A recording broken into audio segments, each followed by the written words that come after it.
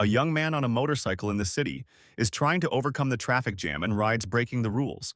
As soon as the light turned green, the young man started off sharply on his red motorcycle. The boy thought, what good is superpower if he can't even use it? In the morning of the same day, the entrance exams for the School of Superhumans began. The outstanding students who had passed the written test were gathered here. Today, their superpowers will be tested. There are a total of 5 levels of superpowers: White Dust, Blue Spirit, Violet Soul, Royal Blood, and Holy Demon. The person in charge said that their school would accept people with Blue Spirit level and above. The lowest level is White Dust. White Dust is not suitable. Many had Blue Spirit. One of the test takers had a Purple Soul. Another one had White Dust. The participants said that Min Hai was the only one at the White Dust level. It's like he doesn't even have superpowers. Min Hu has such a worthless power that he can't even use it. Why doesn't he just go to the factory? He should give up trying to become a superhuman. This guy even had the nerve to confess his love to the school's main beauty with a purple soul. The young man kept rushing on his motorcycle and thought that his strength was useless. How to fight monsters that can destroy even large buildings with their power. The boy rode outside the city and increased the speed of the motorcycle. Up in the sky, he saw a comet. The young man thought that he couldn't even be hit by a bullet, let alone a comet. The Earth is huge. There is no chance of a comet hitting him. However, this was an erroneous judgment. The comet did hit this young man, and he fell from his motorcycle straight to the ground. An identification of the owner and subsequent merger with him was made. The identification was successful. There was a connection to the hippocampus. After analyzing it, information appeared that the owner did not possess combat abilities and could easily die. A rendition of powers took place. The talent level was now upgraded to royalty. There was an assumption that this guy was now capable of fighting. The young man found himself in a hospital bed. He was hooked up to a ventilator. The doctor said his body was fine, but because of the blow to his head, he would be in a coma for quite some time. The nurse said she would try to take care of this guy.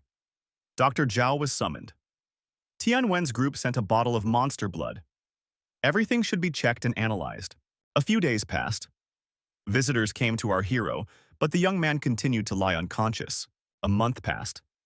Friends and classmates also visited Min Hai in the hospital. They knew that the boy really wanted to become a superhuman, but he had taken his worthlessness too personally. He should have taken care of his safety. The young man expressed hope that he would find a normal job after he woke up. One of the visitors read the letter and realized that Lu Qian had responded to this guy's confession. After all, no one even knows if he will wake up or not. And if he wakes up, he might end up with a disability. A year passed. Min Hai continued to be in a coma. Something unbelievable started happening in the city. Monsters, insects of monstrous size, began to crawl out of the sewer manholes. A large number of mutant monsters appeared in Nancheng. All staff members need to leave the premises immediately.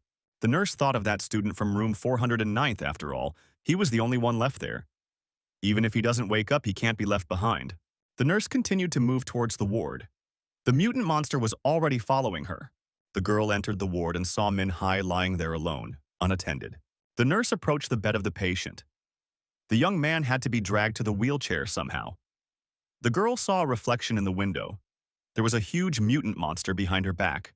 The girl was holding Min Hai's hand. The huge monster encompassed the girl's body. The nurse shuddered in fear. The impulse of fear was transmitted to the patient. The young man abruptly opened his eyes and jumped up. He tore the medical sensors off his body. The boy turned around and with a sharp movement threw the monster far away from the nurse. The monster broke through the wall of the building and flew outside. Min Hai asked the nurse if she could get up. The girl could not worry. The monster was destroyed. The young man thanked Nurse Sung for taking care of him all this time. Sister Song thanked the young man for saving her after he woke up. Min He wondered, wasn't this the Nancheng hospital? How come there are mutant cockroaches here? Song replied, the superiors said that radioactive liquid had gotten into the sewer system and all the vermin had mutated. Min Hai asked the girl what would happen to the others. Sung assumed that everyone would be evacuated to a safe place, but the young man was unconscious and she was afraid to leave him alone. Min Hai said that the girl didn't abandon him in the beginning. That was something he would never forget. Sung said that she was only doing her job as a nurse. But how could a mere student destroy a mutant monster with a single blow? The young man thought that he had been practicing fighting techniques for a year. The boy said that they should leave the building and join those who had already evacuated. Mutant insects began to appear from all directions. Min-hai told the girl to hide and wait for him here. Min-hu snuck into the lab and grabbed a bottle with the necessary liquid. He broke this bottle, and the liquid spilled onto his fist. At this moment, a huge insect was about to devour Sister Song. Min-he thought that he had practiced this move in his head millions of times, but he decided to try it for the first time. Song realized that the young man's superpower was related to fist strikes. Min-hai said that he was still a student who had failed the exam last year. Nurse Sung assumed that the examiners were blind. Even some superhumans with the rank of Pyro couldn't be compared to this young man. All the monsters around were destroyed by our hero. Ming-hae wondered, how could cockroaches become so terrifying? What kind of vibe was that? Song replied that there were more than just cockroaches in the city's sewers. At that time, a passenger bus was moving across the bridge over the river. A lot of mutant monsters came out of the sewers and onto the riverbank. Because of the cockroach infestation, the driver almost steered the bus into the river. The bus braked sharply and stopped at the edge of the bridge. The people on the bus began to call for help. There are many mutant monsters on the bridge. The help of superhumans is needed. A savior appeared on the roof of the bus. A superhuman. He said he was a pyro-rang superhuman. He would deal with these creatures personally. The man stated that he didn't care how many monsters there were around. His superpower is endless bullets. The insects will get what they deserve. Suddenly, a huge rat appeared behind the superhuman's back. The monster jumped onto the roof of the bus, and the bus swayed on the edge of the bridge. The passengers panicked and screamed even louder.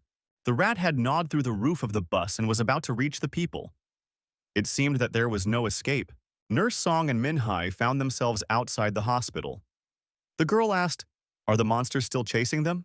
The young man replied that there was no danger nearby. The girl saw a bus on the edge of a destroyed bridge. It was about to fall into the river. It was the bus that was taking people out of the hospital. The passengers are in danger. There was an intercom nearby, and the young men heard the bus being attacked by a mutant mouse. A pyro-rang superhuman appeared on the bridge with pistols. However, he was defeated by the mutant and shows no signs of life. There were no other registered superhumans nearby. Min-hee asked that the nurse tell him all about the demon rat, what its abilities and weaknesses are.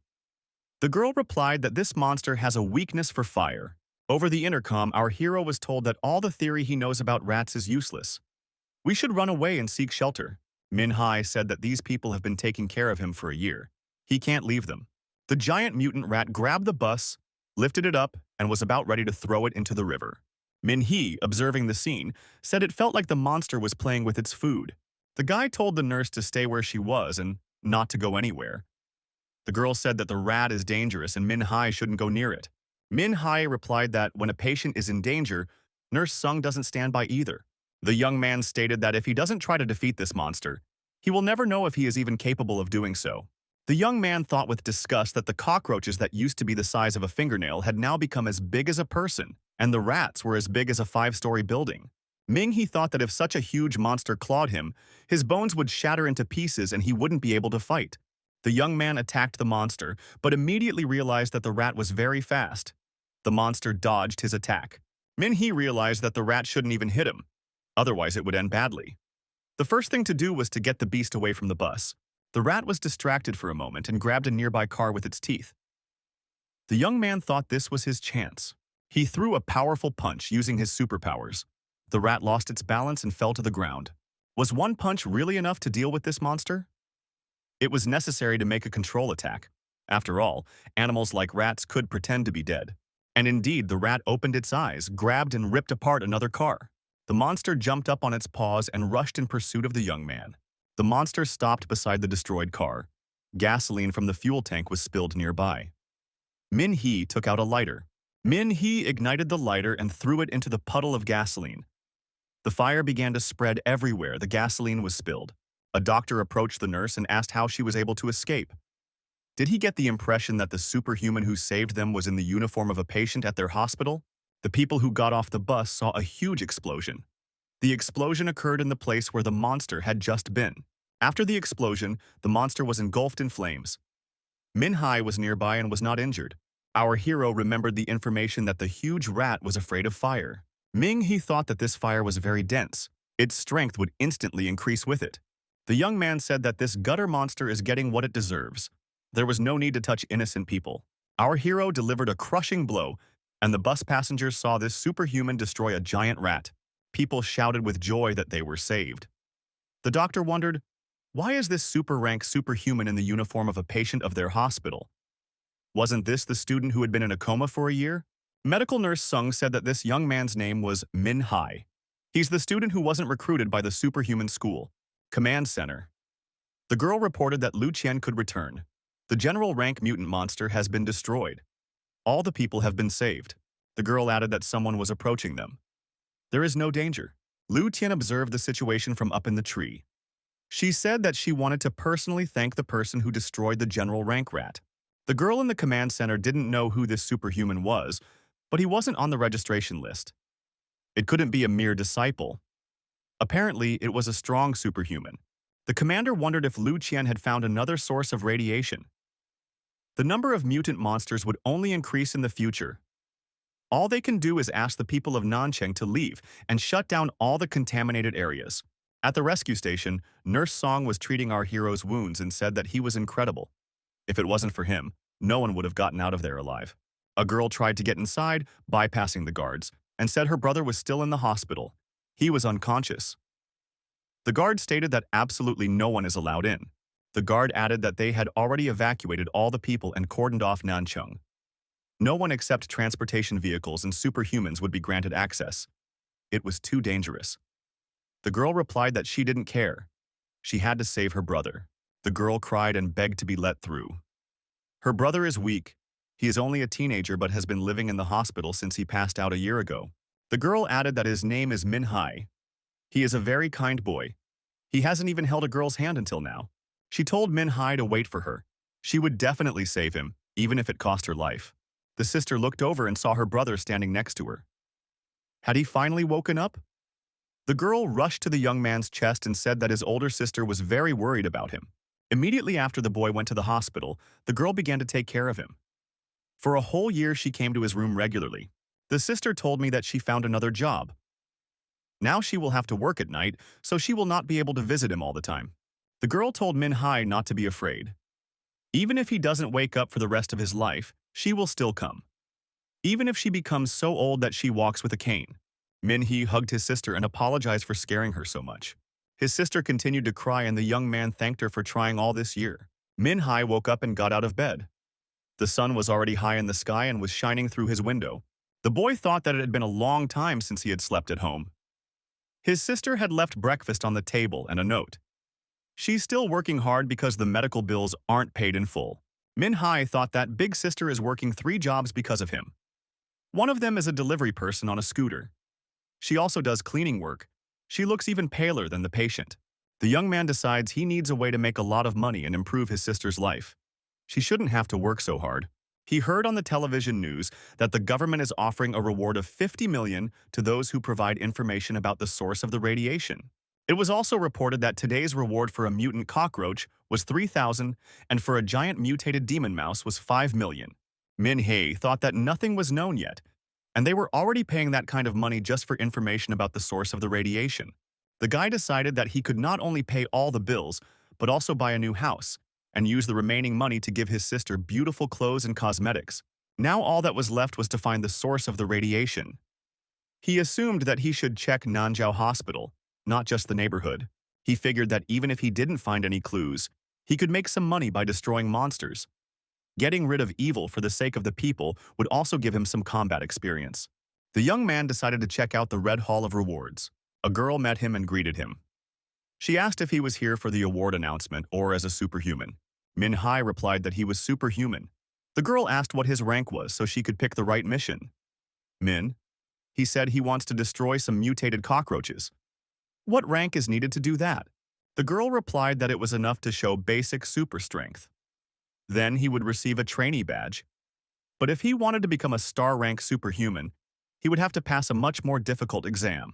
Min Hai agreed and asked to be taken to the training field. Our hero arrived at the training site. He was asked again what superpower he possessed. Min Hai replied that his specialty was punching. The girl showed him the simulator and said that this robot would help him evaluate his strength. It's very strong. If you hit it with all your might, the robot will record the result. Minha looked at the robot and thought that his punches should reach 800 kilograms to be considered normal. So, he should give his best. He thought that after a year of coma, his muscles had yet to recover. But still, he struck the robot with his fist with all his might. The punch was so powerful that the robot even went up in smoke. What was the strength of his punch? The robot's result was 1,000 kilograms. The guy said that he barely reached the minimum. The audience was surprised. What does he mean? He just broke the record. The girl explained that 800 kilograms was the result of the first iron rank that had recently debuted. Minhai is the first person to break that record. The girl gave our hero a prize for the record, a 1,000-coin shopping card. If he breaks a few more records during the exam, he'll get additional rewards. Minhai asked what the ranks were. The girl replied, Starlight, Moonlight, Sunshine, and Celestial Brilliance. If it is higher than these four, one must go elsewhere. Our hero had heard that one who had reached the rank of Celestial Brilliance could buy a villa and an expensive car. But he wasn't sure if it was true. He just needs to become stronger and impress everyone. In front of the entrance to the inner area, there were people recruiting members for teams. Our hero didn't expect that so many people would be interested in the reward. This was the first time he had seen so many superhumans in one place. A young man approached Min-hee and asked if he wanted to join the Blood Eagles. Ming-hee inquired, Are they here to find people to join the team? Luo Kaixuan, who possessed the Moonlight rank, confirmed it. If you go alone, you'll be eaten by monsters and no one will even know. No one is allowed to enter the danger zones alone. Luo Kaixuan asked what the guy's rank was and if he could show his badge. The fatty saw that the guy in front of him was just a star-rank trainee. He apologized. Their group doesn't take newbies. Luo Kaixuan advised our hero to practice for a while. Going there as a Starlight-ranked trainee would doom himself. Min-hee was confused. Would no one accept him because of his low rank? A group of young men recognized the guy. It was Min-hai, their classmate. One of them said that the group just turned him down because they don't want to take newcomers. A girl approached our hero and asked when he came out of his coma. She heard that he was unconscious for a long time. Min-hai replied that it was a long time ago. The young men asked why he came here. Our hero said that he wants to hunt mutant monsters. He needs some money to pay his medical bills. Zhujing said that with this physique, he could become lunch for the monsters. How is he going to hunt them? Li Yun said it's very dangerous out there, it's not worth the risk. Besides, Min-hai's ability is not a martial type. Lu Xinghong agreed. After all, the guy only had luck as a skill. With such a gift, one could only win a bottle cap that said, "Congratulations, one more." The girl told her classmates to stop acting like this. Min-hai just got out of the hospital, he's doing his best, and they, as his former classmates, should support him. She added that Min-hai can join them. They will protect him. The guy thought that since the guards won't let him through alone, he'll have to go with the group. He also thought that all these people are looking down on him. They've been studying at the Superhuman Institute for over a year now. They must have gotten stronger. In their eyes, he's a loser, expelled. And he's also been in a coma for a year. One of the students said that at least Min-hai has good luck. Could be their mascot. A classmate added that he should help him. That's what friends are for.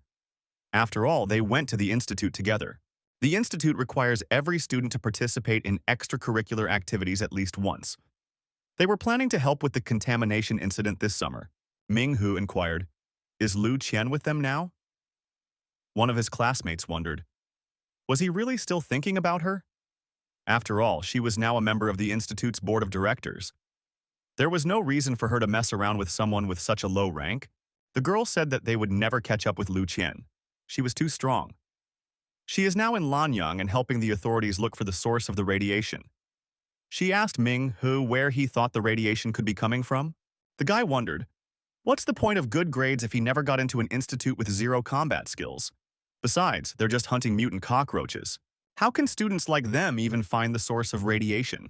According to reports, there are 3 types of monsters: mutant cockroaches, mutant larvae, and giant mutant rats.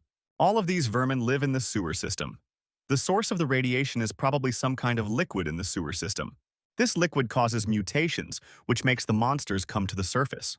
Cockroaches are easy to deal with, but rats are much more dangerous. Young people were crossing the road and found themselves near a car. Suddenly, something huge collapsed on top of the car. Min Hai and his companions were lucky. The car took the impact. What was it?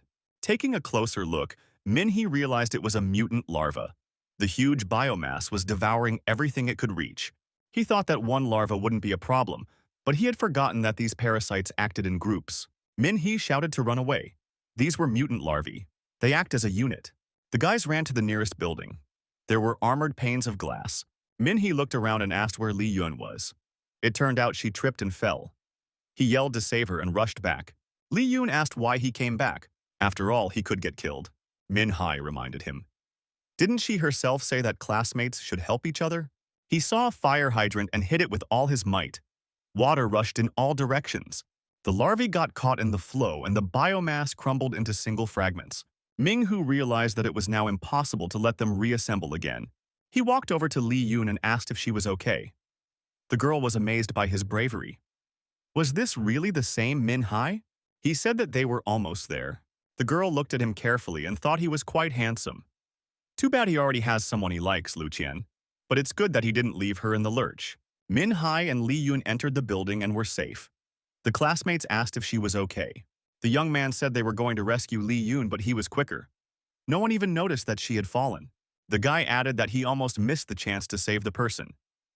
Everyone noted that the maggots had retreated back into the sewers. Min Hai asked a classmate to treat Li Yun's wound. The maggot secretion could be dangerous and ointment might be needed. Li Yun replied that it was just a bruise. It wouldn't stop her from moving. Min Hee said for the others to stay put. He would check the building himself and keep the mutants from getting inside. Wang Xiaodan asked why none of them had thought of inspecting. Even Ming He, who hadn't entered the institute, was more prudent. Ming He walked out of the lab and studied the evacuation plan. As he passed by vivarium number 1, he saw butterflies. There was no one in vivarium 4. And in vivarium number 9, the glass was broken. The young man remembered that vivarium number 9 has been listed as a missing insect site since December 30th, 2030. The place is fenced off and awaiting investigation. Min Hai thought. It had already been half a year. Didn't these insects become mutants under the influence of radiation? He assumed that it was from the sewers that all mutants came out. Checking the back door, he made sure it was locked. There was no other way out. The sewer hatches were sealed off too. The maggots shouldn't be able to get in. Up ahead down the corridor, he spotted a figure. It was Dr. Zhao. But what is he doing here? In an isolated area, alone. Minghu realized that the doctor was heading towards a dilapidated building. Does he really live there? But after all, he's not superhuman. It's too dangerous. A phone call from an unknown number rang out. There was a girl on the line. She called him Min Hee's little brother. She asked if he wanted to have dinner with his little sister. She hadn't thanked him for saving her life yet. The word no is not acceptable. It was Nurse Song. She said her name was Song Lan. The young man could call her Nurse Song. Min Hai told the girl that he was now in an isolated area. Sister Song wondered, what is he doing there? Isn't that area completely closed to people? She had heard that there were many mutant monsters in that area, including some that hadn't been encountered yet. It's very dangerous. Min Hai said it's very profitable.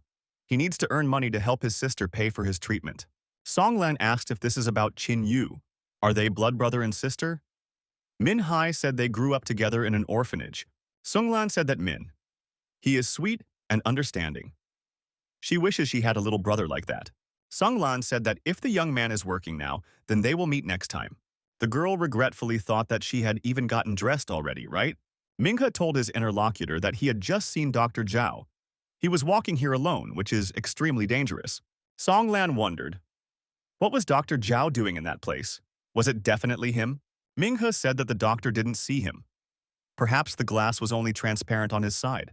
Nurse Song said that Dr. Zhao had been acting strangely in the past year. Although he was a diligent worker, he always left early. Sometimes made mistakes during surgeries. Minghe said that the doctor seemed lethargic to him, as if he hadn't slept at all. The girl remembered that a blood sample of a disaster-level beast was once sent to them. It was supposed to be studied by Dr. Zhao, but the blood was missing. The blood of a calamity-level beast mutates when it comes into contact with oxygen. Some distress-level beasts can incubate for up to a whole year. Minghe asked Sister Song when Dr. Zhao lost his blood. The girl recalled that it was about a year ago, around the same time that Ming He went to the hospital. Just that day, The doctor had been told that a vial of disaster-level beast blood had arrived and needed to be examined. Min-hee speculated that it was probably this blood that was the source of the radiation. The timing matched, as did the incubation period. That was the reason for the current disaster. Sung-lan said that the doctor reported the blood loss already after the purification. Min-hae replied that the doctor was lying. Our hero had pretty good grades in superhuman theory. It was now clear why the doctor had decided to go to that area on his own. He would have been prosecuted if he had been found out. The doctor would definitely be found. He must be trying to correct his mistake. Sung-lan said it was too dangerous. Ming-he noticed that Dr. Zhao isn't superhuman, and there would be a lot of strong monsters near the radiation source. He is afraid of being held responsible for what happened. The young man said that Sister Song should report what happened. Song-lan replied that she will do it immediately. Min-hae should be careful. Min-hye said for Sister Song not to worry. He will not go to the center but only stop the doctor. The young man entered the office again, and the classmates noticed that Min-hae had finally returned. Our hero said it's safe here. All the doors are locked tight, and the maggots won't get through. Min-hae said to let the young men rest here, and he has some things to take care of. He'll be back soon. Li-yun asked where Min-hee was going. It was dangerous to go outside alone. Min-hee looked at the lonely maggots and thought that they won't be able to do anything for a while.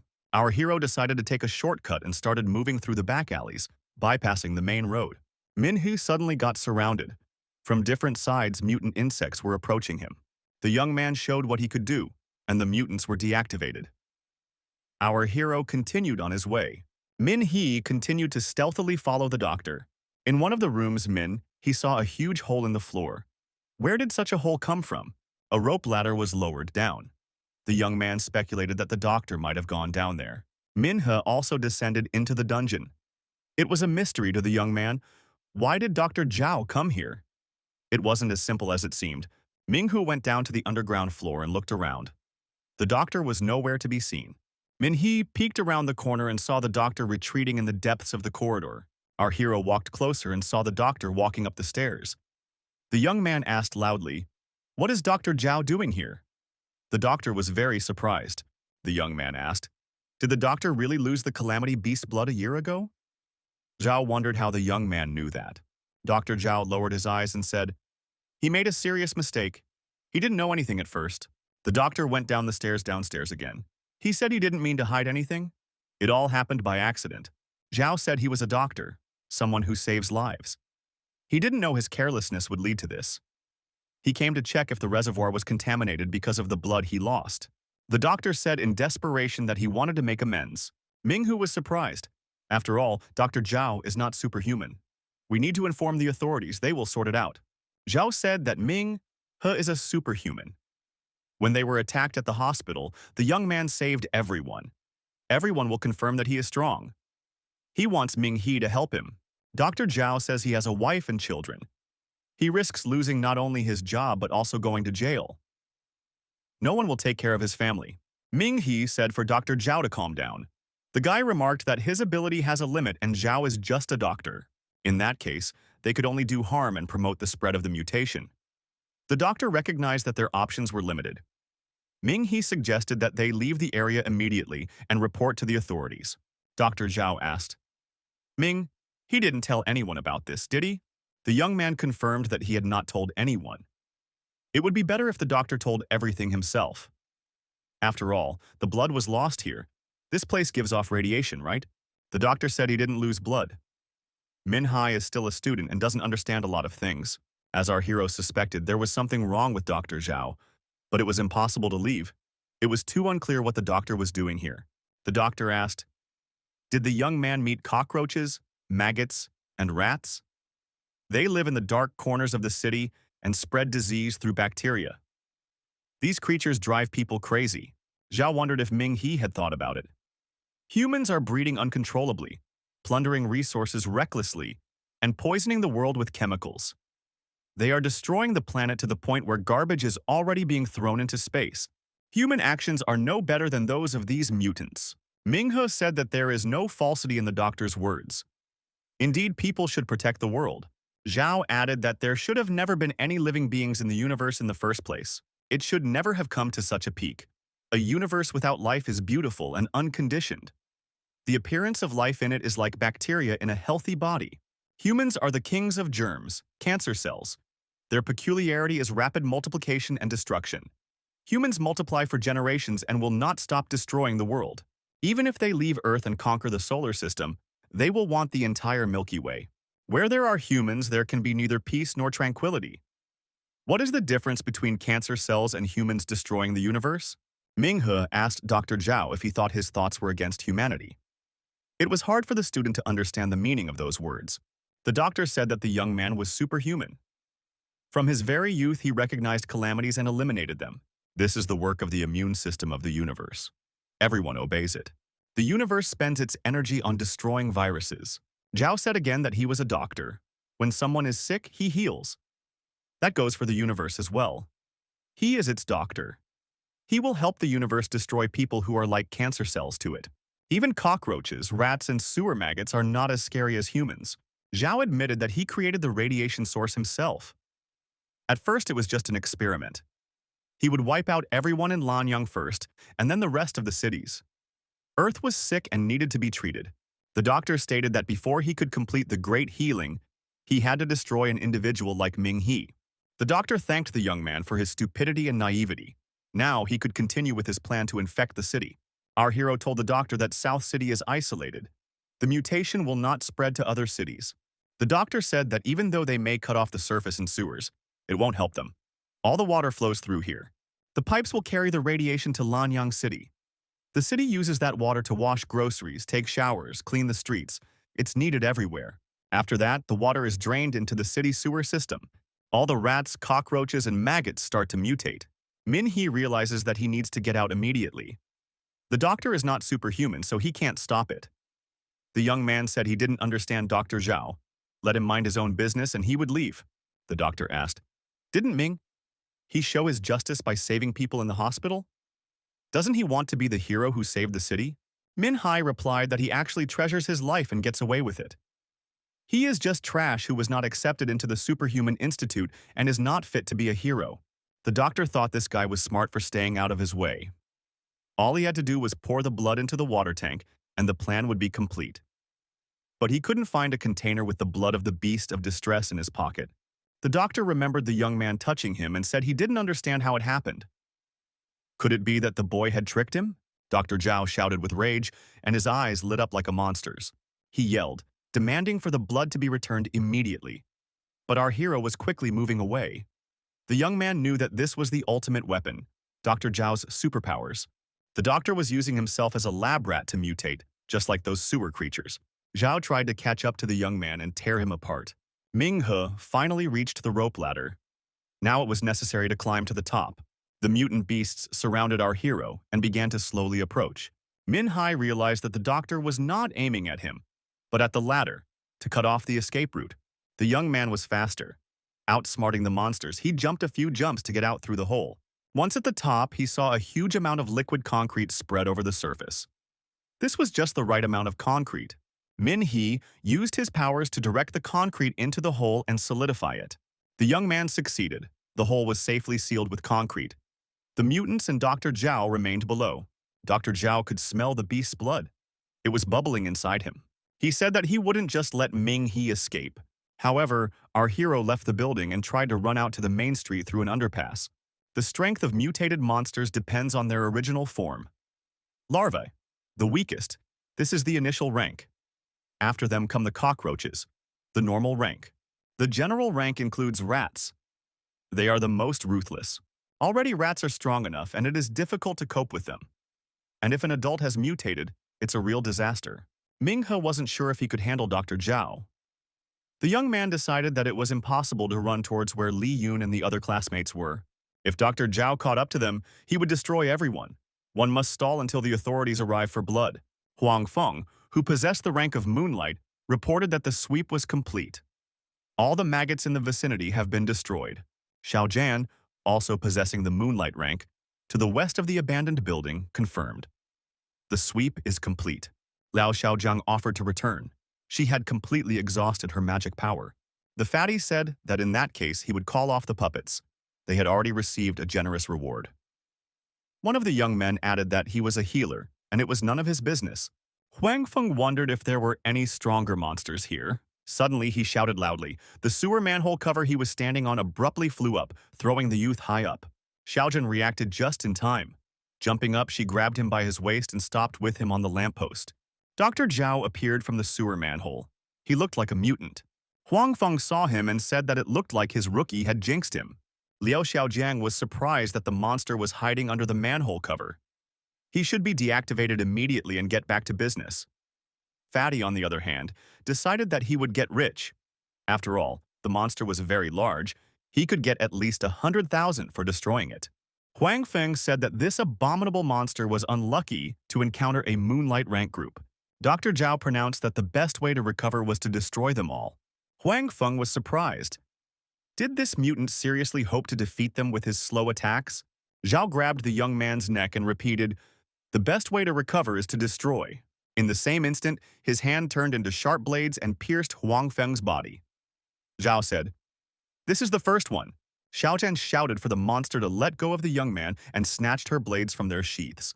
She rushed towards the mutant, but the mutant slashed her body with the blade. Xiaojian started bleeding and fell to the ground. Dr. Zhao said, "This is the second one." Turning to the other students, he asked, "Aren't they glad that their comrades are dead? Now they will be able to gain so much more." Other monsters began to emerge from the hole outside.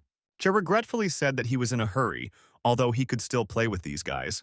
He rushed away from the scene of the battle and shouted that he would tear Minhee to pieces. The fatty was astonished and frightened. What kind of creature is this? He is definitely a rank lord.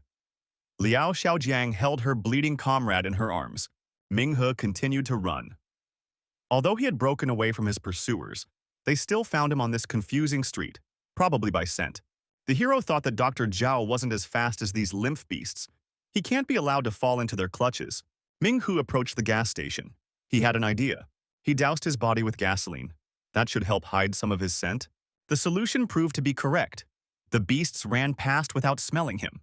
However, after a while, the mutants returned. Minhee hid in the store behind the shelves of groceries. One of the beasts carefully examined the store. Min. He tried not to move and hardly breathed. He plowed the grocery shelf at the mutant and tried to run out of the store. Minhee jumped outside and slammed the door behind him. He noticed that the other two beasts had gone the other way, and this one, the most sensitive one, had found him. The hero realized that there was no point in running any further. As long as this beast with a keen sense of smell is alive, he will always be able to find him. The young man decided that his fist should make contact with something special to activate the spiritual skill of the corresponding attribute. Acid Strike is activated by touching acid. Fire Strike is activated by touching fire. Blast Wave is activated when water is touched. There was nothing like that in the store, and if he went out now, he'd be detected immediately. The beast crawled out from under the rubble and rushed at the hero. Minhai realized that he would have to fight with his bare hands. He threw a powerful punch with his fist, and the beast flew backwards. But the mutant pushed off the wall and attacked again. Min. He couldn't hold on and fell on his back. The creature leaped from above and opened its huge maw. The young man could feel the stinking breath of the beast. Minhee didn't hesitate and delivered a crushing blow to its jaw. The beast even bit down on its tongue. The blow was so strong that the beast flew backwards. Minhee got up and delivered a controlling blow. The monster was decapitated. Its head broke through the wall and flew out. At this time, the wounded Dr. Zhao moved around the city looking for a hero. He entered a gas station store and saw the dead beast. Everything became clear. Zhao said that to deal with this kid, the mutants would still need to evolve. He ordered the other beasts to eat the fallen comrade. The doctor hoped that they would be better able to smell blood afterward. The master of the beasts shouted for them to bring the boy back, alive. Minhee continued to run away. The boy thought he had gotten rid of the sniffing beast. Why did his pursuers catch up with him again? Our hero paid attention. The barking of monsters became much more intimidating. The young man saw an amusement park ahead. He thought that this is the right place. There are many mechanisms here that can be used when they catch up with him. As long as there were useful things at hand, he could become stronger. Minhee walked over to the fountain. If the smell was still being tracked, the gasoline could be washed away. After all, if he decided to use fire, he would catch fire before he could use the blazing strike. Minhee thought that the beast would find him anyway, no matter where he ran off to. It was better to keep walking. We need to create a distance between them to delay the monsters. The guy planned to destroy as many monsters as possible, but he wouldn't be able to handle Dr. Zhao. Manhwa noticed one of the pursuers. But how did it get so huge? The beast attacked the young man. He barely dodged. Ming. He noted that the monster had become much stronger. Had it really evolved? The young man dodged the blow again. He noticed that although the monster had gotten bigger, it was now much slower. Min-hee adopted a fighting stance and told the monster to attack. The young man found himself surrounded. There were already 3 beasts nearby. Something must be done. Min-hee turned around and began to run away. Ahead, he saw a high-rise attraction. The hero started climbing up the narrow support upwards. If you fight here, you can destroy the monsters one by one, and when he gets to the top, then he will destroy all of them. One of the monsters jumped up and was at Min. He's level. There was no time to think about it. The young man activated the element extraction, steel absorption, and powerfully attacked the monster. The beast lost its balance and collapsed downwards. Ming-hu realized how much power he now possessed after absorbing steel. He could literally pierce through monsters of this level. The remaining monsters continued to move upwards. The guy realized that their rank was not below the commander's level. Min-hee noticed one of the monsters trying to get around him. Would he succeed? The hero delivered a fist strike to the jaw, throwing the monster high up. The next blow struck the bone armor, and the monster also flew far back. Ming. He noted, these beasts were evolving at a frightening speed. One of the monsters nearby had managed to grow bone spikes on the back of its head. Now, it wouldn't be so easy to hit it. Min-hee found himself surrounded after all. The monsters were approaching from 2 sides. He struck the closest opponent, who flew backwards. Taking advantage of the moment, the young man tried to jump off the structure. Earlier, Min-hee was near the control center. Electricity was still being supplied to the grid. Then he decided to destroy the remaining monsters. Now the hero was hanging on the structure and realized that if he fell, he would break his legs or die. One of the beasts also hung on its front legs and began to approach. It was the last monster. It abruptly pushed off and jumped at Min-hee. The opponents clashed and began to fall. The young man thought that it was just a parasite living off Zhao. If he died, the doctor would be weakened. Whichever one of them falls, they will both die. But for the monster to die with him was also a victory. Min-hee was on top. We need someone to cushion the fall, then everything will change. The impact of the fall was softened and the young man survived. He said that this monster was an arrogant beast. Sung Lan couldn't get through. The girl was worried. Why didn't Min-hee answer? Did something terrible happen? Finally, he answered the incoming call. He said his phone was turned off. The government has already cordoned off the area. Now the cleanup teams are working there. The eradication team is destroying the monsters outside.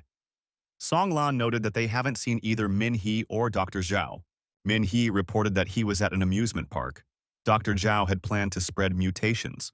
He wanted to pour the mutagen into the water supply and contaminate the water supply of Liangyang City. Song Lan was outraged. How could Dr. Zhao dare to do such a thing? Ming, he said that he had stolen a flask from him. It was its contents that caused the mutations. Inside the flask should be both monster blood and antibodies. Once the scientists extract the antibodies, the city can be returned to normal. Sung Lan promised to alert the authorities that the young man is at the amusement park. People will be sent there to evacuate him.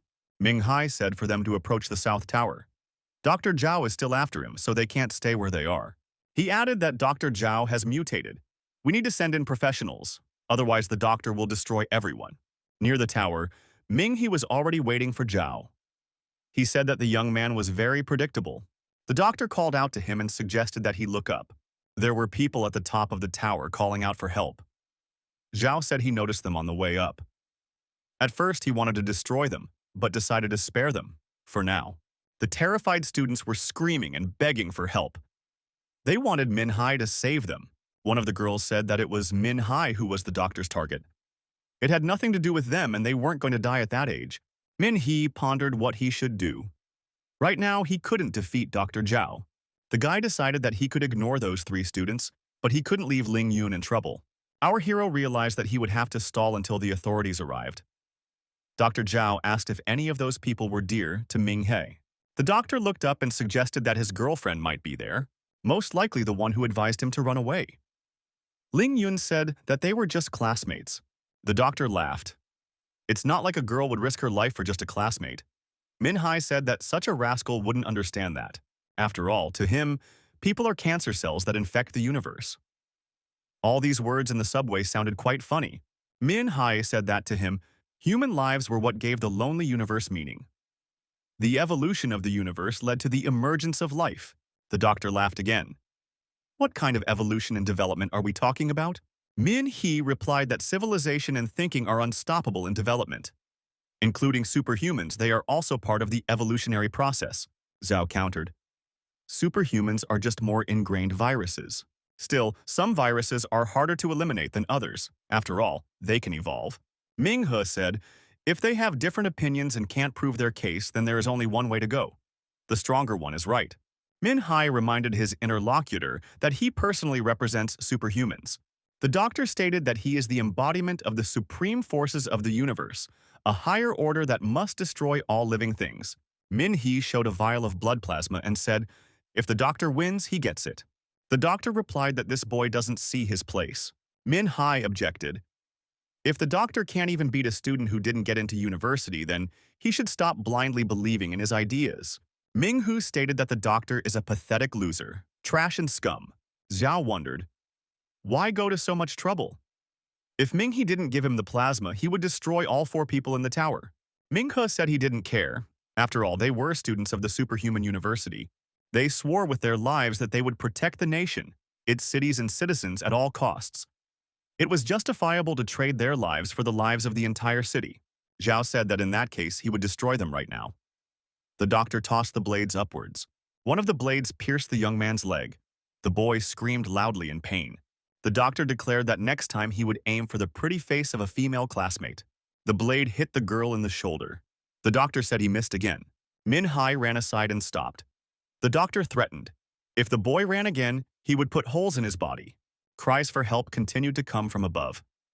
The young men were begging Min Hai not to leave and to save them. The doctor thought it would be problematic if the guy only focused on winning.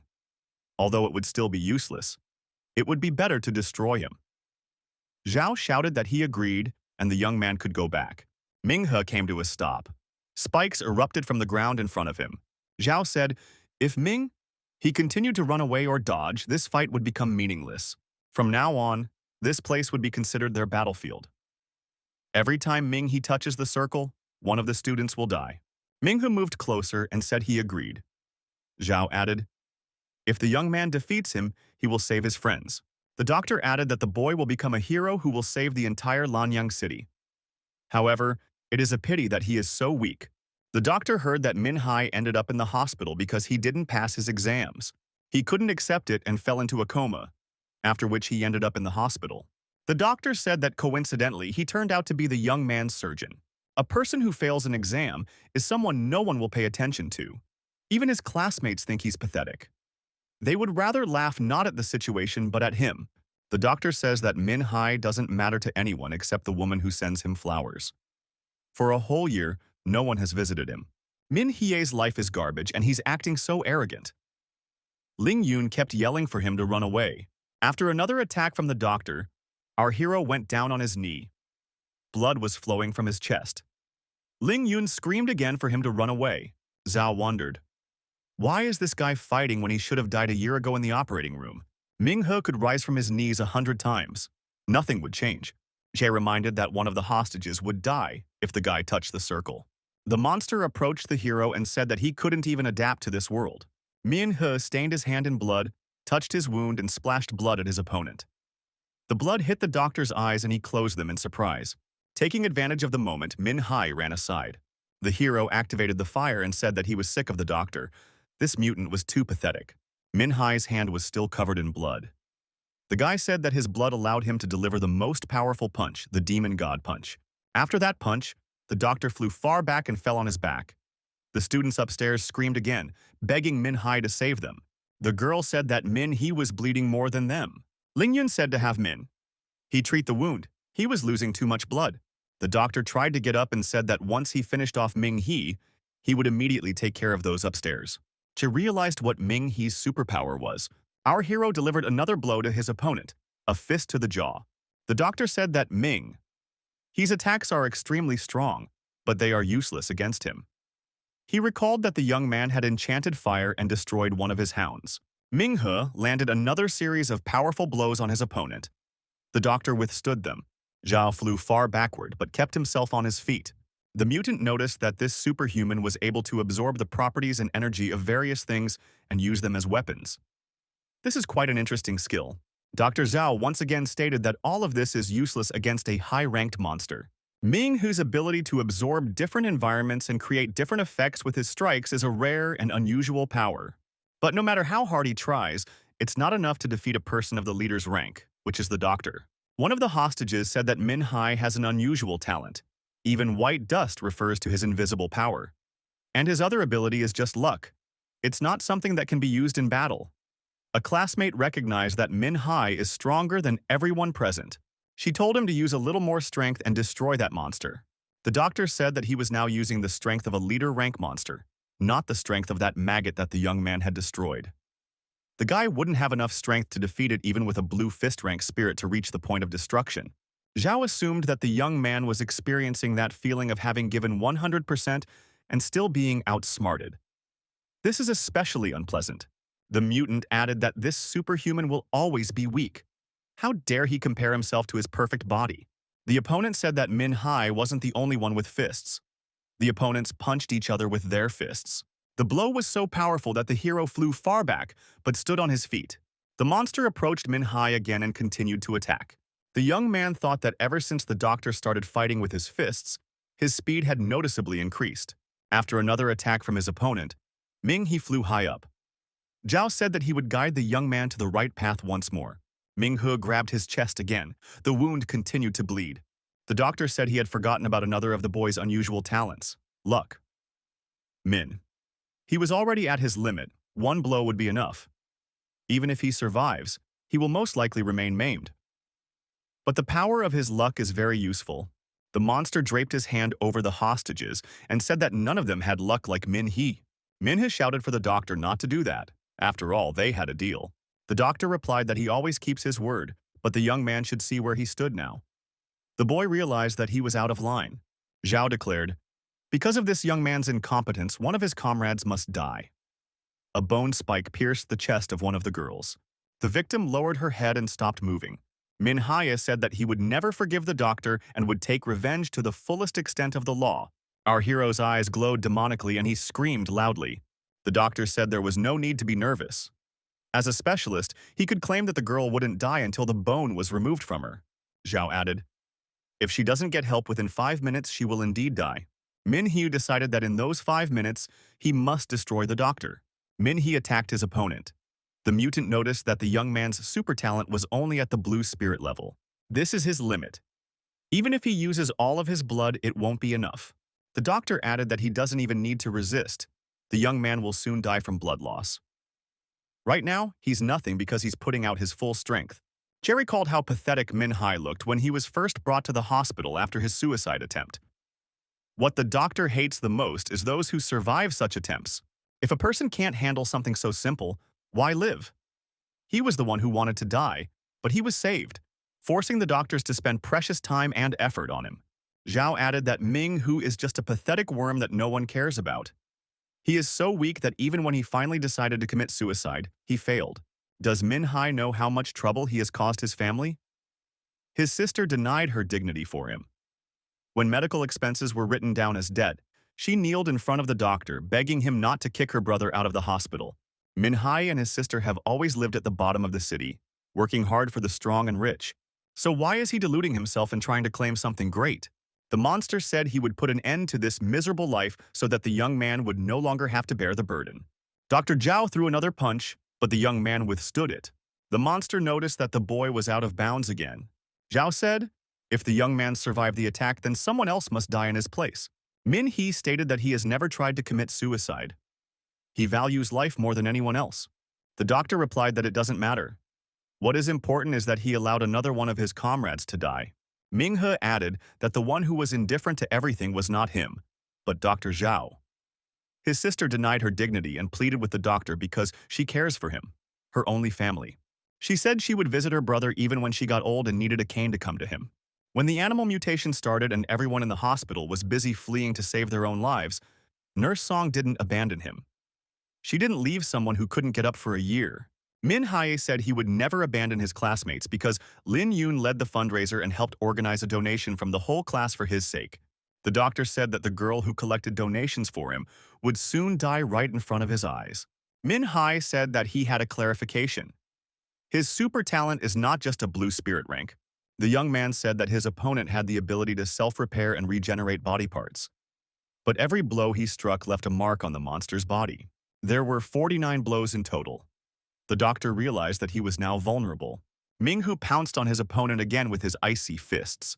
Dr. Zhou realized that this young man was capable of executing an ultimatum move. He is a purple soul rank super talent. Our hero's attack was successful. The monster appeared defeated and lay on the ground.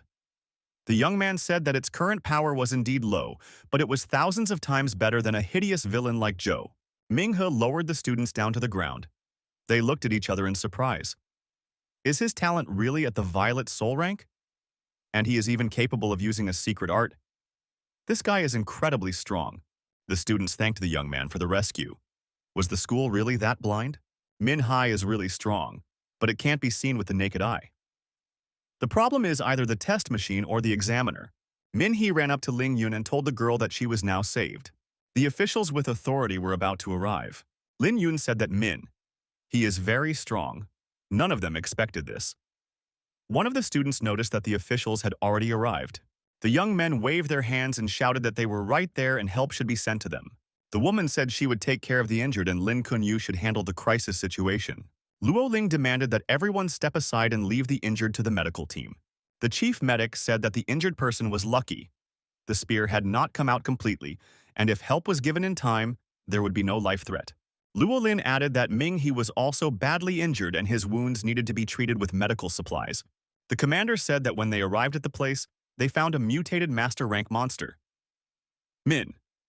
He is very lucky. None of his friends died. The woman inquired, where did this mutated monster escape to? Lin Kun Yu, a sun-ranked master, reported that the critical situation had already been resolved. Luo Ling remarked that there was no need to be hasty in completing missions. A master rank monster could ambush them and observe them. Lin Kun Yu reported that the mutated monster had already been eliminated and pointed at the ditch. At the bottom of the ditch lay the burnt body of the monster. It was a mutated human. It had probably used a few dirty mutations to enhance itself. Luo Ling inquired who had massacred this monster. Everyone present silently pointed at Ming He. Our hero also remained silent. Under the weight of incontrovertible evidence, the young man confessed, it was him. He is the one who reported it to the right place. His name is Min Hee. The hero showed the vial and said that he had stolen this pollution resource from Dr. Zhao. Ming Hu stated that the doctor wanted to add this resource to the water supply. Luo Ling asked with surprise, how was Ming He able to do that? The young man explained that he simply stole it from the rogue while he was busy talking. Luo Lin repeated the question, how did he destroy the mutated monster? Ming He said that he defeated it with one left using his combat fist. His evolved superpower is the fist. Luo Ling couldn't believe it. In which department is this super-evolved hunter registered, and what is his degree? He replied that he had the rank of Starlight Trainee. Commander Luo Ling, of course, didn't believe it. Didn't the young man know that this monster had recently destroyed 2 Shining Moon rank hunters? The student informed Officer Luo Ling that he had indeed become a super-evolved hunter. The girl added that in doing so, he did not pass the school's super evolution exam. Luo Lin asked in surprise, how was that possible? Special Agent Lin Kun Yu looked at our hero with disbelief. Luo Lin suddenly realized everything and said that he was the arrogant student who didn't listen to her instructions on the walkie-talkie. The member of the public clarified. Was this really the same hero who saved them from the monster on the South Region bus? Back then, his face was covered in blood, so it was hard to recognize him. Lin Kun Yu stated that from now on, Min Hee is the hero who saved the city from danger. The special agent added that Min Hee made them, heroes of the highest rank, look like useless fighters with mere ranks. The young man replied that he was just doing his best to stall and protect his classmates. Officer Luo Ling asked if he was interested in joining the official super evolutionary organization.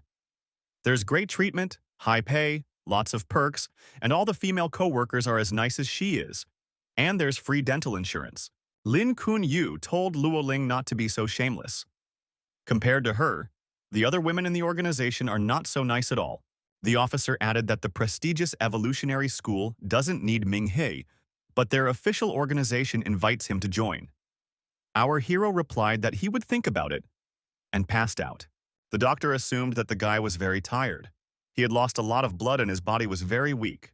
The news channel reported that after the hard work of the advanced evolutionary school, the official hunter organization had completely wiped out the monsters in the city's southern suburbs. Also reported was a superhuman who made a huge contribution. He discovered the source of the pollution and stopped the danger from spreading. This superhero is currently undergoing treatment. The interview with him will continue after his condition improves. Lanyang City Hospital. A nurse sits by the bedside of a patient. Nearby, in a vase, is a bouquet of beautiful flowers. The young man opened his eyes and came to his senses. The nurse was happy that he finally woke up. She said that he had slept for a total of 2 whole days, and she was afraid that he would fall into a coma again. Min Hai wondered why Nurse Sung was here. Sung Lan replied that she had been transferred to this hospital and had received an official request to take care of him. Sung Lan added that the young man is now a true hero.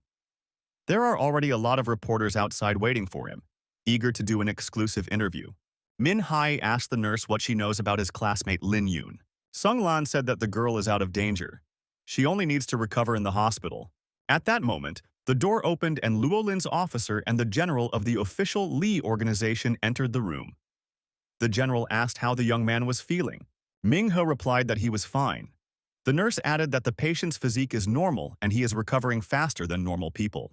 Luo Ling reiterated that such a young man would be a great fit for their organization. They need a superhuman with such a monstrous physique. General Li thanked Ming He for everything he had done for Lanyang City and the official organization. The officer bowed his head and said that if it wasn't for the young man's actions, they would have suffered huge losses. Ming He replied that he just did what he had to do as a law-abiding citizen. Luo Lin said that she had the day off today and suggested that Song Lan go outside, grab a bite to eat, and have a little chat. The nurse admitted that it had been a long time since they had gone shopping together. Song Lan added with a smile that bubble tea, fast food, and desserts couldn't be missed. Luo Lin laughed and agreed.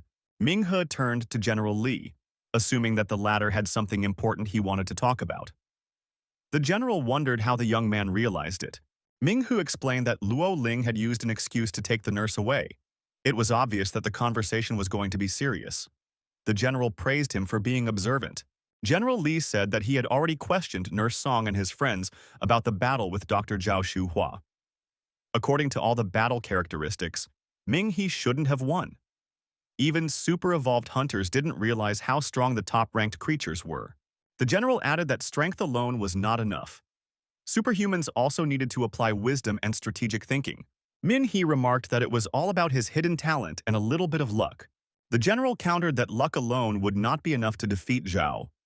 Ming He showed something more than that.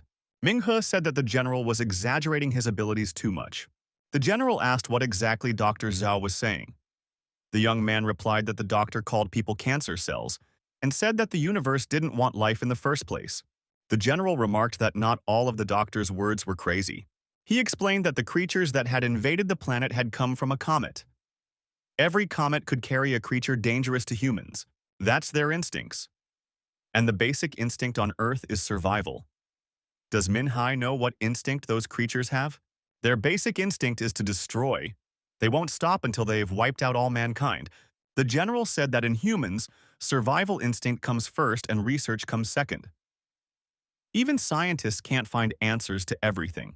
Min He asked the question, if the universe really wants to destroy them, why give humans the ability to evolve? The general explained that it was because of people's ability to adapt that they could stand up to the monsters. Humans with an innate tendency to evolve is proof that humanity isn't written off yet. Compared to the universe, we're just newborns. The invaders are a virus. Before humanity learns the truth, it must not fall. Super beings don't give up.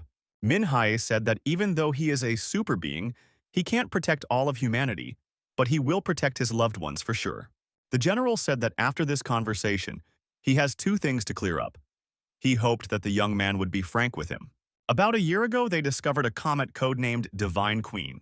After entering the atmosphere, it changed its trajectory and exploded on contact with the surface. Min Hai was nearby at the time of the explosion, causing him to spend a year in a coma. Now he was beginning to understand everything. The general asked what he saw then. Min Hai replied that he saw a bright light that filled the sky. Immediately after that, he lost consciousness. The officer wondered, did the young man really not see anything? For example, didn't something come out of the comet? Min Hee confidently said that he didn't see anything. Could it be that the comet itself was the monster? The general said that disasters are categorized by ranks from the 1st to the 12th. The first is like a tornado. The incident in the southern suburbs was rated as a rank 3 disaster. Dr. Zhao had planned to raise it to rank 6 with a water supply, but the young man managed to stop him. The Divine Queen has been classified as a rank 9 disaster since the beginning. It poses a threat not only to the province but also to the entire country. Min. He said he was scared. The general recognized that the creatures themselves were not as scary as something else. 5 years ago, there was a calamity of the 8th rank in the south. It was caused by a creature of imperial rank. The contamination occurring now is related to the imperial bloodline. That year, an underground merchant had hidden a sample of that blood. Min Hee asked if the blood of an imperial rank creature could affect an entire city. The general replied, that was why the Divine Queen was so dangerous. That's why the organization thoroughly investigated the crater but found nothing. Min. He is the closest witness. He survived the shockwave. Perhaps there lies important information. Min Haye apologized and reiterated that he did not remember anything. The general suggested that the comet fragment could have fallen elsewhere. Min Hee recalled that the general had mentioned a second important topic. The general said that Luo Lin had recommended him, and he hoped that the young man would join their organization.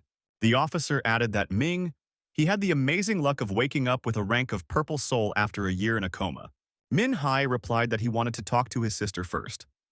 The general said that the doors of their organization were always open to him. The general was already being called out by a young man on his way out. The officer wondered if the boy remembered anything. Min Hai said that he had found the source of the contamination. Can he receive the due reward? The general laughed and said that the young man didn't have to worry. He would get everything in full. Left alone, our hero decided to enter the meditation of perfection. The young man was asked if he had heard what the general had said. A huge statue stood in front of the boy. The statue glowed with a bright light and turned into a woman. Was this really a rank 9 calamity? The woman asked as the young man thought to whom he was looking at so arrogantly. She is at least a rank 11 calamity. Minghe wondered. Did she really come to destroy humanity? The woman replied that even if she is, does the guy remember what the doctor said? Humans were too greedy, and that alone made the universe uncomfortable. Min Hai said that in that case there was even less reason to leave her. The woman said that she would give the young man a powerful super being ability. Even when he was in a coma for a year, she would still let him out to train. If not for that, he wouldn't have been able to defeat the mutated doctor. Min Hai said that they live in symbiosis. If he dies, she dies. The woman said that if it wasn't for that accident, she wouldn't have settled in that body. He is a very weak host and is completely unsuitable for her. A goddess. Ming Hu remembered what General Li said. Her main instinct is to destroy. But isn't her instinct to survive? Even when the host is weak, for the sake of survival, she decided to instill herself into him. The goddess told the boy not to compare her to lower creatures. Her life is much nobler and higher. Does the young man really think that finding a vessel is so easy? Even among several billion people, it can be hard to find even one. Symbiosis takes a long time to adapt. This body needed a whole year. Min Hai said that was why he was in a coma for a year, to allow her to improve his abilities. The woman said that in the future, they would live in peace and harmony. Min Hai remarked that if survival was the most important thing to her, then her and the human's instincts were similar. The woman offered to show the young man her world, and he would change his mind. Their world isn't perfect, and it has a dark side, but overall it's not that bad. Min Hai recognized that the goddess is very nice. He's glad that he met her and hopes that they will find common ground. The woman said that Min Hai should first of all work hard and develop himself. He met a fake master rank monster and almost died. She doesn't want to die because of something like that. The woman suggested creating a strong opponent for training. The guy said he wanted to rest. Even in a place for meditation, overwork is not a good option. Our hero came out of meditation mode. He thought he had a dangerous nuclear bomb sitting in his body. But if he told anyone about it, that bomb would blow up everything in the world. When the time comes, he doesn't even know what kind of disaster it will cause. The young man thought that if the goddess is sitting inside him, then he can handle rank 9 disasters. But first, he must deal with her. The reporters greeted the young man as a hero who solved the case of the mutated pollution. First question: why is the hero wearing a mask? He should take it off because everyone wants to know more about him. The journalist demanded that the hero say a few words. The young man said that he would do everything he could to protect the people around him. As for destroying monsters, officials, schools, and associations are in charge of that. Manhwa added that everyone who sets foot in South City is a hero. Journalists can interview each of them. Classmates remarked that Manhwa gave a great speech. At that time, the fat man was at the cemetery. He is very offended. The fat man repeated our hero's words. Everyone who has set foot in South City is a hero. Their troop is the hero of the city.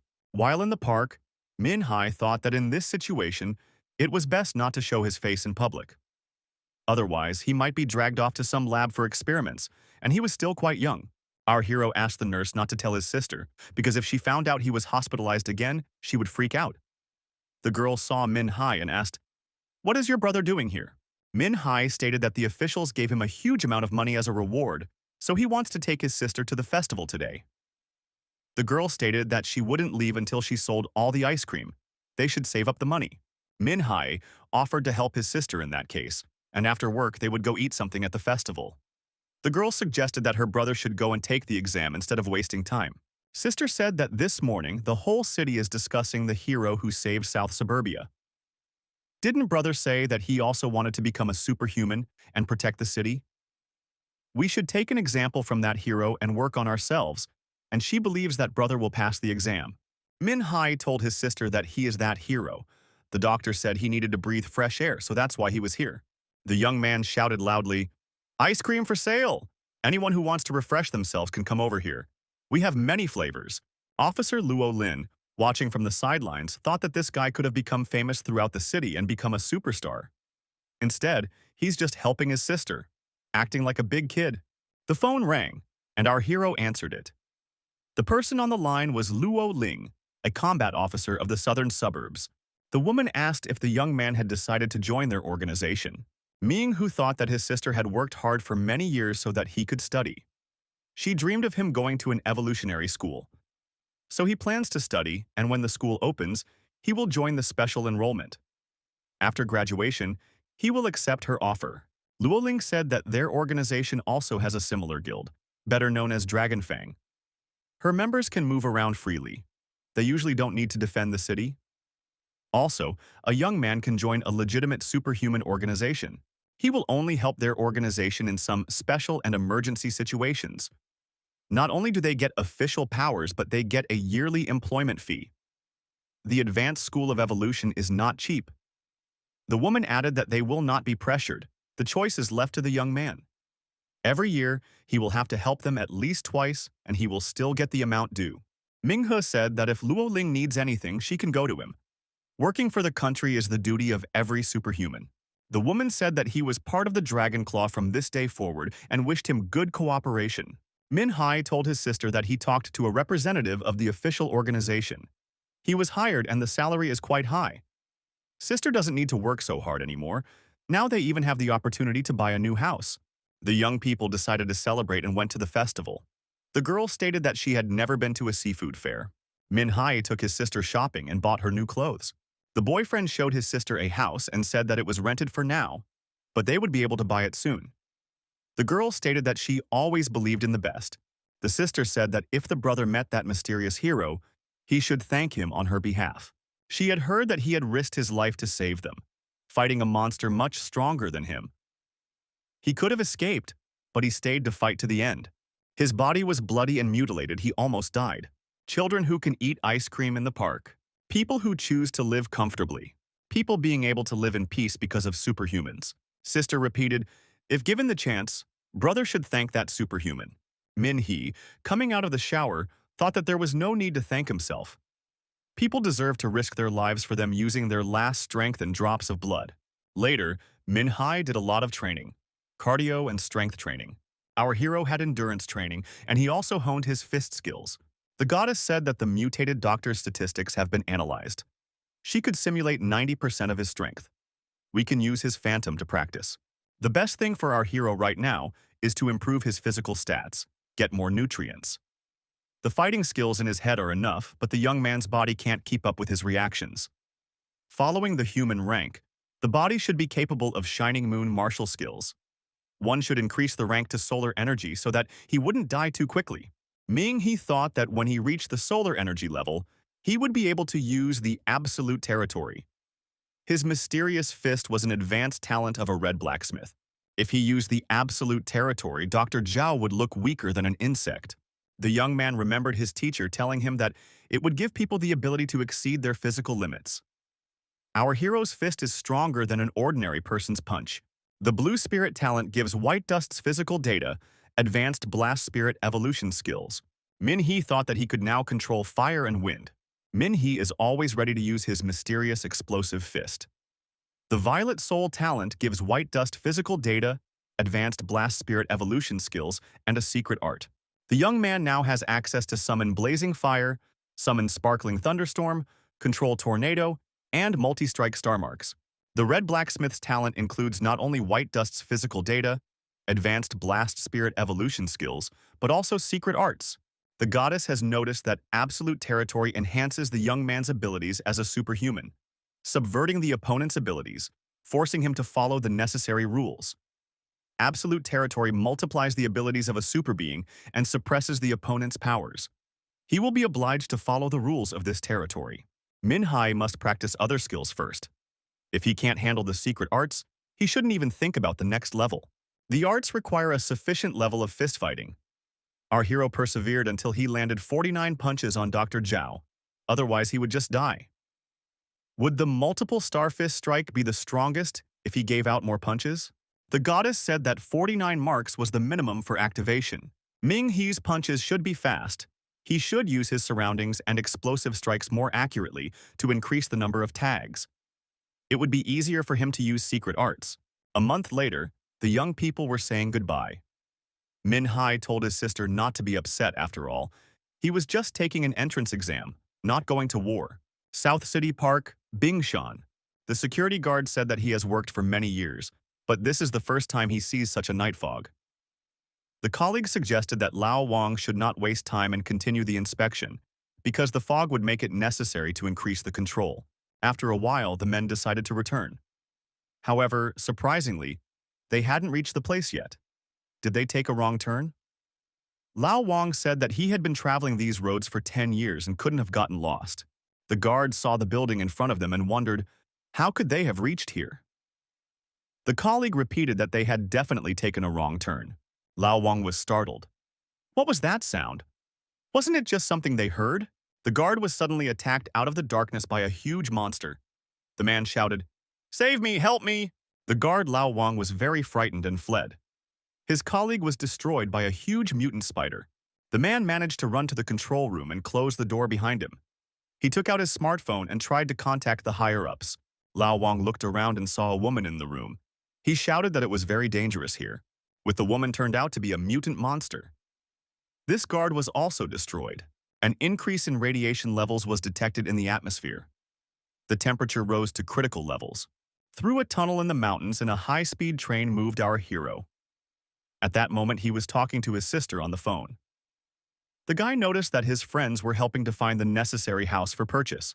One of the passengers asked the conductor for a bottle of water and wondered how long it would take them to get to South City.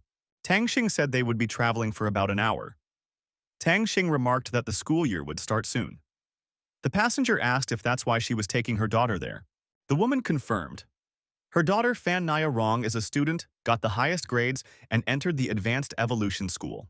A passenger nearby heard this conversation and said that the future hunter of the advanced school in front of him was a girl, beautiful and capable. The other passenger asked that Fan Naya Rong write a blessing for him. He wants to enter this school and become a superhuman to save the city and people. Our hero thought that getting into a school with top grades using his own strength is really awesome. Not like him getting in without exams. Suddenly, the train braked abruptly. A passenger with a small child could barely hold the infant in her arms. To prevent the baby from falling out of her arms, Min Hai helped the girl hold the baby. One of the passengers hit his head. What happened? It was sunny just now. Where did the fog come from? Why did the train stop? Min Hai noticed that there was no cell phone signal. This happened to all the passengers. One of the passengers looked out the window and saw the outline of a man through the thick fog. The young boy told his mother that there was something outside. The woman told the boy not to be untruthful. You can't see anything through that fog. The child added that he saw something big. The conductor said that the crew has encountered an unforeseen situation and is trying to solve the problem right now. Passengers should remain seated for their safety. Unhappy exclamations were heard. People didn't want to just sit there. It was necessary to go and find out everything. Some even had strange feelings. Min. He got up from his seat and decided to really scout out the situation. The guide said that it was necessary to stay seated. There was no need to cause even more trouble for the crew. Min. He asked what happened and why did the train stop. The girl replied that they are now investigating the reason. Min He showed his ID and said that he was an advanced evolutionary level hunter. If something untoward happens, the conductor should tell him the whole truth. The woman offered to follow her in that case. Fan Nia Rong approached our hero and said that she was also an advanced hunter, so she wanted to help in any way she could. The security representative said that they had checked the information of all the passengers. Unfortunately, there are no hunters of advanced evolutionary level on the train. What are they supposed to do? The conductor led the young men to the guards and said she had found these two men. They could help solve the problem that had arisen. The guard asked what rank these young men were. Ming He and Fan Nai Rong showed their identification cards. The Chi Ming guard was disappointed. In front of him was a Starlight trainee and an advanced evolution school student. These young men would definitely not be able to handle it, and besides, there was no telling what danger awaited them outside. Min He said that in any case, it's better than just staying on the train. The longer they stay here, the worse the situation might be. At least they will be able to call the rescuers when they pass by a place with a connection. The senior guard said that the young man was right. Chi Ming will guide them, but caution must be used. Ming He told the companion that she was staying behind. Fang Nia Rong has not yet enrolled in her studies and is therefore not an advanced evolutionary hunter. It's dangerous for her. The girl objected. After all, the young man is also just a trainee. If he goes, so does she. Ming He relented and told Fan Nia Rong to stay behind his back. He has a bad feeling. The girl told the conductor to be sure to lock the doors and not to open them for anyone else under any circumstances. The young men, accompanied by Chi Ming's guard, went to explore. Chi Ming said that usually even during the fog the search continues. There was an emergency braking due to the fact that there might be wild beasts on the tracks ahead. They could even get through the hedge. The conductor who remained inside the train hoped that everything would end safely.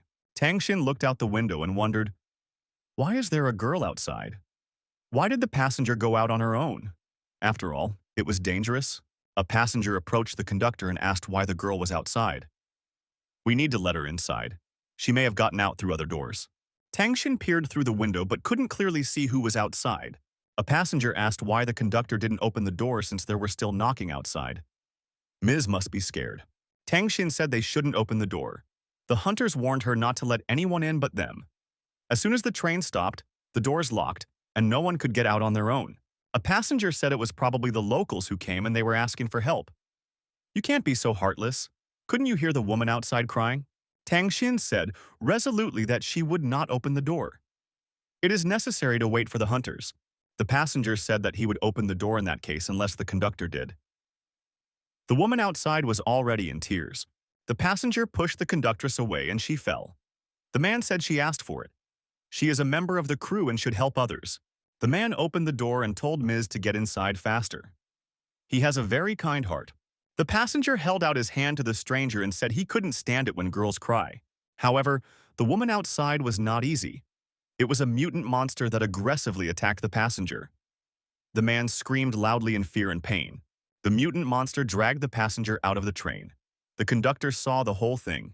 The conductor wanted to run away from the open door to the passengers. Tang Xin thought that besides her, there was no one to protect the people in the train cabin right now. The girl went back to close the carriage door. but the monster's tentacles wrapped around her body. The conductor screamed and gasped, but still managed to close the door. However, she found herself outside the train. The young men in the carriage tried to dispel the boredom and played cards. They wondered how much longer they would be standing here. Tang Xin's colleague walked to the closed door and wondered, where could she have gone? She is so careless. On the ground near the train, only Tang Xin's headdress remained. The girl was nowhere to be found. The patrol led by our hero continued to inspect the nearby area. Minhee said that he had to check the reason for the stoppage. It might be because of the slippery soil. The soil on both sides is secured with netting, and it hadn't rained in a long time, so it was unlikely that it just started sliding down. It's unlikely that some slippery soil was able to block the rails. The guard said that if the girl helped, they would get rid of the soil and the train would be ready to start. Minhee saw a footprint in the ground and thought that this was where the huge creatures could have come from. Perhaps it was a demon. Minhee looked from the side and imagined how huge rocks falling from above could block the railroad. Little noticed that this place had cell phone service. Officer Luoling said with relief that Minhee finally answered her. The young man said that something happened on the road. Luolin, thanks to geolocation, tracked that the young man was near Nandu Xiaopei. Minghe said that he was just about to go there, but there was a mishap in the middle of the road. There is a lot of fog and the telephone network can barely get through. The train staff can't contact the headquarters. The young man said that the train is still running, it's fine. The road is blocked. When everything is cleared, it will be possible to proceed. Luo Ling said that as soon as the road clearing is finished, it should be reported. This area needs to be left as soon as possible, otherwise there might be trouble because of the fog. Minghe asked what was wrong with this fog. Luo Ling said that considering the rank of the young man, it would be difficult for him to survive in this fog. One must make sure the train is safe and leave from there. The young man went down to the guard and said that they should leave from here immediately. Minhee added that he received a call from the command center, orders to leave this place as soon as possible. Minhai told his companion that there was cell phone service upstairs, so he was able to talk on the phone. He also found the footprints of a disaster beast. It probably caused the collapse while crawling over the mountains. Our hero said that this fog is a high-ranking disaster. Need to make sure everyone on the train is safe. On the way back, the train guard fell and hurt himself. He said he seemed to have knocked out a tooth. The guard screamed in fear. He saw a dried-up body beside him. The man was hysterical and screamed loudly. Minhe and Fan Nia Rong looked in surprise in the direction where the guard was.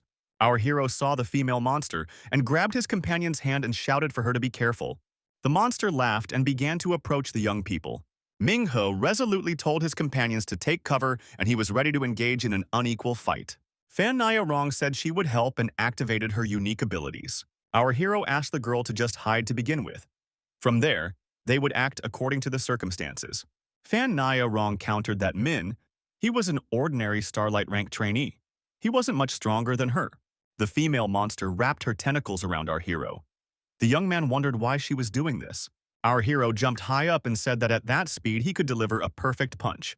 The punch was indeed impressive, and the female monster flew far back, taking her tentacles.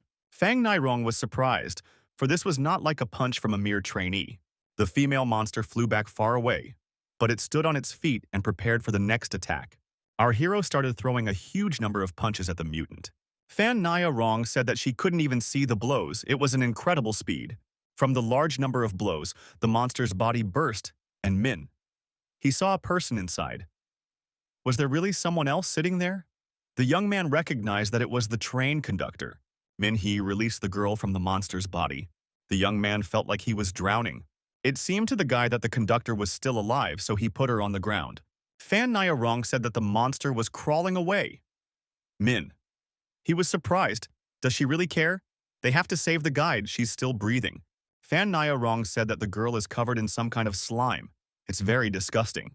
To bring the conductor to her senses, the young man gave her mouth-to-mouth resuscitation. After that, Minhai continued to perform CPR by pressing on her chest. The train security guard ran up and inquired, where did the ghastly monster go? The conductor started coughing. Her breathing returned to her, and she woke up. The train doors opened and the other conductor told everyone to get inside immediately. But what had happened to Tang Xin?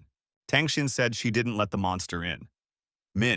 He told the girl that she would tell everything later inside the train. After everyone was back inside the train, the movement continued. However, the train only passed through part of the fog. After a while, a thick fog also appeared in Haoxi. A man came out of it. Lin Kunyu told a phone interviewer that authorities discovered a disaster meteorite in the western Nandu forests a month ago. At the time, astronomers said no alien life forms were detected. According to the report, other than the huge volumes of vapor around the crater, no anomalies were found. But since then, the meteorite's impact on the Hishan industrial area has intensified, and astronomers attributed it to the fact that humans had encountered something new. Upstairs, they called it fog. Lin Kun-yu said the fog moves chaotically, but most of it is centered around the mountain. In the wilds of the fog, beasts of calamity appear. When the fog disappears, the beasts inhabiting its area also disappear. Given the eyewitness accounts, there are some pretty strong beasts living here, and Emperor-class doors are also possible. Recently, the fog came over the hills with the railroad tracks, so we need to keep moving in the right direction. Ling Kun-yu looked at the mark on the ground and said that it was indeed here and was hungry, having devoured all the life in the city.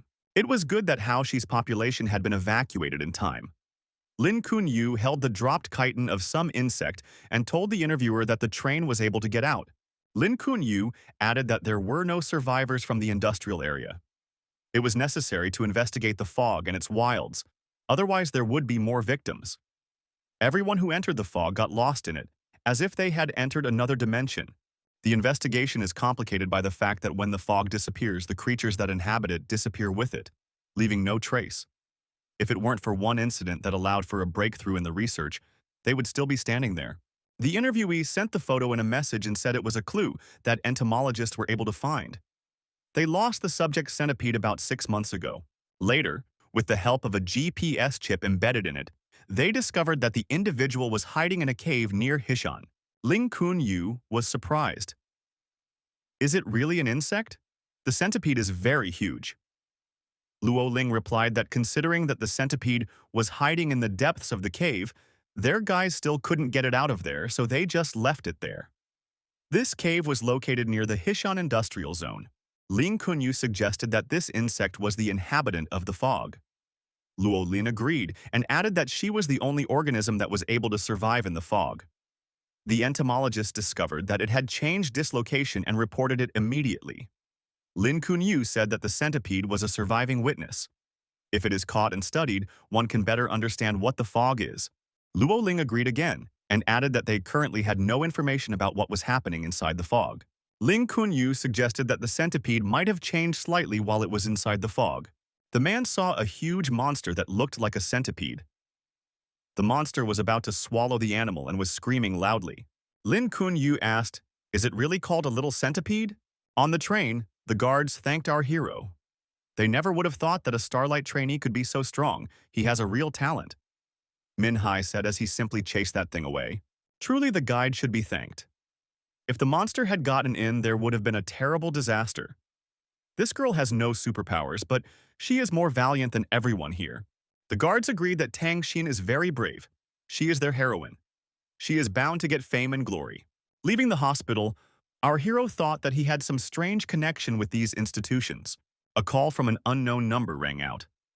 Min-hai answered and asked who was calling. The girl inquired, "Didn't the young man have a clue?" The boy thought, "Is it really Lu Qian?" The girl recognized it and smiled.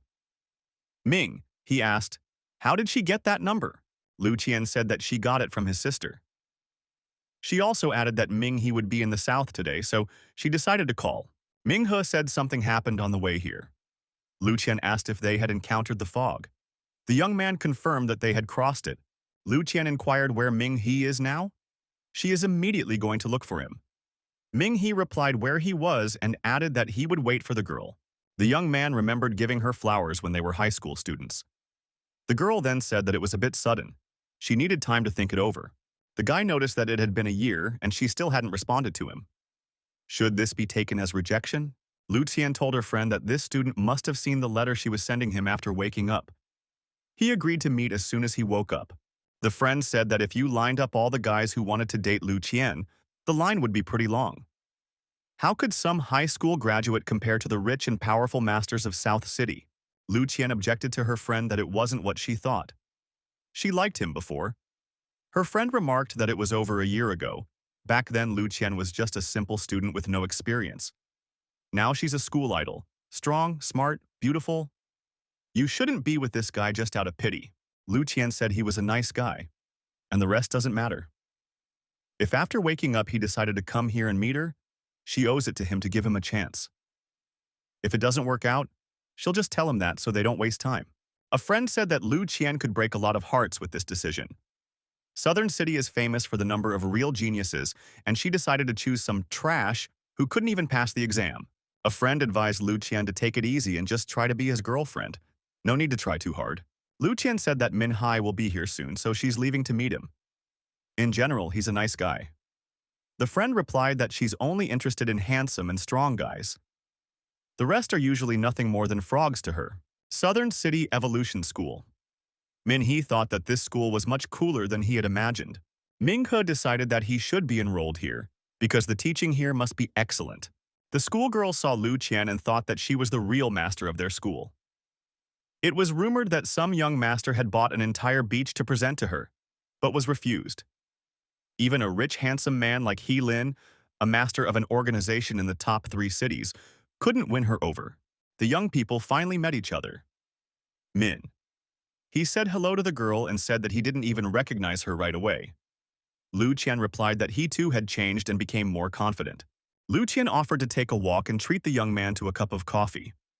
Min Hai agreed. The schoolgirls were surprised. Did Lu Qian really go out for coffee with this ragamuffin? He must be her friend.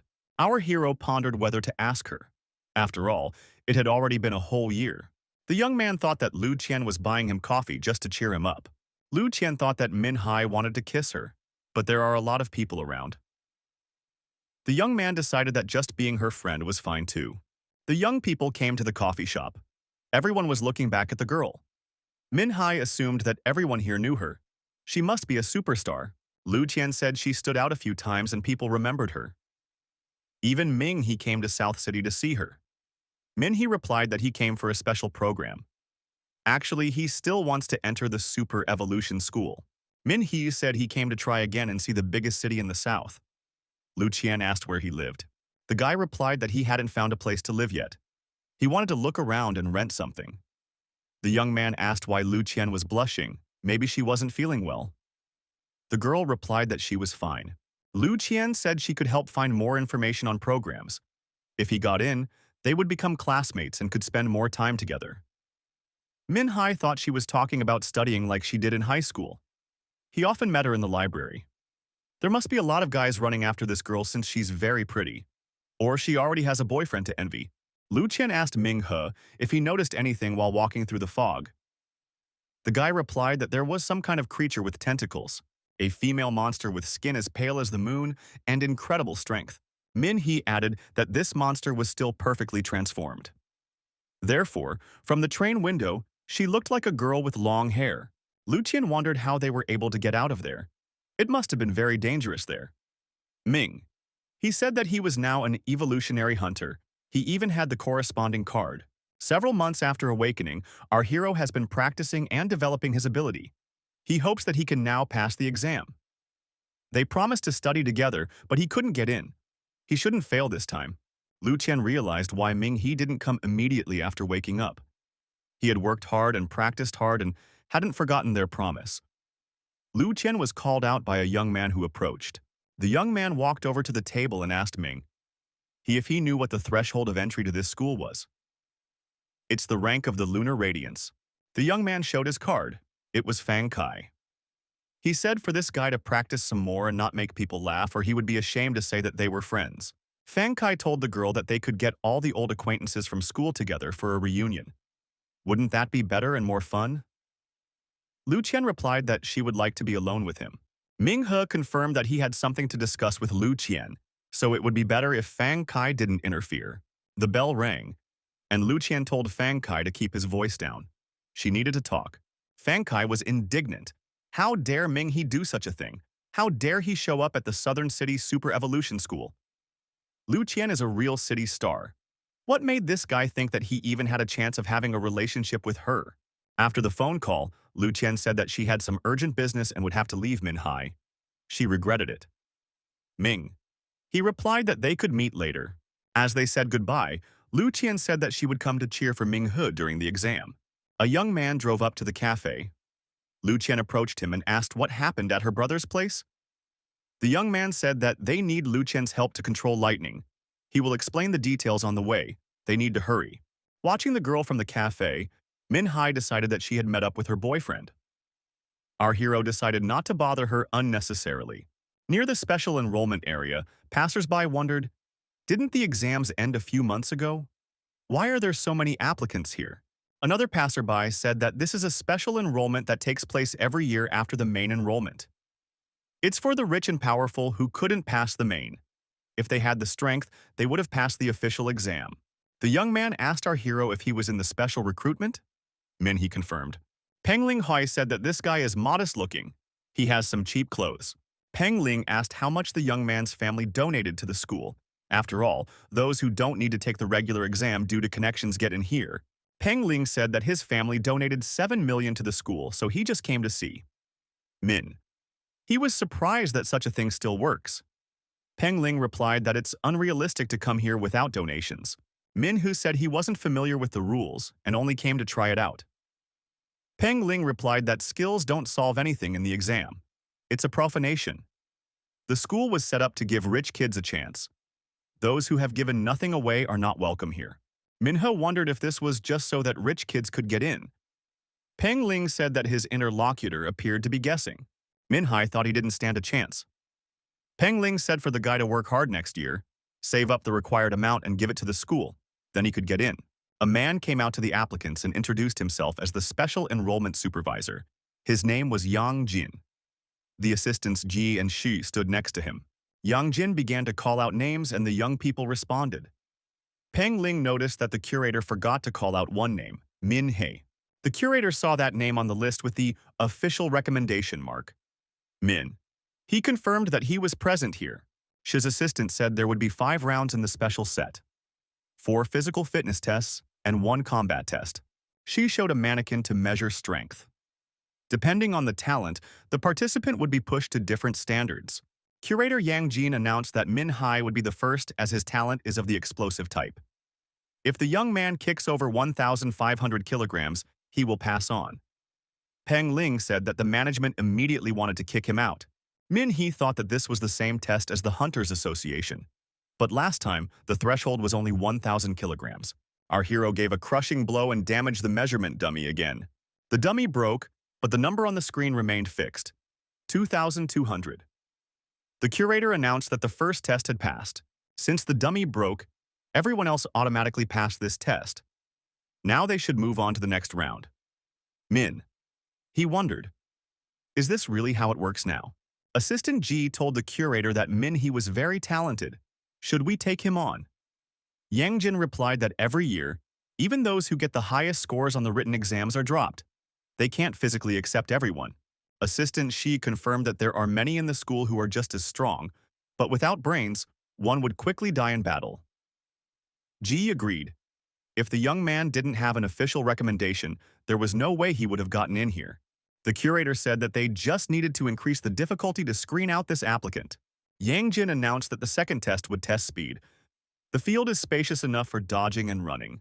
Those who are caught up by an ordinary rank red leopard in the allotted time will be considered to have failed. The curator ordered the assistants to start counting down. Yang Jin told the trainer to order the beast to first catch up and bring down Ming He. After that, they should act according to the situation. Be gentle with the others.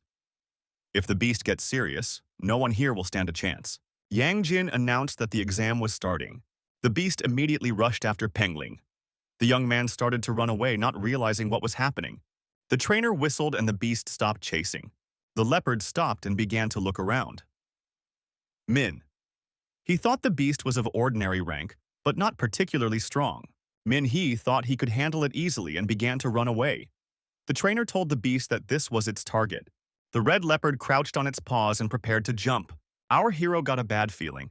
Minho wondered, why did the beast become so serious? The leopard roared loudly. Min He turned around and started to run away even faster.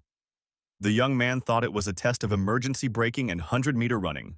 Ming Hu thought of directing the beast into the crowd to change targets. However, the maneuver failed. The leopard chased exactly after Min-hee despite the many people around. Min-hee decided to show the beast what real speed meant. The past months of training were not for show.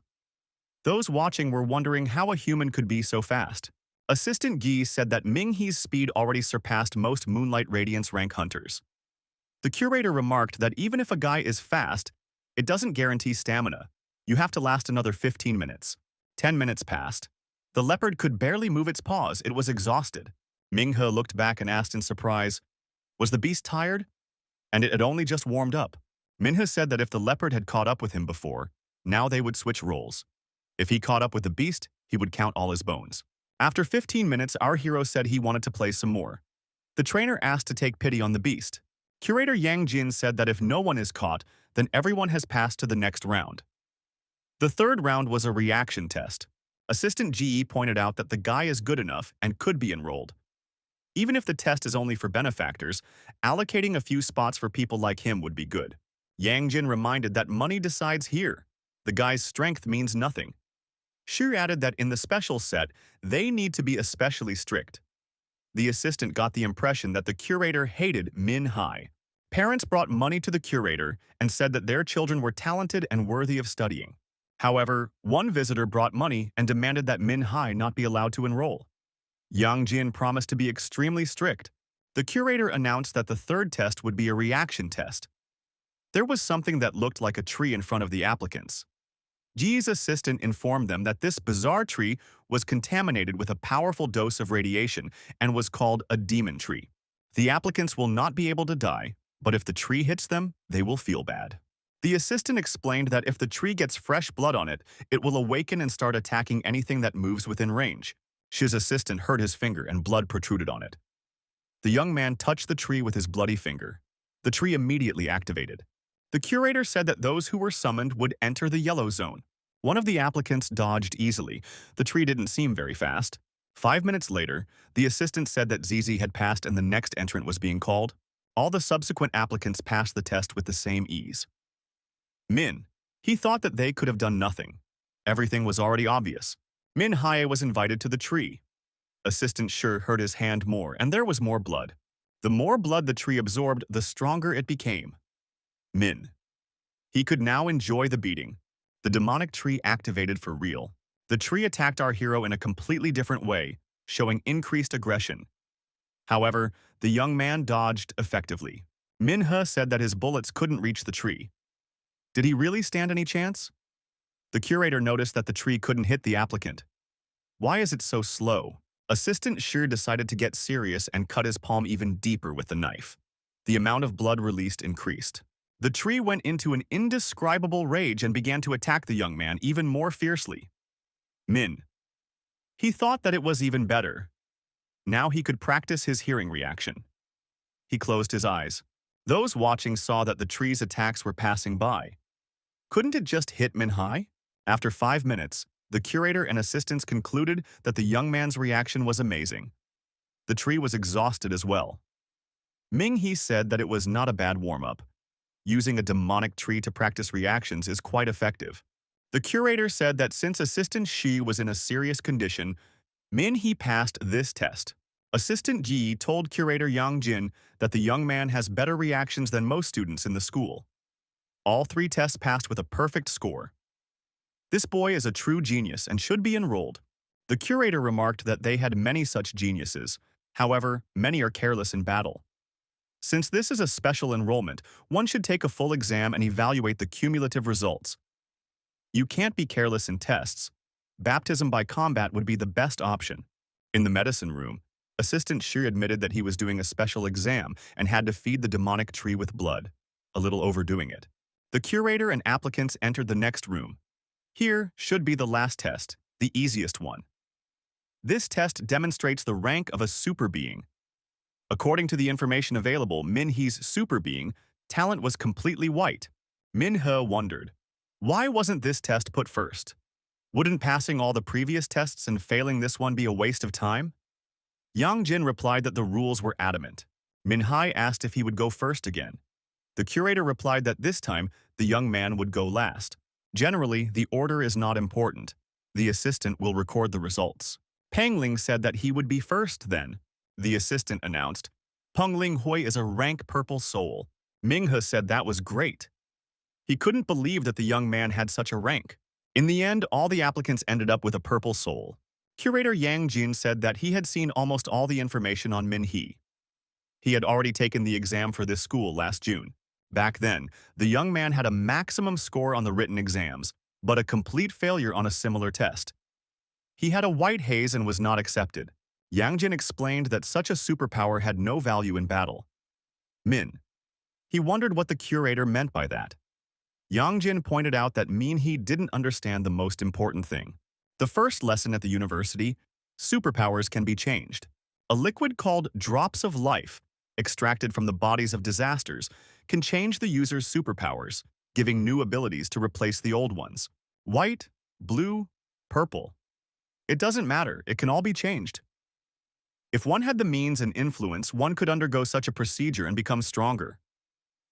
The young man now understood why all the applicants had purple souls. Yang Jin added that even though he had incredible results in the first 3 tests, it didn't matter if he failed now.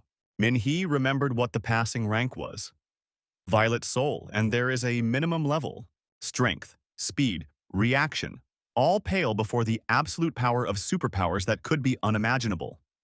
Will Min Hai be able to handle the capabilities of a purple soul wielder? Superpowers cause destruction beyond human limits many times over. No matter what physical training a young man has, it is nothing in front of superpowers. Minghe said that if one had both powerful training and powerful abilities, his strength would increase even more. White rank could only mean slightly increased luck. The curator thought that He had decided to completely embarrass himself. Min He paid no attention to these words and continued testing. Assistant Ji noted that he had superpowers after all. After the ball glowed with the corresponding color, everyone cried out, He has a purple soul. Yanjin said that it was impossible, because according to their data, he was only a white haze. Pengling reminded them that powers could be changed. The comet goddess said that it was a wise choice to hide his powers. The first rule of survival. A young man doesn't need to show off his red mage rank to everyone. Min Hai expressed that he passed and got the maximum points. Assistant Ge emphasized his talent again. Yang Jin told Min he not to get cocky. There was still one more test left, the combat test. The assistant added that he would take it a little later. Yang Jin was upset, figured the guy had come on purpose to mess it up. Assistant Shi told the boss that this student was supposed to be better than others, and now he was transferring to them and causing trouble. A student entered the room. He heard that he needed help with the combat test for the special set and was willing to help. Assistant Gi remembered that the student Fang Kai entered their school last year, ranked 3rd in the rankings, and continues to train while studying. However, the rookies are still green and the test will be biased. Assistant Shi said that in special enrollment, they need to be especially strict. Fang Kai said that he is currently ranked 10th among the sophomores. Yang Jin said that in that case, Fang Kai is good for them. In the battle arena, Pengling noted that the test attracted a lot of attention. Min. He saw Lu Qian among the spectators, but remembered that the girl already has a boyfriend. Assistant Ji said that the combat test is open to everyone. Students from all schools can come and watch. Yang Jin pointed out that everything is out in the open, so no one can accuse him of overstepping his authority. Assistant Shi announced the list of fights: Min He versus Fan Kai, Pengling versus Jiang Xing. The female spectators said that Fang Kai is one of the best in the 2nd year. Very strong. All the spectators wished Fang Kai good luck and said that he is the best. Fang Kai told our hero that he met an old friend. He added that it was the school's way. He had no choice, but he won't feel sorry for Min Hai as an old classmate. Min Hai admitted that he wasn't going to hold back either. The battle had begun. Fang Kai declared that he was a berserk, grabbing the wind by the throat. The berserk began to spin in place, increasing its speed to create a centripetal force and attack the opponent. He was ready for such an attack. Min Hu said that the previous 4 tests had helped him warm up, so now he could play around with his opponent. Fang Kai said that the person in front of him was trash, who failed the school exams. The sophomore called his opponent an unemployed man who carries bricks at construction sites and thinks that's what gave him strength. Could he really justify his confidence here at South City High School? Minghe asked why Fang Kai was here if he thought the opponent was unworthy. The sophomore replied that it was by the school's decree. Assistant Ji added that Fang Kai asked for it himself. Fang Kai stated that this is a special recruitment exam, and if he says that Min he didn't pass, so be it. Min He assumed that Fang Kai had come here to ruin his mood. Fang Kai shouted that he hated Min He. Who does he think he is? The school of super evolution is a sacred place, and people like this guy shouldn't be admitted here. They should be carrying bricks at construction sites, hauling junk, and washing dishes at roadside cafes. Min He said that now he has gotten to know his opponent better, but the conditions don't change. Fang Kai said that today he is the examiner and Min Hai should lay at his feet and beg for mercy. Our hero said that he had wanted to beat this rival for a long time, but he was poor and couldn't pay for the treatment. He added that if it was an exam, it was not for him to pay the bills, just the occasion to reward. Fang Kai said that he was in the top 10 of the second year. Min, he attacked his opponent. The sophomore activated the second-degree acceleration and soared high into the sky, preparing to attack. Fang Kai said that Ming Hu wouldn't even reach him. How on earth is the latter going to fight? The opponent's fists are strong, but considering the ability, it doesn't mean anything. Our hero used a spiritual technique and created a huge fist from the sand, which he used to attack the opponent in the sky. The people present wondered, did Fang Kai really deserve a spot in the top 10 if he was so easily beaten by someone who wasn't even accepted into the school? A student said that if Ming, he had such strength, it was no wonder he was dating Lu Qian. Fang Kai rose to his feet and reminded him that he had a hidden ability. The sophomore noticed that the more he rages, the stronger the wind he controls becomes. Fang Kai recognized that his opponent had managed to bring him to such a state. The spectators saw Fang Kai use the secret purple soul technique. It was frightening. The sophomore is taking the test seriously. Assistant Ji told mentor Yang Jin that this is just a special set test. How can a student use such a technique? It's unprincipled. Our hero was surprised. Is it really the opponent's secret technique? But compared to his own technique, it seemed insignificant. Assistant Shi pointed out that the talents of purple souls were very diverse. Fang Kai's Wind Berserk is very effective against the same ranks. Ming He doesn't stand a chance. Assistant Ji added that Min He is in danger. Pengling shouted for Ming He to run away immediately, or else the Wind Berserk would devour him. Ming He decided to give advice to his opponent. If he wanted to win, he should use all means, including secret techniques. There was no need to be so pathetic and helpless. Fang Kai stated that he wanted to feel sorry for his opponent, but now he would have to chain him to a hospital bed.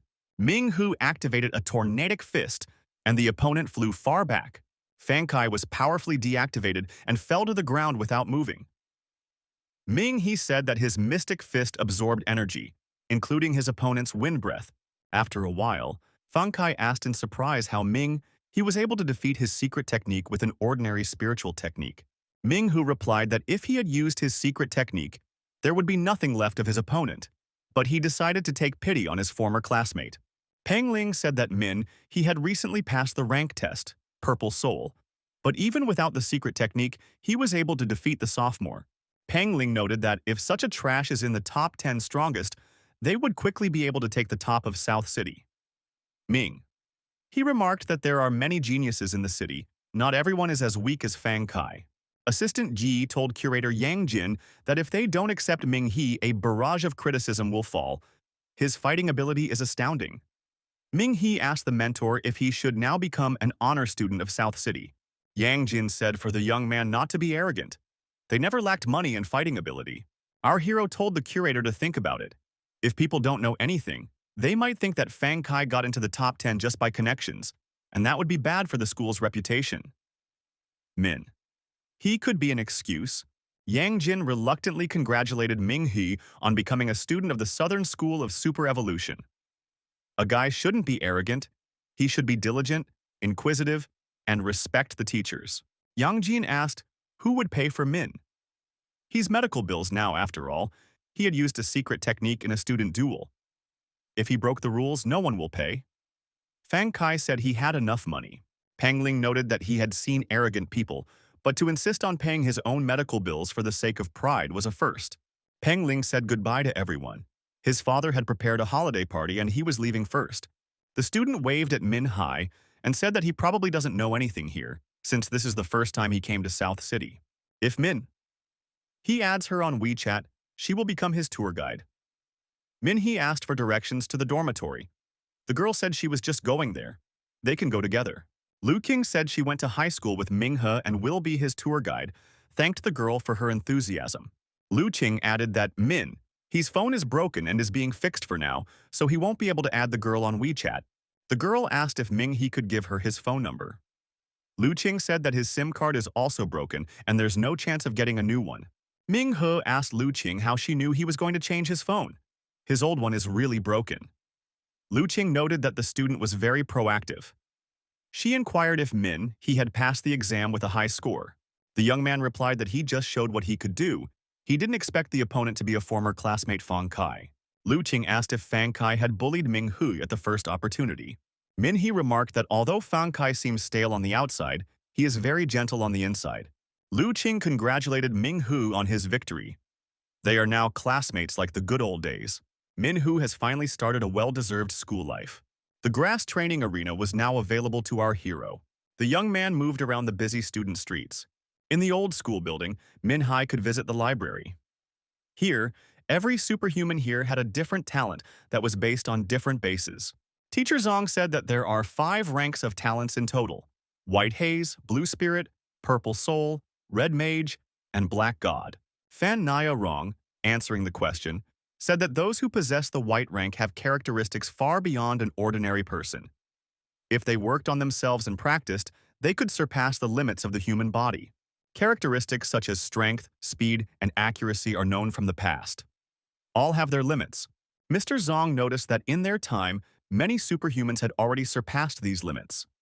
Since this is the basis of the white rank, scientists call this rank the physical rank. Different members of the rank have different specializations. Someone can be many times faster, and someone can be many times stronger. There are usually 4 characteristics that are tested in this school: strength, speed, responsiveness, and combat skills. To be admitted, one must pass the threshold in at least one of them. One of the students asked the teacher, his classmate has a white rank, and his strength and reaction speed exceed the norm. Why didn't he pass then? Teacher Zong said that they were just coming to this question. The students should know about the Blue Spirit rank if everyone here is from South City School. The teacher added that he would elaborate on it. People with Blue Spirit rank not only have enhanced characteristics like White Haze, but also special unique abilities. Could anyone demonstrate something like this without destroying the audience? One female student decided to give it a try. She said that her talent was Bright Light, and the basis of the Blue Spirit rank was Dazzle. Everyone would be able to feel it. Teacher Zong asked everyone to close their eyes. But on the other hand, if everyone closed their eyes, they wouldn't realize anything about this student's ability. Could the girl make the light less bright? The girl replied that she could control the intensity of the light. Everyone present, and even the instructor, squeezed their eyes shut from the bright light that appeared. It was an explosive spiritual ability. Zong said that blue spirits had various unique abilities in addition to their physical characteristics. This kind of ability is called an explosive ability. These abilities could deal a large amount of instant damage and impose unexpected effects. All blue spirits' abilities require a good understanding and frequent use. Explosive abilities require a lot of stamina and mental strength.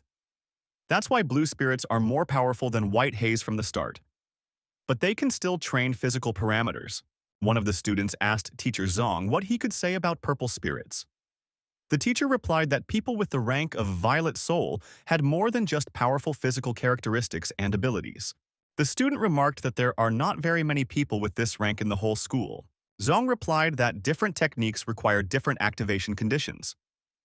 Some may require danger to the life of the user. Sometimes abilities and techniques are linked. It can be considered a sort of multiple reinforcement. The teacher added that he had gotten his hands on a recording of a combat exam in a special set. There was a secret technique being used there. Now the students would see the tape. Everyone should pay attention. In the video, the face has been blacked out because they do not have the proper authorizations. There would also be some of the sound missing. Minhai thought it was lucky. It meant he wouldn't be exposed so early. The students were scary and interesting to watch. It's just like a small disaster. Student fan Naya Rong thought that this guy looked familiar to her. The teacher pointed out that this student's talent was combat wind. Previously, he had used a wind whip and a wind kite. These abilities were of the wind type and synergized with the user's surroundings. Thus, the condition for using the secret technique was for the wind to reach sufficient strength to activate. Minghu thought that if he dispelled that kite, Fan Kai wouldn't be able to use the secret technique, and it would be possible to end the fight much easier. The student said that Tornado was about to tear someone to shreds. Who could even stand against such a technique? The character in the video, is he even human? That fist just dispelled his technique. He's like a small tornado himself. After the lesson, Fan Naya Rong approached our hero and asked if it was him. Who used the fists in the video? Min Haye replied that it was all unintelligible in the video. Why did Fan Naya Rong think it was him? The girl said that when they were on the train, he was not yet a student at South City High School. However, now Min Hai is sitting next to her. There is only one possibility. He went through a special recruitment. The young man replied that many people had gone through it. Fan Naya Rong remembered Ming, who hitting the creature with his fist while they were in the fog. The young man replied that many people use their fists, such as Saitama. It was reported in the city that a group of astronomers had spotted a small meteor entering the atmosphere. The suspected location of the meteor is the southern city's Shao Ridge. All residents of the range should evacuate immediately, and commanders should prepare for battle. The rear services need to detach the area and prepare reinforced teams. A phone call rang and the caller asked Fan Nai Rong if she had heard the astronomical warning. After entering the school, the girl was assigned to the rear guard. Luo Lin told our hero that the disaster in the mountain range would include more than 1,000 alien creatures. While the vanguard does its job, the Dragonfang organization asked the young man to be ready for new orders and battle in case of emergencies. Our hero inquired as to what was required of him. Luo Ling stated that their organization only deals with emergencies. During these few days, the young man must not engage in battles, leave South City, or accept any outside requests. Min Hee returned to the dormitory. The guy heard part of the conversation. A student asked, "Why was he acting so arrogant?" Zhang Yuan asked, "Isn't he just a simple member of the reinforced rear team?" Wang just said that there is no need to worry, because they are all neighbors. Those who are members of the rear guard have some kind of privileges. The young men saw Min Hai and said hello to him. Our hero said that he was a little late. What was the conversation about? What are the rear services? Wang Jia explained that whenever astronomers predict disasters, the government, leaders, schools, and hunters associations handle it. If a disaster has a rank higher than the 5th, all organizations are required to send several of their members to suppress it. Min Hee said he was in a small town. There were no major disasters there. However, all the southern neighborhoods are all connected and controlled by South City in one way or another. Wang Jia said that the school is the leader of the school forces. If someone becomes a member of the rear guard, it is very honorable. Zhang Yuan said that a mere rear guard has nothing to be proud of. He will be scared if he even sees the shadow of some critter. Zhang Yuan added that his brother Zhang too is fighting at the front. He's the one who sees the meteor crater and fights the critters face to face. The rear men are merely picking up those who are fighting at the front. Wang Jia excitedly said that Zhang Yuan has a very strong brother. He heard that the frontline fighters live in luxury apartments one person at a time. Zhang Yuan pointed to a neighboring building and said that those who fight at the front live there. The student said that while walking around in the afternoon, he saw their goddess heading there. So it turns out she is also a frontline fighter if she lives there? Min Hai inquired, "Who is this goddess they are talking about?" Wang Jia replied that everyone knows about the 3 school beauty goddesses. Wang Jia stated that if he didn't know about them, he would introduce him to them now. The first one is the Ice Princess, Tang Ning. The second one is Martial Saint Feng Ling. The third one is the Lightning Princess Lu Qian. Ming He asked why they have such pathetic titles. Wang Jia replied that all the titles were given to them according to their talents by the students of the school themselves.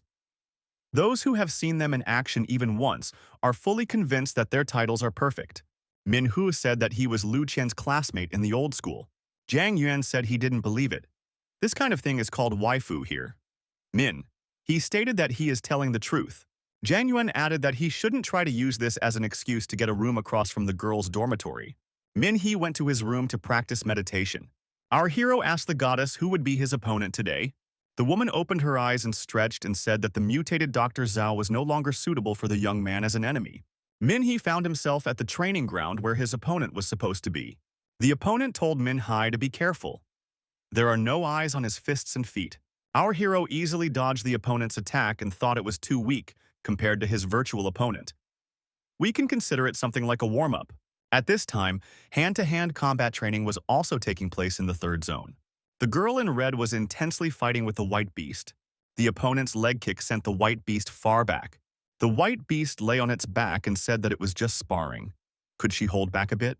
Marshal Saint Fingling invited the next opponent into the arena. Everyone present refused to be sparring opponents. The girl said that she didn't even break a sweat today. The man on the podium said that considering her skills, it was all like beating up children. Doesn't Feng Ling know why she was nicknamed Marshal Saint? The girl replied that she wasn't interested in nicknames and titles. She wanted to at least warm up here, and there was no one even remotely strong here. The man stated that Feng Ling was growing too fast. However, he saw someone in the first zone. That student looks strong. We can check it out. Feng Ling said that it didn't matter, she wasn't interested anymore. However, the girl still paid attention to the people fighting in the neighboring zone. Feng Ling walked to the edge of the field and said that she had changed her mind. The Marshal Saint stated that the guy who won had pretty good legs. He could even last for 3 minutes. Feng Ling's companion suggested that this guy could last longer from what he saw. Feng Ling offered to bet that he wouldn't last more than 3 minutes. If she lost, she would practice the technique that her interlocutor kept telling her about. The girl approached Min-hai and offered to fight. Our hero agreed. After the sparring began, Feng Ling immediately attacked Ming-he. The young man effectively dodged it. The girl said that this guy had a pretty good reaction. Ming? He noticed that she wasn't bad either. The sparring did not reveal a clear advantage for either opponent. Feng Ling said that the young man was very strong. She had underestimated him. Min-hai remarked that he had the same thing with her. The fight continued. Ming-he said that he would attack this time and activated the shadow step skill. The girl needed to break the distance and seize the initiative. He activated second-degree acceleration. The spectators couldn't keep track of the opponent's movements. How could they fight at this speed? All of their skills were simply top-notch. Feng Ling's companion answered the phone and informed the girl that they had an urgent mission. When the fight stopped, the spectators said that this was Feng Ling, the Marshal Saint. She is their goddess. She is incredibly strong. The girl told her rival that she had some urgent business to attend to, but they will definitely continue next time. She is here every Wednesday morning. Min-hai accepted the offer and said they had an agreement. Walking away, the girl asked Uncle Yuan, "What is this student's name? Could he inquire about it?" Ming-hu thought that in the southern school, even a random girl was so strong. It was necessary to work even harder. The television news announcer said that thanks to the hard work of the defense forces, the red-eye disaster had been completely eliminated. This allowed the people of Shao Ridge to return to their homes. Special thanks go to the 13 students of South School. They were able to destroy the hostile nest. Student Zhang Yuan pointed to the TV screen and said that one of them was his older brother and was being interviewed. Student Wang Jia said that he too would like to be on the news on TV. Now the whole school will only talk about it. Zhang Yuan asked Li Mian how things are going on the home front. After all, the guy doesn't have the qualifications to go to the front. Li Mian replied that they had seen Zhang Yuan's brother's accomplishments. What does the young man have to do with that? Wang Jia said for Zhang Yuan not to be nervous and to calm down. They are all neighbors after all. Wang Jia asked the young men if they had packed their belongings. There is a wilderness training coming up. There will be army simulations. Zhang Yuan said he completely forgot because all the freshmen will participate. We'll have to take more food. Min-he said that he is already prepared. Teacher Zhang said that the training plan has already been made. Everyone needs to be extremely careful. These trainings have been coordinated with the authorities. Shao Ridge has been chosen as the destination point. The students wondered why there. There are lots of mosquitoes, worms, and bugs there. Besides, we'll have to live on a farm. The fighting just ended there recently. Teacher Zhang said they don't send students there to go out. According to the Hunters Association, the creatures from the disaster in Shao can lay eggs. The growth and maturation rate of these eggs is unbelievable. Even if all the adults have already been killed off, the remaining eggs pose a huge threat to the people of Shaoling. Teacher Zhang added that the students are not yet able to fully integrate into society, so they will be sent to mop up. One of the students stated that they are being given the dirtiest jobs. Isn't there anyone who can do it instead of them? The teacher replied that Shaoling needs to be completely secured. If everyone here is a superhuman, they have no right to refuse to do the job of protecting the citizens. If any unkillable creatures are there, the school and the authorities must be informed immediately. Zhang Yuan asked if they managed to find any wounded creatures. Will they get some reputation for destroying it? Wang Jia replied that they weren't experienced enough to deal with a lot of red creatures yet. They should start with easier jobs. Zhang said that their class hadn't chosen a representative yet. He heard that Fan Naya Rong has excellent evaluations from the official team representatives, so it's okay to nominate her.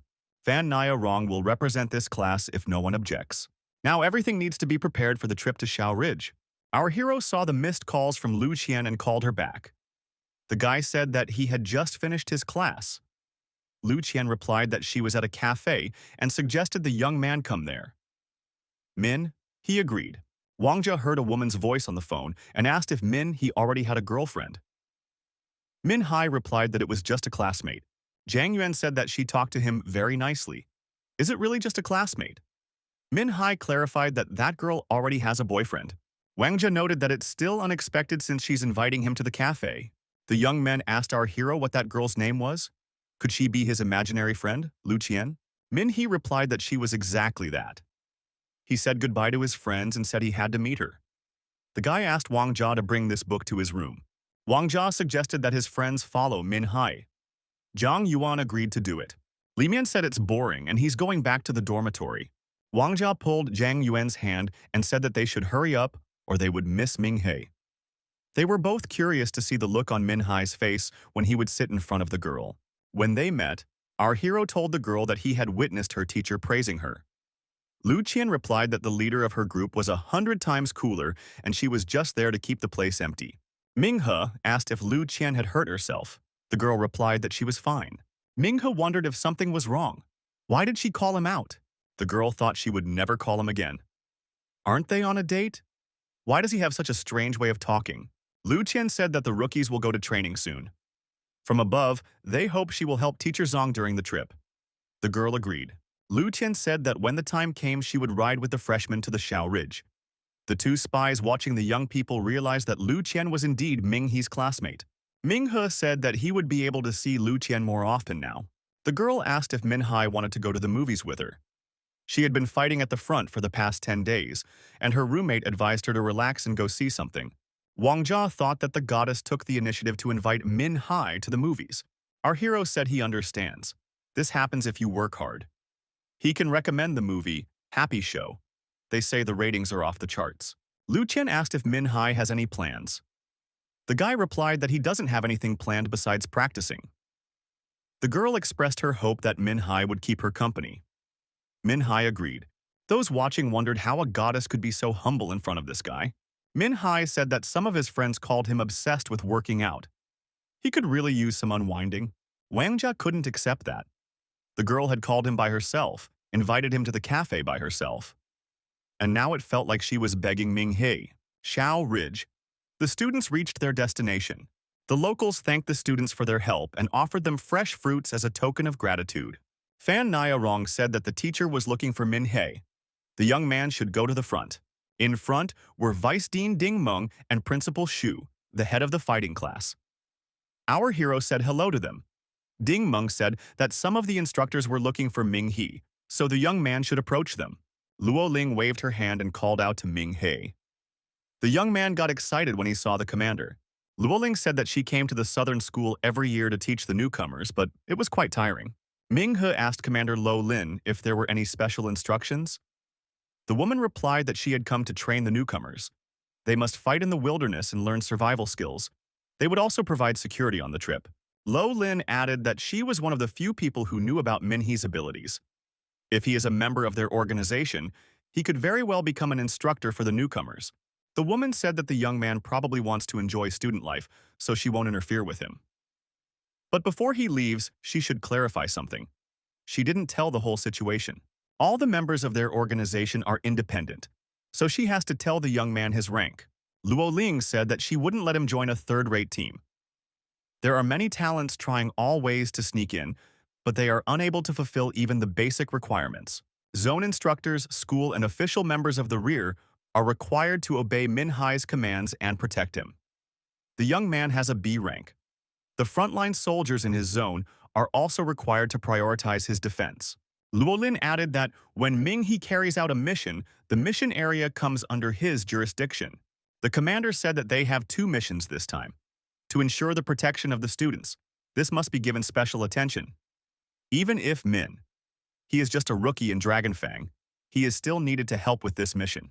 Min Hai said that he would still do it even if he wasn't a member of the organization.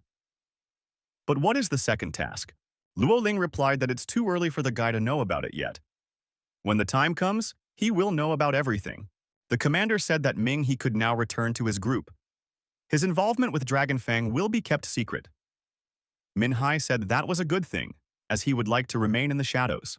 One of the female students assumed that they would be camping on a farm, but in fact, they were right in the middle of the wilderness of the Shao Range. How do you even sleep in these tents? Cell phone service is almost non-existent here. What will they do here without TikTok, Instagram, and YouTube? Teacher Zong said that camping is a basic survival skill. Every student needs to take the teacher's instructions seriously. Min He set up the tent and decided to sprinkle bug powder around. Instructor Ju Qi, while sprinkling the ash, said that this line will ward off wild animals. Animals' senses are very sharp, and they are afraid of fire. If they smell the smell of burning, they won't dare to approach. Students must be careful to make sure the ashes are completely burned through so as not to cause a fire. The students said that they are all superhumans. They shouldn't be afraid of wild animals. Ju Qi said that if a wild animal eats the meat of a killed critter, it can mutate and evolve. They once encountered a 10-meter-long bear in this way. Now there's a large group here, so there's no need to be afraid. But when students are on a mission in small groups, you have to follow instructions strictly.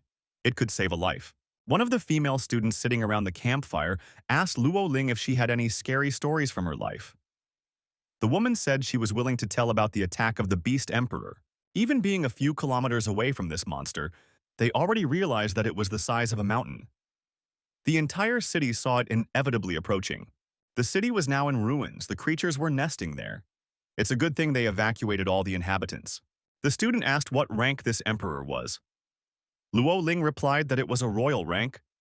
The student wondered, is a human being capable of defeating him? Luo Ling replied that they lost a few strongest people back then. One of them was the dean of students. Teacher Zong said that it was getting late. It was time to go to bed. There would be a long battlefield cleanup in the morning. The morning came. Everyone needs to gather in 10 squads according to each student's class. One of the girls suggested that we warm up a bit in the morning and then come back here for breakfast. We need to approach this responsibly. Those who fall behind will only eat steamed beans alone, said Teacher Mio Lan.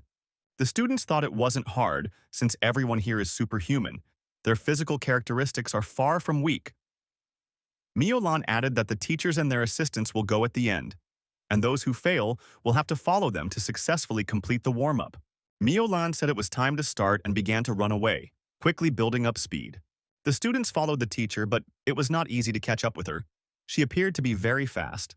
Mio Lan changed locations, moving from mountains to rivers. The flagship group of students tried to keep up. At one point, the students wondered, why did the teacher stop? After all, it was still possible to run. Mio Lan said that only 4 students were able to hold on. The rest were left behind. These 4 deserved a short break. The top 4 were Lian Dong, Li Mian, Ming He, Ming He, and Fan Niarong. The girl thought that Min He didn't even break a sweat. After a while, the stragglers came up. Lian Dong said that they had been waiting for 5 minutes for everyone. Mio Lan said that if the majority were already here, they would continue warming up. The finish of the training was at the camp. The teacher said that while breakfast was being prepared, the students could rest. Fan Nia Rong said that there are capable students in every group, but it is quite difficult to adapt to such an intense training. Li Min said that it can't be otherwise. The best students in the city are gathered here. Wang Jie said that everyone who entered South School belongs to one of the 3 top ranks. A student asked where these guys were from. Li Min replied that he is local. Fan Nia Rong is from the city of Lanyang. Min, he added that he is also from there. After breakfast, Mio Lan asked if the students had memorized the route they took in the morning. Now it is necessary to explore it in more detail. We can't miss any hollow tree, burrow, or cave. All mutant eggs must be destroyed. When meeting with a red-eyed monster cannot act alone. In such a case, one must return to the base and launch a flare so that the teacher can find them. The instructor said that the results of this training will affect the grades. One must work hard to successfully complete the assignment. Wang Jia suggested splitting into groups and choosing directions. Li Mian said he noticed bushes downstream in the morning. Red eyes like wet places with such bushes. The student remarked that Li Mian was very smart, managed to notice it even when running from the last of their strength. Wang Jiao recognized that a random search would be ineffective. The lowlands of the river should be thoroughly searched. The students scrambled through thick and tall bushes. Someone tried to cut them with a spirit technique. Min. He remarked that it was best not to use such a technique in the wilderness. Li Min said that he would clear the way and the others should be careful. Ming He asked Fan Nairong, "Didn't the instructor say that there were mutated beasts left here? You can't make noise and let them escape." Min He said, "It should be fine. These areas should be protected before letting students in. The locations are not unknown." Teacher Mao Lan is excellent at navigating the terrain and didn't get lost during the training, choosing different roads back and forth. While everyone was sleeping, the instructors combed the route one more time. Fan Nairong wondered, why were they given this assignment then? Min, he replied that the eggs were so small that even a special team with equipment couldn't find them all. Our hero said that the eggs are like snake eggs that can't be traced even with special equipment. Suddenly, a red-eyed mutant appeared in a nearby tree. The students were vigilant and spotted it. Going a little deeper into the forest, the young people discovered a huge number of eggs. Fan Nairong told her colleagues that they had just been attacked by the mutant. It managed to hide, wanted to attack, but suddenly turned around and ran away. Li Mian asked where exactly the mutant had fled to. To find it would be a great achievement. Min He said that the mutant couldn't have gone far, but if it hid in the bushes, it would be hard to find it. To be safe, we should call the instructors to help. Li Mian asked, "Is anyone really afraid of an ordinary mutant? If they destroy it, they will get the highest score." Min. He replied that this mutant is cunning and agile. Going alone to look for it would only make things worse as it could hide anywhere, so they should call more people. Li Mian wondered, is Min Hai really afraid of him? Then how is the young man going to fight him? Fang Nairong supported Ming He. Li Mian said for Ming Hu to find an assistant teacher in that case and tell everything. Our hero agreed. Min He ran to the right place and reported that the mutant had been found hiding in a thicket. Suddenly, Min He heard a cry for help. He turned around and ran in the direction where the screams were coming from. The assistant reported to the teacher that the instructor was in the red zone. A red-eyed mutant has been detected. There might be casualties among the students. Min Hai quickly arrived to help and confronted the huge red-eyed mutant. Our hero didn't stand on ceremony and began to tear the mutant apart. Min Hai warned that it was necessary to be careful. This place is swarming with such creatures. The young man said that somewhere nearby there was a hidden cave, which the previous group could not find. Cries for help rang out again. Min He continued moving and said that he was close, about to be able to help. Our hero arrived at a place surrounded by mutants. The cries for help continued. The protagonist saw a huge monster and realized that it was imitating a human voice, luring him into a trap. Min He said that it was necessary to get rid of the mutants as soon as possible. Fan Nairong and Li Mian might have fallen for this trick as well. Min He realized that he was trapped. There was a trap under his feet. Our hero fell into a deep hole. It was a huge nest with many eggs. Most likely, the snakes were hiding here while the squad was defending the area. Luo Ling's instructor reported that fog was coming. The assistant reported that the students had discovered a mutant nest. Rain and morning fog was a common occurrence in such a wilderness. However, this fog turned out to be very dangerous. Luo Lin declared that it was necessary to evacuate all the students. The teachers and instructors moved quickly and were almost there. On the way, they met one of the students who reported that Ming He, Fan Nairong, Li Mian and the others were now in the red zone. In order not to lose each other, they need to stay here and wait. Mio Lan said that the others are on their way, but they need to get the students to safety first. The order came to evacuate Shao Ridge immediately. Mio Lan reported that the students can't get out. They are in a thicket near a mutant nest. Zong said to go down and call the kids. Mio Lan stated that an unknown danger was looming on Shao Ridge. The commander ordered a retreat. Mio Lan warned that the disaster level of this danger is above 6 points, and one must leave immediately. Otherwise, the irreparable will happen. Lu Qian stated that she would save the students. Colleagues should gather the remaining groups and get them out of here. Ming-hu at the bottom of the pit prepared to fight back the approaching red-eyed monsters. Lu Chen shouted loudly, "Where is Ming-he now?" She couldn't see him because of the thick fog. The young man from the pit replied that he was here. The guy told Lu Chen to stay where he was. The vines had been chewed through by the mutants. One must be careful not to fall into the pit. Lucien noted that Shao Ridge was covered in fog, and Commander Luo Ling ordered all the students to evacuate. This fog is dangerous. It could lead to the death of everyone in Xishan Park. Minghe reports that he's alive, but the other guys might have gotten hurt in the red-eyed mutant's nest. He's going to help them, and then they're going to get out of here together. Our hero focused on resisting the red-eyed mutant. The monster imitated a human voice, prepared deep holes and trapped people. The young man assumed that the red-eyed leader in front of him. Min-hee noticed that the mutant boss was hiding behind the backs of the small snakes and waiting for them to weaken his strength to deliver the final blow. The young man said that this plan would fail and attacked the red-eyed mutant boss, warning that his opponent would soon taste his fist. Our hero struck a very hard blow. The mutant flew far back, fell on the eggs, destroying many of them. Many red-eyed snakes appeared around the young man. The boy said that this was no obstacle for him. Ming. He was determined, and all the approaching snakes were destroyed. Min-hee activated his unique energy abilities and noticed that now the mutant boss would definitely be in trouble. The red-eyed mutant had suffered crushing damage. Analyzing the fog, our hero thought that the mutant wasn't hatching eggs for offspring. They contained alien creatures that fed off the moisture and created a cloud of fog that exterminated all living things. The entire Shao Ridge is dotted with these eggs, and the fog is causing widespread ecological devastation. Taking advantage of the vine, the young man climbed out of the hole. He realized that events may not be going well. The mutant's goal is to grow the eggs to create a horrible, abnormal fog with the arrival of rain. Once the fog covers the entire area, no one will be able to get out of here alive. The retreating soldiers saw a security fence up ahead. It's only 200 meters away. Why haven't they reached it yet? The men stopped, wondering how this could have happened. Had they been running in the wrong direction? It was an illusion. The fog was leading them astray. Were they doomed to stay here forever?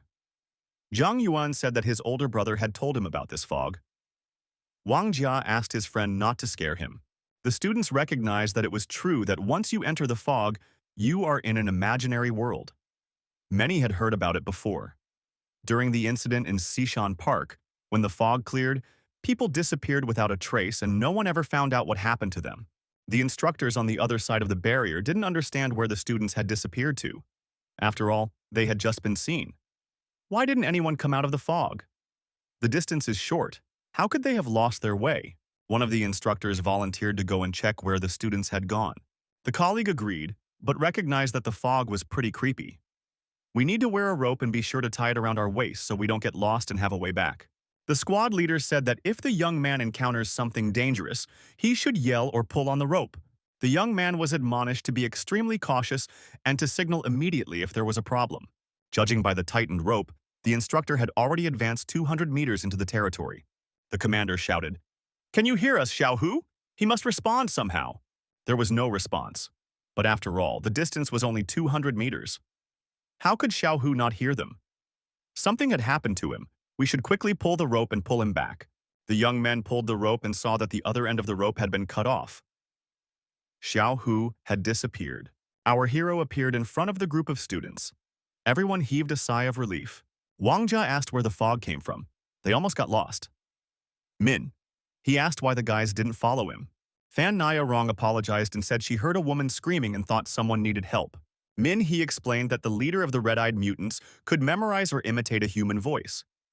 Had anyone present recently called out for help? One of the girls admitted that she had screamed. Her foot had gotten stuck in a wandering vine. Min He assumed that the red-eyed monster had imitated that girl's voice. One must proceed with utmost caution if one heard the call for help again. The student wondered, why weren't there any information about this in the books? Lu Qian replied that they had assumed it, but had no evidence to officially confirm it. Wang Jia suggested contacting the instructors and teachers. However, all had no cell phone service. Li Mian noticed that our hero had a special means of communication and was surprised. After all, only teachers have it. Where did the young man get it from? Min. He established a connection with the subscriber. Luo Ling asked if he had managed to get out and what about the students. He replied that he had only evacuated half of them. Many remained inside the fog. The young man said that if Luo Ling was in the camp, there was still enough time to leave before the fog caught up with them. Would they be able to cover the rear? Luo Lin assured that she would help everyone get out. She could be trusted. Ming. He asked if he could contact the other teachers. The commander replied that only those who hadn't gotten out of the fog. There was no communication outside of the fog. Minghu stated that he had learned something important, but that information was useless right now. Luoling said that any leads will help them now. They need to get as much information as possible. Minghe explained that the abnormal fog is created from mutant eggs. When they come into contact with water, they release a kind of gas. The gas rises up, and when it comes into contact with the humid air, thick clouds of fog are formed. Luoling pointed out that this was a very important finding. Now they have hope for rescue. Recently, the research center had caught a huge centipede with a human face, the only creature from the fog they had been able to apprehend. They tried to bring it back, but the centipede managed to escape. In the initial stages, they found out that these centipedes feed on beetle eggs. They probably prefer mutant eggs in large quantities. By mutating, they can escape from the fog. Ming. He wondered, would they really have to eat those eggs too? Luoling replied that they shouldn't. The eggs are poisonous. Only a centipede can digest the poison contained in them. According to the latest information, the centipede is in the Shao Ridge area. It is most likely in the foggy area right now. Minghe said that they just need to find this centipede, and then there will be a chance to get out of here alive. In that case, there was no time to waste. A group of people led by Teacher Zong appeared out of the fog. He said that they might not be able to get out of this abnormal fog. Even for the Astronomical Union, its isolation ability remained a mystery. Wang Jie wondered, are they really stuck here? He had heard eerie stories about this fog. Zong recognized that the people outside the fog didn't know what was going on inside. They shouldn't rely too much on reinforcements. Min. He told the teacher that they shouldn't give up. The young man added that Commander Luo Ling had already thought of an escape route, but it would take a concerted effort. Lu Tian told Teacher Zong that Ming, who had just contacted Commander Luo Ling. The young man said that we need to hurry before that creature appears. We need to find the maximum number of mutant eggs. Li Min wondered, would Ming He really suggest doing such nonsense in such a situation? How would it help them? The student added that they weren't sure if they would even survive, and now was not the time to think about it. Min He told the audience that these eggs can help them get out of here. They're being used as bait for the centipede.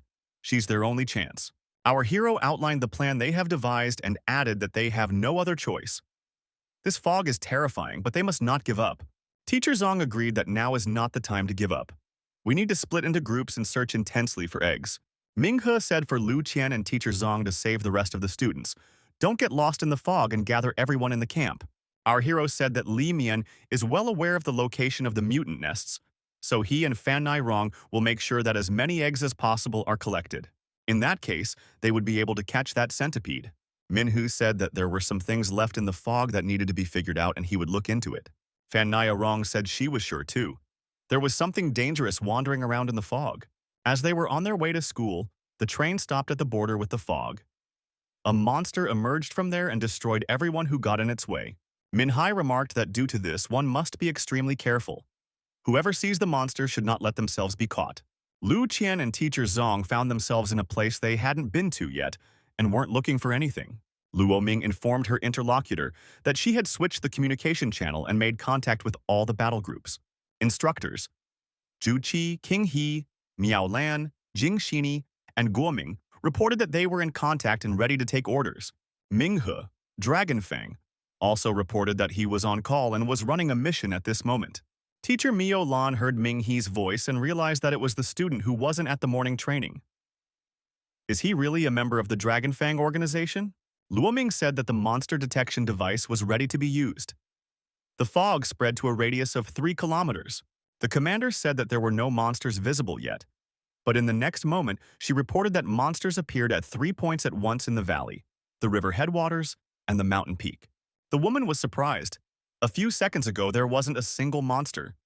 How could they reproduce so quickly? Luoming said that they didn't have a starting point.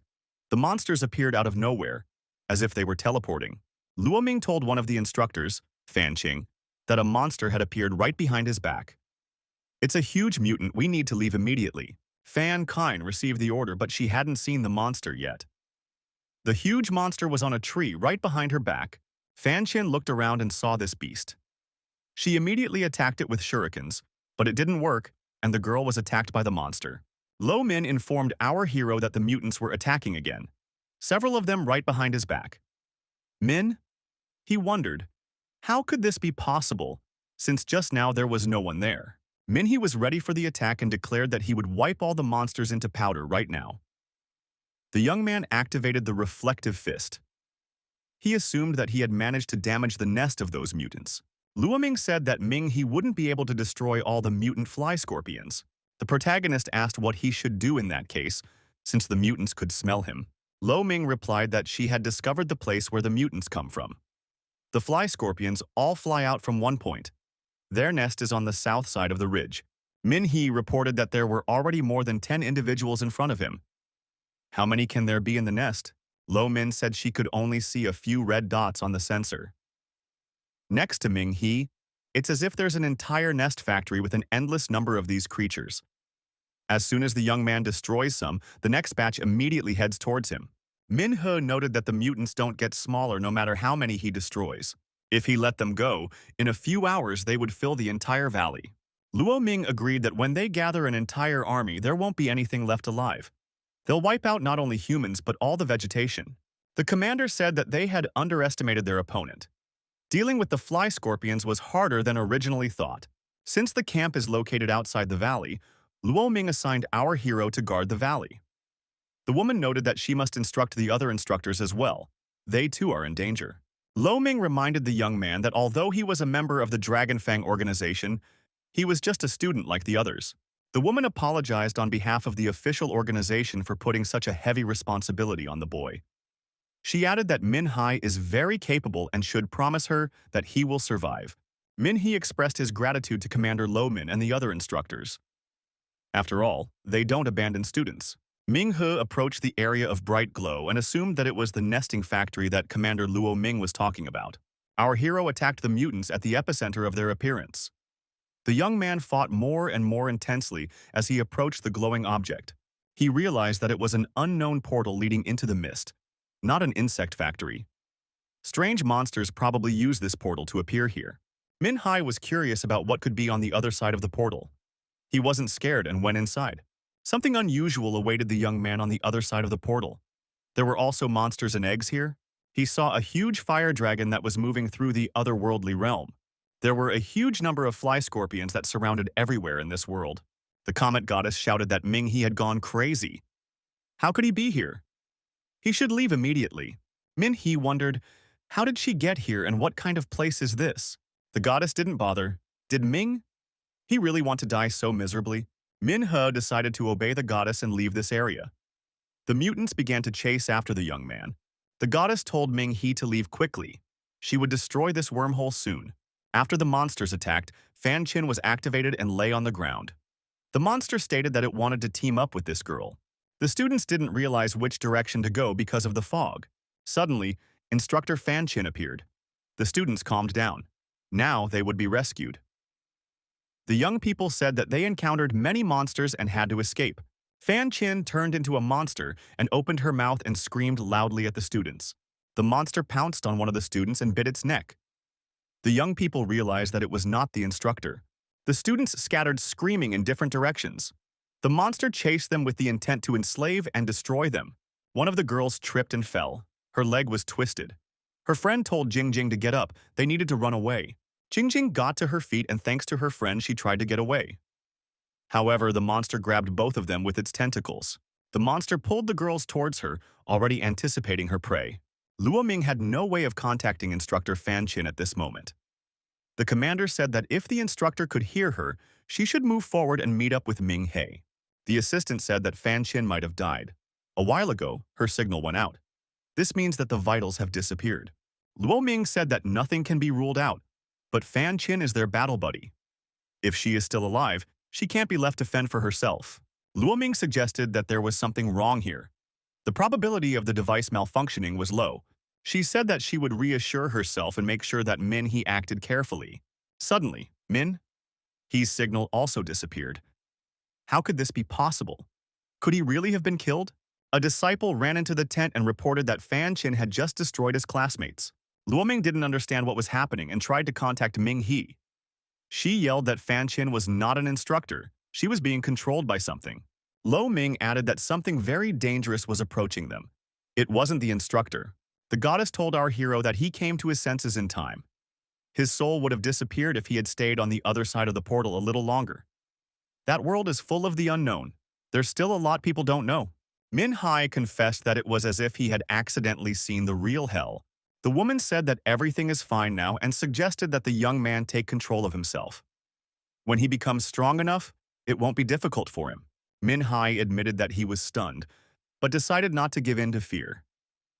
He speculated that his carelessness might have caused the communication device to malfunction. Minghu tried to contact instructor Fan Qin. At this time, a monster in the guise of Fan Qin was sneaking up on the hero from behind. Min He looked back and saw Fan Qin. The girl said she was injured and asked if he could help her get to the camp. The young man noticed that the instructor's eyes were bleeding. The protagonist wondered, why did Fan Qin have dry shoes? After all, she had to cross the river on her way here. In this condition, she wouldn't be able to jump from rock to rock. Fan Qin suddenly turned into a monster and tried to reach for Ming He. The young man realized that it was the same demon from the station. When the demon had eaten the conductor, it was left to digest her body. Then, by taking her form, he could infiltrate the train. So, the real Fan Qin had already died. Ming Hu assumed that the demon ate the instructor's body and then took her form. The young man thought that this creature was very cruel and cunning. If he hadn't noticed its red eyes, he might have fallen for its tricks too. The monster said that the instructor was a tidbit.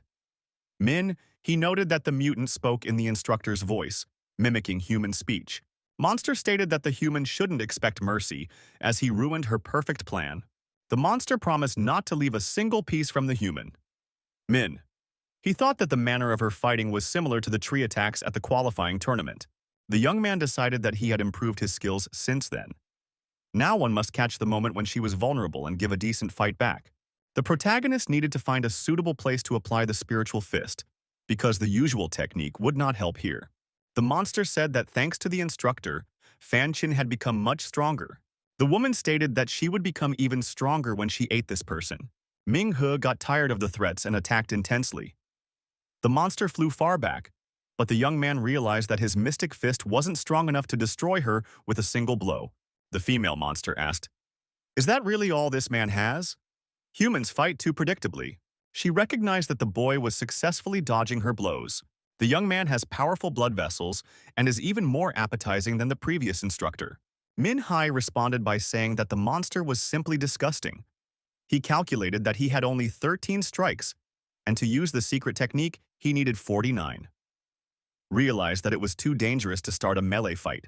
If it wasn't for luck, it would have punctured his stomach and spleen by now. Luck was saving the guy. Need to find a more durable enhancer to destroy the demon with the mysterious fist. Normally, sand would be useless here. Min He thought that a stone 10 times stronger than normal was needed. During his morning run, he had noticed an obsidian cave in one of the mountains in the valley. But now, because of the thick fog, he couldn't see where to go. All he could remember was that there was a dead tree behind the cave. Min He discovered this tree. However, a monster appeared nearby and told the guy not to even think of running away. The woman said that the man would not be able to escape and should let himself be eaten by her. The hero saw the sought-after cave up ahead. The female monster followed Min He into the cave and said that his fists wouldn't be able to hurt her. Ming He replied that she would have to test it and use the Fist of Fury. The monster flew far away, but she stayed on her feet even though she was disoriented. Min He said that she wouldn't wait for mercy. The female monster wondered how he managed to do that. Ming He said that it didn't matter who the monsters were or how powerful their kingdom was. If they dare to take over this land, will be immediately exterminated without the right to exist. The monster said that people would not be able to escape and save themselves. Everyone here was doomed, as no one could hide from the mist. The monster found herself restrained by the crystals activated by the hero. Min He saw that a strange object appeared on the destroyed monster. What could it be? The goddess from the mist said it was a drop of life, the same one that granted or changed abilities. The moon demoness was a high-level mutant. She had not yet reached the peak of her strength when the young man destroyed her. Minghe had noticed that she was quite strong the first time they met. But today, he really felt her power. She had almost defeated him. The goddess had said that intelligent mutants that could evolve were very dangerous. If not dealt with immediately, they would turn into the moon demon realm. Minghe realized that the appearance of the drop of life was now explainable. The goddess suggested that the young man give the drop to her for purification. As long as the mutant spirit was in it, he wouldn't be able to use it. Minghe asked goddess Xiaohua if she would use the drop to become stronger. After all, she was higher in level than this moon demoness. Xiaohua replied that she couldn't handle this demoness, but if the guy could prove otherwise, she would accept it. After all, he himself wanted to show how beautiful human life was. Despite the recent events, her point of view remained unchanged for now. Minghu knew that Xiaohua would support him and make him stronger so that he could fight the most powerful being of the other world.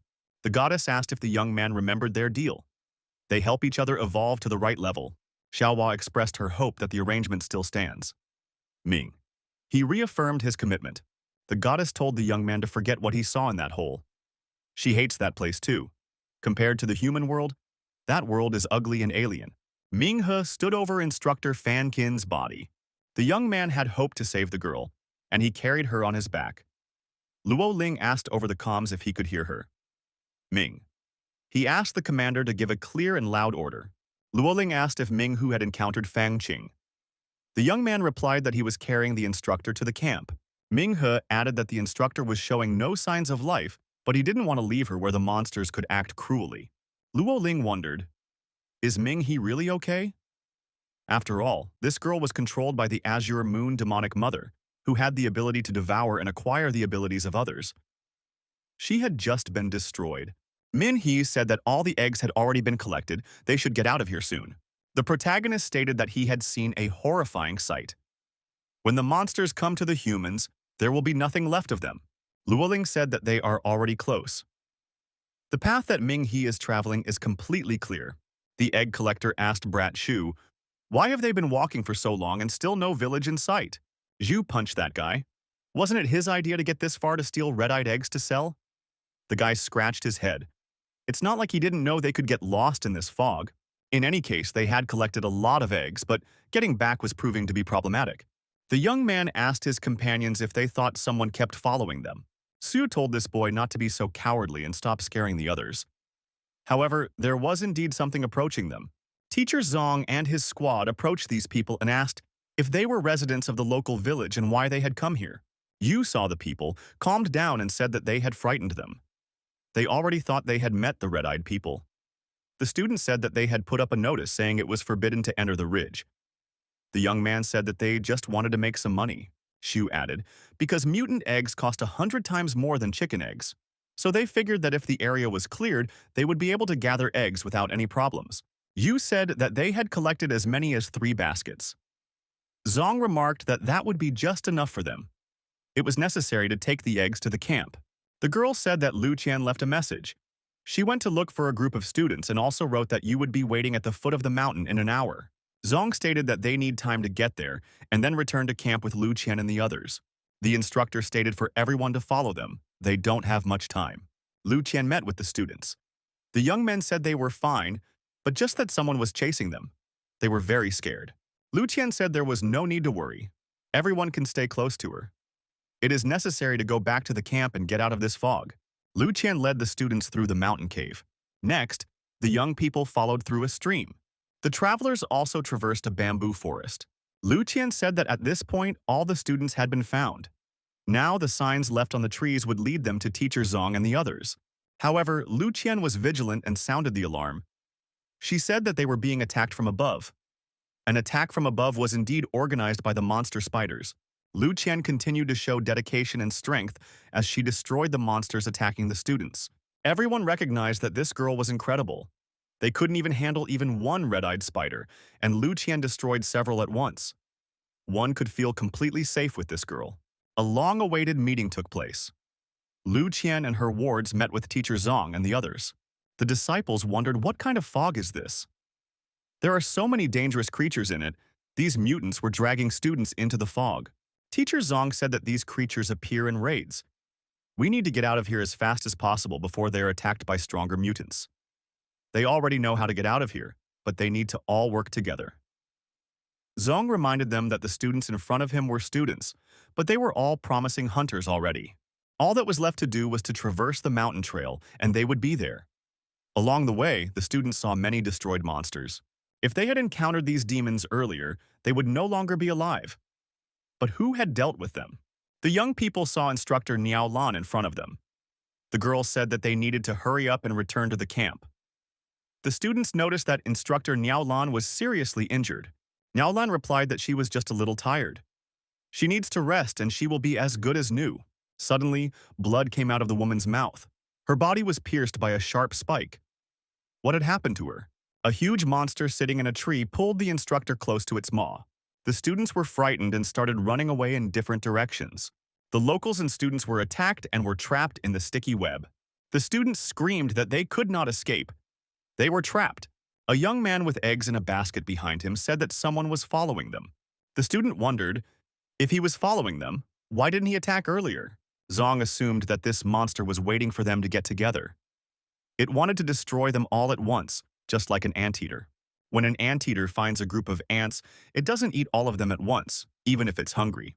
Instead, the anteater hides, chasing the ants. The ants will lead the anteater to its nest. The anteater will then destroy the entire ant nest, including the former ants. The ants have a special way of communicating. If one of them is attacked, it will warn the others to flee from danger. The girl said that now she understood everything. The monster communicates with them like ants. He was waiting for enough people to gather to eat them all at once. Lu Qian noticed that the monster decided not to wait for them to arrive at the camp, stopped them halfway there. So the monster knows that the camp is guarded by stronger people. Lu Qian said that this monster is afraid. That means they can defeat it after all. Professor Zhang was reported that teacher's assistant Lu is coming to help free the classmates. Lu Qian said that she would deal with that rascal herself, to the fullest extent of the law. Zhang told the girl to be careful. Lu Qian was unstoppable and fiercely attacked the huge monster. Teacher Zhang thought that Lu Qian deserved to take second place in the battle. She is the pride and joy of the Superhuman Institute. Any other student would be petrified and unable to react. One must hope that Lu Qian can buy them enough time. But what was she trying to do now? Teacher Zhang saw that Lu Qian could not do the task alone and told the girl to get as much help as she could. Lu Qian, with the support of the students, began to win, and the monster was suffering damage. Teacher Zhang activated acid rain and protected the students from the monster's attack. Zhang said that he could provide cover, but he himself was unable to fight this demon face to face. Lu Qian replied that it's okay. Protecting her fellow students is also her duty. The students were perplexed. Where did all these demonic spiders come from? The young people were shocked. What are these spiders doing? Why are they destroying their fellow humans? After the spiders destroyed the other monsters, they headed towards the giant boss. It turns out that the giant monster heals itself. It uses its brethren to heal its wounds. Had all of Lu Qian's labors been in vain? After all, it wasn't easy to damage it. Zhang said that each of the students had superpowers. If they work together, they can get out of this mess. They can't let Lu Qian fight alone. The girl said for the teacher not to blame these students. The giant monster is the Skull Widow. She has an overwhelming Lord rank aura. She planted the seeds of fear in the minds of all people. Now she is using everyone's terror to nurture those seeds. The student asked the teacher what should they do. Does the professor have a way out of this web? Zhang stated that they cannot abandon those who are trapped. This monster has the ability to regenerate. Killing it now they are unable to. Lu Qian said for the professor to take the students and get out of here. She will apprehend this monster, after all it is her duty. The girl believed that her classmates would band together and stand up and fight in the future too. Lu Qian said that this monster ate half of the demonic spiders. Because of that, it not only healed but also became stronger. Lu Qian, using her unique abilities and internal energy, lifted herself off the ground and prepared for a fierce attack. However, the students didn't want to retreat. They said that despite the fear that paralyzed them, they were also students of an outstanding evolution academy after all. They couldn't sit back and wait for their doom. Lu Qian approached the spider web and prepared to release the captive students. The huge spider monster said that the prey was caught in the web. The prey must be eaten. It is delicious. Lu Qian shouted that she is not prey. These vermin must be destroyed. The monster said that humans are pests to the universe. After working properly with the acid solvent, Teacher Zong said that the passage was done. You can take the humans out. The students cheered, for they had finally gotten out. The professor told the young people to take their time and not to create a jam. The students suggested that the spider monster had hypnotized Lu Qian. There was no way to reach her now. The spiders became active again and went on the offensive. Zong shouted for Lu Qian to wake up and come to her senses. The instructor said that they are closing the trap again. It is necessary to leave immediately or it will be too late. Teacher Zong must protect the students. They must not stay here. The teacher thought, if the monster is holding Lu Qian by force, no one will help her but herself. Zong hoped that Lu Qian would have enough willpower. The teacher turned around and mentally apologized to the student. He sincerely wanted her to survive. The monster believed that the students would continue to smile and live, disregarding the fact that Lu Qian was trapped. Her flesh would be gnawed by spiders until only bones remained of her body. Lu Qian's soul would be trapped here. The girl gathered her strength and shouted that the monster wouldn't be able to trap her. The monster said that maybe the girl's willpower is strong now, but isolation is one of the fatal flaws of humanity. People are afraid of being isolated. Their faith and beliefs are generated by other people. When people are isolated in this world and subjected, their faith will be meaningless. The flow of time slows down here. The girl has time to think about her miserable reality. It seems like she was a genius who grabbed everyone's attention. This genius never felt sincerity. People praised the girl and flattered her, pretended to treat her well but kept their distance. People did not feel the slightest affection for the girl. They thought her ideal image was insincere. Time flows slowly here. She has plenty of time to think. Teacher Zong controlled the student's exit from the danger zone. At this time, Ming He came over to him. Lu Qian replied to the monster that it's just ridiculous. He is a vicious creature who ate his fellow creatures to heal his own wounds. How dare he mock humans as if they were pests? Lu Qian added that humans are 100,000 times more generous than these monsters. They sacrifice themselves for their comrades. These monsters are only capable of using each other. That's pretty disgusting. The spider monster said that the girl's comrades left her here alone. Lu Qian remarked that it was her choice. Monster said that those people had a choice too, and they chose to leave her behind. Ming He asked the teacher, "Did everyone come out? Didn't they forget anyone?" Zong replied that they were able to get out because of Lu Qian. The instructor added that her sacrifice shouldn't be in vain. Min He was indignant. Teacher Zong told Min He not to go there. It's a master-level spider monster. It uses the power of illusion to catch its victims. The young man's fighting ability won't be enough. He won't even be able to move. The teacher added that Min Haye will be consumed by fear. The instructor added that Ming He would be a burden to Lu Qian. Ming He shouted that compared to the pain of loss, fear was nothing. Our hero made his way inside. At this moment, Luo Ling came on the line. She asked for Instructor Lu and Teacher Zong to answer her. Teacher Zong said that they could hear Commander Luo Ling well. There's a steady connection here. Zong. Commander Lo Lin said she had information regarding the current casualties. As soon as that happened, she dispatched a member of the Dragon Fang organization. He should be almost there by now. Instructor Liu said that they could definitely use such a person here. But they hadn't seen anyone here except for Ming He. Teacher Zong thought, could Commander Luo Ling really be talking about Ming He? But isn't this guy an ordinary freshman? It can't be that a newbie student has already become part of such a strong organization. Ming He saw Lu Qian standing motionless right in front of the monster and rushed towards her. Without wasting time, our hero attacked all the spiders that came across him on the road, and, approaching the girl, grabbed her in his arms. The young man said that now it was the turn of this boss monster, and gave him a crushing blow. Where the spider had just been, a huge funnel was formed. At the bottom of the funnel rested the remains of the spider monster. Ming He once again picked up the girl under his arms and stared intently into her eyes. Was she still under hypnosis? Consciousness began to return to Lu Qian, but she didn't realize what had happened to her. Ming He held out his hand to the girl. Lu Qian didn't realize who was in front of her. The girl said that her head was splitting. Our hero tried to get out of the place with Lu Qian. On the way, he met Juqi's instructor. The instructor said that the other students reached the camp safely. Ming. He did well for being able to defeat the boss spider monster. If it wasn't for him, there would have been many more casualties. Ming He said that Lu Qian had done the bulk of the work. He only gave the final, controlling blow. The girl needs help. She was under the influence of illusions and was heavily hypnotized. Fortunately, the spider monster didn't have time to imprison the girl in its trap. Otherwise, Lu Qian would have remained paralyzed. Minga noticed that the girl was in no danger of that now. Before she lost consciousness, she said something. So everything was fine, and they should return to the base.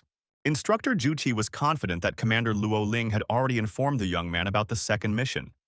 Ming He confirmed that. Juqi asked if there were any witnesses when Ming He fought to save Lu Qian. The young man replied that the witnesses saw him go inside. But what happened? The instructor said that Commander Luo Ling had recommended Ming He to join their team, but he had his doubts. Now he was glad that Ming He was here. Juqi reintroduced himself. He is the commander of the Dragon-Tooth Squad of the Southgurn Division. He doesn't mind if Ming He calls him Instructor Juqi.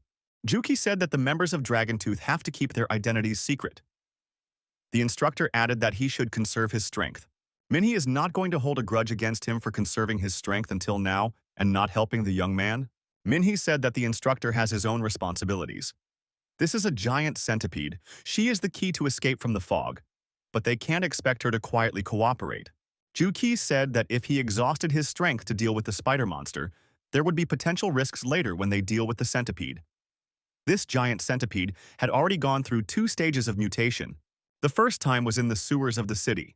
The second was in the fog at Zishan. Its level has reached the Lord rank. This is a calamity in every sense of the word. Min He recognized that they can't afford to take any chances. He realizes that the search and rescue efforts will be in vain if there is a problem with the plan. Therefore, he has faith in Commander Luo Ling and the decisions she makes. Instructor Juqi said that he thanks the young man for his help and is glad that the guy understands everything. Ming He asked what should he do next. Juqi said that Ming He should continue to hide his activities in Dragonfang. Juqi explained that information had reached them. One of the students belonged to the Will of Heaven organization. Juqi said that dealing with the horror they had caused was one of Dragonfang's main tasks. That's why they need a classified agent. Does Ming He remember Dr. Chao Shu Hua, who the young man fought with in Lanyang? He was a member of that organization. With the mutagen he invented, he was going to get their approval and then join the team. Min He asked, was this about the mutagen that turned animals into monsters and caused a crisis in the entire city? Was it all done for the purpose of joining the Will of Heaven organization? Juqi replied that Ming He had seen for himself that the doctor had gone crazy. Ming He asked Juqi, so, is there someone in their school who shares their views? The instructor asked what Ming He thought about this fog. Our hero was sure that this fog was supernaturally created. It's a true natural disaster and man is definitely not involved in causing it. But if it was all planned and someone decided to deal with the new generation of hunters, then the Shao Ridge would be strewn with victims. Juqi had noticed that the modern mages did not let their guard down, which was why it was so difficult for the Will of Heaven to destroy them. But if the new superhumans are still unable to finish their training, it will not be easy for the hunters to build order in the universe in the next 10 years. Every year, the Southern School graduates superhumans ready to serve for the good of society. Ming He and Lu Qian should be the pillars of humanity. But if the young people here die, the victory will go to the enemy. Ming. He admitted that he hadn't thought about it before. Juqi said that the fight will be long as they fight to survive. At this time, the monsters are fighting to exterminate humans and are using all sorts of means to do so. It turns out that humans aren't the only sentient being in this war. Minhun noticed that if this fog was created on purpose, he would definitely find out whose hands it was. The enemy could be anyone, a teacher, instructor, student, or even one of the members of the organization. It is necessary to be suspicious of everyone in South City. Min Haye should also not tell anyone that he is a member of Dragonfang, not even his girlfriend. He said that she fainted almost immediately and didn't notice him. The young man added that none of the students or teachers had ever seen him fight before. Juqi said for the boy to keep it up. So they will say that Instructor Juqi destroyed the boss monster Spider and saved Lu Qian. Ming He agreed. Juqi said that the organization would compensate the young man for this. Min He got excited. Would he really be rewarded? When Min He approached the students, Teacher Zong asked, was it Min He who saved Lu Qian? Min He replied that he rushed to help, but Instructor Juqi destroyed the spider. Ming Hu added that Lu Qian is his former classmate, so he acted. The guy remarked that he wouldn't have been able to defeat the boss spider monster alone. Fan Naya Rong said that they had already decided as if Min Hai was a member of the Dragon Fang organization. Min Hai replied that only the best of the best are taken into that organization, and he just joined the school. Li Mian said that he is Min Hai's roommate. He knows for a fact that Min Hai is not a member of Dragon Fang. Min He asked his friends if they collected mutant eggs that didn't get wet from the rain.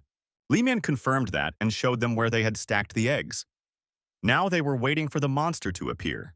Suddenly, everything around them shook. Min, he immediately mobilized and said that the monster was on its way.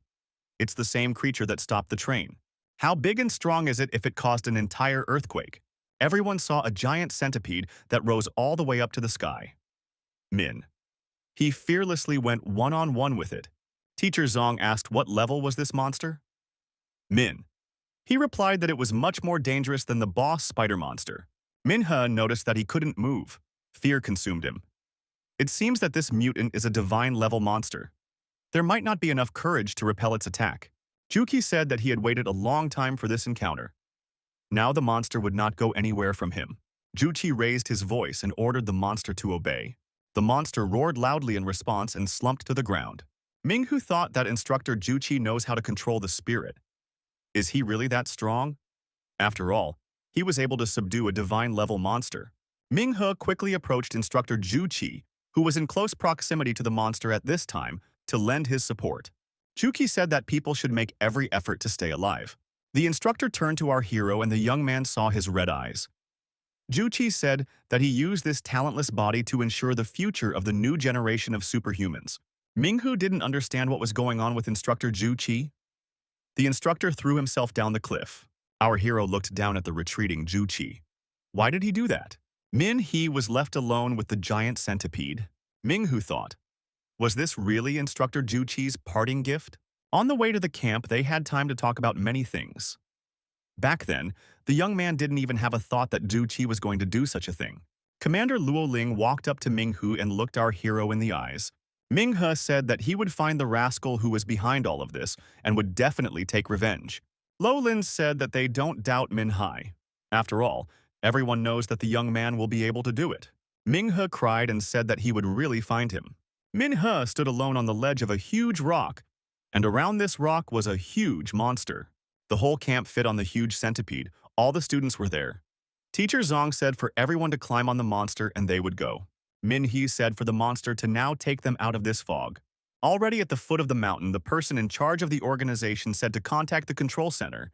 We need to report the situation inside the fog as soon as possible. It is necessary to be cautious. No one should enter the fog. At this moment, everyone saw a huge centipede appearing from the fog. Riding on top of the centipede was Commander Luo Ling. She greeted the people present. The woman said that they were able to shorten this huge creature. People rejoiced when they learned that the students were alive and were able to get out of that fog. The defenders of South City were immensely happy, for these people had survived. Commander Luo Lin reported to Protector Peng that the 346 members of the group had been brought back safely. Peng said that considering the level of danger they were in, they had done well. But what happened to the team of instructors? Luo Ling replied that instructors King He, Jing Xing, and Guo Ming were all fine. Fan Qin, Miao Lan, and Zhu Qi had all died. They sacrificed their lives for the success of this mission. The attendees saluted the dead who had contributed to the defense of this country. The manager of South School, Mrs. Meng, said that this school will always remember their feat. At the memorial ceremony, portraits of the benefactors of this school were shown. They are heroes and idols who will be forever honored and respected.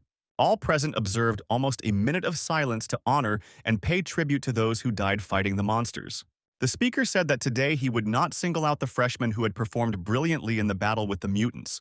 He thanked everyone who had made significant contributions to the academy. The attendees saw Lu Qian, the pride of this school, again. Some had heard that the girl had fought against a Lord-rank monster and saved more than 100 new students. Their lives were saved thanks to Lu Qian. Teaching assistant Liu Shu was also honored with an award. Accolades and awards went to new student Li Jin for his efforts in support. New student Ming, he was also honored for his efforts in support. The speaker thanked new student Fan Naya Rong for her excellent work and efforts in support. The man said that from this exercise and the following disaster, students properly understand the horrors and cruelty of the outside world. The ordeal that everyone has experienced is just the daily life of every superhuman. The leader said that their bodies served as vessels for their willpower, and they created this safe haven for humans to thrive. It was only because of their efforts that it was now possible to enjoy such precious moments of life. The leader added that everyone present will live up to their expectations. He can already say this about several students who have decided to put themselves on the line. They have an extraordinary future ahead of them, a shining ray of hope in the midst of crisis. Lu Qian returned to her room with a bouquet of flowers. At this time, a phone call rang. It was Ming He on the line. Lu Qian was very excited and even blushed with embarrassment. The young man said that he was waiting for the girl downstairs. Ming Hu inquired if he could stop by for a visit. Lu Qian replied for him to go upstairs. The door was open. The young men met, and joy was in each of their eyes. The young man asked how Lu Qian was feeling. The girl replied that she was better now. Lu Qian added for Ming Hu to come into the room and take a seat. The hostess offered the guest a cold drink and asked if he was the anonymous student. Lu Qian said that many people had seen Ming. He break into the spider's nest. The young man replied that everything was like a blur. That monster boss spider almost destroyed him. Ming He added that it was good that instructor Zhu Qi had arrived in time.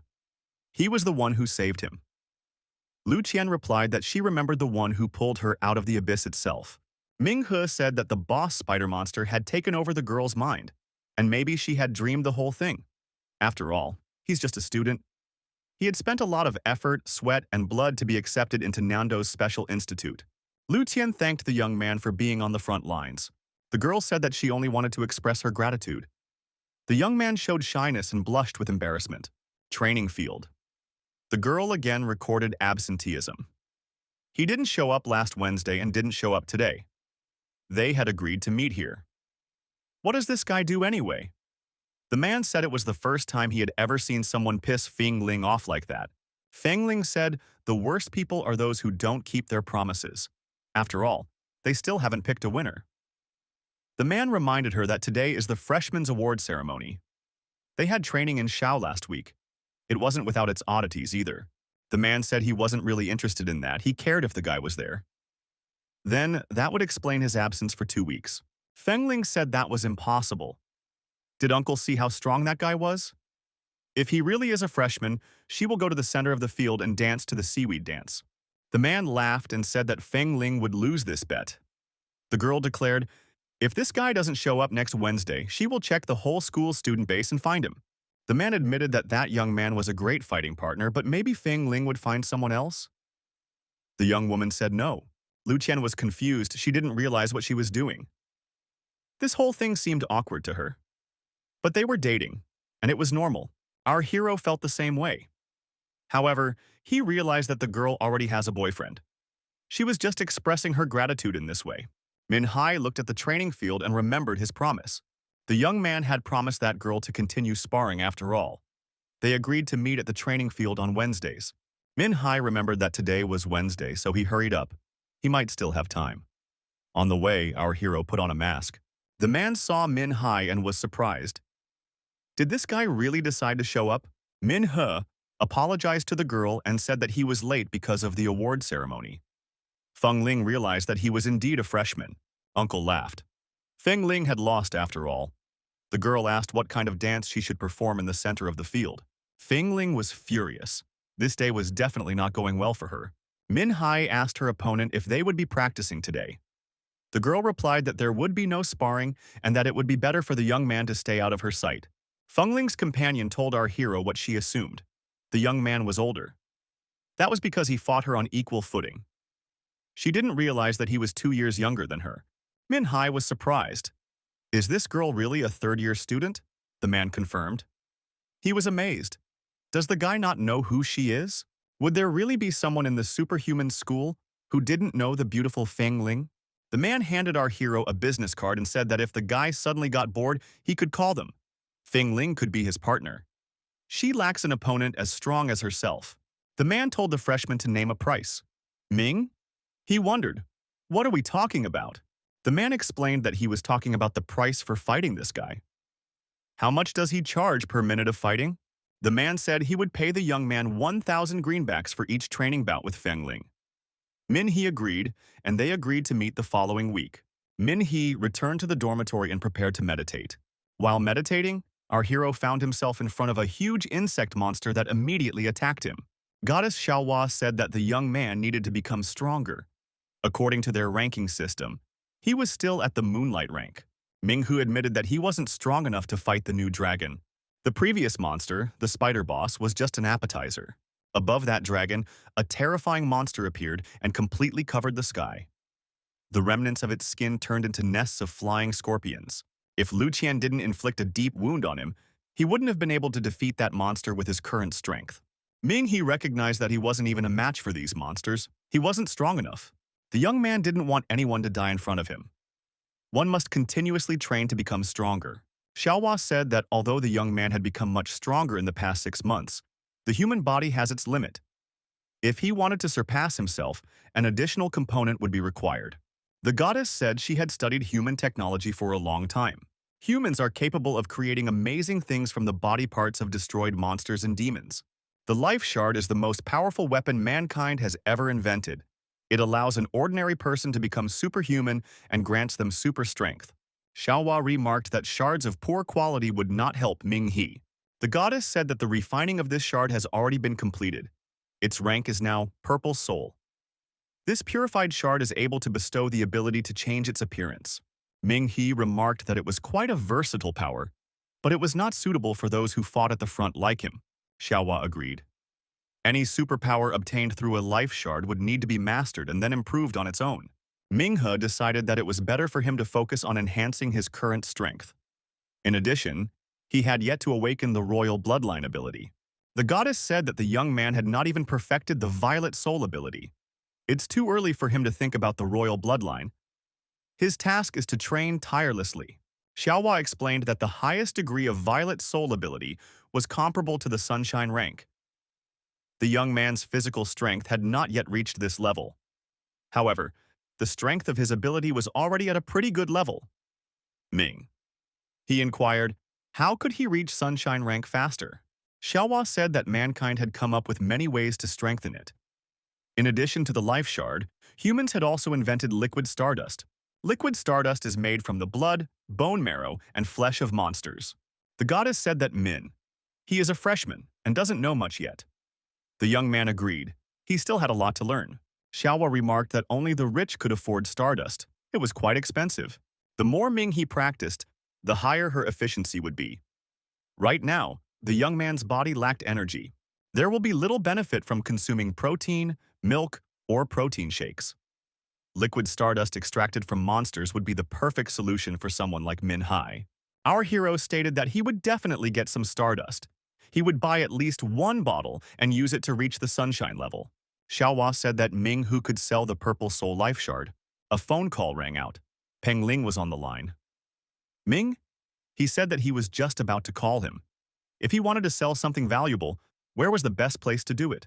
Peng Ling said that the easiest place to go would be to the Hall of Hunters. Min-he asked what to do if he wanted to buy something expensive. Peng Ling replied that in that case he should go to the Hall of Hunters as well.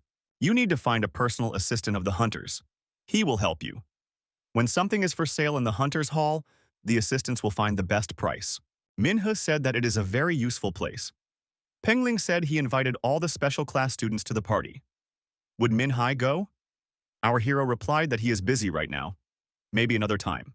Peng Ling added that if Min-hai had any problems, he could feel free to contact. He had good connections in Handu. Min-he gave his thanks.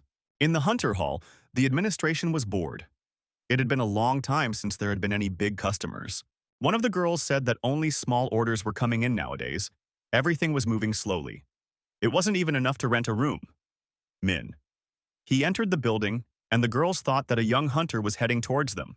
The young man had a hunter apprentice badge on his chest. One of the female staff members said that she would rather do charity work than be an apprentice hunter's assistant. Jiang could do that. Jiang saw the young man and approached him. The young woman inquired if there was anything she could do to help. The staff member introduced herself as the hunter's assistant, Jiang. She asked the young man for the hunter's code to better advise him. After getting the information she needed, the young woman informed him that the hunter apprentice in front of her was a moonlight rank hunter apprentice. However, due to the successful completion of the past mission, they could promote him to the rank of Moonlight Hunter. Jiang asked if the apprentice wished to upgrade his rank. The next level would allow one to take on more difficult missions. He said yes. The protagonist added that that wasn't why he came here. The young man explained that he would like to sell the purple soul life shard. Jiang exclaimed when she saw the item. The girl clarified if the young man was sure that he had this particular rank. Jiang examined the item carefully and realized that everything was true. Another assistant approached our hero and said that Jiang worked here recently. She was still a newcomer. The girl introduced herself as a golden rank hunter assistant. Such valuable items can only be sold by experts of her level. He said that he would continue talking to the girl named Jiang. Jiang took the crystal in her hands and thanked He. The assistant said she would contact an appraiser. The specialist will provide the young man with a detailed analysis of the life shard. After the initial price is set, it will be auctioned off at the Hunter Hall. He said that he needed help. He would like to purchase liquid stardust. The young woman asked what degree of purification the young man was interested in the product. Jiang offered to go to the VIP room. The appraiser would soon analyze the life shard and set an initial price. If the price is not satisfactory, an appeal can be made. Jiang reported that a small shipment of liquid stardust had recently arrived. She added that it is a high purification level dust, so it is very expensive. The purification level depends on how long the liquid has been neutralized from the poison. After all, stardust is mined from monsters and dangerous creatures. Even with current technology, it is impossible to completely get rid of the toxins. That's why liquid stardust shouldn't be abused. In the case of an overdose, the body could suffer irreparable damage. He thought that even if he wanted to, he still couldn't overdose. It was too expensive. The higher the level of purification, the less toxins in the dust. The body will be able to neutralize them faster. Even high purification stardust takes about 6 months to eliminate from the body. The girl added that it is not recommended to use stardust more than once every 6 months. She specified, if a young man fights honestly and trains a lot, his body will neutralize the poison faster, and the interval of intake can be reduced. Our hero inquired about low-grade stardust with a more affordable price. Jiang said that the poison of such dust is eliminated from the body within 4 years. Although the price of low-grade stardust ranges from 100 to 200,000, it will take more than 10 years to be fully neutralized. The girl added that in doing so, the young man would risk seriously damaging his body. He thought that right now, his body lacked nutrients even for training. The fastest way to get stronger was to buy high-quality stardust. Every time he took the stardust, our hero's strength would increase significantly. He said for the girl to keep him informed if the high-grade dust appears. Jiayang handed the young man a business card and said that these were her contacts. She would become his personal assistant. He could always call if he needed anything. An appraiser approached the young men and informed them that the inspection of this life shard had been completed. This is a first-class violet soul shard that can grant people superpowers to change their appearance. The appraiser offered to bid this crystal for 2 million. The man added that if the young man is satisfied with everything, the item will be put up for sale soon. Hai said that he agrees. Jiang said that the young man's deals earn him hunter points. If he closes 2 deals, he will have enough points to increase his rank. Once the young man passes the strength assessment, he will become a sunshine rank hunter. He said that his strength hadn't reached sunshine yet, but it wouldn't take long. Xiang wondered. Is that why the young man needs stardust? The boy asked, as the assistant left the expensive orders for him. The young man returned to Nandu school and thought he could finally dive into school life in peace. According to the schedule, our hero had classes in the mornings. In the afternoon, there were practice fights. After the fights, returning to the dormitory, the young man did his homework. The class began. Almost all the fragments of the cataclysm emitted radiation. The professor continued the lecture. He said that these fragments can change the structure of some minerals. Professor Feng suggested taking an ordinary stone. When this stone receives radiation from the cataclysm fragment, it would turn into a clot of rare crystal in a matter of time. The professor added that not even steel could match its density. Mr. Feng said that he now has a crystal clot in his hands. Minghu received a message that the soul shard was successfully sold for 3 million. The money arrived in the bank account. The young man thought that he had become rich in one day. This is better than mining cryptocurrency. Professor Feng asked the head of the class. Was there anyone who could come out and demonstrate something to them? The student said that Minghe The first-class superhuman was willing to demonstrate something, Mr. Feng said. For Minhee to come out and demonstrate something in front of the class, there was nothing to be shy about. The professor asked the young man to use all his strength to break that mutated crystal. The professor added for the young man not to underestimate this tiny crystal. The professor remarked that 90% of the people present would not be able to leave even a scratch on this crystal. At this time, our hero was trying his best. Everyone present noticed that the mineral contaminated by the radiation of the cataclysm fragment was changing its structure. Feng added that, after the crystal absorbed all the elements around it, it would turn into a mutated crystal-like material. The professor turned to the young man and was stunned by surprise. The crystal had been crushed to powder. Our hero excused himself after all. The professor himself had said to use all his power. Feng asked if the young man was a high school student who had sneaked in here. The professor assumed that it was a defective crystal. It was definitely his mistake. He should have brought a higher category crystal. Professor Feng observed that such crystals were high-grade minerals. If the youngsters find such crystals, they should keep them for themselves. They would be useful in many ways. Minhee looked at his hand and didn't understand what was going on. This small mutated crystal was somehow reacting to his mystic fist. The hero's hand was covered in shards of crystal. Minhee approached the professor after the lecture and said that he had a question about the mutated crystals. Minhee showed the professor his hand studded with crystals. The guy said that it happened when he affected the crystal with his power. The professor said that it was an amazing ability. Minhee thought that because of his mystic fist, he could absorb different materials and release their properties through his fist. Professor Feng said that in that case, it was not surprising that something like this happened. The young man remarked that such a small mineral shouldn't have caused such a strong reaction. The professor replied that someone wasn't listening to him. After all, he had talked about it in class. Being exposed to radiation, the mineral absorbed all the surrounding elements, turning into a crystal that is many times denser than ordinary stone. It cannot be underestimated. The amount of minerals it absorbed could be compared to a small mine. Mingho wondered. Did his fist react not to the size of the mineral, but to its density? Professor Feng suggested an experiment and told the young man to follow him. The teacher said that he had better quality samples in his lab. The professor noted that even outside of school hours, he remains the young man's teacher. Mr. Feng added that the young man can approach him at any time. It is his responsibility to answer his students' questions. Mr. Feng led the student into his laboratory. The young man looked around with interest. Minghu was surprised to notice that his hand began to change as he approached the better quality sample. Mr. Feng suggested that the young man put on protective gloves. The teacher said that the young man's ability was outstanding. After all, it was a royal blood. Minhee wondered, how did the professor know? Feng replied that he had an eye for such matters. Otherwise, he wouldn't be able to teach at the superhuman school. The professor said that he could tell more than just the young man's rank. The boy was still a long way away from fully mastering his superpower. Professor Feng said that when the young man joined them, his hand was accidentally exposed to the mutated crystals. Ming. He noticed that not much time had passed and he had already gotten his power. The boy asked the professor to help him learn how to use this power. The professor reminded him that the young boy's ability allows him to absorb certain substances and release their properties through his mystic fist. When he needed to absorb a substance, all he had to do was touch it.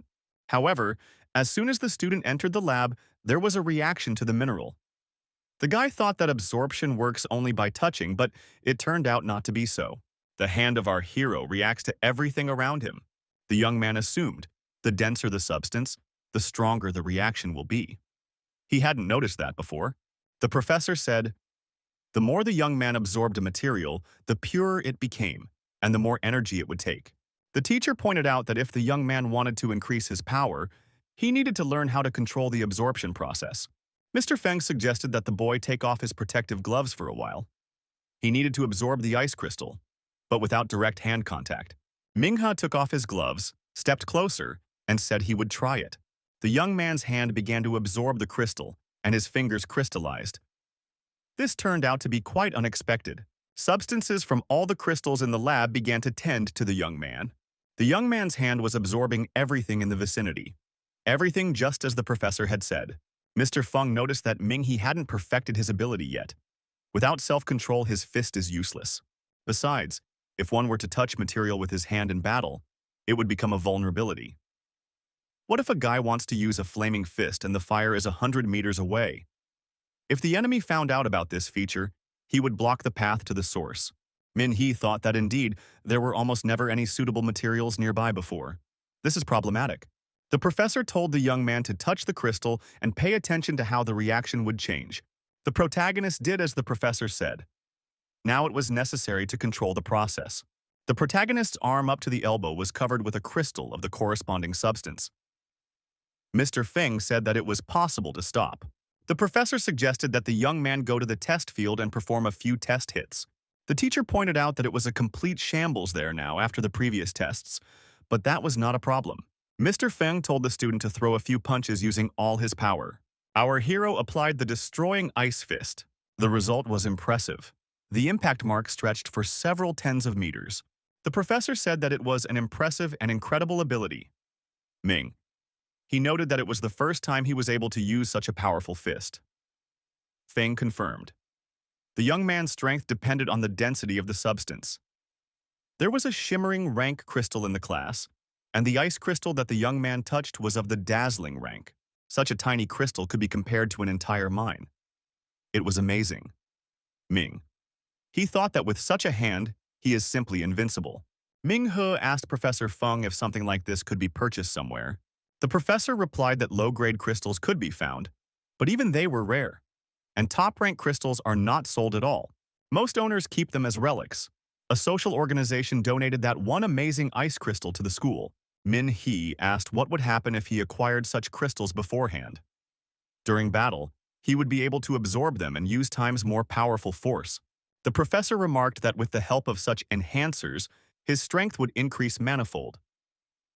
But there's a problem. It's all insanely expensive.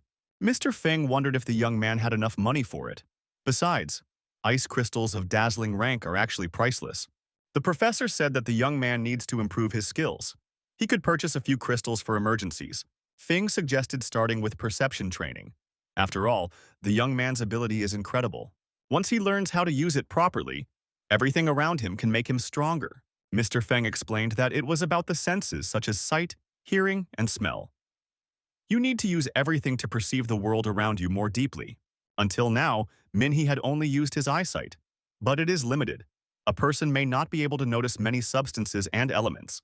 The skin can sense temperature, the nose can sense dust in the air, the ears can pick up the sound of flowing water. Hands can feel the blowing of the wind. The professor said that a student should train all 5 senses. One should focus on small things. The eyes should not control the body. Min-hee suggested that one should start practicing with his eyes closed. The professor brought some altered crystals. Dim, shimmering, bright, and dazzling rank. The student can try to determine their rank. Min-hee thought that at first glance they were no different. The professor said that was why the student should develop perception. To use more than just his eyesight. Such training would change his perception of the world and allow him to pinpoint the right materials. Min-hee said he understood. He would be able to use everything around him and turn it into a powerful weapon. Feng noted that perception was the first goal. Absorption is the second. The professor clarified. By absorption, he did not mean touch. A young man should be able to pick out substances even at a distance of thousands of kilometers. Ming-he wondered. Would he really be able to absorb materials that far away? Mr. Feng said that the young man was just underestimating himself.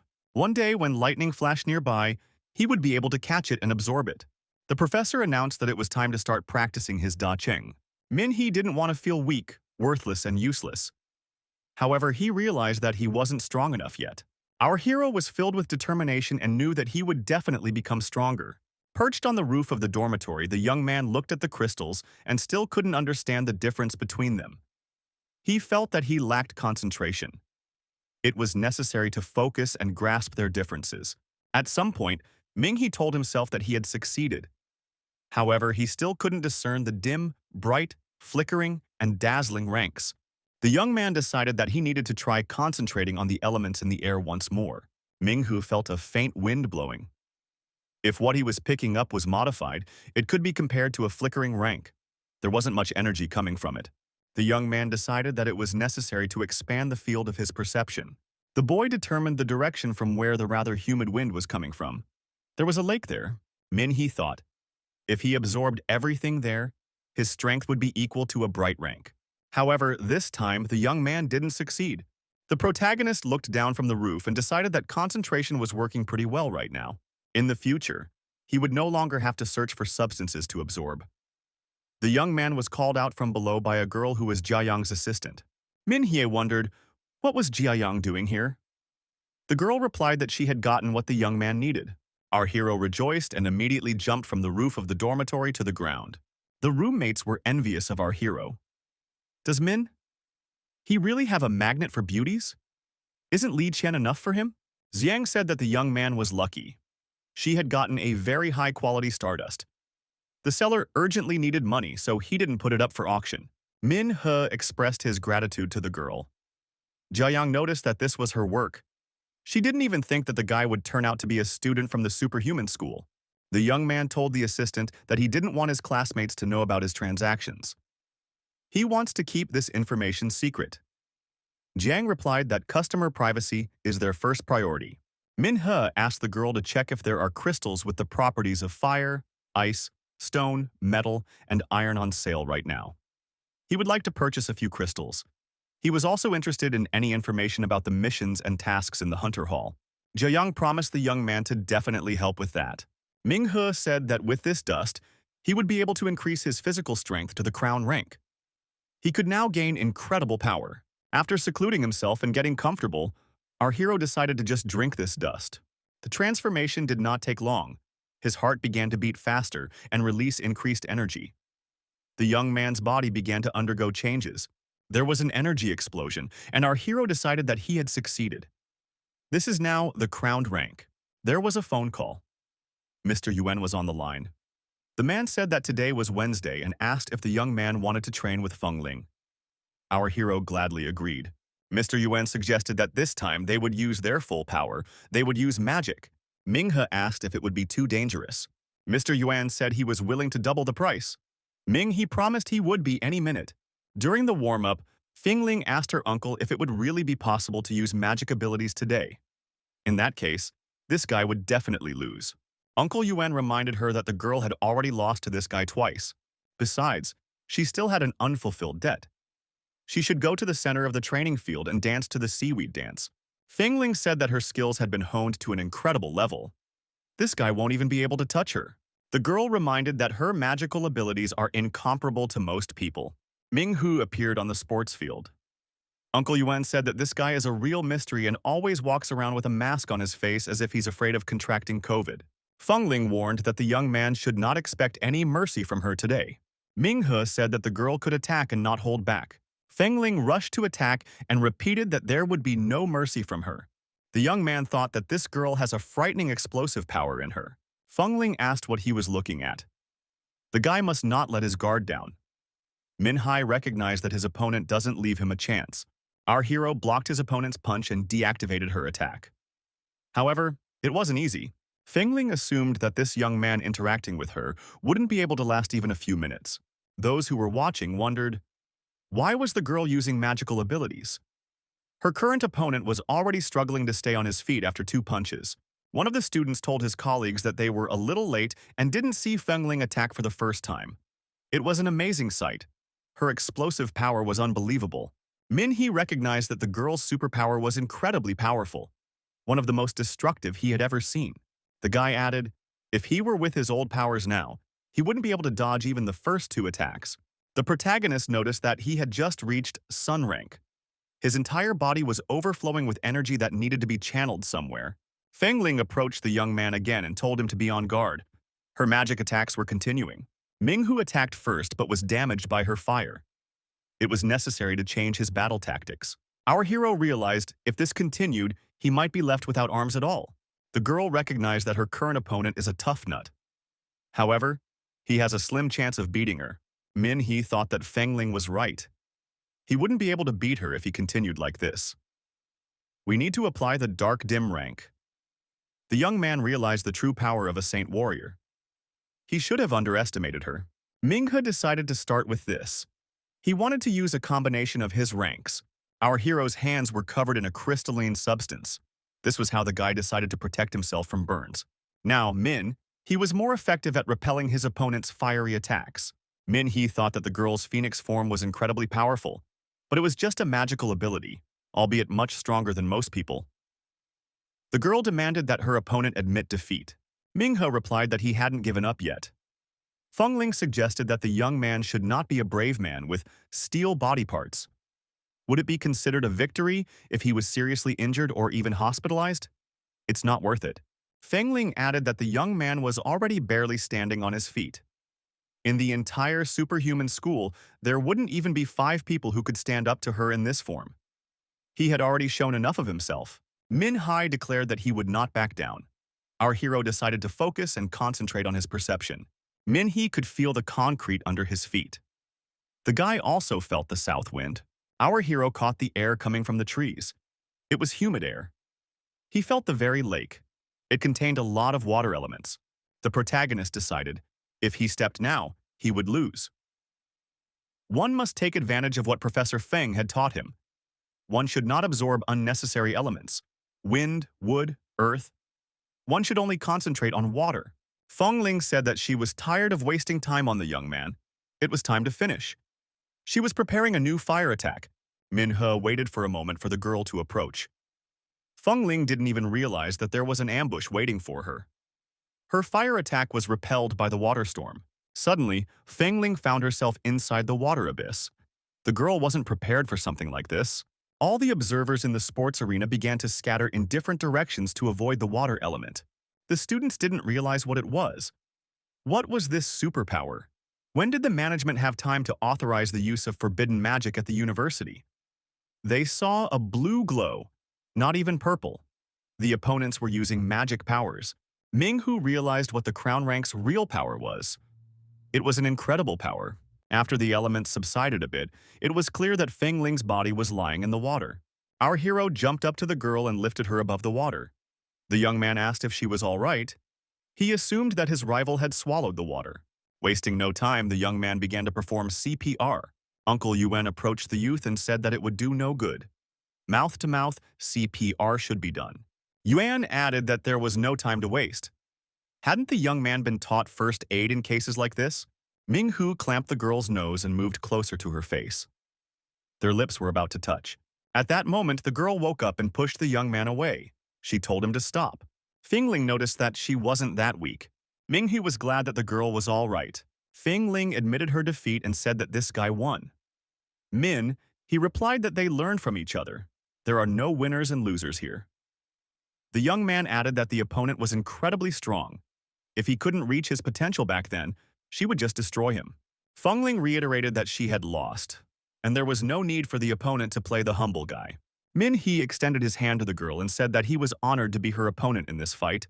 Fengling suggested to use spiritual arts next time. Uncle Yuen said that it wouldn't work that way. With their abilities, spiritual arts could be fatal. It should only be used against the monsters attacking this city, but never against their own. Minghe agreed with Mr. Yuen. Their enemies were monsters. He said goodbye and said that he still had things to do. However, they would definitely see each other in the future. Fengling straightened her wet hair in the wind. The surrounding people were unceremoniously looking at her and taking pictures. Uncle Yuen held out a cape to the girl and said that she was soaking wet. It was time for them to go back. Yuen said that this guy is different from the others. Fengling agreed with this statement. The girl said out loud that she won't lose to this guy next time. Yuen noticed that there were many talented guys in the university.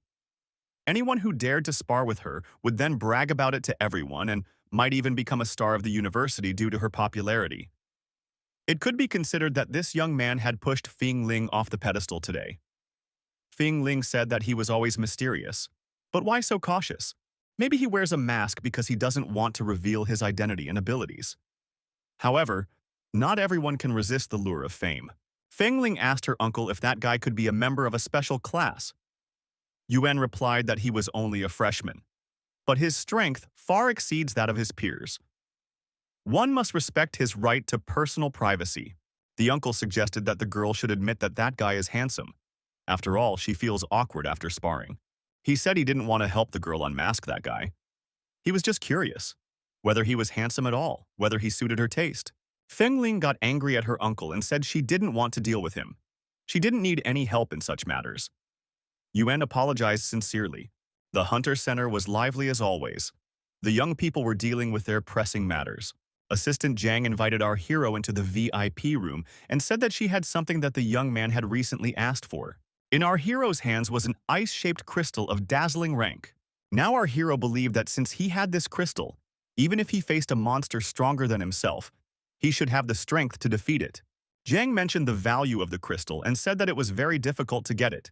She had to go to another city to buy it back. Min. He expressed his sincere gratitude and asked the girl to continue to keep an eye out for crystals on sale. Min Hee inquired about the important matter the message was about. Jang smiled and offered her congratulations to the young man. He was now officially a hunter of the crowned rank. Min Hee accepted the corresponding certificate from the girl's hands and thanked her. The assistant said that the Hunter Center would send the young man all the necessary information in a timely manner. Now the young man could also participate in the annual Hunter Conference. Min Hai looked down from the VIP room and saw an old acquaintance. The assistant explained that before Min Hee came here, this person was looking for a mission for himself, but he wasn't a very qualified hunter. Not many people in Handu agree to hire him. Min Hee said that he knows this man and would like to entrust him with a case. Will Jiayang help formalize the request? How much does it cost to order him to gather information? Jiang replied that there is no need to place an order in this case. This guy will help for free. The girl reminded that there were some privileges available for hunters of crown rank. In order for low-rank hunters to move up, they need to collect recommendations from professional hunters. Recommendations from a professional are converted into points. Right now, a young man can exchange his points for 4 recommendations. When customers choose who to hire, they often focus on the number of recommendations. Jiang added that Min Hai is now a professional hunter and can assign lower-ranked hunters to do small tasks. This way, the young man would be able to devote more time to important missions, and low-rank hunters would gladly accept such assignments in order to receive the coveted recommendations. Min Hai agreed, but asked the girl not to reveal his real name. He doesn't want that guy to know who he works for. The assistant clarified exactly what that person should be entrusted with. She will prepare an application, and in the reward column, she will mention the possibility of getting a reference. Li Mian rejoiced and said that it was great. Finally, someone noticed him, and it's a hunter of the crowned rank. The young man stated that he wouldn't make any mistakes this time. One must leave a good impression of himself. Maybe he would be assigned more difficult tasks in the future. Min Hee thought that being rich was great. He had easily reached the crowned rank and could now give other hunters assignments. However, when our hero remembered how much money he had just spent, he was a little upset. After all, he could have used that money to buy a luxurious apartment in Lanyang. Ming-he took another look at the crystal and decided that this item was worth the money after all. It would be easier to hunt monsters with it. Besides, his absorption ability had greatly increased after reaching the crown rank. A phone call from his sister sounded. Min? He wondered why such an early call. The girl asked if her brother could guess where she was right now. He didn't guess, and the girl took offense. She had said she was in independent study after all. Min Hai wondered. Wasn't she always on it? The sister said that because of the need to take care of her brother, she had to put all her chores on hold for a whole year. But she doesn't want to work part-time for the rest of her life. Min Hai replied that his sister won't have to work anymore. He can provide for both of them now. Did she receive the money he sent her? The girl said that the superhuman school is very expensive, so it would be better if her brother kept the money. He doesn't need to worry about her. She said she had gotten an interview at an astronomy company in Nandu. She finally has a good job. The sister added that she is only a temporary employee for now, but working for this company is like eating rice from an iron bowl. Min Haye said that his sister is amazing if she was able to get into the astronomy company on her own. The girl replied that she's already on the bus, and her brother should definitely meet her. Min Hai thought that his sister had an outstanding mind. How could he have forgotten that? But because of him, she had to quit her studies. Now they would be able to see each other more often and spend weekends together. When meeting with his sister, the young man suggested just walking around the city. The girl gladly agreed to get acquainted with the place. Young people had fun in each other's company. After a pleasant dinner, they admired a beautiful sunset. Having had enough of walking, brother and sister decided to rest. They were both very tired because they spent the whole day on their feet. The girl said that this city was marvelous. She will have to work hard because she decided to buy a big house here. Min Haye told how much houses cost in this city. The girl stated that she would have to work her butt off, or just marry a man with a huge house. Hai offered to escort his sister to the astronomy company's building. The young people arrived at the office of the Nandus Astronomy Group. The assistant approached Chin Yu and invited the girl to walk with her. The brother and sister said goodbye. Looking around, the young man thought that everything in this company was under observation, as expected of an astronomy group. Observing the stars was the responsibility of this organization. Thanks to this, superhumans can predict disasters around the world and react in time. This company is like the eyes of humanity, constantly monitoring the cosmos. Min. He was glad that his sister was actually accepted here. It's a small but truly amazing job. Min Hee saw a man walking down the steps to the lobby. The man looked pensive. The man took a seat next to the young man and started saying something about confusing algorithms. Min Hee thought, is this really the same Dr. Wu he had read about? The man noticed Min Hee and asked if this was his first day of work. The young man replied that he was just walking his sister to a job interview. Min Hee assumed that the man in front of him was Dr. Wu Long. He had read about him in a book. The man inquired about how he was described in that book. The young man said that the book talked about a striking medium called a rainbow. Through astronomical observations of the energy emitted by the rainbow medium, the strength of beasts could be predicted. Dr. Wu Long remarked that this sounds like praise. Min. He added that the book called him an outstanding scientist. Without his research, the organization would not have been able to respond to threats so effectively. The doctor asked if the young man wanted a picture with him. Min. He nodded happily. Wulong said that now the young man could brag in front of his classmates and asked him not to interfere anymore. He had come here for peace and quiet. The scientist added that he had an interesting book in his hands and wanted to read it quietly during the short break. An assistant came up to the doctor and told him to stop running away from the lab. They were already halfway there. Wulong replied that he was just putting his thoughts in order. The woman reminded him that the doctor should finish his work before wasting time on a hobby. The doctor noticed that there were no rainbow environment fragments in the Lanyang disaster. There was not the slightest chance that they could have failed to notice the life energy signals before the disaster. The doctor was forced to follow the woman, and as he left, he gave the young man his journal. Said it was a pity to throw it away. Nurse Min Hai appeared and said that she was being taken on probation for 3 months. Now she will be able to work here. Qin Yu saw the magazine in her brother's hands and asked in surprise what he was reading. Ming. He explained that Dr. Wu Long himself had left him this magazine. The sister didn't believe it. Does a great scholar really read such a thing? Her brother, in her opinion, was playing tricks on her again. Qin Yu entered the house and sat down on the sofa. She had gotten her dream job and could now afford to rent a luxurious house. Ming He asked why she liked it all so much. Doesn't she love growing flowers? Now she could grow as much jasmine as she wanted. Qin Yu decided to do it right now. When they arrived in the city, she noticed a flower store nearby. Would her brother be willing to take her favorite sister there? There was a call from an unknown number. The caller asked to speak to Min Hai alone so that no one could hear the conversation. Min Hai apologized to his sister and said that she would have to go to the flower store alone. He may have just been assigned an important task. The man on the other end of the line said that Zhu Qi was his subordinate. Luo Ling asked him to contact Ming He. One could address him as Luo's instructor. He said that Luo Ling had recommended Ming He to take Zhu Qi's place. The Dragon Tooth team had recognized the guy, and he was now officially a wanderer of this team. The instructor explained that the scale of the enemy infiltrations was much more serious than they thought. It was possible that information about the members of Dragon Tooth had leaked out. A decision was made to create a new department called Wanderer. The members of this department would become bloodthirsty sharks hunting in murky waters, agents of the Overlord of Universal Independence. Ming He asked if there was any information about the person behind this. Instructor Luo said that an important lead had recently come to light. When he was young, Dr. Zhao had purchased medical equipment on the black market. At the time of the purchase, he was meeting with someone related to the Overlord. Ming He recalled that Dr. Zhao needed the equipment to extract the blood of beasts. The instructor replied that he would send the young man the address. They wouldn't be able to catch a small fish like Ming He, but there was a chance that the young man would find that person's trail. Min Hai agreed to investigate. The instructor warned. If he discovered the organization's hideout, he should immediately inform Luo Ling. Then reinforcements would be sent. Ming He wondered, was the black market really that big? The young man noticed 4 suspicious people and thought that they were clearly not simple.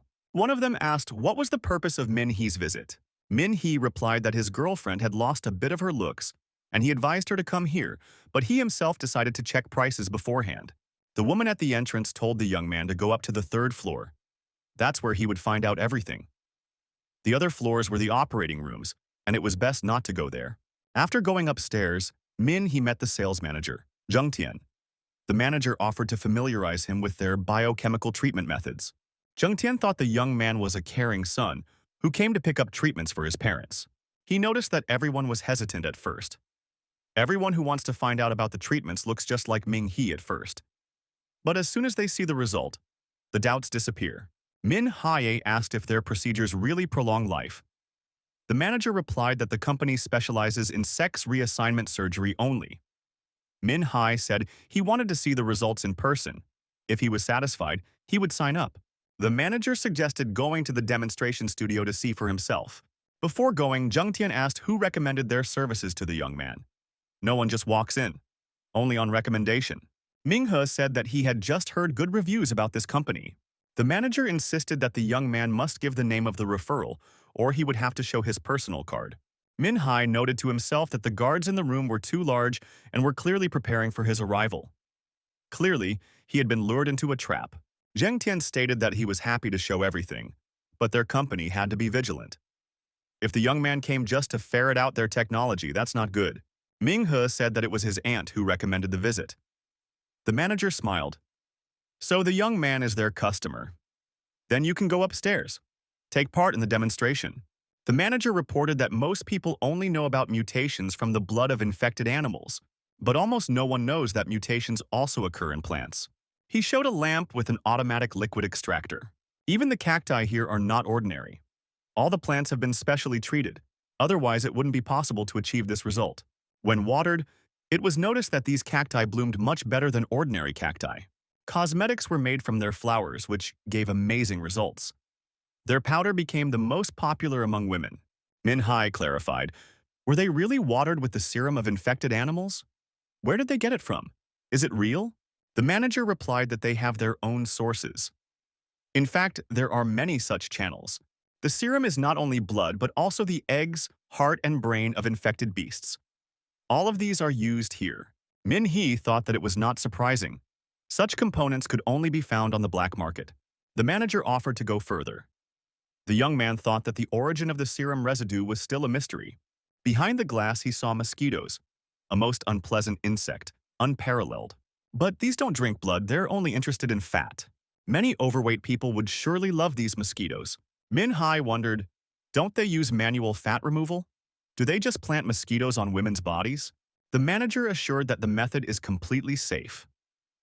Manual removal can be harmful, and for their company, customers' health is paramount. Manager Zhen Tian said that it would be even better next. Ming. He thought that these smugglers were profiting from the production of poison, a serum technology that causes biological changes. The manager asked if the young man had watched Journey to the West, where the hero became younger by taking a piece of meat in his mouth. Zhen Tian pointed out that human life had never been so short. In the past, each person could live for at least 120 years.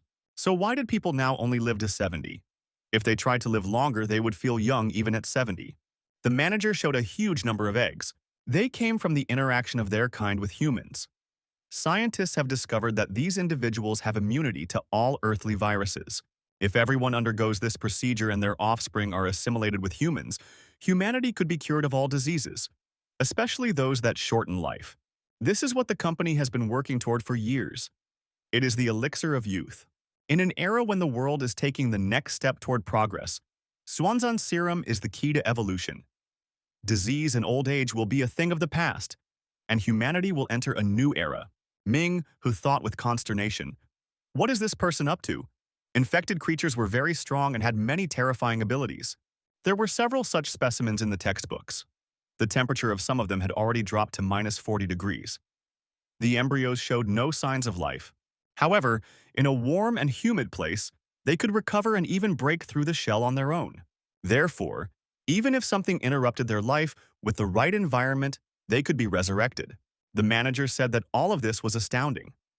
Our hero thought that he was a smuggler who encapsulates embryos to make money from them. Don't these people realize that once they inject them into humans, the animals will have the perfect breeding environment? These creatures will breed in the human stomach, hatch there, and come out. These people cannot be ignorant of the peculiarities of these organisms and still continue to sell drugs to unaware patients. It's truly insane. The manager suggested that what the young man saw scared him a little. But to convince him that their goods are real and of good quality, he will let him take a look. In fact, there are many companies in the capital who are willing to spend money to see everything live. Everyone is curious about it. Ming-he inquired what Gentian wanted to show him. Ming-he saw a huge monster confined in space. It was the larva of an infected animal. Jenda noticed that the young man's face wasn't so pale before. The manager said that the larva was still alive. Ming-he asked if they would be sued for something like this. The manager replied that they aren't the only ones doing research on larvae. Before experiments, they always send the data to the research center for permission to conduct. Ming-he wondered, didn't the court prohibit research on larvae of infected animals? Gentian replied that they have a loophole. Every rule has its exceptions. Customers only care about knowing that their goods are of high quality. Is the young man willing to purchase them? Min-he said that's great. He didn't realize their research had made such progress, especially with these capsules. Min-hai stated that he was interested since everything is official. The manager said he could prepare 7 pieces for the young man. Gentian warned that they only accept payment in cash to keep personal information safe. Min-he replied that there was no problem with that, but he still had a question. He was afraid the authorities might find out about the smuggling. Gentian said he doesn't like to spread about it. Everything will be explained to the young man by Madame Hu. The manager warned the young man not to spread about the loophole. After all, it is in the Department of Extraordinary Research at Nandu University. Gentian added that this is why the young man should not worry. Having renowned professors gives them assurance. Ming-he replied that he was calm in that case and asked if he had to pay now. Gentian suggested going up to the 3rd floor. Ming-he noticed one peculiarity. It took longer for the elevator to pass the 9th and 10th floors. Apparently, the speed of the elevator didn't change. So why did it feel like there was another floor between the 9th and 10th floors when he entered the elevator? If what lies on the surface is already forbidden, then something capable of terrifying a person is surely hidden on this floor. But where is the button? How to get to this intermediate floor? When our hero stepped out of the elevator, there was a girl walking towards him. Manager Gentian asked the young man if he had seen this woman. Ming-he replied that he had noticed her. The manager asked if he recognized her. She was the one who recommended their services to him. Min-hai realized that he had been exposed. The manager wanted to hear an explanation. Genya told our hero that what they hate most is spies and never let them get away with it. Ming-he grabbed the crystal in his inner pocket, but at that moment someone spoke out. Xiaoming, the girl asked, why did Gentian detain this person? Xiaoming had come to meet her from work. The manager asked Ms. Song, was it really her boyfriend? The girl confirmed. Gentian said that Mrs. Hu passed by them recently, and this guy didn't recognize her. Although before he was taken upstairs, he said that she brought him here. Mrs. Song said she asked Auntie about the assortment and called the young man over to help sort it out. Security doesn't allow nurses to go upstairs, so she trusted her boyfriend to do it. Our hero confirmed all of the above. Gentian said that Song Lan could have warned that it was her boyfriend. Ming-hai replied that Song doesn't want to spread about the relationship. Song Lan asked Gentian's manager to keep the relationship a secret. She doesn't want the whole company to know about it. The manager smiled and said that he can guarantee her that. The next day, the whole company will know about her love for the babies. Gentian added that it was a joke and remarked that he could give a discount on the items he purchased. He has enough authority to do so. Song Lan took the young man under her arm and said that it was time for them to go back. The young man walked into the restaurant. Min-hai asked Song how she could work here. The young woman admitted that it was a bit risky. However, when she went to Nandu University with Mr. Zhao, he bought some equipment here. Since then, Zhao came to Nandu often, so she has a suspicion that he had gotten involved with someone and completely changed. Ming-he said that Song is very smart. This place has something to do with the Tianquan organization. The girl replied that she had another interesting observation that she wanted to tell after she herself had found out more about it. And today, she unexpectedly met Ming-he. Min-he thanked the girl. She had helped him out in time. Those guards looked too formidable and he wouldn't have the strength to deal with all of them. The young man thought he almost used hydrocrystalline freeze. Song Lan asked if Min-hai had noticed anything interesting. The guy replied that there was one clue, but he wasn't sure. Sung said that she has something too. Min-hai told the girl that there are too many people here and she's hiding in the tiger's den right now. It's dangerous. Sung-lan said that her friend died because of the serum incident and she can't calm down after that. The girl remarked that she had worked with Dr. Zhao for many years. If she had been attentive and noticed his changes, she could have saved him from this nightmare. Ming-he said that Song shouldn't blame herself. The girl replied that she wanted to do something good, at least to find out what happened to Zhao. Song added that the company often conducted joint research with Nandu University. Some of the annual profits were given to Nandu's research department, and Dr. Zhao was often suspended from the medical school. One day she asked him about it. The doctor said to go to the university and ask the professor, Min. He thought that again the conversation is about that faculty member. Sung said that their relationship with Mrs. Hu is quite good. It was from her that Song learned that Lichen Company was operating under the cover of Nandu's research department and had ties to the head of Fu's department. But she never found out who that was. Song added that Dr. Zhao had acquired the technique of the Lichen Company. He came to Nandu University to learn from a teacher. The young man thought that there was a connection between this teacher and the Lichen Company. The whole problem was this sponsor. Sung Lan said that there is a secret place in their company, but she doesn't know its exact location. Min Haya said to keep Song out of work tomorrow. Manager Jen Tian's influence is too great, and the last thing that happened today could very well expose her. Min Hai added that he would go to Nandu University and look for that sponsor. The girl asked to be careful not to tell the commander about Lin, that she was here. It's a secret. Sung added that if Lo Lin finds out about it, she'll be terribly angry. Min Hai told her not to take any more risks and not to show her face here. Song Lan stated that looking at Min Hai makes her feel calmer. Finally, her months of hiding had finally yielded results. Min Hai contacted Luo Ling on the phone. She asked what happened. Min Hai said that he met Song Lan at the Lichen Center. The woman replied that she knew that. Min. He wondered, where did it come from? Lo Lin said that she has been suffering for the past few days. Her co-worker, the people living in the slums, mutants that the infected animals had turned into.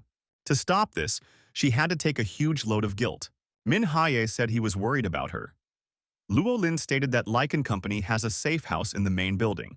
The spy is Ms. Hu, but she is just a symbol of the company. Luo Lin added that their organization always keeps this woman under surveillance. Min Hai realized that Song Lan was being deceived. Luo Lin remarked that she didn't say such a thing. Mrs. Hu often acts rashly. Manager Jen Tian was walking down the corridor, and behind him, the guards were dragging the exhausted Madame Hu. A trail of blood was oozing behind her. Jen Tian told Madame Hu that all these years, the company had rewarded her generously. She was selling fake masks and causing riots.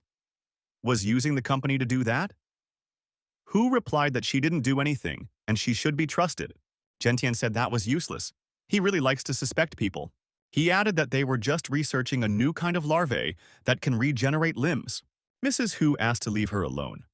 Jen Tian replied that they would only lower her legs into the liquid. After all, they trust her. The manager said that their tests always gave excellent results. Madame Hu could trust them as well. Jen Tian pushed the woman into the liquid. She flew down with a scream. Madame Hu was floundering in the water and called out for help. The manager indignantly pointed at the staff and asked what they had done. All he wanted to do was restore Ms. Hu's legs. Their maggots can't regenerate limbs.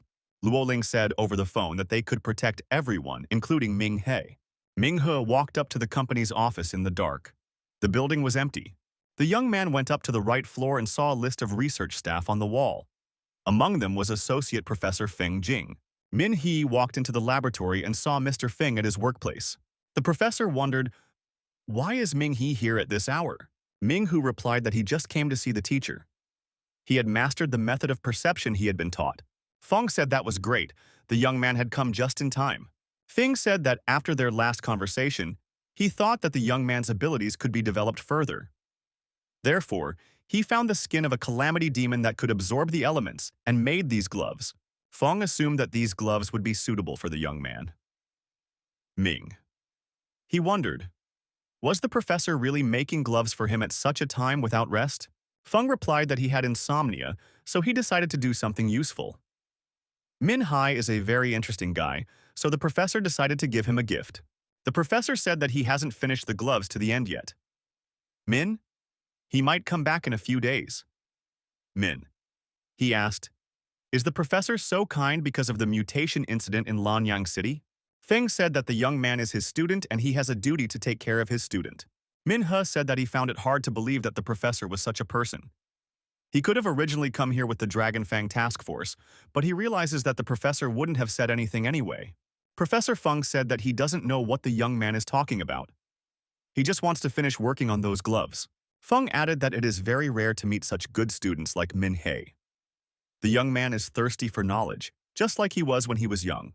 Min He said that Professor Feng can tell him everything. He is almost certain that someone is forcing him to do so. The teacher said again that he doesn't understand what Min He is talking about. Feng noted that when he saw this student, he remembered himself when he was young. He always focused on what he was interested in. The professor said that at that time he was not as lucky as current students. He did not have good mentors, and there were many problems along the way. The teacher added that he had no success at all. No money, no materials, no research lab. Thus he lived in total depression until middle age until one day he met a man whom he called his teacher. The teacher was very generous. No matter how many times he failed, the teacher still supported him financially. No matter what situation he was in, the teacher always supported him. Thanks to the support, he received many awards. Feng added that he became a professor and a respected person. His lectures were filled with students. He became a teacher with a capital letter. He liked this feeling because he saw students become talented. Feng said that when he saw students with potential, he always tried to help them. He hoped that the students would not face the difficulties that he had. Minhyu told the professor that it wasn't too late. He should confess who his teacher was. The professor replied that it was only his fault. The young man stated that it wasn't. Mr. Feng asked for the hero's forgiveness. Because of him, the young man's homeland faced disaster. The teacher added that when he found out that Ming He was from Lanyang City, he couldn't sleep. The professor said he would soon finish the gloves and the young man should take them. Ming He asked if the professor had taught Dr. Zhao how to extract the blood of a disaster beast. Feng said Dr. Zhao asked about it, and he told everything he knew. The professor added that he knew what it had led to and was very sorry. If it was possible to turn back time, he wouldn't have done that. Feng grabbed his head and said that there was no turning back now. Ming He insisted that the professor confess who his teacher was. The professor said that the young man might not believe him, but he doesn't know who this person is. He just knows that he is called teacher. Min He said that the professor is being manipulated. Feng thought he was talented and his techniques were unique. But compared to the teacher, he is just a blank slate. Feng said that his teacher was very wise. If he knew what he looked like, he would have thought he was already dead. Ming He wondered, had the professor never met him? Mr. Feng confirmed that he had. Ming He wondered how then to prove the professor's innocence and that he wasn't behind all of this. The professor reiterated that the teacher is very smart. When all the cards are revealed, all the evidence will point not to the teacher, but to him. Suddenly, something shone brightly outside the window. The companions squinted their eyes and looked there fearfully. Outside, in front of the window, a helicopter hovered. Its searchlights illuminated the room where the two men were. The door swung open and the special forces rushed in. The commander said that Professor Feng was accused of illegal research on a mutated substance that harmed humans. In the name of the law, the professor would be sent to detention. The commander said that he saw the news about Lanyang City and the little hero, wounded and tired. This hero had defended the city so desperately that the bones in his arms were visible. The professor thanked him for trying to right a wrong. Mr. Feng held his hands up and lowered his head, asking the hero to accept the gloves. The fighters led the professor away, who continued to shout for the young man to accept the gloves. Min He secluded himself on the bank of the river and began to gaze at the gloves. Suddenly, the goddess Xiaohua appeared nearby. Xiaohua said that she didn't understand. Whose side was Professor Feng on? Ming He replied that it was like asking if he was a good person. Xiaohua restated, was Professor Feng good or bad? Ming He admitted that he didn't know the answer. Very often, it is difficult to understand a person even if they are sincerely remorseful and suffering because of a mistake they made. The goddess noticed that the professor had committed an unforgivable act. He had taught Dr. Zhao how to purify mutant blood. If it wasn't for the professor, so many people wouldn't have died in Lanyang. Ming He said that the real scoundrel was the one the professor called his teacher. The young man explained that this teacher uses people's weaknesses to accomplish goals. Even if something doesn't go according to his plan, The consequences are borne by the one he uses, and he continues to go unpunished, committing crimes and causing everyone's anger. Xiaohua asked if Minghu was going to catch him. The young man replied that he doesn't know yet. He thinks that this teacher is probably much more powerful than he realized, and that Tianquan's student isn't even close. Xiaohua said that maybe Tianquan has a guess as to who this teacher is, and then Professor Feng won't have to take the blame. Minghe assumed that the goddess was trying to rebel. The woman said that people have a very hard time. They have to deal with annihilation and traitors. It would be easier if only one enemy had to be confronted. Ming. He said he would try to win her over to his side. Xiaohua replied that it was still a long way off, she wouldn't be easily bought. Minghu asked if she would settle for vanilla ice cream. He was thinking of buying it on his way back to the dormitory. Xiaohua replied that she would only accept 2 servings. Minghu stated that if she destroyed humanity, she would never taste ice cream and other goodies again. Minhai continued to live on campus, going to classes as before. In his free time, he attended workouts and strengthened his physical strength. The hero also read books regularly and developed spiritually. Zhang Yuan said that Li Jing was great at pretending. Wang Jia asked what happened again. Zhang Yuan said that he had recently been lucky. A hunter of crown rank had shown him favor and handed him a badge. Wang Jia asked if it was a useful item. Zhang Yuan replied that it was very useful. The university was interested in the social practices of students, such as the mysterious Dragonfang organization. If they came to Nandu University to recruit interns, they would give preference to someone who had earned a badge in the Hunter Association. Li Mian said for Zhang Yuan to forget about the Dragonfang. Li Mian added that if Zhang Yuan couldn't find a good job after graduation, he could take him as a backup. Zhang Yuan took umbrage, asking, who does he think he is? Li Mian replied that he was the second most recognized person at the university. Min Hai noticed that Li Mian repeats that phrase every day. Li Mian confessed that she thinks Ming Hai is more reliable than those two. Li Mian asked our hero if there was a possibility of joining the Dragonfang organization or astronomy. Would Min He be willing to become his personal assistant? Min He replied that he should think about the offer. Li Mian said that he needed to put important information in order and asked not to be disturbed by shouting, because he couldn't let his crown rank teacher down. Another student entered the room and reminded him that Min Hai had promised to go out and spend time together. He wouldn't be turned away this time. The young man remarked that sitting in 4 walls and not going out is hard to stay focused. Young Yuan asked if there would be girls at the party. Min Hai replied that there would be a mysterious guest of honor. Zhang Yuan and Wang Jia wanted to go too. Although Min He is weird, he always has to be forced to go and have fun.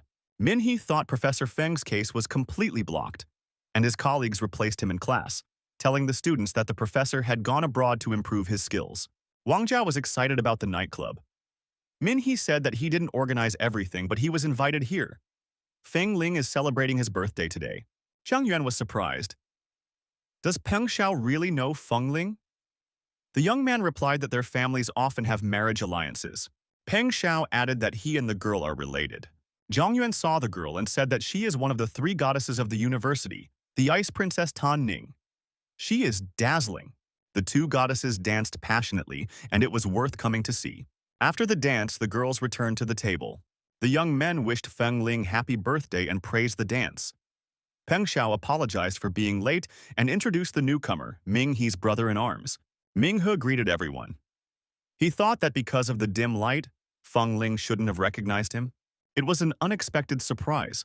Tan Ning was also here. Feng Ling said that it was the same every year. A rowdy bunch of alcoholics gather and she was tired of it. Peng Xiao replied that it's always like this at parties and the girl doesn't like it because no one notices her. Tan Ning agreed that the young man was right, but the birthday girl said that they don't understand anything. Tan Ning asked if Feng Ling had invited a new sparring partner and wondered who could beat the great Feng Ling. Peng Xiao was surprised.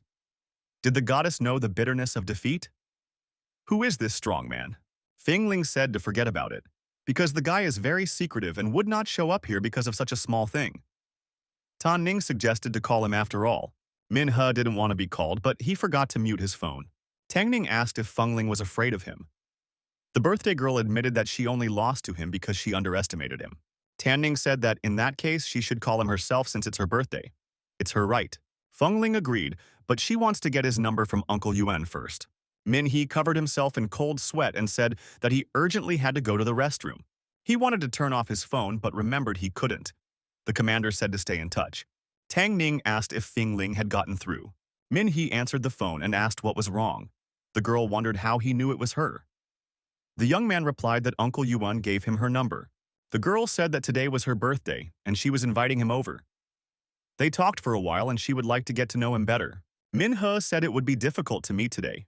Feng Ling asked, "What was that noise on his phone?" At that moment, the DJ in the hall shouted loudly. Feng Ling was surprised to hear the same DJ sound in his phone. Feng Ling asked if he was at the Rain Lake bar. Min Haye replied that he has business today and they will meet later. The signal is bad and the connection is dropping. He cut the call off, not sure why he even answered. If they found out that he had defeated Feng Ling, they would quickly realize that he was a member of the Dragon Fang. The call rang out again. It was Jia Yang. The girl said that Li Mian had completed the task that the young man had assigned. Just as Min He had asked, he had studied the first students who had managed to escape from the mist. 133 people in total, 9 of them from the student council. Ming He thought that it was unlikely that they had managed to hide everything perfectly. A lead must be found. If they were going to use this experience as an achievement, they should look among the new students. If he were in their shoes and knew about the fog, he would stand as far away from the epicenter as possible. That way, he would think of a path to victory and would run out the very first. It was just as instructor Zhu Qi had said. This training period was especially important. Our hero remembered that when he first entered, most of the students, including himself, didn't know how long the training period would last. Although the academy had adjusted to the students' wishes, they warned them at the very last minute. In order to put their plan into action, they had to inform the students of the time in advance. Therefore, it would be worth contacting the student council to find out about the schedule changes as early as possible. Minhee decided that he would investigate each of the 9 students personally. But that wouldn't be enough. Jiayang said that Li Mian had noted something in his report. If today is the vice president's birthday party, the rest of the council members will also be at the party. The 9 suspects will likely be among them. Jiang said there was no further information from Li Mian. Min Hai told the interviewer that he is just at this party. It just so happens. Feng Ling called, but her call was on hold. The girl assumed that her sparring partner was here somewhere. Probably came with his friends to have some fun. Tianning noted that it was a coincidence. What if it was fate? Feng Ling said that this guy must have seen her, but for some reason he didn't dare to show himself. On the phone, he said he was busy. Peng Xiao said that this sounded interesting and suggested playing a game. Which one of them could reveal the identity of the mysterious fighter? Our hero returned to the young people and asked in surprise, "Is Feng Ling really the vice president of the student council?" Peng Xiao was also surprised. Did Ming He not know about this? Peng Xiao said that Tian Ning is the president of the student council. In general, everyone here is a member of the student council. Ming Hu again said that he didn't know any of this. Peng Xiao only laughed in response. Peng Xiao reiterated once more. He proposes to play a game. They would try to figure out the mysterious person who defeated Feng Ling. The young man expressed his confidence that this person was somewhere here at the party. He was probably brought here by his friends. Only this time, there are too many people present and it will be difficult to find him. Min Haye said that's a good idea. He too is curious to know who this person is. Our hero was curious as to which one would be revealed first. Ling Kunyu carefully surveyed the surrounding area. Nothing escaped the Sun-rank warrior's keen gaze. Even from afar, Ling Kunyu noticed a man approaching him on the narrow road. Ling Kunyu received a package from the man and asked if he had managed to get anything out of Professor Feng. The man replied that the professor was a front figure. Everything was blamed on him. Ling Kunyu asked, "What about the lichen?" The man replied that after listening to Ming He's information, they had cleared the 9th floor of the Lichen Medicine and Cosmetology building, and it confirmed some of their previous information. The man said that the acolyte did indeed exist. There were sightings of his footprints back in the fog. And he is most likely somewhere in the institute. This is a prominent member of the Tianquan organization. Young, tough, violent like master, he is to be feared.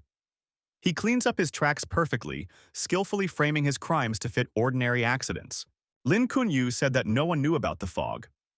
However, he knew how it worked, and when the fog would appear. Therefore, he infiltrated the institute and was able to fake an incident. The man agreed. His plan depended on luck, but he was able to connect 2 completely non-overlapping events. This person is very smart. If they hadn't discovered the vague traces, they wouldn't have even realized that the real culprits were Tianquan. However, there was still a lot they didn't know about the disaster. The interlocutor noticed that they were unable to utilize their knowledge and plan everything perfectly. However, there is still little information about them. The man added that with such power they could help people. But now that the fake mentor had been caught, they would become more cautious. The acolyte will probably lay low for a while. If they couldn't catch him now and he continued to spread his influence, he might very well create a monster worse than Master. The mere thought of Master sent shivers down his spine. Lin Kunyu would never forget the day the disaster beasts appeared. In the Rain Lake bar, the fun continued. The man on the second floor said that they had caught the one who had become the culprit and the biolab was now closed. In this case, it would be best to run away. It's dangerous to do anything else right now. If you stand out, you can be caught in the net. The hunt is on. If you panic like a duck, open your wings and fly out of hiding, you can immediately fall into the crosshairs of the hunter. The interviewer said it's very noisy here. Is it worth talking on the phone here? The young man replied that there is no better place to hide than in plain sight. He is in a bar right now, and his nice peers are enjoying their youth and playing their silly games. The interlocutor asked if anything was known about the Dragon Fang member. The interlocutor added, if the young man would deal with him, the mentor would be happy about it. The young man was surprised that the mentor paid attention to this person. The young man had heard that their mysterious friend was lurking among the students. The interlocutor recalled that the young man is in charge of Operation Blossom. The young man hoped that the mentor would remain satisfied. Peng Xiao said that this will be an unusual dispute. Kai Han will be the judge.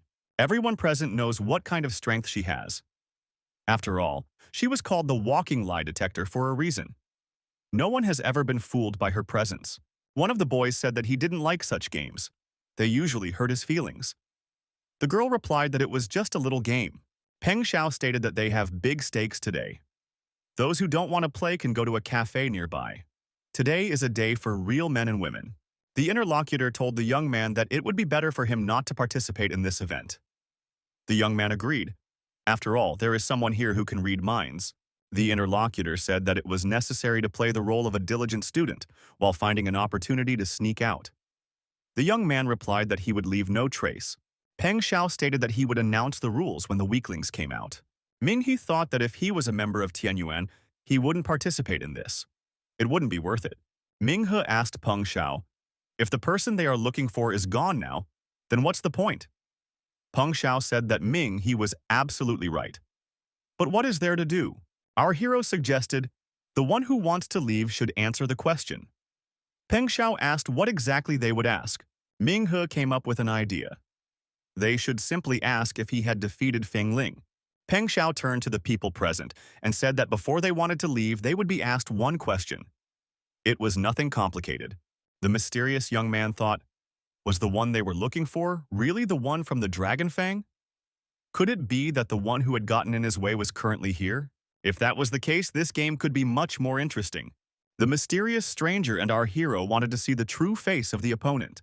Peng Xiao said that the rules are very simple. Everyone present can ask one question, and it must definitely be answered. Those who answer yes will have to go to the dance floor. There will be no cheating. Everyone will face the truth today. Peng Xiao stated that the first question would now be asked. Is there anyone at the party who anyone here has a crush on? The excitement was incredible as many people rushed towards the dance floor. Our hero, Feng Ling and Tianning, remained seated in their seats. Kai Han watched from the side. Kai Han decided to check. Did her heartbeat increase? If so, a lie is present. There was no hiding the truth from her. Kai Han scanned those who were nearby. The girl declared that it was very boring. No one lied. Peng Xiao announced that the first round was over. He asked to memorize those who came out on the dance floor. The young man then announced the second question. Tianning got up from her seat and said that she would ask this question. If today was Feng Ling's birthday, the question would be related to the birthday girl. Those who are secretly in love with Feng Ling should come out to the dance floor. Feng Ling was indignant. What kind of question is this? Many young people appeared in the center who appeared to be in love with the birthday girl. But it seemed quite natural. Feng Ling said that she would now ask a question. Those who were in love with President Tianning should come forward. There were also many young people on the dance floor. Peng Xiao said that those who never once came forward for 3 questions should drink a whole bottle of wine. Ming Hu was forced to fulfill this condition. Our hero had to drink the wine. Peng Xiao approached Ming He and said that he definitely liked someone from the Three Goddess Institute. Doesn't the young man like Feng Ling or Tian Ning? Could it be that he is a loyal fan of Lu Qian? Wang Jie clarified that Lu Qian is this young man's girlfriend. Peng Xiao was greatly surprised. Ming He told no one to listen to this guy. Lu Qian is just his classmate. Their relationship is only a little closer than ordinary classmates. Zhang Yuan said for Min He to stop pretending. He saw everything with his own eyes. Lu Qian asking him out on a movie date. After the award ceremony, everyone saw them walk towards her room together. Tian Ning asked with undisguised curiosity, "Is Ming He really dating her?" Peng Xiao said for all the virgin boys to come out to the dance floor. Several people came out to the dance floor, including our hero. Next, those who are currently without underwear were to come out on the dance floor. Zhang Yuan said it was an accident. It was blown away by the wind when it was drying. He usually wears underwear. Peng Xiao said that many people have already asked questions. Wouldn't Ming he like to ask his own? Our hero pondered. If he can only ask one question, what better question to ask to reveal the secret agent? If the question is too direct, it will cause panic and the game can't continue. And if it was too vague, there would be too many people on the dance floor, and he wouldn't be able to figure out who exactly was the enemy. Tian Ning remembered that they were supposed to find the mysterious guest. How could they have forgotten the most important thing, having wasted their questions? Now they would have to wait. Peng Xiao said that he would now find someone to ask the question. Ming He thought that a question in this game can only be answered with a yes or no.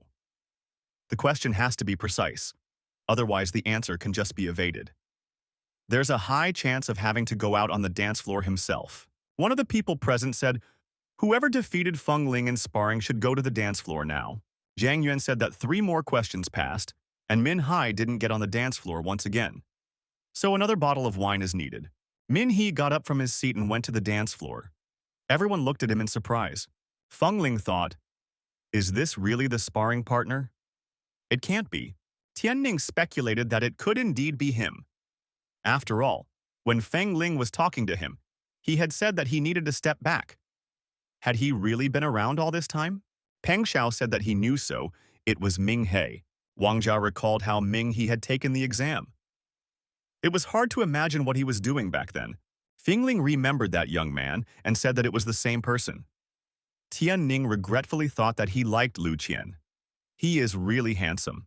The mysterious young man thought that he had found the representative of the Dragon Fang. However, other youths began to enter the stage. Everyone present was surprised. Why are there so many people here? Are they all really better than Feng Ling? A young man asked the expert, "Surely some of them are cheating?" Kai Han was at a loss. The girl said that they were from the video game club. Feng Ling asked, "Does losing a game count?" The young man replied that the person who asked the question didn't specify what exactly they won. Min He thought that would definitely help him. Now it was his turn to ask the question. He needed to do it so that something like this wouldn't happen again. Tian Ning realized what the matter was. It turned out that they were all from the video game club. Even Ming He. Feng Ling said that she didn't remember everyone from that club. There were quite a few of them. The birthday girl suggested that we call it a day. Peng Xiao said to let Ming He ask his question. Ming He said that before he asked his question, he wanted to clarify something. He is not a member of the video game club. He was discussing with Feng Ling about using spiritual skills. She had begun to use them much better than before. The people present were surprised. Had this guy just admitted that he was the mysterious stranger who had defeated Feng Ling? Peng Xiao had no doubt that Ming He was telling the truth. But after all, he didn't want to reveal it before. Why is he acting like this? Perhaps it had to do with the question he was about to ask. Min Hai asked who among everyone present underestimates him, or even hates him. Which one of them wishes him dead? Min Hai walked up to the birthday girl and said that the vice president should help him determine which of the 9 students would go on the dance floor. He showed the smartphone screen and explained that it was very important. Feng Ling replied that she didn't know all the council members by sight, especially the newcomers. Tian Ning decided to take a look. She never forgets a face. Several people came out onto the dance floor. What was on their minds?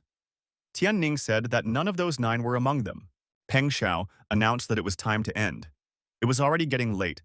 He once again wished Feng Ling a happy birthday. The mysterious young man thought that he had found someone from the Dragon Fang. Minghe was very upset.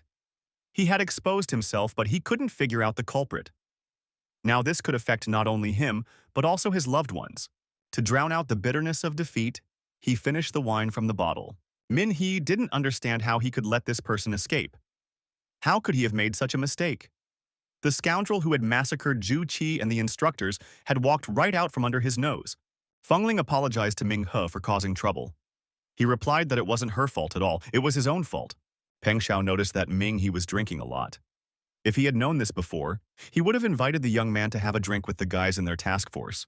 He added that all 5 people who entered through the special exam were here now. Peng Xiao pointed out that they were sitting at a neighboring table. Didn't Ming He recognize them? Ming Hu admitted that he didn't even notice them. Peng Xiao pointed out that these young men were quite interesting. They talked a lot about Ming. He's bravery in the special exam. Ming Hu thought that perhaps he had encountered the criminal before. But in that case, the one might not have come forward. He recognized that his question was incorrect. The criminal wasn't going to touch him until he confirmed his identity.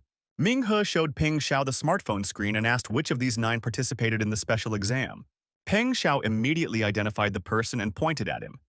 It was Zhu Yue. Tian Ning confirmed that she remembered Zhu Yue. He had joined the student council last. Ming He asked, "Did the student council set the training time for the newcomers?" Tian Ning replied that they discussed it, but the final decision was made by the institute's management. Ming He decided that this was definitely who he was looking for. He asked Peng Xiao where this person was headed. Peng Xiao replied that the person should be in the parking lot. He had a sports car. Zhu Yu thought that now that he recognized his opponent, he had many ways to deal with him. If it wasn't for Min He, his actions would have shocked the whole world. Ming He jumped out in front of the young man already sitting behind the wheel. Zhu Yu pressed the gas pedal and quickly left the parking lot. Our hero didn't waste a second. He rushed in pursuit. After all, there was only a sports car to catch up with. Zhu Yu continued to rush at high speed, moving away from the pursuer. Peng Xiao caught up with Ming He on his bike and wondered how he was even going to catch up to the sports car. Then offered to use a motorcycle. The hero did not have to be persuaded for a long time. He jumped on the bike and rushed after. Protagonist thought that in the 2 days that had passed since his arrival at the institute, with the intention of passing the entrance exam, there was a white fog. This man knew exactly when it would appear. He realized that he could use the inexperience of the newcomers to cause chaos. No wonder the examiner back then was so disturbing to him during the exam. Not only did this man donate 6 million to the institute, but he also bribed the examiner. He did this to guarantee that he would get in. When our hero passed the exam, the man almost took his place. He had been involved with the examiner from the beginning. That person almost eluded Min Hai. Many people were hurt because of him. Ming Hu was adamant that he would not let Zhu Yue escape retribution now. Zhu Yue, seeing his pursuer in the rearview mirror, decided that he must die. He raised his right hand and activated his unique abilities. Branches broke off from the trees and began to fall onto the roadway. The protagonist deftly maneuvered and avoided the obstacles on the road. Zhu Yue turned on the autopilot and stood up to his full height on his convertible. He spread his arms out to the sides and activated his energy abilities. The trees growing along the road began to fall onto the roadway. Our hero continued to chase after the sports car at high speed. He knew that Zhu Yue would not be able to escape. Ming Hu approached the criminal's car. Zhu Yue asked threateningly, "Does Ming He really want to go to hell?" Ming Hu let go of the control of the motorcycle and jumped onto the sports car. Zhu Yue thought that this guy had finally lost his mind.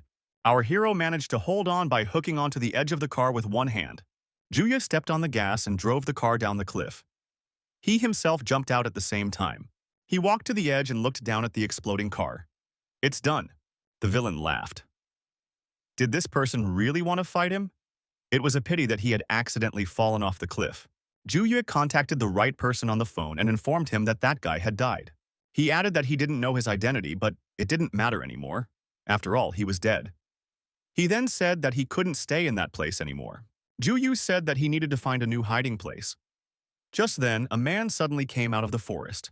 Ming He, wearing tattered and burnt clothes, said that he would not let Zhu Yue get away with it.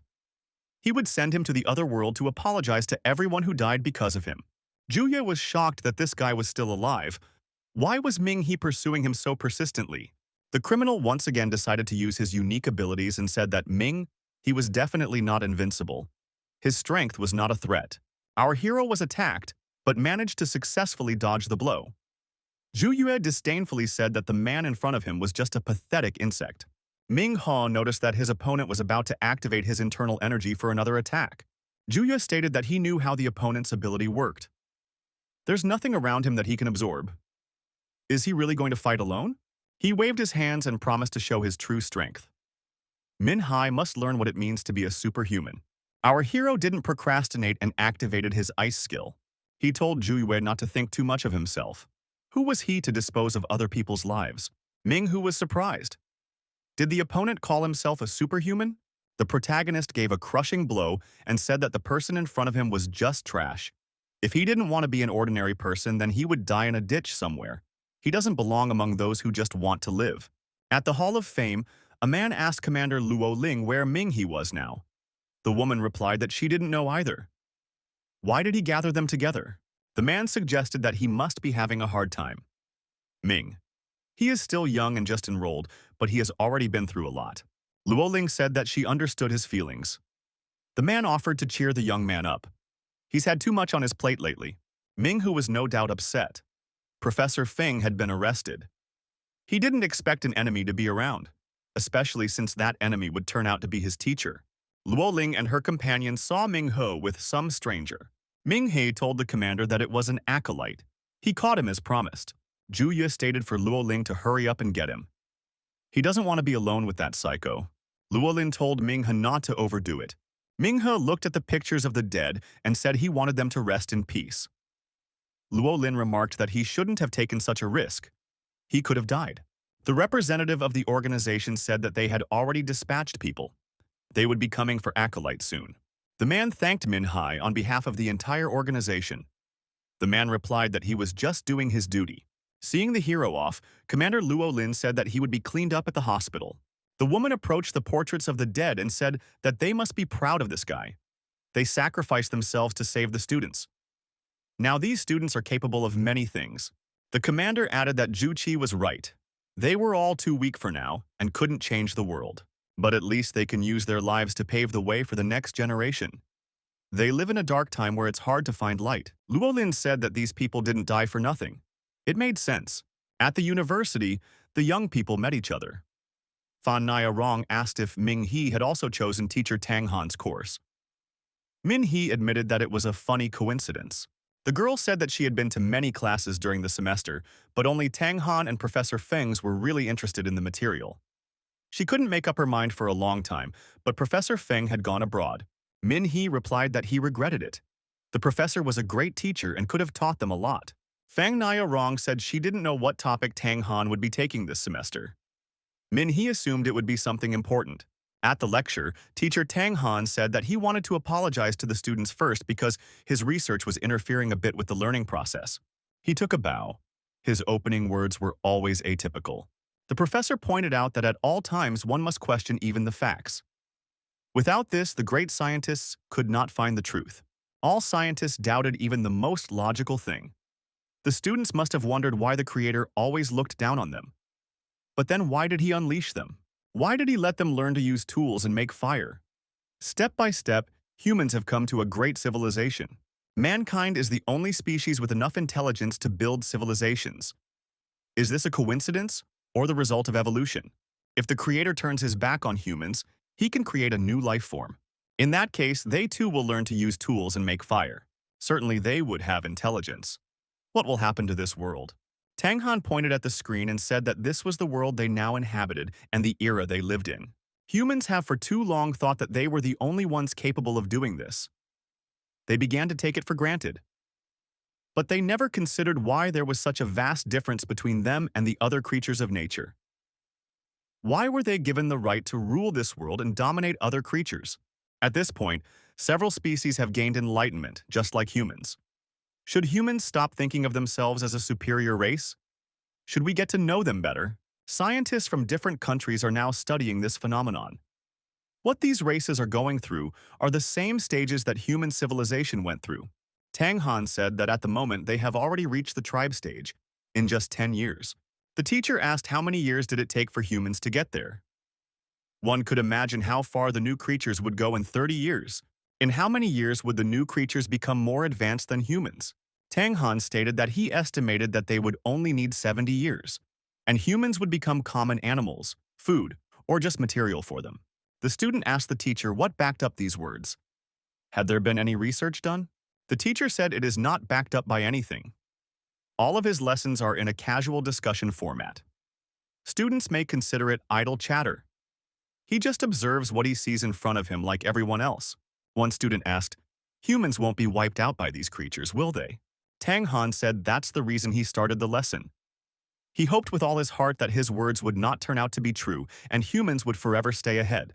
The teacher hoped that people would have enough time to study them and prepare. That is all there is to hope for. Fan Nia Rong asked if the theme of the semester is to study new civilizations, and will they become more advanced? Tan Han confirmed that it is. They will study the necessary materials and then bring them here to compare everything. The teacher added that very often you will have to take risks for the sake of science. The Hunters Association will help them. The teacher regretted that little attention is paid to this topic. The budget is catastrophically lacking. It is hard to earn the attention of the authorities. The student suggested that this is an important topic. Maybe they can make some great discovery. Like Professor Loon, for example. Tang Han understood who he was talking about. The student added that in that case they might be able to solve some mysteries and help humanity. Tang Han assured that the academy would fund them. No need to worry. The student council will also support them. After the lecture, our hero secluded himself in the forest. Goddess Xiaohua said that many people have now realized that they too are evolving. Ming. He remarked that teacher Tang Han is an excellent scholar. Ming He suggested that his topic is not as simple as it seems. He would like to learn more from the teacher. Xiaohua remarked that he is one of the few who consider them equal to humans. The goddess added that the other teachers put them down to nothing and consider them as animals. They are too arrogant. Ming Hu asked the goddess if she thought they would be overtaken in development in 70 years. Xiaohua suggested that mankind was developing at a slower pace. In just 200 years, they had invented many weapons. If their cultivation was also taken into account, then perhaps the teacher was right. God had already turned away from them. Ming He said that it would be nice if all creatures were like the two of them now, communicating and loving each other. Xiaohua got angry. What was he starting to say about love? Ming He said that he still didn't understand. Why was it necessary to exterminate? Xiaohua gave the example of a virus in the system. Just a line of code. But the antivirus is still not spared and mopped up. Ming He said that Xiaohua is evading the answer. There is no evidence that humans are like a virus. The woman asked if he knows why his teacher still can't give up his hypothesis? The young man should remember the theory of evolution. There is a lot of evidence that humans evolved from monkeys. But why humans? Dolphins are also very intelligent. Why didn't they become ocean people? Dolphins are as intelligent as apes. It's because humans learned to use their hands and tools. So someone gave them that ability? Min-hee replied that it was a stupid idea. As stupid as the theory that a meteorite doesn't fall twice in the same place. Xiaohua said that there are many things in the world that have not been proven by facts. But such things give rise to new ideas. If one paid attention to all the factors that were there, one thing could be safely stated. Humans were the Earth's immune system. There were others before humans, for example, dinosaurs. Min Hayi walked into the house and noticed that his sister had almost packed his things. The girl asked why his brother was always going somewhere. Shouldn't he be studying and practicing? Min Hai said that this trip is related to his research. He needs to do it every semester. He has chosen a topic that he is interested in, so it is necessary to go and collect the necessary samples to start working. Sister said to Min Hai to exercise caution. If something is wrong, it's better to run away and not deal with it. The young man replied that he understood everything. Sister said that she thought she would be able to learn something interesting when she joined the Tianwen organization. However, now she sits and digs through data all day long. Min Hai reminded him that his sister is still an intern. She would be entrusted with a more interesting job in the future. There was a knock on the door. The girl assumed it was her co-workers. She opened it and said that they came in rather quickly. Qin Yu introduced the young man to her co-workers and said that he was her brother. He was still a student. The girls said that Qin Yu's brother was really handsome. The co-workers suggested that Ming He go with them and have a drink. But Qin Yu said he had business to attend to. The girl on her way out of the room told her brother that she had packed his things. He should call her if something was wrong. Min Hye also saw Lu Qian. His classmate was also packing for the road. Lu Qian saw our hero and waved at him with a smile. Min Hye asked where they were going. The young man replied that they were going to fight in the ruins, to the very front line. Lu Qian saw that Ming He was also carrying things. So he's working on a project? Ming He confirmed that. Lu Qian said that in that case they're going one way. The girl's companion remarked that the freshman can only sit in the rear guard, only suitable for cleaning up and walking around the ruins. The young man added that those who are honored to be in the vanguard are students with unique strength. No one paid attention to this guy and he had to leave. Lu Qian told our hero to be careful. He should stay out of the way. Min Hai told Lu Qian not to take any risks either. He is always ready to come to the rescue, no matter how far away it is. Wang Jia accidentally pushed the young man with his backpack as he walked by, and the young man staggered and hugged the girl. The young people blushed with embarrassment. Lu Qian recovered first and said that she had to go to the bus. Ming. He wished her good luck. The teacher told everyone to take their seats. It was time for them to leave. The student council president Tian Ning was also on the bus with everyone. Peng Xiao saw Tian Ning on the bus and said that it was definitely fate. Now this trip would definitely not seem boring. The student council president replied that she was forced to keep an eye on the newcomers. Tian Ning asked why was that even necessary. Tang Han replied that being in the vanguard is always important because they make invaluable contributions. The students on the bus couldn't believe that they were accompanied by the student council president. Among the students was Eagle Eye. He is a very skilled sniper due to his keen eyesight. This is Lu Feng. Plus, he uses a modified sniper rifle. He has taken the place of one of the strongest, and no one wants to piss him off. Zhang Wenwei, the high school girl with ponytails, was also on this bus. If she takes things seriously, even a whole squad of superhumans can't handle her. Wang Jia told the curious that this girl likes to play with fire. The archer in traditional clothes is Jiana, a mysterious girl. Almost nothing is known about her. Xiaodong has the appearance of a quiet boy from junior high school. His ability is unknown, but he is one of the top 10 strongest. One of the female students said that it's unexpected. They will be protected by many strong high school students. So, Teacher Tang Han's research is considered very important. Fujin Village, Guanyun Lake. The locals are fishing.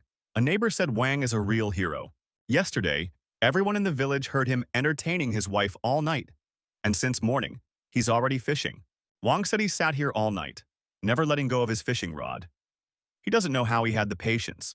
Wang asked the neighbor in surprise what he had said about his wife. The neighbor said that he heard what he heard. He said that his cat was screaming loudly all night. The neighbor said Van's eyes were very red, probably because he was up all night. A passenger car was passing on the road not far from this place. The girl saw a lot of dandelions outside and rolled down the window. Her mother reminded the girl that it was dangerous to stick out the window at high speed. How many times can you say that? One of the dandelions flew into the cabin and landed on the neck of the driver, the head of the family. The man started to pull on the fishing rod. He felt something huge. The fisherman said he had come here much later than Wang, but he was already getting a bite. The fisherman pulled a huge fish out of the water. He was overjoyed and asked Wang to help him. However, when the man took the fish in his hands, he was frightened. It was strange. There was something peeking out of its mouth. The man threw the fish aside. Some algae began to appear around it and on it. The fisherman walked over to his neighbor and asked, "Does Wang see this too? What's wrong with this fish?" After all, just a second ago it was alive. The man looked at Van and was even more frightened. The neighbor was sitting motionless and completely dry. There were some strange plants or creatures stretching from Van to the water. The man dropped the fishing rod out of fear and ran home. Wang continued to sit motionless by the lake. Fan Naya Rong said that teacher Tan Han never told them. What kind of specimens would they collect? Tang Han replied that it was a well-known plant. Recently, a hunter had sent him some interesting specimens. Research had been done. Tan Han said he had discovered these plants are aggressive. Fan Naya Rong asked, "Aren't all plants inherently aggressive? A lot of trees grow upwards. They don't pay attention to other small plants. A big tree will cover the sun with its crowns, the small tree will die and rot, and the big tree will get nutrients." Tang Han said aggression between plants is common, but this specimen wasn't fighting for the sun or soil. This plant was attacking animals. It had predatory behavior. It wasn't hunting flies, butterflies, or moths. The plant preyed on large animals and even humans. The bus driver hit the brakes. There was a collision with something. Archer jumped up from her seat and asked, "Was it a monster attack?" The driver said it was a wild deer. It suddenly ran out onto the road. The president said for Jiana to go and check if everything was all right. The driver objected that it wasn't necessary, as it was just an ordinary deer. Lu Feng said that they weren't far from the ruins now. It was better to be reassured. The bus doors opened and Jiana got out to explore the surrounding area. Xiana stepped to the curb and said that the deer wasn't killed. It ran away. However, there was blood all over the place, and it was unlikely that it would last long. The girl stated that it was an ordinary deer. There is no threat. Tianning, already on the bus, asked what happened to the body. Jiana once again said that the deer ran away into the forest. Tianning asked the driver if the bus was okay, if she could go on. The driver replied that everything was fine, nothing was hurt, we could leave. The bus continued traveling along the given route. This was no ordinary deer. It had demonic, glowing eyes. Peeking out from the bushes, he was watching the bus with his gaze. The bus arrived at its destination point, Fujun City. There were many police officers in the vicinity. Students looked out of the windows. What had happened? Was there really a crime here? Why were there so many policemen? The young people got off the bus and headed for the hotel. Teacher Tan Han said that everyone should check in before lunch. After that, they would start with assignment distribution. The teacher said that the Hunter Association had given him information. The necessary specimens were available in several cities nearby. They will start from where they are now, Fujin City. Tang Han said that they would divide everyone into groups, and each group would look for a different specimen. Each of the 5 groups will be led by a senior student. Many students expressed their desire to be in President Tianning's group. The girl said that she would choose who would be in her group. Her choices were Lin Hui, Hu Guangyi, Fang Nairong, and Ming He. Teacher said that when they were entering the city, there seems to have been a crime. This group should investigate the case. If it's an ordinary case, let the police handle it. But if the students notice something strange, they should take care of it. Tianning said that she was only going to keep an eye on the younger ones. Tang Han agreed. After all, the assignment should be done by the freshmen. They have the responsibility to investigate on their own. Tang Han handed out field signal sheets, 1 per group. They should only be used in an emergency. The teacher added that each group would have a different task. If there are no questions, everyone will disperse in the given direction and begin their tasks. Police officer Zheng Wei didn't understand how this could happen. And who did it, man or beast? They just had to wait for the Hunter Association. The officers were far away from the city and realized that no one might be sent to them. However, a group of students approached them. Fan Naya Rong said that they were students from the academy in Southern City and had come to do their own research. What on earth had happened here? The police officers thought that the students could understand the situation and perhaps even help in some way. One of the officers said there was a body nearby. If the students had the courage, they could examine it. Tianning told her colleagues to decide for themselves. She's only here for protection. This is their research. Ming He volunteered first and said he would take a look. The policeman offered to follow him. We need to figure out whether it was a beast or a human who committed the crime. Fan Naya Rong decided to go as well. The young people followed the officer. Up ahead, there was a body lying under a cloak. The old man asked, "Are these people from the Hunter Association?" The officer said that they were students from the academy. They have some sort of training study. The old man wondered, can apprentices be of any help? They have no experience. Better to wait for the hunters. He added that no one was trying to make things difficult, but there was no room for slip-ups. It was a serious problem. To keep everyone happy, it is necessary to wait for the people from the association. The officer said that they have already contacted who they need to contact. They were told that there was no sign of an animal attack, so it was an accident. No one would be sent. The policeman explained to the old man that there was fierce fighting on the front lines, and every man counted. The old man replied that they were willing to wait a few more days. Wang Jun was an important person. Solving this case was an important task for the city. Mistakes would not be tolerated. The officers agreed and decided to contact the hunters again. One of the police officers told Min that the locals wanted to see someone more competent. Fan Naya Rong stated that they were not so helpless. Ming, he asked what rank of hunter they needed. The old man replied, no lower than the moonlight rank. Ming-he showed his ID card and asked if that was enough. The locals saw the royal emblem. This young man is a hunter of royal rank. Could it really be true? The officers apologized to Min-he. They couldn't have imagined it. If Mr. Hunter needed help, all it would take was a word. The locals are also willing to provide support. Min-he said that he wanted to examine the body first. When the blanket was removed, everyone was startled and shrieked. The body was completely dried up. The policeman said that an autopsy had already been conducted. The causes of death were unusual. All the internal organs were dried up. The muscles seemed to have dried up under the sun for months. There was no fluid or blood left in the body. The policeman added that according to the witness Wang Zhang, he was just talking to the injured Wang Jun. After just a few minutes, the man looked like this. One of the police officers said there was a surveillance camera nearby. It recorded how the victim had been fishing all night and was full of energy. Neither the monster nor the beast was caught on camera, so the animal attack version was ruled out. The policeman asked the hunter if he saw signs of an animal attack. Min. He thought that to drain a person full of energy in a few minutes was amazing. Perhaps the beast had the ability to camouflage, and that was why the police didn't notice it. Someone present suggested that it might have been a mutant bat from Black Mountain. Such creatures suck all the juices out of a person. Hunters should be called to send out a squad to exterminate it. One of the residents said that this bat is huge. The shadow from its wings covers the entire city, and one bite leaves nothing left of a person. Another resident added that no one lives on that mountain anymore, all because of this mutated bat. The police decided that the locals were only interfering with the investigation.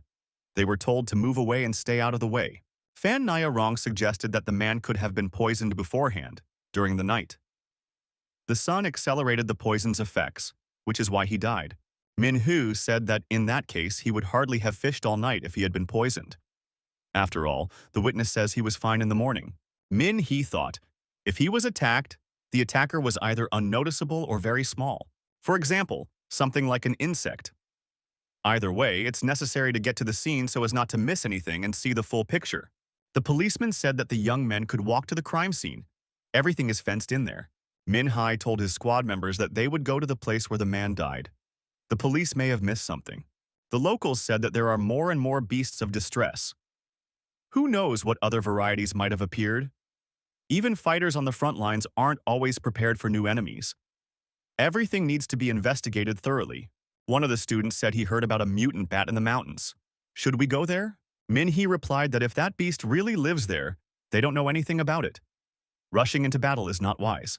The student said that they are superhumans. They have nothing to fear. Besides, the student council president will be with them. She will protect them. Min-hai remarked, if a mutant is behind this, it would be better to hand the matter over to the Hunter Association. They will gather a group of superhumans and solve the problem. Our hero added that they are here to collect samples. Some bat is not their business. The young man was surprised. How could Min-hai say such a thing? After all, he is a student of the academy. The student remarked that their duty is to fight evil and protect people. And Ming. He only thinks about himself. Is he willing to ignore possible sacrifices for the sake of a high academic grade? Fan Nia Rong called everyone to order and said to calm down. He only meant that an investigation should be done first. The young people headed to the scene of the incident, the shore of Guanyun Lake. Ming-he immediately noticed a dried-up fish lying on the shore. It interested him extremely. The policeman said that this was where the victim's body was found. It had dried up in just a few minutes. Min-hai asked if the water had been tested. The policeman replied that it had not been tested. They didn't have the right instruments. He pointed to the fish. How long has it been here? It even has its scales intact. The policeman said he didn't pay attention to it. It was just a normal fish. The student wondered, why ask about the fish? Isn't it a crime scene to study? Min-hai remarked, scales are usually peeled off when cooking, and there was no sign of a fire nearby. The policeman asked, does Mr. Hunter really think the fish is connected to the victim? Min-hai replied that he was not sure. The officer said he remembered something. The witness had mentioned that some fish had scared him. Min-hai asked how. The police officer admitted that he was surprised himself. He thought the witness was just scared and talking nonsense. He's still in shock, so it's best not to question him yet. Min-hai asked where the surveillance camera was and if he could see the footage. The police officer admitted that he hadn't thought of that somehow. The officer promised to contact his colleagues and prepare the recordings. Min Hai said he would look around for now. Min He sat down and picked some grass. Tianning asked what made him interested in wild grass. Ming He replied that he listened to the professor's lectures about the plants of disaster. Tang Han had brought them here to collect samples. There might be something like that here as well. Maybe this herb has something to do with the crime. Tianning said that Min He is very funny. Ming He looked at the plant and said that he would like to hear the president's opinion. The girl replied that it was dandelions. It's just an ordinary grass. No discovery. The officer pulled out his smartphone and said he already had the tape. After the witness threw the fish, it landed exactly where it was found. The police officer also wondered, it had only been one day. Why was the fish so dry? Min Hai assumed that the condition of the fish was the same as the victim's. The policeman compared the photos and recognized that the hunter was right. Barring the difference in body structure, the cause of death is the same. Min Hai suggested that the culprit might be hiding in the body of water. After a while, professional divers arrived. They dived to the bottom of the reservoir. The officer asked, "Does the hunter really think that someone is hiding in the water?" Min Hai replied that he wasn't sure, but we should study the specimen first. We should ask the divers to collect samples of underwater plants. The police officer agreed. The students wondered, why are the police even listening to Min Hai? He must be just covering himself with the teacher's name. The young ones decided to do their own investigation. One student suggested that the other student go to the mountains or forest to find animal tracks. Tianning reminded that all four of the group must work together. She wouldn't be able to protect them if they split up. One of the students said that they were wasting their time. Why should they obey Ming He? It's not like he's the leader of the group. Ming He told Tianning not to hold them back. Let them go if they want to. The police wanted them to explore the local mountains and forest anyway. Maybe there really are monsters lurking there. Ming He added that he had no intention of leaving the city. Tianning could go with them. That would be even better. Tianning said that if he noticed anything unusual, he should inform the professor immediately. The divers went down to the bottom of the body of water and saw many bones. Thanks to the cameras on their equipment, he watched what was happening. There were animal bones. The divers got ashore and said they were mostly bones of cows, sheep, pigs, and deer.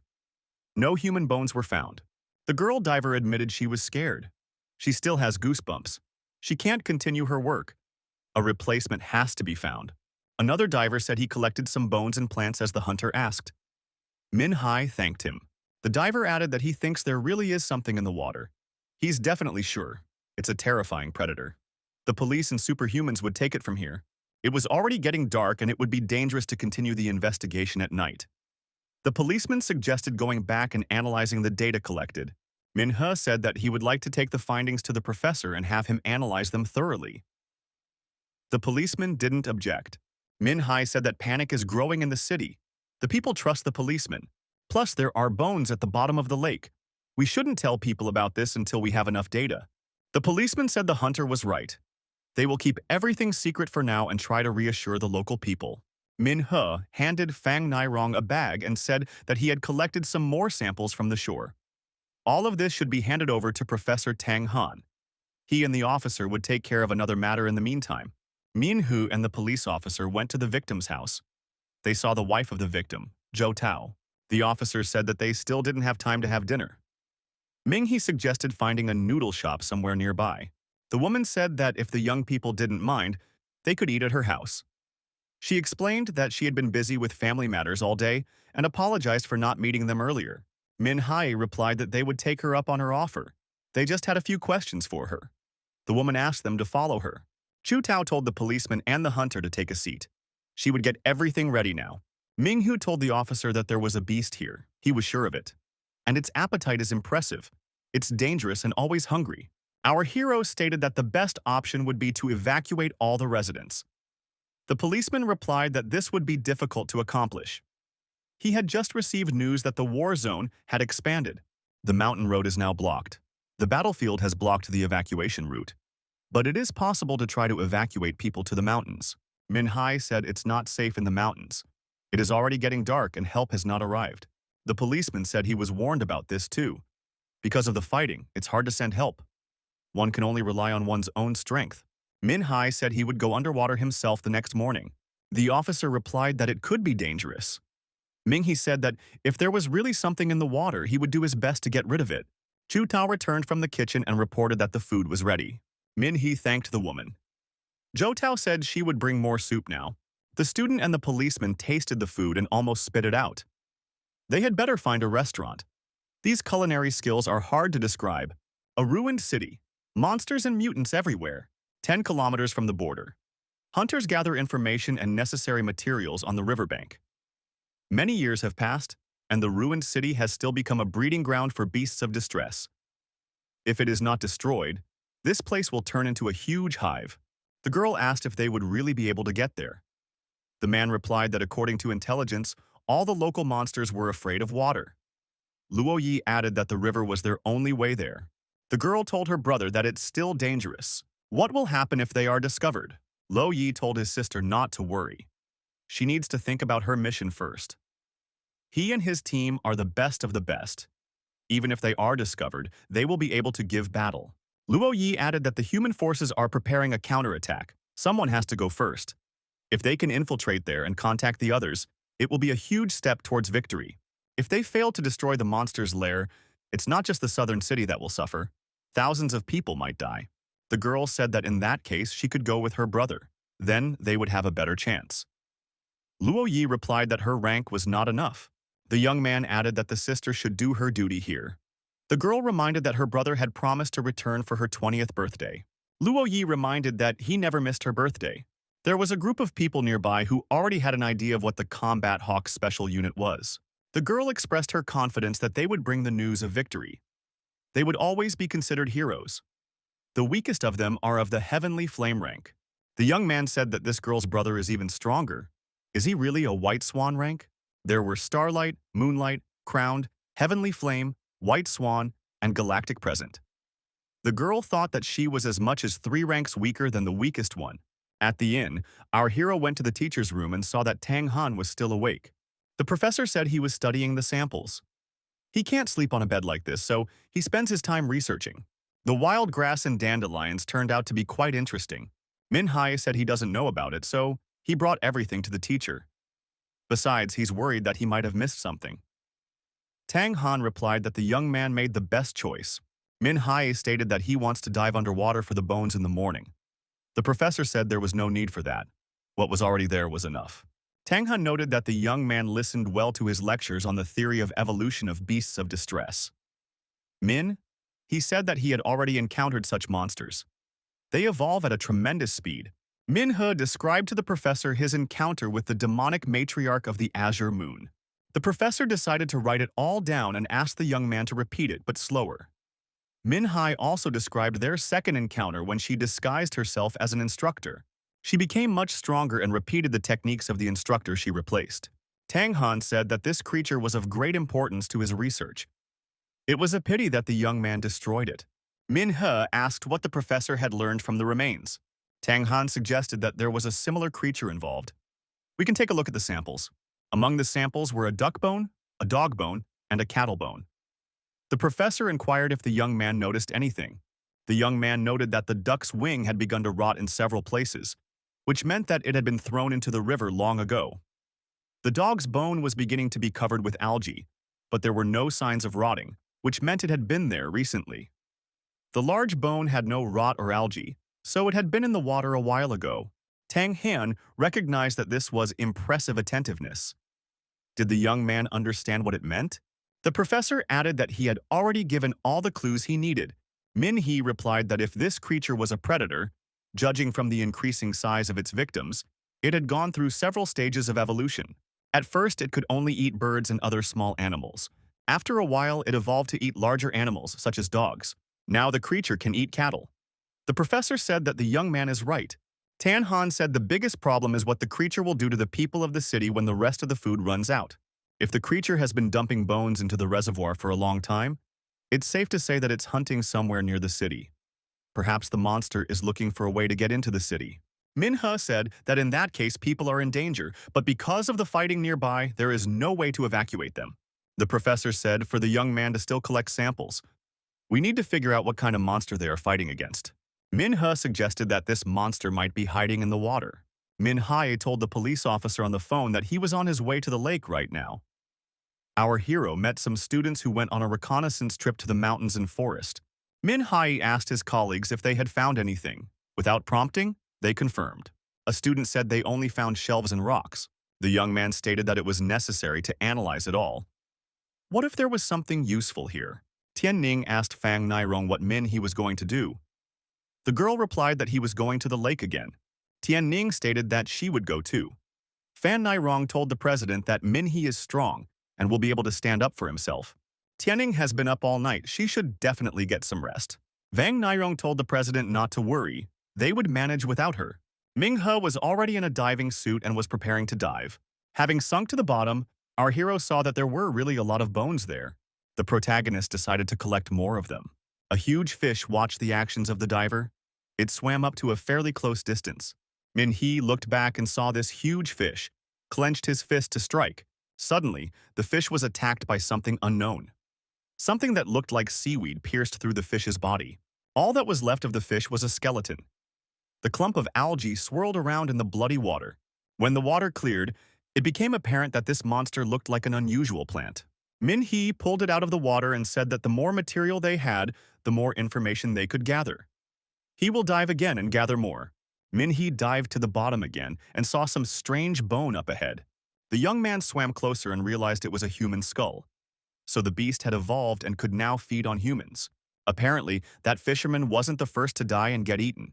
The professor said the beast's appetite would only grow. The beast will try to infiltrate the town. The locals are in danger. Xiaohua shouted that danger was approaching from behind. Our hero looked around and saw the creature approaching. Minghe wondered, "What is that?" Xiaohua told the guy not to relax. That thing was still alive. The strange creature wrapped around our hero's body. Only his legs were visible. Xiaohua said that there was no point in using physical force. We need to calm down and think. Ming He thought that the legs could still move.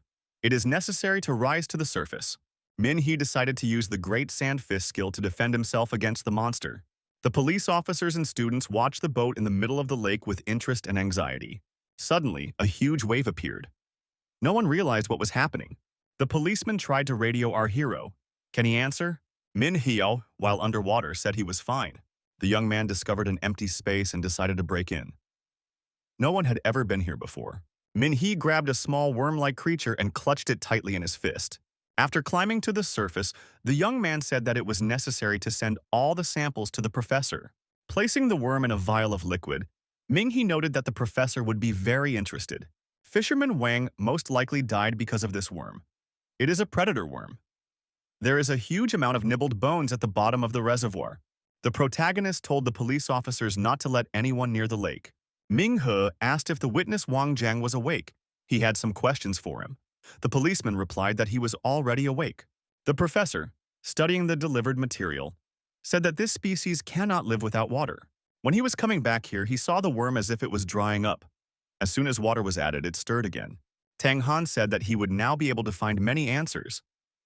Min. He suggested that the bones were already useless. The professor disagreed.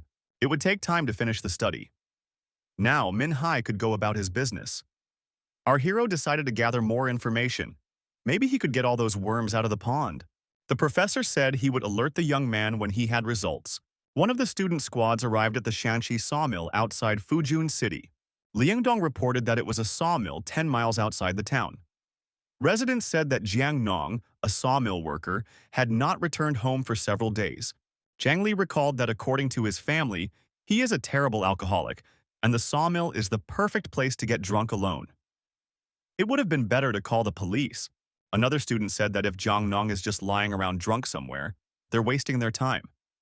There isn't even a normal road to the sawmill, so they had to go through the wilderness. The group leader said to be quiet and careful. Not far away, near the river, a wild deer was seen. Jiana said that it was not scary. Liangdong admitted that he was very scared. Not a pleasant place. We should go check to see if Jiang Nong was sleeping somewhere inside. The deer from afar continued to watch the people from afar. It was actually a mutant deer with glowing eyes and a decomposing body. Liangdong noticed that the circular saw was working. If the mechanism is not turned off, it means that Jiang Nong is awake. Shana noticed that there was a strong odor of alcohol in the air. The students saw a person sleeping on the sofa. Liang Dong clamped his nose and said that it stinks a lot in here. Just how much alcohol did he drink? Everyone pointed out that Jiang Nong was sound asleep. He didn't even move. Liang Dong stated that it was a false alarm. A student took Jiang Nong by the shoulder and told him to wake up.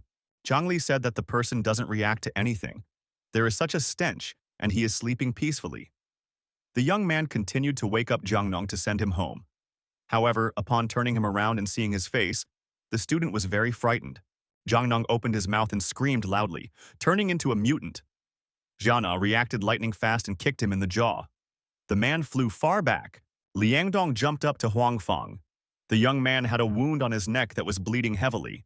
The mutant Jiang Nong jumped up and lunged at Xiana, but the girl managed to set up her bow, and the monster clamped down on him with its teeth.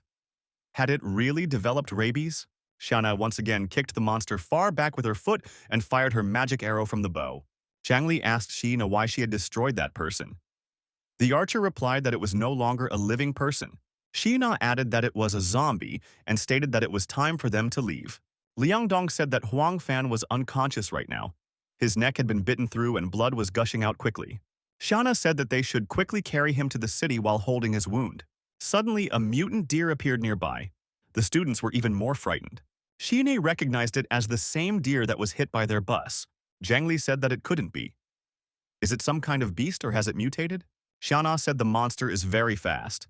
Everyone should stand behind her back. She will deal with it herself. With that, she prepared an arrow for a bow shot. The deer moved around the room with quick jumps, changing its trajectory. Xiana continued to shoot magic arrows at the moving target. The girl tried to drive the deer to where the circular saw was working. However, the deer broke the saw with its antlers. Xiana continued firing magic arrows, but the deer proved to be indestructible. Xiana determined that the monster in front of her was a high-level monster. Zhang Li said that they had better leave. Liang Dong noticed that blood continued to flow from Huang Fan, but the monster clearly didn't want to let them go. Jiang Nong hissed and opened his eyes. The water level in the Guanyun Reservoir had already dropped significantly, but no monsters could be found. Drones with video cameras were sent to scout. They were circling over the dried-up area. The police officer said that so far they have not found any of the monsters that were talked about earlier. The entire body of water needs to be examined. Min Hai noted that when the entire body of water is dried up, the monsters will have nowhere to go. It will be much safer for the locals now. The locals saw that there were a lot of bones at the bottom of the lake. Now it's clear where their pets went. The assistant police officer said that they should remove all the bones and leave someone to monitor the body of water. Tianning joined the young people. She had finally gotten some sleep. The girl asked if Ming He had really found something in the water. Are all those bones really connected to that thing? The locals said that it was getting late. Everyone must be tired and hungry. He suggested gathering in the ancestral hall. The elder had prepared dinner. Tianning pointed at the students and said that a lot of time had been lost because of them, but now Ming. He could rest. She would look after everything here. During dinner, He said that he needed to ask some questions to the witness. The police officer said he would go to the witness with the hunter. Min Hai said he would handle it alone. At that time, the witness approached the victim's house. The man knocked on the door. The homeowner asked what was wrong. She was taking a bath. The man replied that nothing was wrong. He just came to visit her. He is worried that she is lonely after the death of her husband. The woman told him to come in and have a seat. She would be out soon. The landlady came out of the bathroom and asked why Zhang showed up so late to see her. Zhang replied that when Wang was fishing, he heard the woman screaming. He thought he could help her. The landlady confessed that she was very scared alone. She couldn't even sleep. Zhang told her not to be afraid and offered to escort her to her room. The woman stated that this was somehow wrong. The landlady told Zhang to stop and not to push. Zhang repeated that he heard everything that night. The woman repeated once more for Zhang to stop, but he was already not controlling himself well. He told the girl not to pretend. Didn't she know what he was talking about? Zhang couldn't stop and continued his wrongdoing. He confessed that he had always liked her. The girl told him to take his time. She suggested that he lie down and she would be on top. The woman told Zhang to close his eyes. The man smiled. She knows what he likes. The landlady replied that she did indeed know. She was ready to eat him straight up. Zhang screamed loudly in fear and pain. He was indeed eaten. The landlady got dressed and said that he definitely enjoyed everything. The scream was just fine. Ming-hu approached a local and asked who the owner of this restaurant was. Mrs. Tao. The man confirmed that it was Wang Jun's wife. Her full name is Jo Tao.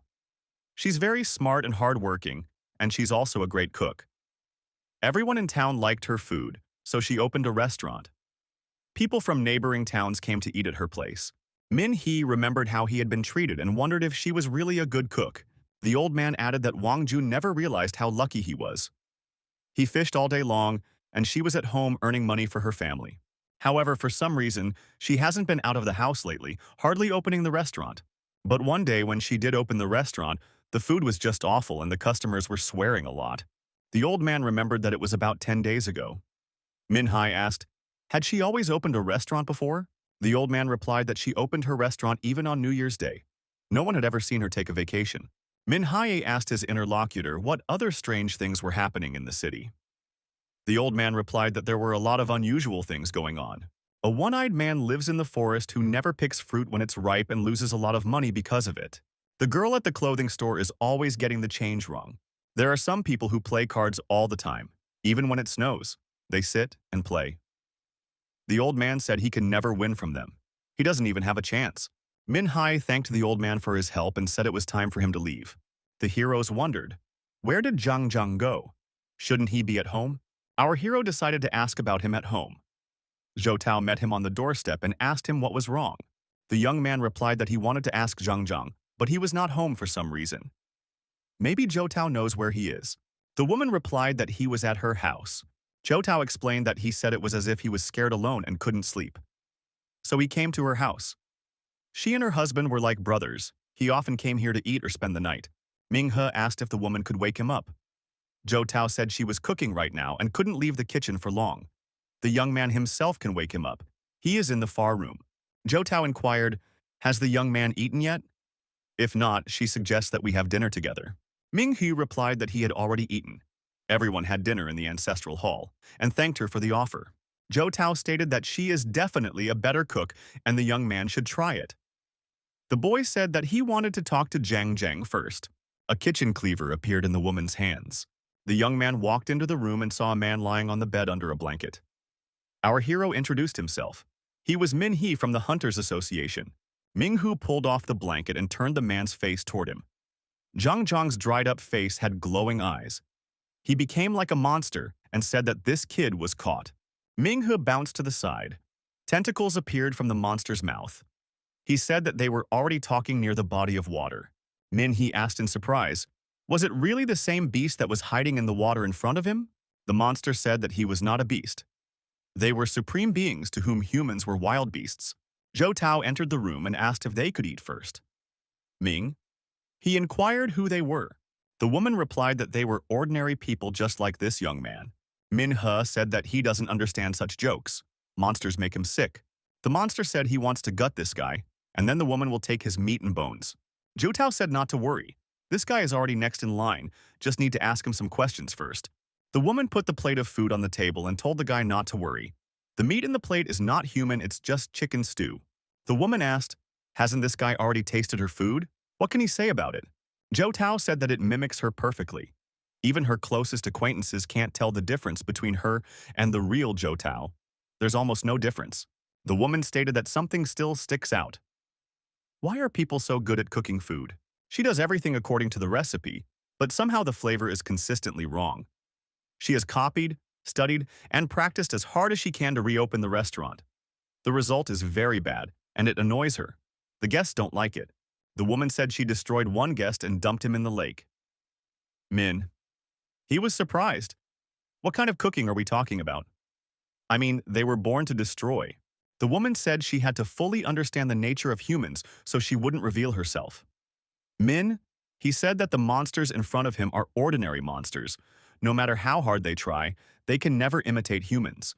The woman said to peel the scales and throw them while still alive into a pan of hot oil, to fatten the domestic animals until they were fat, and on a suitable day to let them go to meat. Had it never occurred to the young man that these creatures considered humans their family? Even a plant that grew by itself would sooner or later be plucked by humans or simply trampled. Zhou Tao asked, maybe that's why she can't cook like humans do. She is kinder than them. She just destroys living things instead of playing with them. Min Hae said it's all empty words. The bones in the pond showed their ugly marks. Although only rotten bones are left, you can still tell from them that the animals were frightened before they died. Min Hae said that humans are not perfect. They have both bad and good in them. She may look like a human now, but she's actually a pathetic parasite. She has never done anything good and beautiful in her life. The young man added that they easily notice evil in people. Hence, we can conclude that their nature does not depend on their surroundings as humans do. They are pure evil by nature. The monster says he's changed his mind. He won't leave the young man's meat for the woman. He will tear off his tongue and then eat it along with the soup. Choto said that people have dishes where fish is cooked alive. Maybe the flavor would be much better from human meat. The monster spread its tentacles and said that this man was not going anywhere from him. The woman shouted that this man's strength was dangerous. It was necessary to exercise caution. Ming He used the purple spirit technique and activated his ice fist. The place that was hit was shattered and covered in ice crystals. Xiaohua shouted for Ming He to run away immediately. Both opponents were still alive. The goddess noticed that his strike using ice crystals and spiritual power was powerful enough to destroy Lord-rank creatures. Ming. He wondered, are they really Lord-rank creatures? Xiaohua said that they might be even stronger. If the guy didn't use the crystals, he might not be able to survive.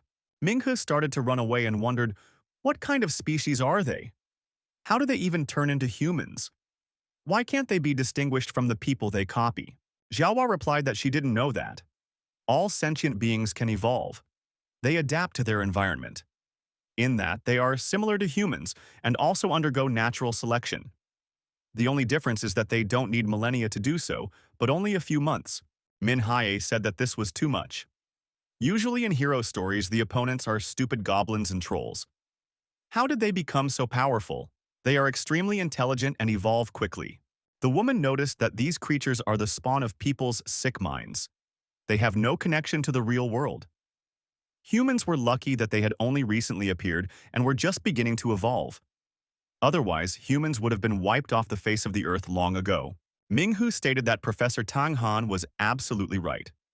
Xiaohua said that the guy should decide how to get out of this situation. He froze them for a while, but they would obviously get out. Minghu admitted that people create a lot of silly things, like stories about heroes. He can't handle these villains by himself. He needs to call for help.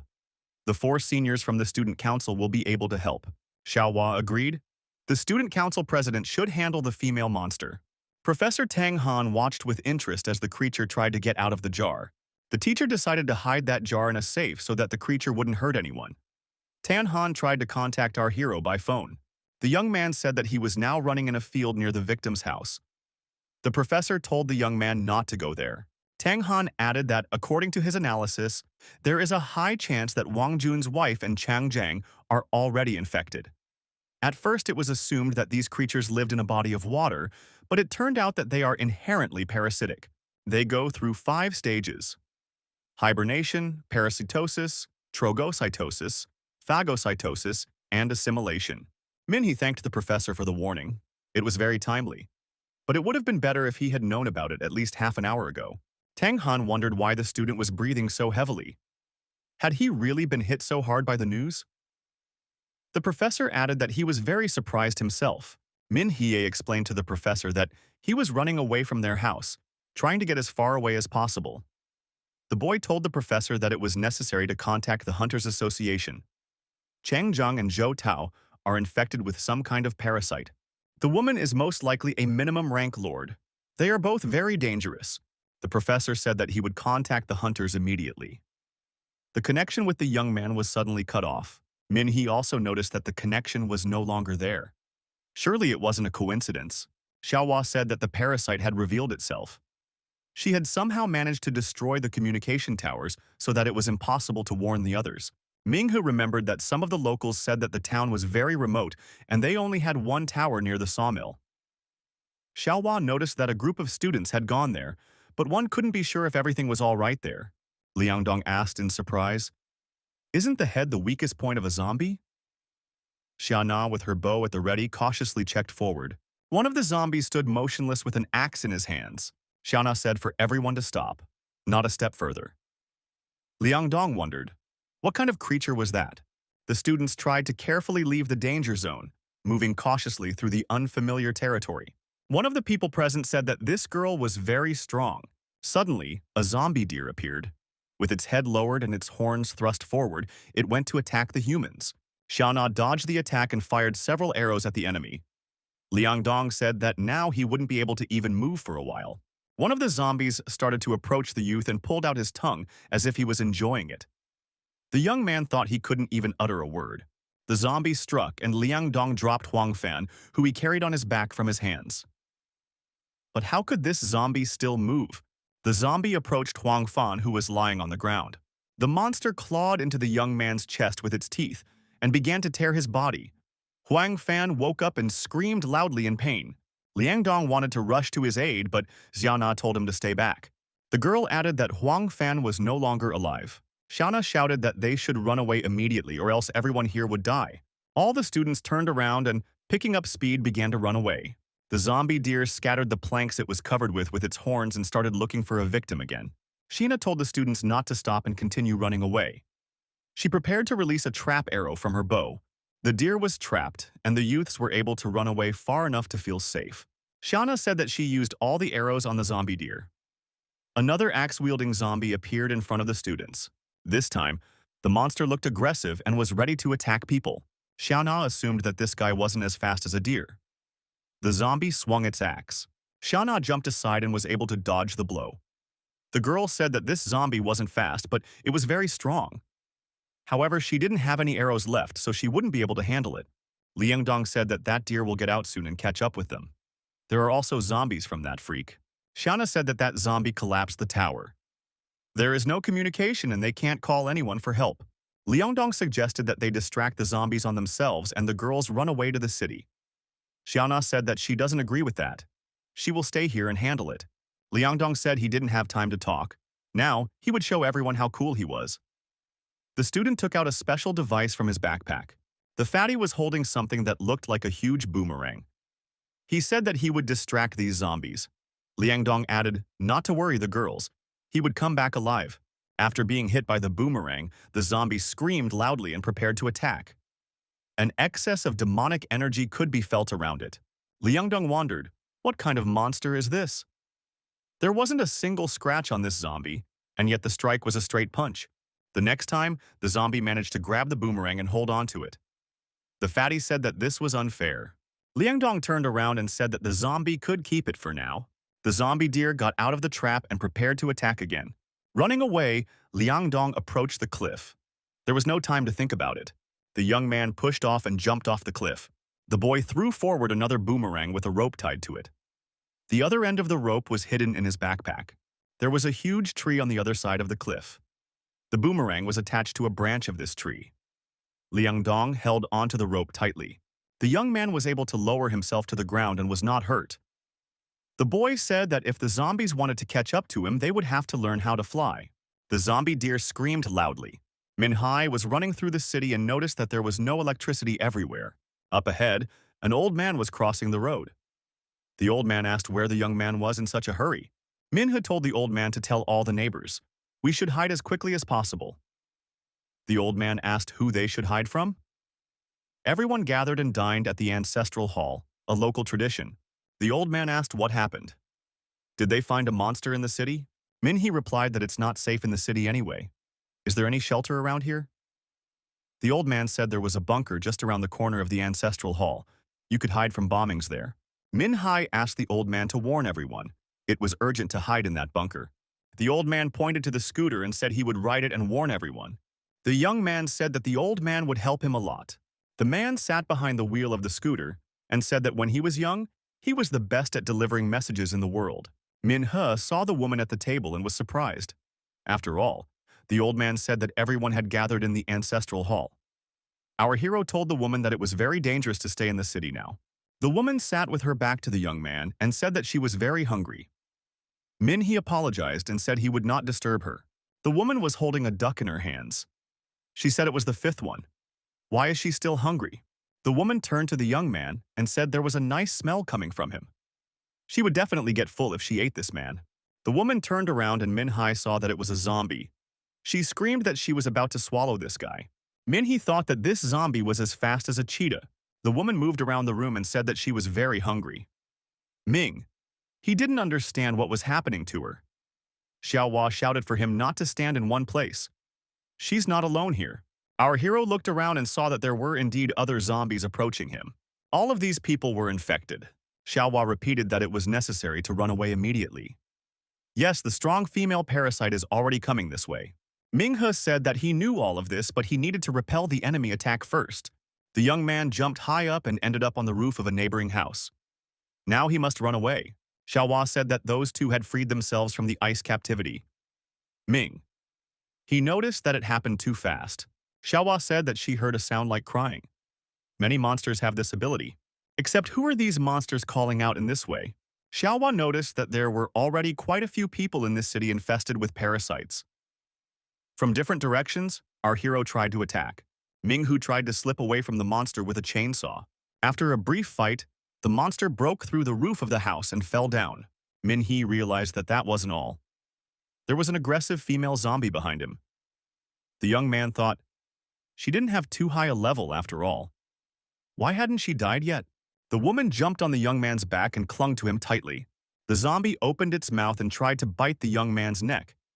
However, our hero was able to dodge and gave the monster a staggering blow.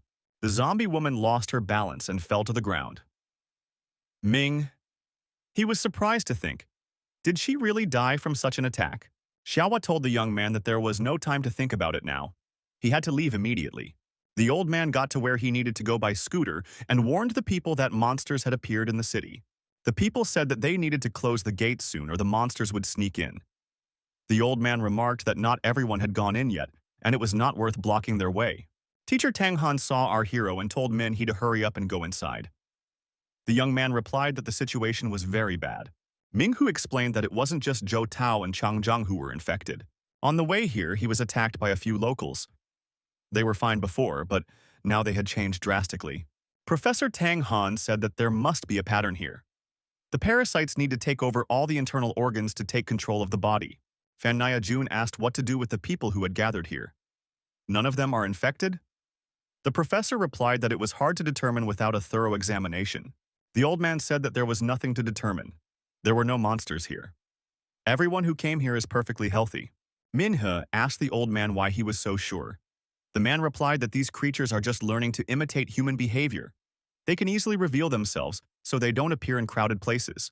Since many people had died in this town recently, it was decided to have a big dinner for 3 nights, an old tradition.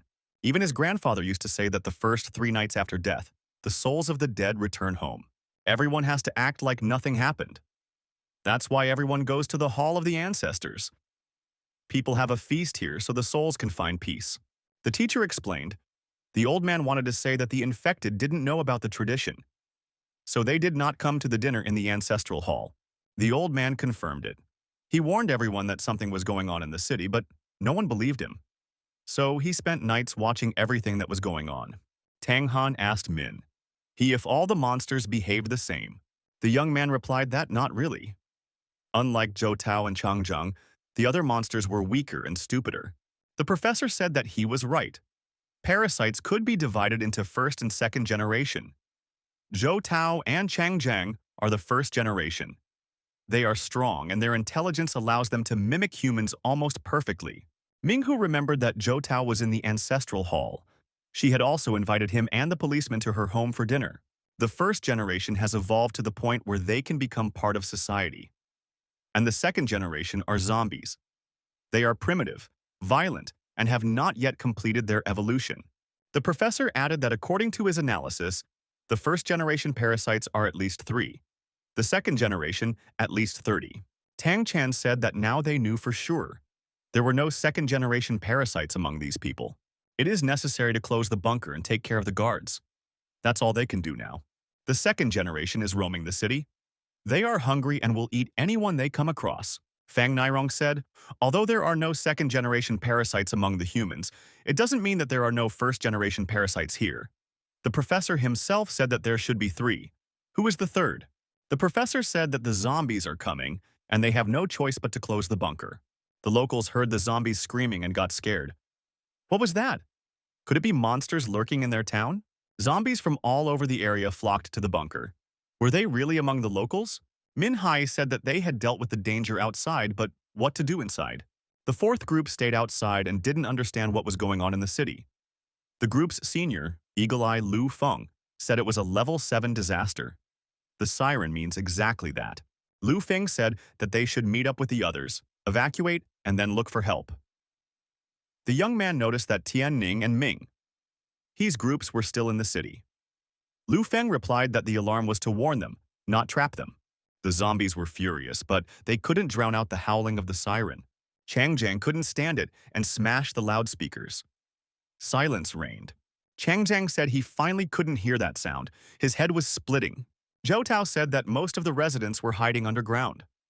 Chang Jiang remarked, "They might starve to death down there."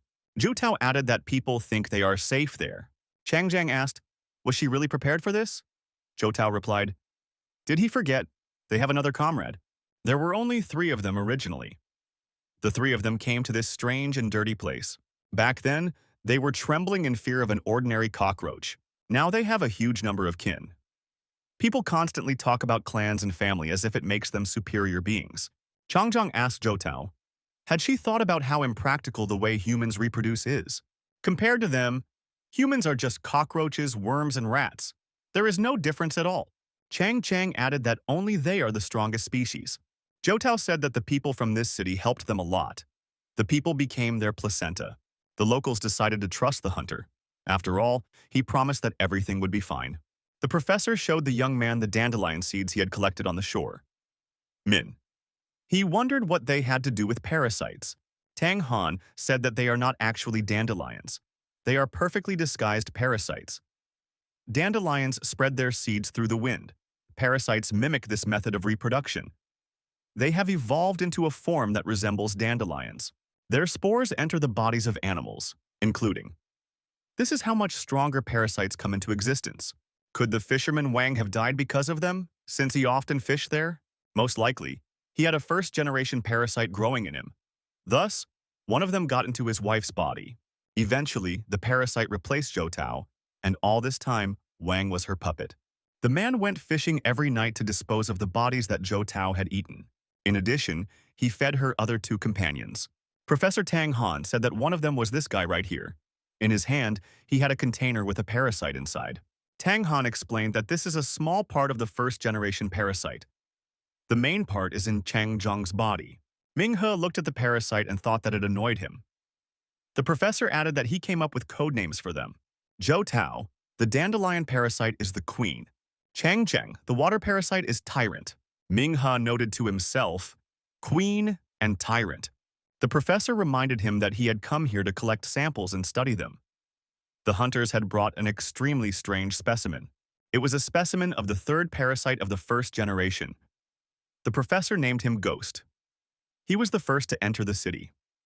After probing the ground, he let the queen and tyrant into the city.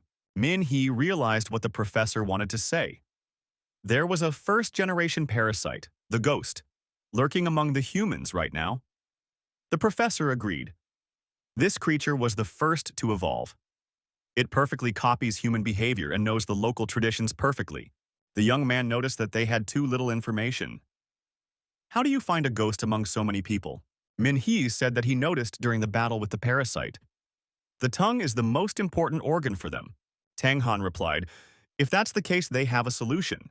However, the young man would have to take a big risk. One of the residents said that he was in a hurry, but he managed to grab something. Even though it's not much, it's better than nothing. Min Hai said he agreed, since they had no other choice. The old man turned to the locals and asked them to calm down and listen to the professor. Tang Han announced that their opponent was a monster perfectly disguised as a human. According to his investigation, this monster is already here. It has taken the form of someone everyone knows well. Tang Han said for everyone to remain calm. He knows what to do. The professor said he has developed a medicine that coats the tongue. If you hold it on your tongue for 3 minutes, you can tell who the monster is. He explained that everyone will receive 1 pill. After that, the test would begin. When the pills were distributed, Tang Han said that everyone now has the medicine. We need to put it on our tongue, but don't show our tongue to others yet. The professor added that no one but him and the hunter should see the tongue. When the time was up, the professor said that everyone should now approach Min-hee one by one and show their tongue. People approached the young man and showed their tongue. Ming-hee would say, "Okay," and let them go. Fang Nia-rong said that those examined should be sent to the other side. The professor noted that they had already examined half of it. No monster had been found yet. A man with a determined look came up next. Min-hai asked him not to be nervous. The young man told him to open his mouth and show his tongue. After examining him, he said that everything was fine and thanked him for his cooperation. The man asked if the method really worked. It tasted like regular candy. Min-hee replied that it probably did. The man tried to go back, but Fan Nia-rong blocked his way with a grate. The man demanded that she not look at him like that and opened the door. He said he didn't understand anything. After all, they had just confirmed that he was normal. Min-hai behind his back gestured that it was impossible to let him out. The elder asked with consternation, how could Wang Dasheng turn out to be a monster? The man shouted that he was normal. If anyone didn't believe it, they could look at his tongue. He showed his tongue and said that it hadn't changed at all, so he wasn't a parasite. The professor told him not to pretend. He is the third parasite of the first generation. He is a ghost. Min-hee told the monster to open his eyes and see what a normal person's tongue should look like. The professor asked everyone to open their mouths, show their tongues, and look at each other. Everyone's tongues turned out to be different colors. One guy said it was all because of the candy that colors the tongue. That's what kids eat a lot of. He bought a pack to give away, but now they helped find the monster. Min-hai added that the monster was trying to trick everyone. He didn't chew the candy, but swallowed it. The monster was furious. A childish trick was used against him. Min-hai said that this was the first lesson humans had taught the alien species. The monster began to transform and change its appearance. The parasite said that when it came to these lands, it saw a creature as hideous as these humans. The ghost stated that he could tell you who it was about now. The ghost said it was the small seeds of the banyan tree. Hydro added that he had seen this tree growing right on top of other trees. Saw its vines like tentacles wrapped around other trunks. The banyan tree grows, and its vines get thicker and thicker. Soon the whole trunk is covered. Now not even a ray of light can penetrate beneath them. All the nutrients are absorbed by the banyan tree. The tree did not expect that some seed would be its end. Eventually it dies in agony, trapped by the vines. When people see the banyan tree, they only notice the mighty and beautiful crown, obscuring the sun and the blue sky. They marvel at it. Who cares that there is another tree beneath it that has a right to life? People look at the banyan tree as if it were God himself. They don't realize how unfair it is.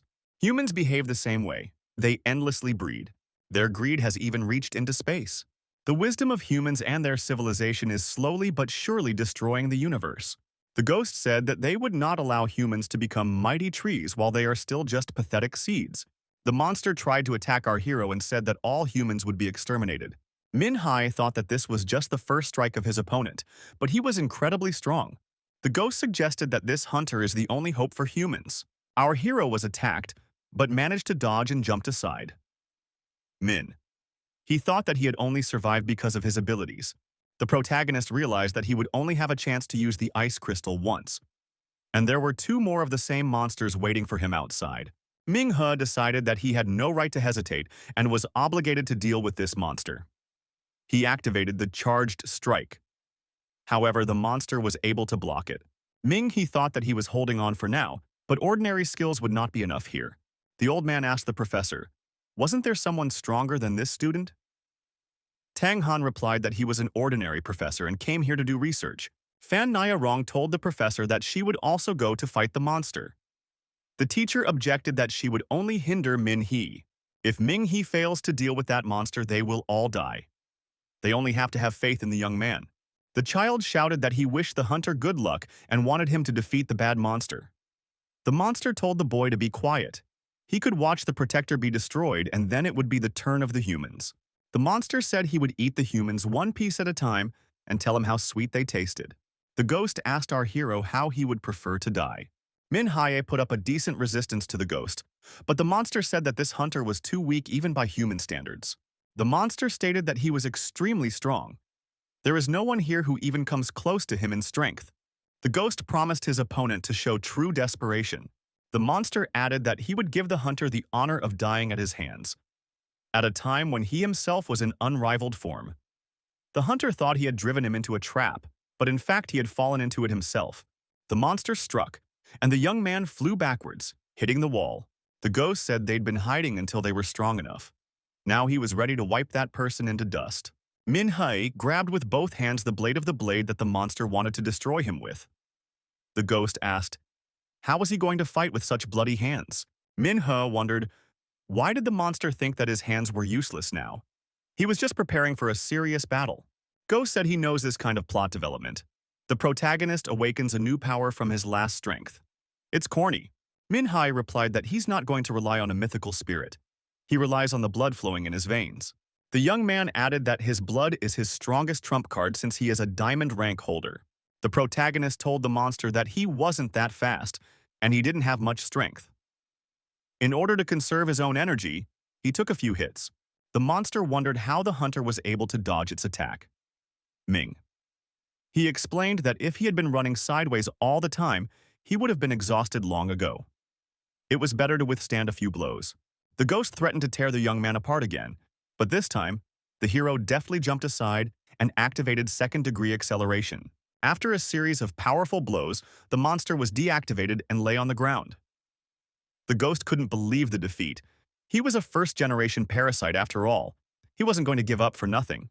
Ghost recognized that the guy was very strong. There were allies waiting for him outside, which meant he needed to survive. Min-hye realized that it wasn't over yet. The most important thing was ahead. Our hero activated his strongest punch and crushed the parasite. The monster lost its balance and flew far backwards, right towards the grate that the people were hiding behind. Rong shouted for everyone to move back. The monster could still counterattack. Our hero activated his fiery fists and approached his opponent. The monster turned into a human again and asked, did the hunter think he had won? Parasites also have the right to have the last word. He had accomplished his mission. Let's not forget, he controlled the cook's body. The man opened his mouth, and some insect crawled out from there. Min-hye stepped on it and squashed it. The young man said that problems should be solved one by one and walked even closer to the ghost. Min-hye decided to search the monster's body. What if there was something there? The professor said that it was a stellar liquid. It was the one that could enhance cultivation. It's probably because it was formed inside the body where the parasite lived. This liquid is special. It's almost 100% pure. You don't even have to process it. You can drink it immediately. Tang Han said that the liquid was indeed special, and the young man should drink it immediately. Not only would it enhance his cultivation, but it would also restore all the functions of his body. The young man believed and swallowed the liquid. The professor said that the hunter shouldn't be disturbed for a while. The young man's body grew hot, and it was decided to bring him water. Min-hye cooled himself with water and came to his senses. The professor asked how the student was feeling. Everyone saw that the young man's body was perfectly healthy. There wasn't a single scar on him. Ming. He thought that he was now in the body of a very strong hunter. Rong noticed that Min. He looked very attractive and asked for his phone number. Min-hye told the professor that he was worried about something after all. The student said that he didn't see any point in destroying the fisherman Wang Jun. If he was serving the queen, wasn't he useful to the parasites? However, he died, and even in front of a witness. These three of the first generation are very smart. If they wanted to destroy him, they could easily cover up his death without attracting attention. What if they needed people to see him die? The professor asked. Did the student really think that Wang Zhong was killed for a reason? Ming. He asked what the locals usually do when someone dies. The professor realized what he was talking about. It's a farewell dinner. Min-hye said that everyone gathers in one place and has a wake, especially when a clan member dies. So they purposely destroyed the fishermen to get everyone together for a memorial dinner. Wang Jun was a member of the Wang clan. Most of the people in this city are related to the Wang clan in one way or another. The vermin had purposely gathered everyone in one place. Our hero stated that the monsters wanted to infect everyone at once with the parasites. The ghost was controlling the body of the cook. He was preparing the food. The ghost must have put parasite eggs in the food. But the parasite eggs wouldn't survive the high temperatures. The professor remembered that cold soup was served. There was indeed cold soup at the wake. The professor and the student realized that the situation was critical. Inside, everyone now could be the eggs of third-generation parasites. Something urgent must be done. The professor said that in 2 days, everyone's bodies would be taken over by the parasites, and they would become second-generation parasites. They will follow any order from the queen, like zombies. The professor reminded them that parasites are constantly evolving. The timeline for infection is getting shorter all the time. Min-hee pointed out that the parasites want to infect the whole city and create an army of zombies. Tang-han tried to remain calm. He reminded them that they are in the hottest spot. The young man asked if the professor meant to say that this entire city would soon become a battlefield. The professor added that the outcome of this battle would determine the fate of the entire southern capital. Tens of thousands of superhumans were now fighting on the main battlefield. The city of Fujian is along the evacuation line. Once the main battle is over, the surviving superhumans will evacuate through this city. But the infected may block their way. Then they'll be trapped, and no one will escape. The professor said the parasites don't even need to be strong.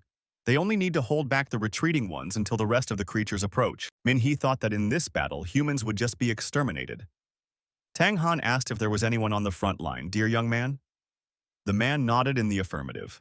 Min-hee asked, "Does the professor really think they will lose that battle?" Tang-han recognized that people had failed similar operations before. Otherwise, where would such a huge lair on the ruins come from? Min-hee must realize that city once belonged to humans. Min-hee asked the professor, would they really just watch and do nothing? The professor replied that, in their situation, going to the ruins of the city would mean losing. There was no point in it. Min-hee apologized, saying that he just lost his head. Right now, the most important thing was to focus on the current situation.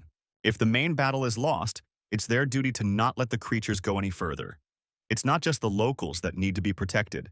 They have a duty to make sure that the retreating ones don't fall into a trap.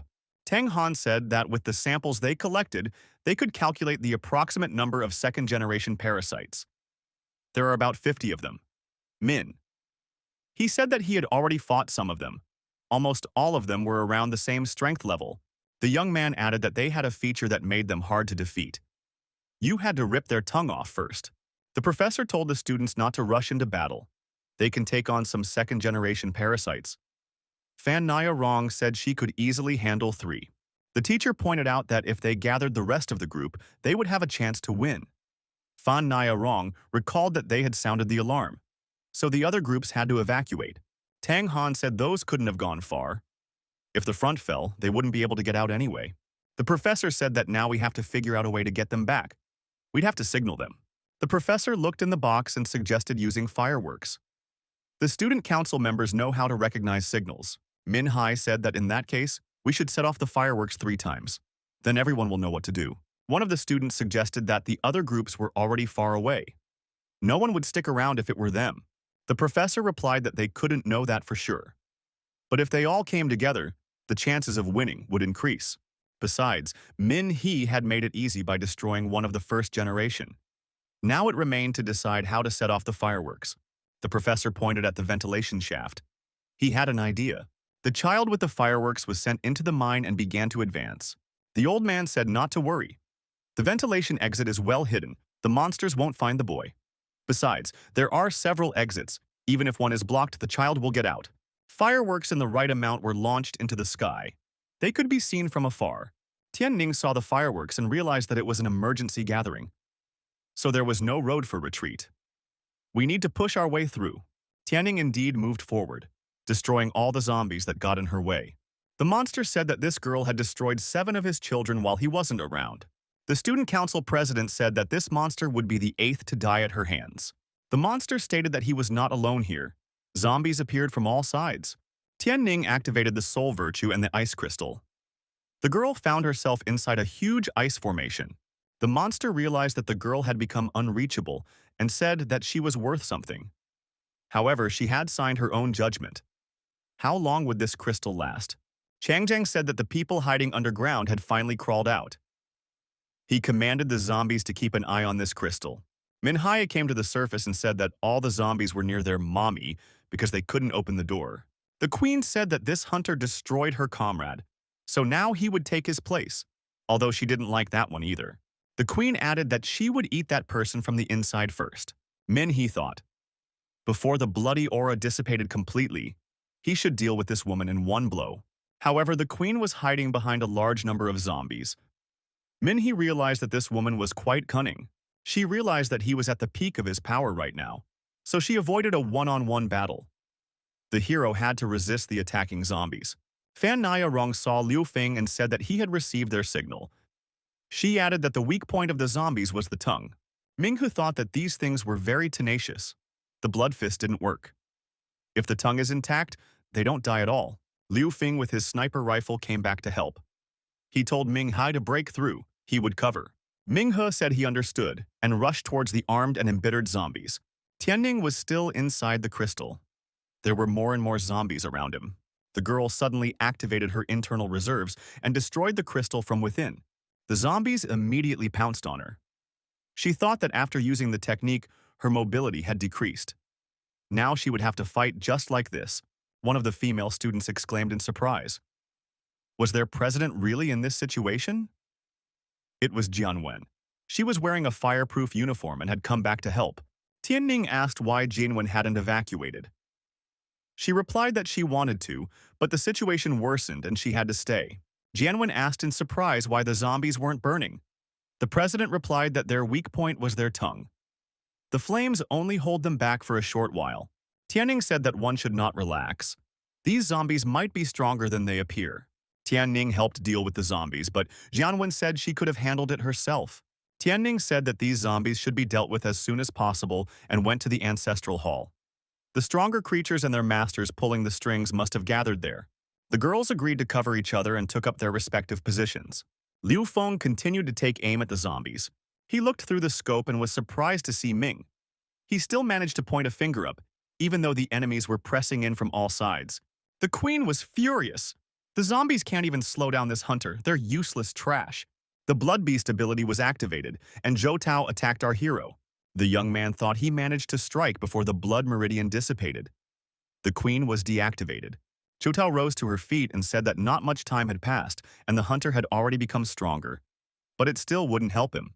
The woman noted that the young man's energy was weakening. Ming? He wondered, how can she speak after such an attack? She really knows how to hold a punch. Zhou Tao said that this body is weak for now, but she will find a replacement for it soon. Ming He replied that this woman is in for a bad end. She will be sprawled on the floor. Suddenly, Chang Zhang appeared between our hero and Zhou Tao and blocked the young man's path. Ming He did not hesitate to land a staggering blow on his opponent. Chang Zhang said that this strike was too weak and now he would deal with the hunter himself. The monster landed a crushing blow, but the young man dodged and jumped aside. Ming He thought that Chang Zhang had become much stronger. These things evolved too fast. Fortunately, this battle would be decisive. Zhou Tao told Chang Zhang to act in such a way that his opponent would not lose blood. The monster wondered, did the queen have some new recipe? The woman explained that the hunter would use his blood to become stronger. Chang Zhang realized why this young man was able to defeat their elder. Chang Zhang said that if he couldn't be allowed to bleed, he would just crush every inch of his body. Ming He took the opponent's punch on himself. The punch was so powerful that the young man flew far back again. Liu Feng fired a shot, but Chang Zhang was able to block the bullet. The monster said that the shooter would be next. Let him get ready. Chang Chang said that he would get rid of that pesky hunter first. He struck with his mace with such force that our hero flew backwards again under the impact of the blast. Minhu said that this villain was stronger than Ghost. Chang Zhang said that the hunter should not compare him with that old man. He is younger, so he is stronger and evolves faster. The monster was surprised. How could this man dodge his blows? Chang Jiang said that he would become even stronger and take revenge for the professor keeping his part in the bottle. He increased in size considerably and asked if the hunter now wanted to surrender. The monster shouted that he was now invulnerable and perfect. Zhou Tao asked in amazement how this man was able to escape. Chang Jiang didn't realize what was happening to him. His body began to fall apart. The professor with a jar in his hand told the young man that this was all he could do to help right now. Chang Jiang screamed, asking what the man had done to his body and his part. Tang Han calmly replied that he had simply added the alpha decomposition crystal. The monster decided to destroy the worm and said that he would die alone. No need to pull him along. Ming He said that until a few seconds ago, Chang Zhang had called him Little One, and now he was ruthlessly destroying him. How can he be called a highly intelligent being?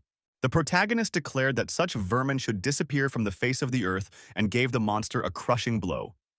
Chang Zhang replied that the man was still too weak. He couldn't even scratch him. The monster laughed and said that he couldn't even feel those blows. Now he would show what a real punch was. Liu Feng took another shot and wondered again, why can't the bullets take this monster? Zhou Tao appeared behind his back, preparing to strike. At the last moment, Liu Feng jumped aside and avoided the attack. The queen wondered, how could the man do this? Liu Feng didn't understand how she managed to sneak up so stealthily. Zhou Tao said that this man would not escape her. The woman released her tentacles and Liu Feng found himself captivated. She pronounced that naive sheep like him are the most delicious. Tianning suddenly appeared and demanded that Liu Feng be released. He told the president that the opponent was at least a lord-rank monster. The girl replied that she knew, but among all the students, she was the only one capable of defeating it. Tianning told Wenwen to keep her distance and not to approach. She replied that such things are usually afraid of fire. Zhou Tao said that everyone was finally all together. Now we wouldn't have to send the kids out to look for it. She looked at Wenwen and said that her flesh looked tender. It would taste great. Wenwen told Tianning to take Liu Feng away. Wenwen used the explosion technique and said that she was about to destroy this monster. This was followed by a flame shot. The attack was well-timed and reached its target. However, the queen steadied herself and counterattacked. Wenwen flew far back. Zhou Tao stated that she would marinate the girl for a bit. That way, it would be even more delicious. The woman said that she was already hungry and it was time to put some parts of this girl into a jar. Tianning stood between them and declared that she would not let that happen. Zhou Tao suggested that this particular girl was the one who was running around the city and destroying her children like insects. Tianning replied that she was just taking out the trash. The monster pointed out that Tianning had a perfect figure, and she was fed up with Zhou Tao's body. The queen said that even though she has not been human for long, she already distinguishes between beautiful and ugly girls. When she wants to become even more beautiful, her hunger only increases. The woman declared that she would take her rival's body and swallow her friends, elegantly. The stronger their friendship, the tastier they would be. Tianning dodged the monster woman's attack. In response, she used the ice crystal technique, then activated the ice prison. Zhou Tao found herself immobilized. Tianning thought with surprise, did it really work? However, this monster could not be destroyed so easily. A misty cloud formed ahead, and Zhou Tao disappeared from sight. The girls assumed that the female monster had gathered second-generation zombies from around the area. Jonah reappeared and declared that the opponent was strong, but it was time for her to die. The shell would be preserved, but everything inside would turn to mush. The queen shouted that she would bestow her power to the zombie children. At this time, Minghe continued to fight with Changzhang. The monster realized that he was losing, all because of alpha decay. Changzhang decided to leave the scene of the battle. Minghe wondered, where was he going? Monster said that alpha decomposition had ruined everything. Changzhang demanded that Zhou Tao give him her power. After a while, the monster was able to recover. It pounced on our hero with renewed strength and promised to make mincemeat out of him. Minghe thought that he had already hit his opponent 49 times, and he had only grown armor. Even a spiritual technique wouldn't be enough to defeat him. Chu Tao told Chang Chang to stop fighting the hunter. He needed to deal with the girls first. The man replied that this man was also dangerous. Zhou Tao stated that the strongest among them is that girl. Without her, people don't stand a chance. Chang Jiang agreed and threw himself at Tianning. Wenwen shouted that she would delay them and activated the ultimatum spiritual technique. Minghe asked the girl if she could use the red sovereign technique. Tianning answered in the affirmative, but added that the queen was too smart. As soon as she realized the energy building up inside her, she would immediately hide behind the zombies. Minghe asked what would happen if they finished off all the zombies and the tyrant. Tianning said that in such a state, the young man wouldn't be able to handle tyrant. Minghe stated that he had an ice crystal that would strengthen him. With it, he would be able to destroy the tyrant. Tianning asked if he was going to destroy the tyrant with his own strength and the queen with the crystal. The young man replied that he now had a better idea. He would use the crystal to pave her way to the queen, and then she would finish her off. Jin Wenwen wondered if there was any way to make it quicker. It was hard for her to continuously control long fire energy. Minghe said, Minghe, ask Tianning. She can absorb the ice crystal to become even stronger, right? Then maybe we can make it work. The girl replied that they did indeed have a chance. Jianwen shouted that there was no time left. She lowered herself to the ground to Minghe, and all three of them prepared to repel the zombie attack. Tianning said that there was no time to doubt and absorbed the crystal. After that, an ice sword appeared in her hand. The student council president activated the ultimatum form and the winged ice deity. Tianning declared that she would now pave the way for them. Tyrant said to the queen, "It could be very dangerous right now. This opponent is quite strong." Tianning approached the rivals on the wings and swung her ice sword and shouted that she would destroy them. The queen pushed the tyrant forward and said that she would rather he die than her. The tyrant was destroyed. Tianning thought that she had spent too much energy. The queen shouted that she thought so. Her opponent only had one hit. The queen wrapped her vines around the girl and said that she had a gorgeous body, so beautiful that she wanted to tear it up. But since she wouldn't listen, she'd have to make her suffer a little. The monster pulled the girl closer and told her to become one with her. Tianning couldn't even move. The girl shouted to our hero that she was leaving the rest up to him and gave him back his power. Minghu clothed himself in ice wings and prepared to attack the monster. The protagonist activated the ice fist and struck the queen.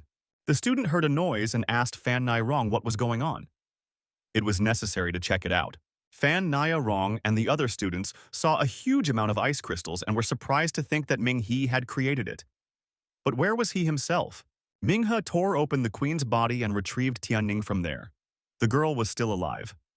Xiaohua said that her airway was clogged with fluid. Minghe leaned his lips against the girl's lips and tried to suck out that liquid. Xiaohua shouted that you can't do that.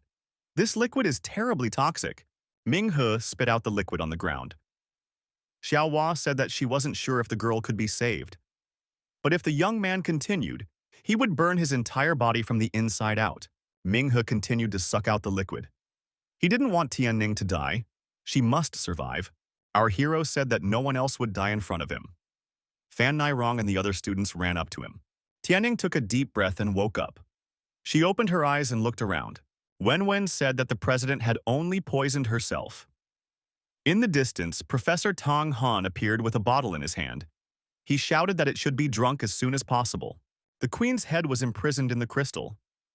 One of the students said that he was very cool. He was able to handle such a monster.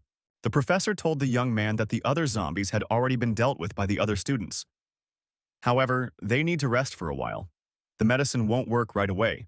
Fang Naya Rong said that the president has already started to be treated, so there is no need to worry. The wounds are serious, but nothing life-threatening. The professor said he knew she was still worried about something else. He's done everything he can. Now we need to take care of those at the front. They will be able to retreat. The students in the forest saw that there was a lot of blood by the river. It is necessary to prepare for the battle. A wounded warrior came out of the river. The girl recognized her brother and shouted loudly. The wounded young man said that their plan had been revealed by the Demon King. None of the group survived anymore. He assumed that the main strike force had been defeated. What to do next? The warrior said to retreat. They would have to accept this humiliation. The girl said to let her brother rest. They would soon return home. He had accomplished his mission. The warrior said he had to deliver important news to the commander. The young man said that their team has been assembled to carry out the evacuation. They will have enough strength to protect the warrior. Busloads of students arrived at the South City Academy. One of the students said that although they had to retreat, they were able to fulfill Professor Wu's plan. The student added that this was a small victory for all of humanity. Now the disaster star will be destroyed by the astronomy team. This means that the monsters will no longer come down to Earth to visit them. If the humans can clear their lair in the destroyed city, the era of humanity will come again. Victory is only a matter of time. Humans would be able to defeat them even if they had to retreat. Minghe saw Lu Qian, and they rushed towards each other. The young people hugged each other and were happy to be alive. The professor saw the hugging students and realized the reason why this guy fought like a beast and threw himself into the embrace of doom. Now he should enjoy life while he could. Tianning told the professor that this person wasn't the only one who was trying. The professor recognized that thanks to both of them, a lot of people would come back alive. The president said that the professor and his colleague were the ones who came up with the whole plan. Tang Han replied that he didn't believe it would succeed, so he abandoned it halfway through. However, Professor Wu proved that he was right and fully deserved the title of hero. Tang Han remarked that he almost messed up a simple matter. It was better to remain a simple teacher. In the sandy desert, the top leaders of the Superhuman Academy and the Hunter Association were celebrating their victory. The professor said that they had only won because of everyone's support. The professor said that he had finally completed his mission, so he would be able to get a good night's sleep. He will not be present at the celebration dinner. After the meeting, the professor saw the assistant and said he wasn't the only one working late. She is working hard too. The girl bowed to the professor and thanked him for protecting their city. Lu Qian thanked Ming He for walking her home. This is her brother's house. He is injured, so she will keep an eye on him for a few days. Ming He was surprised to hear that Lu Qian had a brother. The girl was surprised in return that the young man didn't know that her older brother existed. Luo Yi walked out onto the porch and said hello to Ming He. Min He was surprised. Does this guy really know him? Lo Yi said that his sister had told him a lot about Min He. Lo Yi said that he had information. The only reason they were able to successfully retreat was because a group of students defeated a ferocious enemy. Luo Yi said that they were only able to return home because of this young man's efforts. Min He replied that it was just a coincidence. He is glad that he was able to help on the front lines. Lo Yi said that he was badly injured. Min Hai remarked that it's getting late and he's going home. Need to still make his sister happy that he stayed alive. Lu Qian asked Min He to be careful on his way home. The girl reminded him that it was her birthday in 2 days and Min He should definitely attend. Min He thought he was wrong. It turns out this guy is really her brother. So everything that happened in South City these past few days happened because she likes him. But why didn't she reply to that letter? The sister met the young man and was happy to see him back. She said that a girl had just called, wondering if Min Hai had returned home. Min Hai saw that his cell phone had run out of battery and said he would call back in a moment. The young man called from his home phone and said he was already home. His cell phone was dead. His sister wondered if it was his girlfriend from the academy calling. Min Hai replied that it was just a classmate. The sister smiled and said it was a very interesting relationship. Does she know this girl? Min Hai replied that it was Lu Qian. They had met before. The sister said she remembered her. This girl often came by when he was lying unconscious. She even left a letter. Min He wondered, did Lu Qian really reply back then? The sister said she was busy and didn't have time to pick up the letter. It could have been thrown out by the janitor or the nurse. Min Hai thought he would ask the girl about the letter at the birthday party. The nurse asked if the letter was that important. The girl said she met a hero of humanity on her way home. She didn't know he was so young. Min Hai said he saw him too when he accompanied his sister to the interview. He even got a magazine from him. The girl remarked that Professor Wu Lun was a distinguished man and hardly read such magazines. He replied that Wu Lun is also a human being. He thought that Wu Lun was indeed an amazing person. Everyone tried their best to change the course of the war but failed. It was a common defeat and shame for all superhumans. However, the professor's successes overshadowed their failures and fixed everything. Sister told Min Hai not to belittle himself. He was still young and would have a chance to help humanity. In the training room of the sports complex, the protagonist was practicing hand-to-hand combat techniques. Xiao Hua asked if Ming Hu was ready. She would never have thought that disaster parasites would be able to create such a pure liquid. Perhaps it was because they had adapted to the bodies of humans. He thought that he could drink it and not be afraid. If his body quickly adjusted and adapted, he could make a breakthrough and strengthen himself. Xiaohua said that it was liquid stardust collected from that parasite woman's body.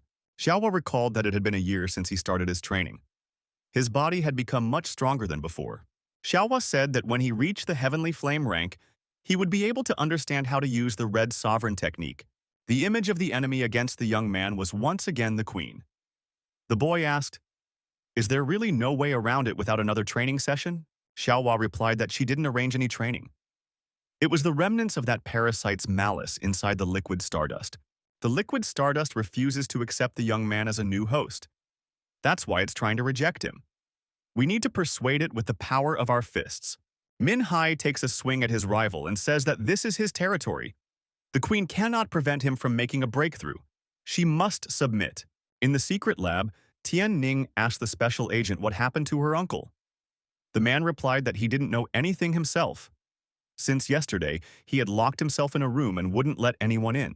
The special agent added that if he hadn't heard him smashing and screaming, he wouldn't have called Tian Ning. The girl inquired what he was even supposed to be doing here. The man stated that her uncle was on the verge of a nervous breakdown right now. He is chasing everyone away and not letting anyone inside. Tianning knocked on the door and asked what was wrong with her uncle. The man opened the door and asked if anyone was around. After making sure the girl was alone, he let her inside. Tianning asked, "Why did the uncle mess everything around here?" Even if there's no progress in the research, there's no need to react so violently. One should just give oneself some time. The professor said that he hoped there would be no progress. Tianning was surprised to ask why he was so upset. The man replied that he had lost. Tianning wondered, could he still not get over what happened then? The professor said that they lost and he feels like a criminal. Tianning asked her uncle to calm down, stop shouting and tell her what happened. People entered the room. The girl inquired who they were. The head of the Dragon Fang said that the plan had already started to take effect. The leader of the first group of Dragon Fang said that everyone was waiting for the professor's instructions. The leader tells the professor that they have the same goal, even though they haven't known each other that long. They may not succeed, but they shouldn't live a life of regret. The sister tells our hero that he looks great. He should try his best and bring the girl home today. The young man replied that he was just going out with his classmates and nothing more. The girl said that Min Hai has grown up quickly and can now take care of himself. She is very happy. Min Hai replied that it's all because of her care.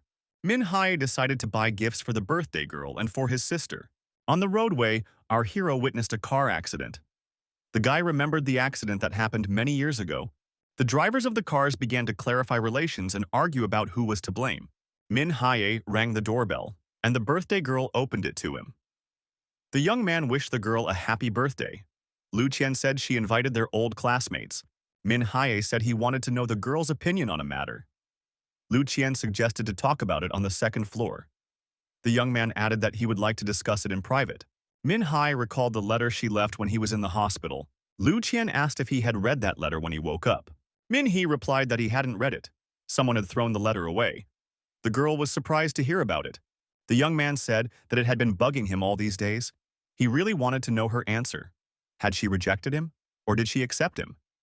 Or did she just wish for his recovery? Min Hai said that it wasn't that important now. What was important was what was happening between them now.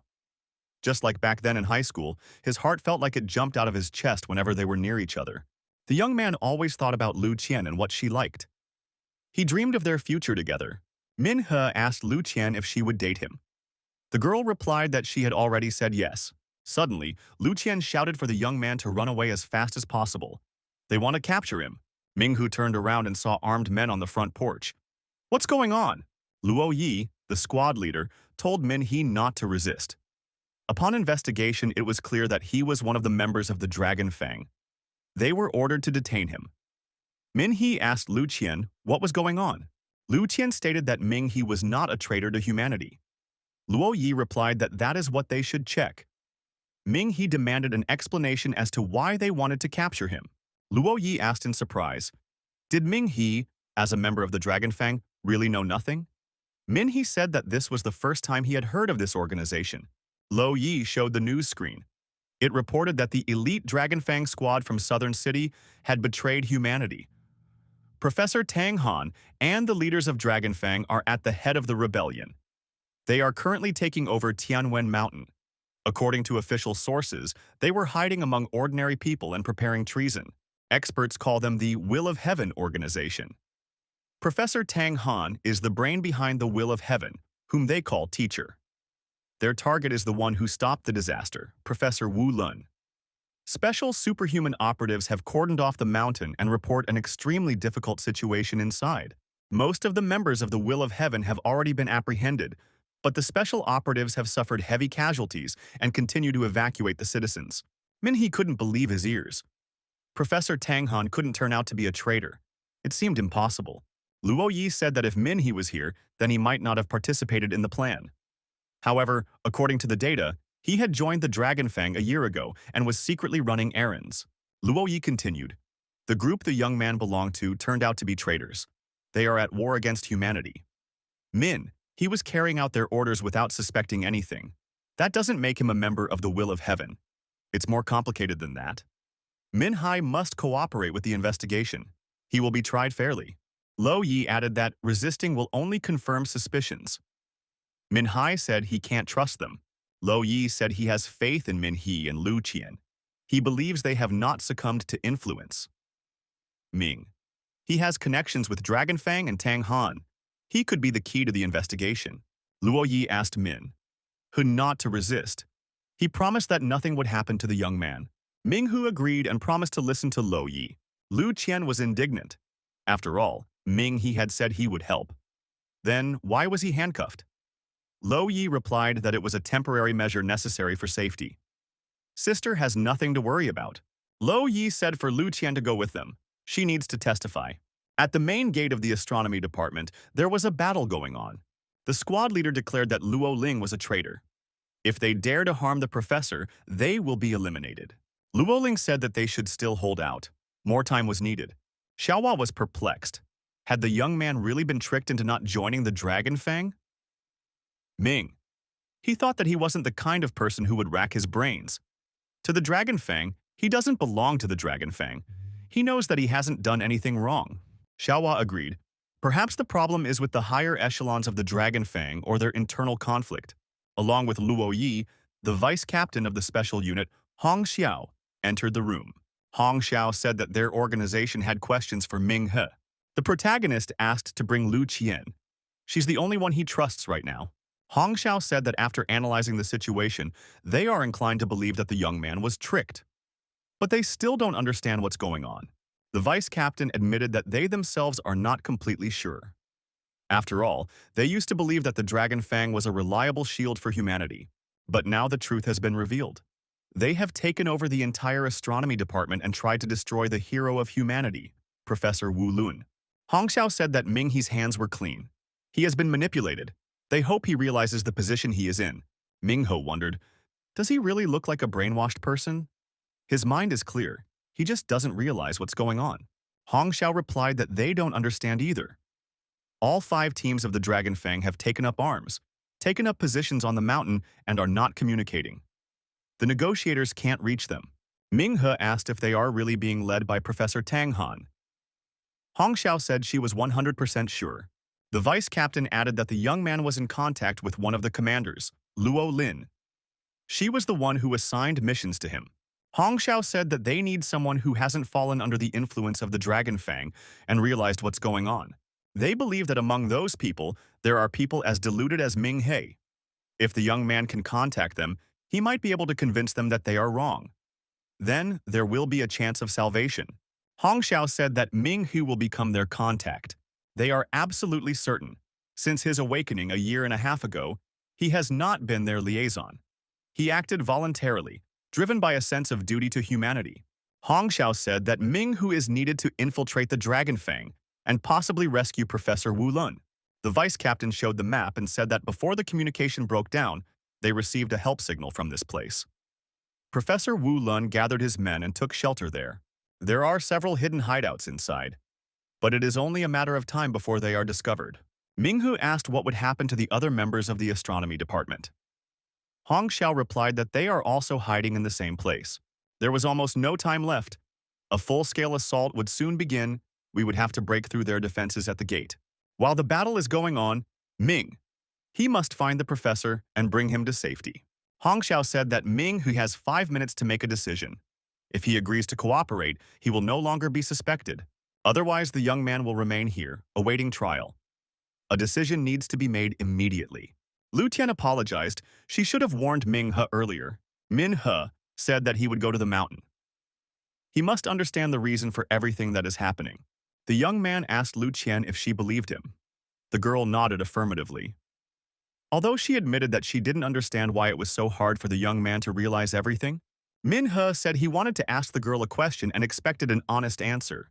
The staff members watching the young men were trying to figure out what they were talking about. Hong Xiao entered the room again and asked if Ming He had made a decision. The young man replied that he was willing to cooperate. The vice captain said that they would send someone to escort him to the mountain. From there, he will go on his own. If Min Hai encounters an enemy, he must say that he is a member of the Dragon Fang. Then, he won't be interfered with. Hong Xiao added that they will put a tracker on him and watch his every move. That way, they can control the situation. She also revealed that Luo Yi will go with him, which will make sure that Ming He won't betray them. The captain explained that these were preventative measures and apologized for them. Luo Yi told Ming He not to worry. After all, the purpose of their mission is to rescue Professor Wu Lun. As long as their goals coincide, he will help. Hong Xiao expressed her confidence that Ming He will not disappoint her. Lu Qian stated that she wants to go with them. The girl's brother said it was too dangerous. Ming He reminded her of the threat as well. Lu Qian objected. Ming He can't trust everything they say here, and her brother doesn't trust Ming He. If they can't trust each other, how will they agree? Without trust, they can't save the professor. Hong Xiao recognized that the girl was right. Ming Hu and Luo Yi once again expressed that Lu Qian should not go. But Hong Xiao made a decision. These three would be the special squad. The special purpose squad reached the dormitory of the astronomy department. Luo Yi said that next, they would go through the mountain tunnel straight to the square and then enter the building where the professor was. The young men made their way inside the dormitory and realized that the people from here had left in a hurry, leaving everything as it was. Suddenly, armed men appeared in front of them and asked, "Who is coming?" Min He introduced himself and said that he was a member of the Dragon Fang. To make sure there was no doubt, he showed his ID card. The unknown men realized that this guy was one of their own and apologized. Min He and his team entered the tunnel. The young man was tormented by his conscience. He had to deceive these people. The squad was once again stopped by armed guards. One of them asked who they were. Min. He repeated the same thing and showed his ID. The guards asked who the two men were that were coming with him. Min Hai said they were members of his group. One of the guards demanded to see their IDs. Luo Yi said that he had an ID and he would show it now. The young man stuck his hand in his pocket. Instead, Luo Yi sharply punched his opponent in the chest. One of the guards tried to run away. He wanted to warn the leader that an enemy had been detected in the tunnel.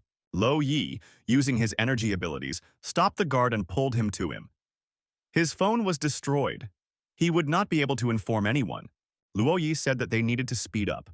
The enemies would soon realize that someone had gotten inside. Lu Qian, watching her brother, noted that he had fully recovered. Xiaohua told Ming He that Luo Yi was very strong. Ming He agreed. The Dragon Fang fighters had king rank, but Luo Yi handled the guards in a second. Xiaohua added, if Ming He had to fight Luo Yi, he would defeat him. Ming He replied that it was still better than sitting in the interrogation room. Min Hu said that he has been here before. If they go straight to the square, they will face more enemies. Luo Yi pointed out that the first and second groups of Dragon Fang were very strong. If they encounter their leaders as well, it would be impossible to pass through. Min Hu suggested going around through the canteen. His sister told him that the canteen had passageways to all the departments for food delivery. Lu Qian wondered, how did his sister know that? Min. He replied that she worked here as an intern, bringing food and tea. The Dragon Fang squad was looking for the infiltrators. How could they even be missed? No one knew who had gotten in, but the three fighters of the fifth group had been neutralized almost instantly. It was necessary to strengthen the defenses. The plan could not be allowed to be thwarted. At the foot of the mountain ridge, many vehicles had piled up. The bridge was jammed. People didn't understand why the fog wasn't clearing. It made it impossible to drive out. What is this phenomenon? An announcer on the news channel reported that a thick fog has covered the city. Citizens are instructed to use caution. The fog will last at least 24 hours. You should stay indoors and not go out without a good reason. A helicopter with an operator on board circled above the city. Even from above, it was unclear what was going on. Why was the whole city covered in a strange fog? The leader of the 5th Dragon Fang group, Feng Hai, asked if they had found the intruders. The officer reported that they had questioned those who encountered them. Ming He of the first group brought the two trespassers to the grounds. Feng Hai said that she couldn't remember them ever working together. Had he really betrayed their organization? Feng Hai announced, a message must be passed to all groups. Min, he must be attacked as soon as he came into sight. Ming He and his group members moved quickly through the deserted streets of the city. They didn't want to be seen. The only thing left to do was to pass through the square and they would reach their target. Feng Hai said she was right. It was easier to wait for them to come on their own instead of looking for them. Ming He saw the people in the square and asked, were they from Dragon Fang too? Feng Hai introduced herself and said that she was the leader of the 5th group. She had heard of this young man before. She never thought that he could betray them. Min Hai stated that he is not a traitor. Don't these people realize what they are doing? Feng Hai asked, didn't Dragon Fang teach the young man that they were humanity's last line of defense? Luo Yi said that he couldn't believe it. An enemy from the will of heaven had infiltrated the organization. What line of defense can we even talk about? It definitely can't be negotiated with. Luo Yi told Min He and his sister to go forward and wait for him there. He can handle these people by himself. Feng Hai assumed that the person in front of her was Vice Captain Luo Yi. She had heard about this man, but he wouldn't have the strength to fight the Dragon Fang. Luo Yi teleported and appeared in close proximity to Feng Hai. The girl dodged and Luo Yi missed. Feng Hai said that it was a staggering attack, but thanks to her eyes, she can see all of his movements. The leader of the fifth group ordered everyone to take care of Ming He and his companion. Luo Yi Shi is taking over. Ming He thought that Feng Hai was also fighting on her fists.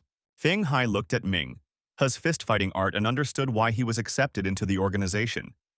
He had joined relatively recently. But how did he have time to become so strong? Luo Yi told his sister and Ming He to follow orders. They should advance. He would catch up with them later. Xiaohua noticed that Feng Hai has an ability that makes her eyes resemble the eyes of a fly. All their movements are like in slow motion to her. Ming. He replied that Luo Yi had already realized this. Therefore, he decided to deal with the others first. Xiaohua noted that not only was he very strong, but he was also savvy on top of that. Ming, he might not be able to handle him. Ming Hu and Lu Qian had almost reached the building. They had been told that this was where most of the workers hid. Feng Hai had been deactivated, with almost all of her group members eliminated. It seems that the intruder is extremely strong. The warrior took Feng Hai in his arms and swore that he would destroy this opponent with his own hands. Inside the building, everything was quite unusual. Ming. He couldn't believe that everything here was built out of aluminum. Everything looked like the rest of the buildings. There were 5 levels here, but there was no basement. Min He assumed that it looked like a maze. It would be hard to figure out. It was unlikely that they would find the professor and the others so easily, especially not even knowing if they were allies or enemies. Lu Qian said that ever since they came in, she had a feeling that they were being watched. Ming. He replied that the girl might be wrong.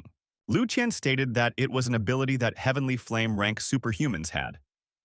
Sixth sense. Someone is definitely watching them. Min. He said that in that case, we should activate the extreme caution mode. The woman observing our heroes thought that this beauty was a savvy one. The skeleton of the huge creature above began to sway and could be about to collapse.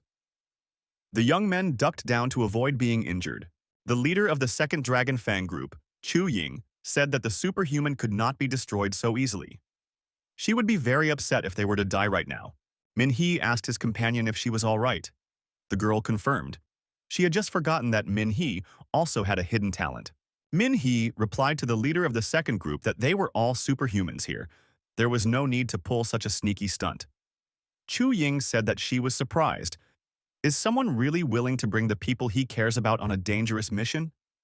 Isn't he afraid that both of them would die here? Min Hai inquired who she was. The girl introduced herself and inquired who the 2 of them would be. What were they doing here? Our hero introduced himself as well. Chu Ying realized that it was the same guy who had recently been promoted. Instructor Luo Ming had told her about him. Min He wondered, is Luo Ming really here too? Chu Ying confirmed it. Professor Wu had overheard this conversation. Ming Hu inquired, why is Dragonfang doing this? Chu Ying asked if there was any point in answering that question. Lu Qian said that they attacked the astronomy team and kidnapped Professor Wu Lun. Is that at least something she can explain? Chu Ying replied that they always acted in the shadows. No wonder Ming He doesn't know anything. Lu Qian asked, doesn't Chu Ying realize that they are traitors to all of humanity? The leader of the second group said that they were told to blindly obey and not think about who is right and who is wrong. This guy had spent too little time with the organization, which was why he wasn't privy to the details of the assignment. He was left in the dark. Ming. He asked where instructor Luo Lin and Professor Tang Han were. Chu Ying replied that they were upstairs, but she had orders to destroy anyone who tried to go there. Chu Ying attacked our hero. A charged blade flew in his direction. Min He dodged the attack, and the blade returned to its mistress. Chu Ying said that this guy can dodge. But would he be able to dodge the next attack? Many blades flew towards him at once. Ming He thought that he wouldn't be able to dodge this time. She attacked 7 points on his body at once. Lu Qian shouted for Ming He to lie down. The girl, using her unique abilities, repelled this attack as well. Chu Ying stated that the young man was lucky again. Min He decided to attack his opponent, and as he approached her, he delivered a staggering fist strike. The girl tried to block the blow. The fight continued, with the young men striking each other and defending themselves from their opponent's attacks. Min Hai activated a crushing wind fist punch. Our hero couldn't understand where the opponent had gone. Xiaohua shouted that she was behind her. Chu Ying jumped on top of the young man and wrapped her legs around his body. Chu Ying tried to deactivate her opponent using her unique abilities. Lu Qian used her strength and threw Chu Ying away from Ming He. The second group leader stood on her feet and said that this was a very brave girl. If she hadn't done that, her boyfriend would already be dead.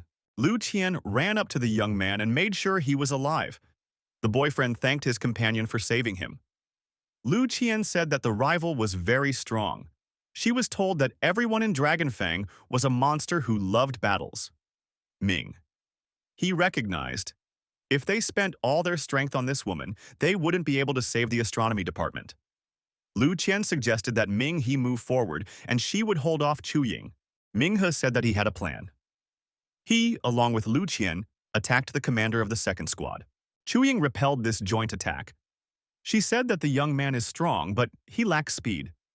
Lu Qian is quite fast, however. Her punches are too weak. The youth continued to attack the leader of the second squad. Chu Ying said that they didn't seem to have any more trumps up their sleeves. However, Ming He and Lu Qian tricked their rival and escaped to the top floor. Chu Ying rushed in pursuit and yelled for them to stop. At this time, the young men were already in the elevator. The elevator doors closed. Chu Ying said that they were young but cunning like old foxes. Who even took this kid into their squad? The woman was very angry. Suddenly, a window shattered, and someone's shadow appeared in the opening. Chu Ying inquired who was here. Ming He and Lu Qian got off the elevator on the top floor and went on their way. Ming He said that it was a scary woman. Lu Qian agreed. It was good that they were able to escape from her. She didn't become one of the leaders for nothing. Ming He clarified that they were on the second floor. The elevator to the third level should be on the other side. Lu Qian recognized that the building had a good security system. Ming He remarked that there might be other strong opponents here. Lu Qian suggested that there were more Dragonfang members in the building. Ming He said that if they ran into another leader or instructor, they definitely wouldn't have enough strength. It would be better to bypass them. The area was indeed patrolled by Dragonfang members. The young man said he heard something. The girl suggested checking the perimeter. The young men saw a bird on a branch and decided that it was the source of the noise. Communication was lost, so they'd better stay on guard at the indicated point. Had the first group found the professor? Their companions wouldn't be able to keep the defenses outside for long. Ming He told his companion that they should cautiously make their way onward. However, it seemed to him that there was something above them. There was indeed some kind of monster looming over the Dragonfang representatives. The girl wondered why it was taking so long for the first group to catch anyone. The monster was quietly descending from above. People decided that it was not worth asking unnecessary questions. They should just do their job. The next moment, the monster destroyed the Dragonfang representatives and turned into a young man. After that, he disappeared in an unknown direction. Ming He thought, was it really a superhuman? Lu Qian noticed that he looked too strange. Ming He wondered, who else could have attacked the Dragonfang? Lu Qian speculated that some other organization might be involved here. Things might turn out to be much more complicated and confusing than previously thought. Our heroes saw a frightened man hiding in the bushes. The man tried to run away. Ming. He stopped him and asked, isn't he Zhao? The young man clarified with surprise to the hero. Is he Qin Yu's younger brother? Ming. He confirmed. Zhao wondered, how did this guy get here? Min. He explained that he heard about the incident and came to get his sister. Does Zhao know where she is now? The latter replied that she was on the third floor in the shelter. Zhao was very scared. Lu Qian said, don't push this guy. He's clearly not himself right now. Ming He asked if Zhao could take them to his sister. Zhao showed the place where he was hiding. He repeated that it was the safest place. Zhao hid there and didn't want to come out. Ming. He inquired how to find shelter on the third level. Zhao stated that he only trusted Ming. He would only tell everything to him. Ming He said that Zhao should go with them. The latter kept insisting that it was safest here. Zhao stated that you can't trust anyone. Lu Qian said that she was scared to imagine what he was going through. Ming He and the others made their way in the indicated direction to the elevator. It was surprising that no one was guarding this path. The young people didn't want to face the one who had destroyed the Dragonfang's representatives. Xiaohua shouted for Ming He to look up. Ming He looked up and saw a falling tree. He wrapped his arms around his companion and they both ducked down. The man said that was very curious. How did the young man manage to spot it? Min Hai asked who he was. The stranger said that he had always achieved his goal, and now he wanted answers. He replied that he had to hear the answer from him first. The villain said that in that case, this guy would be destroyed. The hero realized the enemy's attacks are aimed directly at his body, and there is no way to dodge. He would have to fight. He activated his unique abilities. His hand was covered with crystals. The opponent also modified his arm. Xiaohua said, "This is not good. The opponent is a white bear ranked opponent." He realized that he would have to use that very power or else they would die. Lu Qian used her powers and ordered the stranger to get behind Ming He. The villain stated that the girl believed in herself too much, and that was her delusion. Lu Qian was confused. Her body wasn't listening. The opponent approached at a dangerous distance. At that moment, Luo Yi appeared between him and Lu Qian and stood up for the girl. He pushed the opponent aside. The villain said that it was not bad. Luo Yi stated that he didn't care which side the man was on. But if he harmed the girl, he would be destroyed. The stranger said that the people in front of him were pathetic pawns, but he had better things to do. He turned around and disappeared into a neighboring building. Luo Yi asked the young men if they were okay. He said that this guy wasn't from Dragonfang. He could have sneaked in here just like them. Luo Yi noticed that many organizations were eager to rescue Professor Wu, including those that were operating in the shadows. Ming He said that there was a familiar aura coming from this guy. Luo Yi asked if they had gathered any information. Min He replied that his sister was in the shelter on the 3rd floor. Min He added that there were strong Dragonfang fighters on each floor. Other organizations have also infiltrated inside. Luo Yi told them not to go too far away from him. The young men got inside the building and came to the elevator that should have a safety mechanism. But it was probably broken by someone from Dragonfang. The special squad decided to sneak up another way. "We can't let our guard down. That guy might attack again." Luo Yi began to climb up the elevator shaft. Ming Hu and Lu Qian followed him. The young man said that the 3rd floor was a maze of secret rooms. The heroes entered one of the rooms on the 3rd floor. There were many dead people around. Ming He said he knew how to find the right room and pointed out the direction. Xiaohua said for Ming He to stop. There is a secret room behind the wall, and it contains something interesting. Ming He discovered a secret door leading to that room. The girl wondered, how did he know that? No one had survived inside. He said that there was something he needed here. Ming He discovered the diamond rank crystals, purple flame, and ash lightning. Xiaohua said that he would rise a lot at their expense. Luo Yi wondered if Ming He had decided to engage in looting. Ming He also found the snow steel and acid dust crystals. The young man replied that it was for last resort. It would help him become stronger. Luo Yi also wanted to know how the young man realized that there was a secret room here. He replied that he was able to sense such crystals.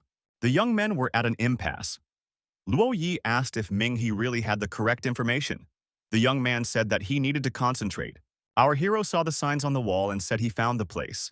He needed to enter the password. After entering the correct password, the wall went forward and the space in front of them expanded. Min Hai stated that there would now be disinfection. Disinfecting liquid did indeed pour down from above. An armored door appeared in front of him. He said that the hideout was right behind it. Min He was able to open the door and get inside. Those inside sounded an alarm. An outside intrusion had been detected. One of the women said that it was Min He, Qin Yu's younger brother. Qin Yu saw her brother and rushed to his neck. The young people hugged each other. There was a car accident on the roadway. The police and ambulance had already arrived. Passers-by said with regret that 2 children were left without parents. On any road, one must observe traffic safety. At the hospital, the boy and girl sat waiting at different ends of the couch.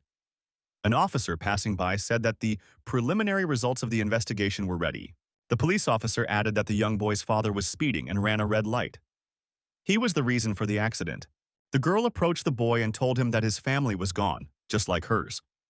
The boy apologized. The girl grabbed him by the shoulders and told him he had to take responsibility.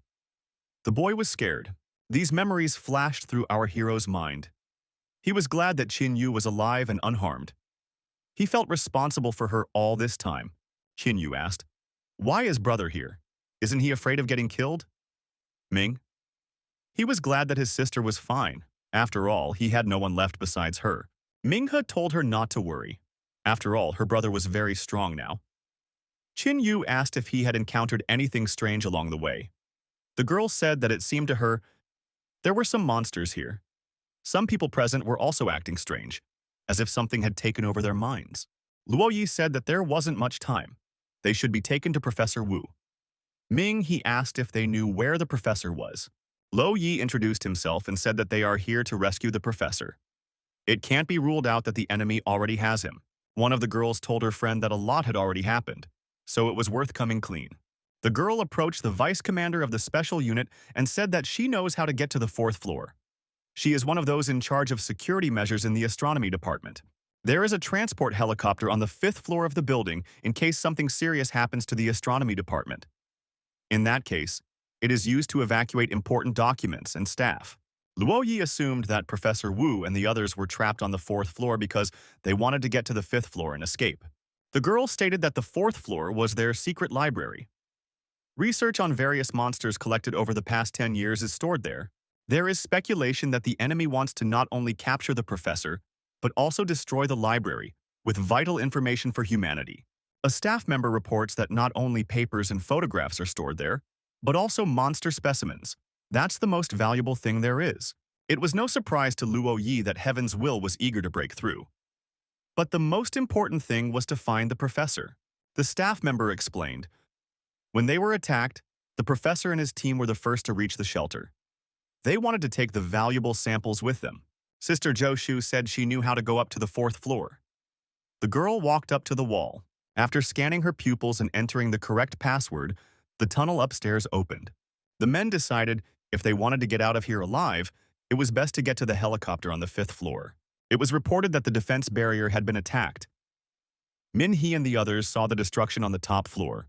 Zhu Shu said that the barrier is still holding, which means the professor is inside. He must be saved. The next moment, Ming. He saw something sharp pierce through Zhou Shu's body. Kai Ting, who did this, said that she too was having a hard time right now. She and Zhou Shu had been like sisters for many years, but she had never told her how to get to the 4th floor. But she trusted this guy. Cai Ting began to peel off the skin on her face. It was a mask. The monster that appeared in its place said that it could finally go wild. It would destroy everyone now. Those present were frightened. What on earth is going on here? One of the guards said they didn't need to know, and destroyed the one standing next to him. The two monsters stood back to back and threatened everyone in the room. Ming He said that the one in front of them was no longer Kai Ting. The monster stated that Ming He was very calm. Was he really prepared for something like this? Another monster said that they shouldn't touch the others yet. She should help him first. Suddenly, another monster appeared. The same person that the heroes had caught earlier.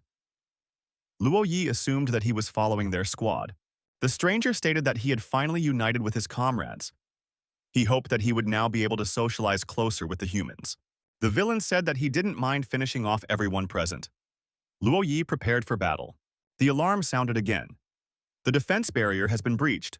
The villain said that these people were lucky. They had an urgent matter, they needed to help someone. They immediately disappeared from the room. Luo Yi said that if the villain was alone, he would have handled him. But there were two other subordinates beside him. Min He stated that they were parasite monsters. Min.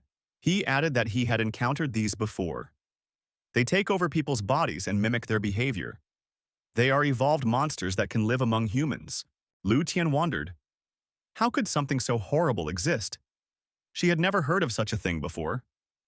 Luo Yi replied that this was not the time to discuss it. These three are very strong and headed towards the professor. They need to help them. Luo Yi said that He's mission is over for now. Now his mission is to go back. He must get Lu Qian out of here and protect her at all costs. Lu Qian objected. They must save the professor together. Luo Yi said that the girl is overestimating herself. Does she really think she can save humanity? She doesn't even realize what rank this monster was, the minimum white swan. Min He agreed that Luo Yi was right. If they fight right now, they will die. The most important thing was to get out of here alive.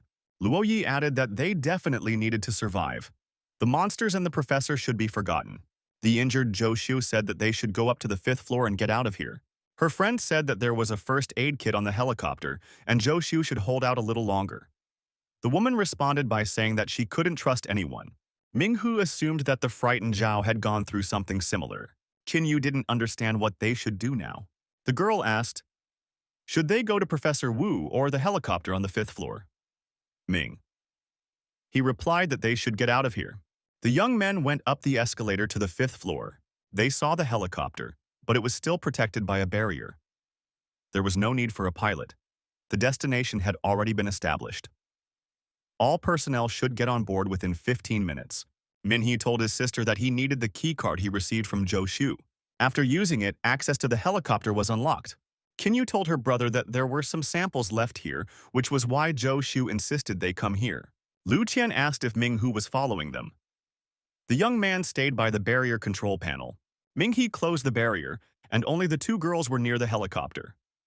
The people present shouted, "What is he doing?" After all, they are not on board yet. If he wants to stay and play hero, let him do it alone. No need to drag them along. Qinyu told her brother not to do anything stupid.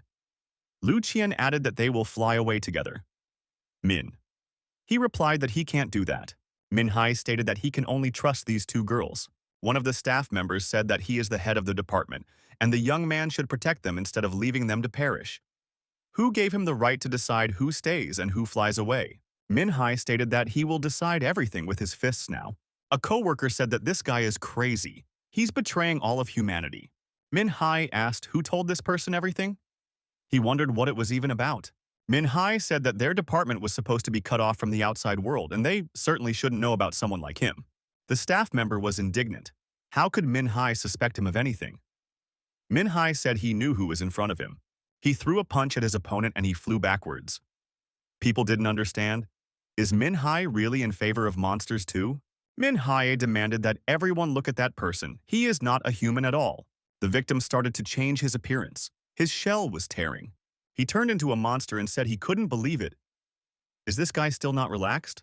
The monster added, Min Hai was right about one thing. He was planning to get into the helicopter and massacre the place. But he was tired of waiting. He was hungry. Those juicy people were running in front of his eyes and he was having a hard time holding back. People were panicking and didn't understand what was happening. Why was everyone turning into monsters? Minha told everyone to step aside. The monster declared that it would swallow Minhee first and rushed to attack. Minghu went on the attack as well. Xiaohua said that this guy is as strong as a Tyrannosaurus Rex. We need to be careful. Minghee put up a decent resistance and started tearing the monster apart, reducing the number of its snakeheads. The monster was surprised. Is this person really a heavenly flame rank? He is very strong for his age. The monster admitted that he had underestimated him. Minhai stated that thanks to the other monsters, he was able to rise quickly. The monster said, if the young man had fought Lord Huijiao, he wouldn't have been so cocky. It was about someone who had a stinger instead of an arm. The monster added that Huijiao had left Minghee alive to practice destroying people like him. Minghee laughed and asked, how did it feel to have one of the snake heads ripped out by his victim? Minhee noticed that the monster has 5 heads, and each one can speak, so it has 5 portions of liquid stardust inside it. That's perfect. The monster will make him even stronger. The fight continued. Minhee grabbed the snake heads again. The monster laughed. A human only has 2 arms after all. However, our hero continued to strike with his legs. One of the powerful blows hit the monster in the stomach. It knelt down and said that it was very painful. Xiaohua said that the monster's lower body had not yet completed its evolution. That's where one should hit. Minghe activated his spiritual technique and used the quick shadow fist. He moved with tremendous speed and landed a massive amount of blows, mostly on the opponent's lower body. Thanks to the spiritual technique, the monster was deactivated. The star technique completed the destruction of the enemy. Minghe walked closer to the monster lying down and heard the snakeheads arguing with each other. He stated that he was tired of listening to this chatter. Xiaohua said that Minghu was right. Because of the 5 heads, the monster really had 5 portions of liquid stardust. In order to be similar to humans, they had also changed their internal essence, making it similar to humans. It could safely be consumed. Xiaohua told Minghe not to hesitate. He could imagine that it was just water. In that case, the young man would become even stronger. Our hero obeyed his advisor and took the liquid stardust. His body immediately began to undergo a corresponding transformation. Xiaohua asked her mentee, "How did it feel?" Ming. He suggested that he had become stronger by an entire rank. The woman said that until now, his body was too weak. He must realize that all this time while he was in a coma, he had continued to cultivate. His spirit was getting stronger while his body didn't change at all. Xiaohua added that the essence of these parasites would help the young man strengthen his body. And finally, his body and spirit would be able to reach the same level. That was why he had jumped up to the middle stage of the heavenly flame rank so quickly. When Ming He fought in Fujin City against those vermin, it was very hard for him. But with his current strength, he would easily defeat even those of equal rank to him. Xiaohua noticed that if a guy was now a heavenly flame rank, he could freely use the purple flame technique. The red sovereign technique would be their trump card. At the current rank, he would be able to use it at most once, and then his body would shut down. Xiaohua said that Ming Hu is doing the right thing by hiding it. She still has no one's guess. The girls from behind the barrier shouted that there are only 10 minutes left. It's time to board the helicopter. Ming He said that someone else would still try to get on that helicopter, but they would have to go through first. Lu Qian didn't understand what this was about. Why are there so many monsters there? Qin Yu said that she had been working here for quite a long time and was just as surprised. Ming. He said that it was much more complicated than previously thought. What the officials say could be a lie. Min He stated that he only trusts himself. Lu Qian asked, then who should they trust? After an explosion formed, Luo Yi appeared nearby. He supported Professor Wu. The young man expressed his satisfaction that Ming He was still here. The girls were excited when they saw Professor Wu and Lo Yi. The professor introduced himself and asked, "Did the young man really know him? Have they met somewhere before?" Ming. He said that he was Qin Yu's younger brother. Professor Wu said that now he young man remembered. Luo Yi said we should help the professor get on the helicopter quickly, because he is the last hope of mankind. We can't let him end up in the hands of the villains. The girls asked that Min Hai should help the professor and open the barrier. Lo Yi stated that he couldn't destroy all the enemies. They are about to catch up. There is not much time left. Why is the young man standing still? Professor Wu said that even if they boarded the helicopter now, there would still be 10 minutes left before takeoff. The takeoff time was set in advance and can't be changed. The enemies wouldn't catch up with them anyway. Min Hai said that he couldn't let these people board the helicopter. The girls were surprised that a guy would say such a thing. Lo Yi became indignant. Does Min Hai realize what he's saying? The special unit is risking their lives and fighting the villains from the will of heaven. We need to save Professor Wu, Luo Yi asked.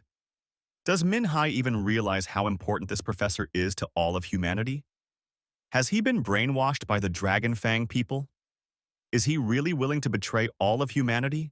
Min Hai stated that he is confident in what he is doing now. He is standing guard and deciding who gets on that helicopter. Lo Yi became indignant. Who does Min He think he is? Lo Yi remarked that Ming He mustn't forget. His authority allows him to instill common sense into the young man. Ming He said that Lo Yi could try to do that if he had the strength. Ming He said he can't trust anyone. Lo Yi attacked Min He and said that nothing can fix this guy anymore. Ming Hu threw his opponent over his head and knocked him to the ground. The young men clashed in hand-to-hand combat. Xiaohua told her ward that this opponent was a rank white bear. If he wasn't injured, Ming He wouldn't be able to do anything anymore. Ming He took out his gloves and said that he would have to use them. Xiaohua asked, was this what Professor Feng gave the young man? Ming He replied that Professor Feng had modified them. Xiaohua remarked that they might not be enough. Ming He took out a crystal and said that he would use more of it as well. Xiaohua replied that combining these items was a great idea. Ming Hu put on his gloves and activated the crystals. He said that Lo Yi could now attack. Luo Yi prepared to attack and said that the young man didn't even realize what he was doing. Ming? He was surprised. His opponent was moving at such a speed that he was creating residual illusions. Ming Hu threw a punch and huge crystals formed between the opponents. Xiaohua said that you can't let the opponent get close to you. Our hero applied the dragon twisting fist. Luo Yi really couldn't get within arm's length of his opponent. Thanks to the crystals, the young man summoned the ice crystal dragon to help. Ming He said that if Lo Yi wanted him to believe him, he shouldn't get any closer. Lo Yi stated that he saved Professor Wu from the Dragon Fang traders. Lo Yi stated that Min Hai still has some feelings of camaraderie with Dragon Fang. That's why the guy is suspicious of him. The female staff members asked if Min Hai really didn't believe Professor Wu. People wondered. Even if Min Hai doesn't believe them and thinks there's a monster among them, he should at least believe in the professor. After all, he did everything for the sake of humanity, so he can't be a monster. No matter how Min Hai feels right now, he must let the professor onto the helicopter immediately. Wasn't that his mission? To save the professor. Professor Wu said that Min Hai was acting right if he was being so cautious, but the situation is quite extreme. He must take the information about the monsters with him. Otherwise, humanity won't be able to deal with them. Yin told her brother that there were indeed many monsters among them. But after all, the professor had done a lot of things for humanity. He can't be one of them. Lu Qin said that the monsters were clearly targeting Professor Wu. Luo Yi said for Ming, he to allow the professor to go to the helicopter. Otherwise, how can they believe that he is fighting on the side of humanity? Ming He said that not too long ago, he and Professor Tang Han were in a town that was attacked by a monster. There, they encountered something they weren't prepared for. Parasites with high intelligence were waiting for them. They could occupy human bodies. It seemed to him that this was very important information that needed to be shared. The existence of such creatures seriously changes things. Min He added that once they separated, Professor Tang Han didn't say anything to the world. He just led the Dragon Fang into battle on Tianwen Mountain. He decided to get rid of the monsters that were hiding among the humans. Ming He said that he didn't realize anything at first. He really thought that Dragon Fang had betrayed humanity. But when he saw how these monsters ended up among the observatory staff, he realized everything. These creatures were nothing new. They had already existed years ago. Back then, they were lurking among the people and had even ended up in the management. Min He added that he hadn't understood before how an organization like Heaven's Will could even exist. After all, they were fighting against humans. Now it was clear these monsters lived among humans. These parasites were always around. They looked like humans and watched their every move. In the beginning, they couldn't hide perfectly, but now they have completely blended into society and are undetectable. The parasites always lived near humans and laughed at how stupid humans were. After all, the parasites were behind their backs all the time. Humans to the parasites were animals to be destroyed when the time came. Dragon Fang never betrayed humanity. He simply put his reputation and the lives of his people on the line. He set out to destroy all the parasites lurking amongst the humans. Dragon Fang will always be humanity's last shield. The young man said that his heart as a member of the Dragon Fang would not waver.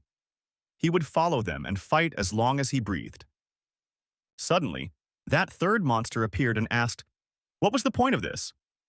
It was already too late. They didn't need to hide anymore. The monster was dragging a man behind him. The villain lifted that person up and said that he was the instructor of the Dragon Fang's first group. Would Min Hai recognize him? Our hero certainly recognized Instructor Luo. The villain tossed the man aside and said that he was sick of having to pretend to be a human. He had waited a long time for the moment when he could finally rip off that hideous skin. The monster took on his natural appearance and said it was much better that way. The monster asked why Luo Yi still hasn't destroyed this guy. He is disappointing him. Lo Yi told the monster to shut up. The villain replied that it's too late. Is he still trying to hide it from his little sister? Lo Yi is one of the people who was among the humans before anyone else. Although he looks like a human, he doesn't need feelings for humans. The monster grabbed Lo Yi and told him not to resist.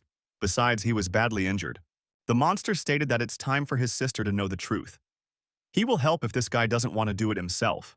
The mask was torn off and Lu Qian saw what her brother really looked like. The villain told the girl to take a look at her favorite little brother. The monster apologized to his sister and said he never meant to hurt her. Lu Qian was scared and couldn't believe her eyes. The villain said to Big Brother not to worry. Even the highest species like them sometimes had pets. He had done a lot for their kind. Master will let him keep this girl as a pet. Luo Yi said that this monster doesn't understand anything. The monster replied that Luo Yi is a bit out of his mind. Professor Wu said for Lo Yi and Hui Dao to calm down immediately. This was not the time to fight each other. The monsters bowed to their master. Professor Wu apologized to everyone for deceiving them for so long. After all, he is also one of the parasites. The professor said that he didn't agree with Hui Zhao. It was never torture for him to talk to people. It was an honor to work together with them. No matter how much they get smarter or evolve, both humans and monsters remain prisoners of their instincts. They are only animals that become either hunters or victims. Yu was surprised, after all. The professor had sacrificed a lot for humanity. He learned about the drop of life in the meteorite and predicted the arrival of the monsters. The professor made a plan to stop them. He helped destroy half of the monsters that deserted the humans. Yu didn't understand. How could the professor be one of them? Suddenly, Professor Tang Han appeared, accompanied by instructor Luo Ling. The professor said that everything Mr. Wu said 20 years ago was a lie. They didn't come from outer space. Tang Ming said that since ancient times, people have been looking at the stars, trying to find traces of other civilizations. However, they had no idea that another civilization was hiding under their feet. Deep within the earth dwelt these monsters. From the depths, they had come here. Everyone present did not understand how such a thing was possible. A staff member noticed that Tang Han was a member of the astronomy department back then. How could he say such a thing now? How could they have come from the bowels of the earth? Tang Han pointed to Professor Wu and said that he was the one who found the drop of life. But that's not true.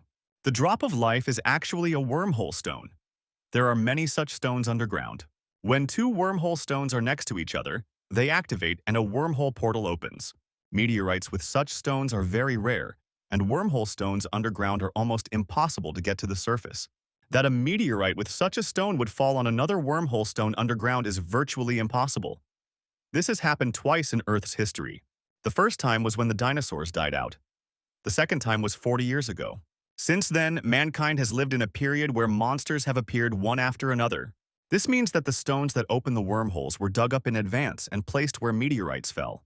Therefore, they were able to open one wormhole after another, from where countless creatures emerged. They call themselves a superior race that came from outer space, to exterminate humans and become the true owners of Earth. The staff assumed that all their research was useless and they were getting paid for nothing.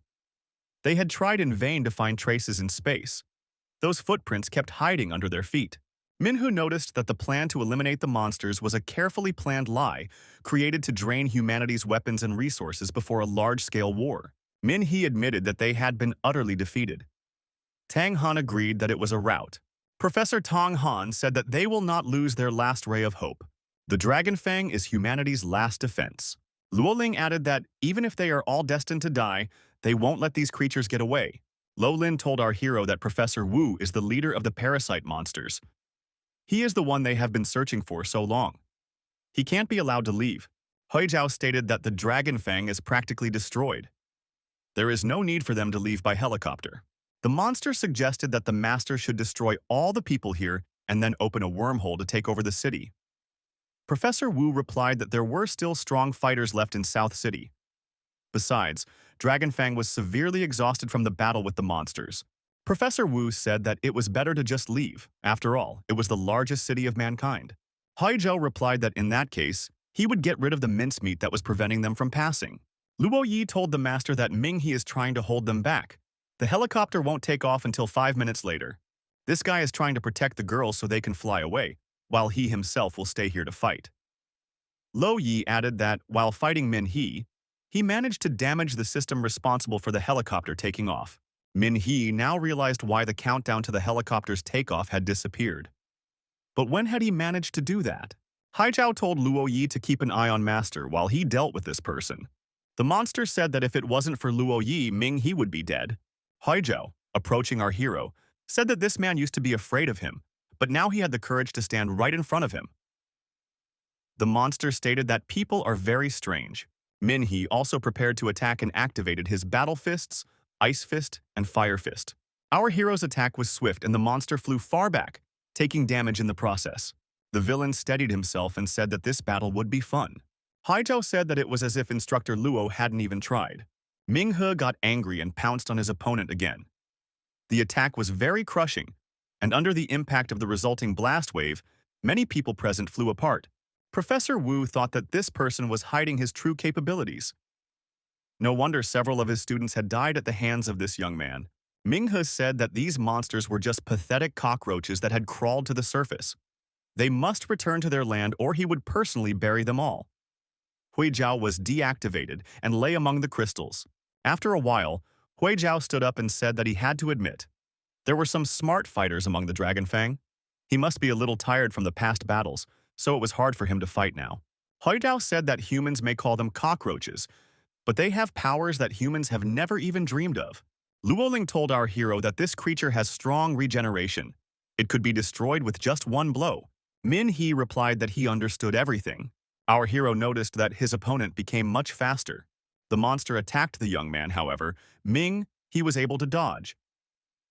Hui Jiao couldn't believe that the man had dodged his punch. Xiaohua said that the monster didn't have a single trace of the wounds it had inflicted. Its regeneration was amazing. He must have gotten it from the insects he devoured when he evolved. We'll have to use another crystal. Xiaohua shouted for Minghu not to yawn and dodge. The monster's web doesn't even burn. If it hits the young man with the web, it will tear it off along with pieces of its own body. Min He said that if this web doesn't burn, we should try another way. Our hero applied an ordinary insecticide and the monster was defeated. The villain could not do anything after this attack. He only screamed and lay on the ground. His body continued to be corroded by this chemical. Minghe told Hai Chao to go back to the ground. Minghe asked Professor Wu, was Dr. Zhao his student? The professor confirmed. The young man inquired if Professor Feng had become a scapegoat. Wu confirmed again. That guy who planned the tragedy in the fog was also his disciple? Professor Wu confirmed it again. Our hero asked about the monsters of Fujun City. The villain said that they were his subordinates who were still growing up. Min He asked how many of these monsters there were in the astronomy department. Professor Wu replied that half the department was there, but unfortunately almost all of them died in the battle with the Dragon Fang. Min He assumed that the astronomy department where his sister worked was the biggest nest of monsters right among humans. Professor Wu said that that parasite girl from Fujun City would replace his sister when she fully matured. Min He wondered why they couldn't just sit underground. Professor Wu replied that since Ming He had interacted with Dr. Zhao, he should understand the true motive of the astronomy department. Wu stated that they decided to show up because the Earth begged for help. It was sick and about to die. Humans, after all, are also children of Earth. So why didn't they think of the Earth when they mutilated its body? Why did they use such extreme methods?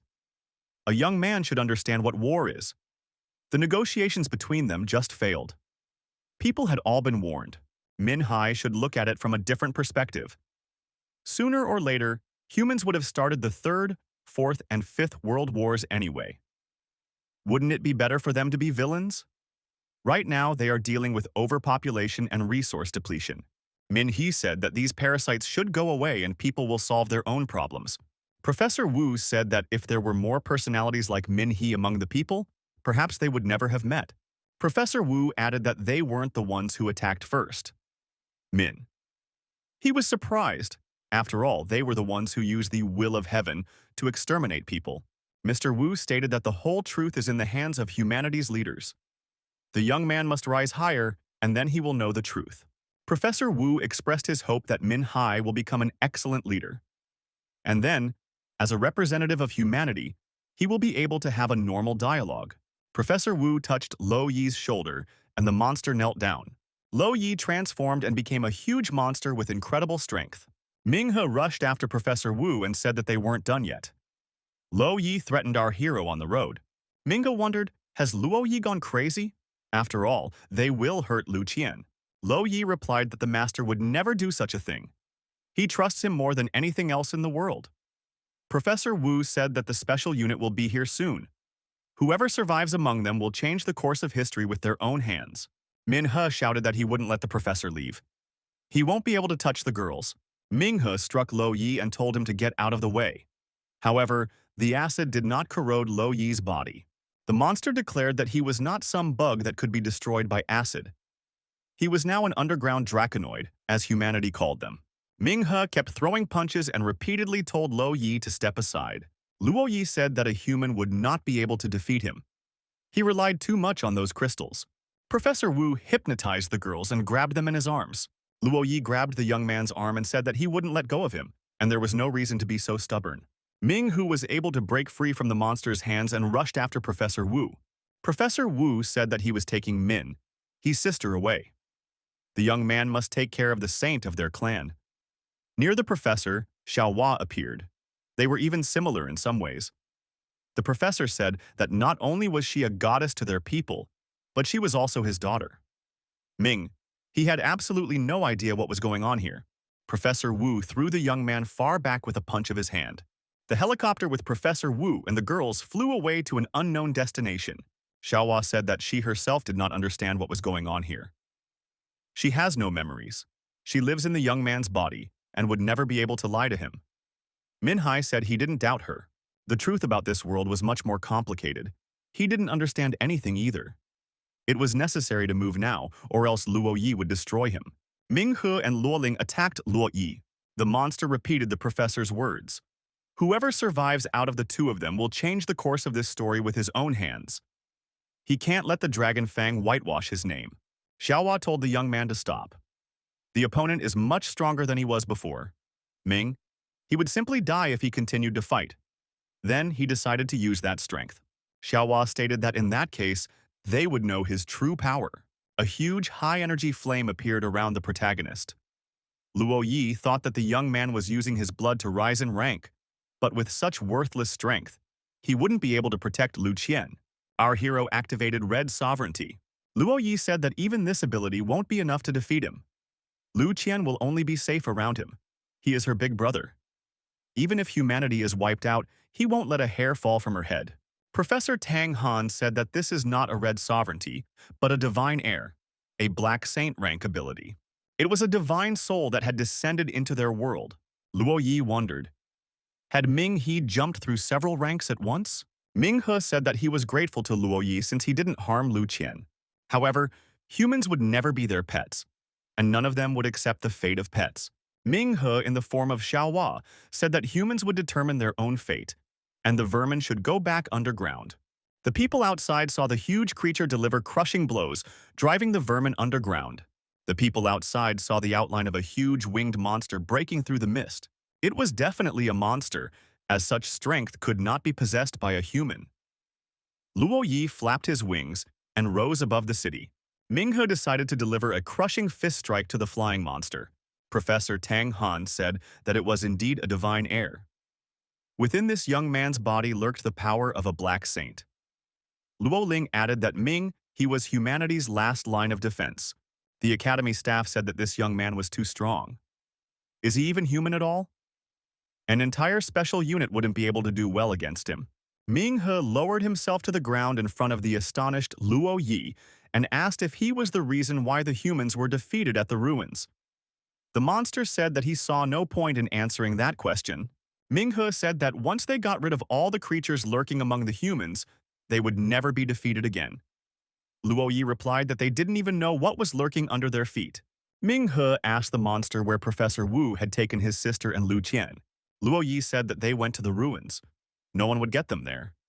Ming He stated that he would save the girls. Hong Xiao showed up just in time and asked, "Is it really Luo Yi?" Ming He replied that he was a parasite. Monsters like him had long since infiltrated the ranks of humans. Hong Xiao asked, "What about the Dragon Fang?" Ming Hu replied that the Dragon Fang was humanity's last line of defense. Half of the astronomy department were parasites.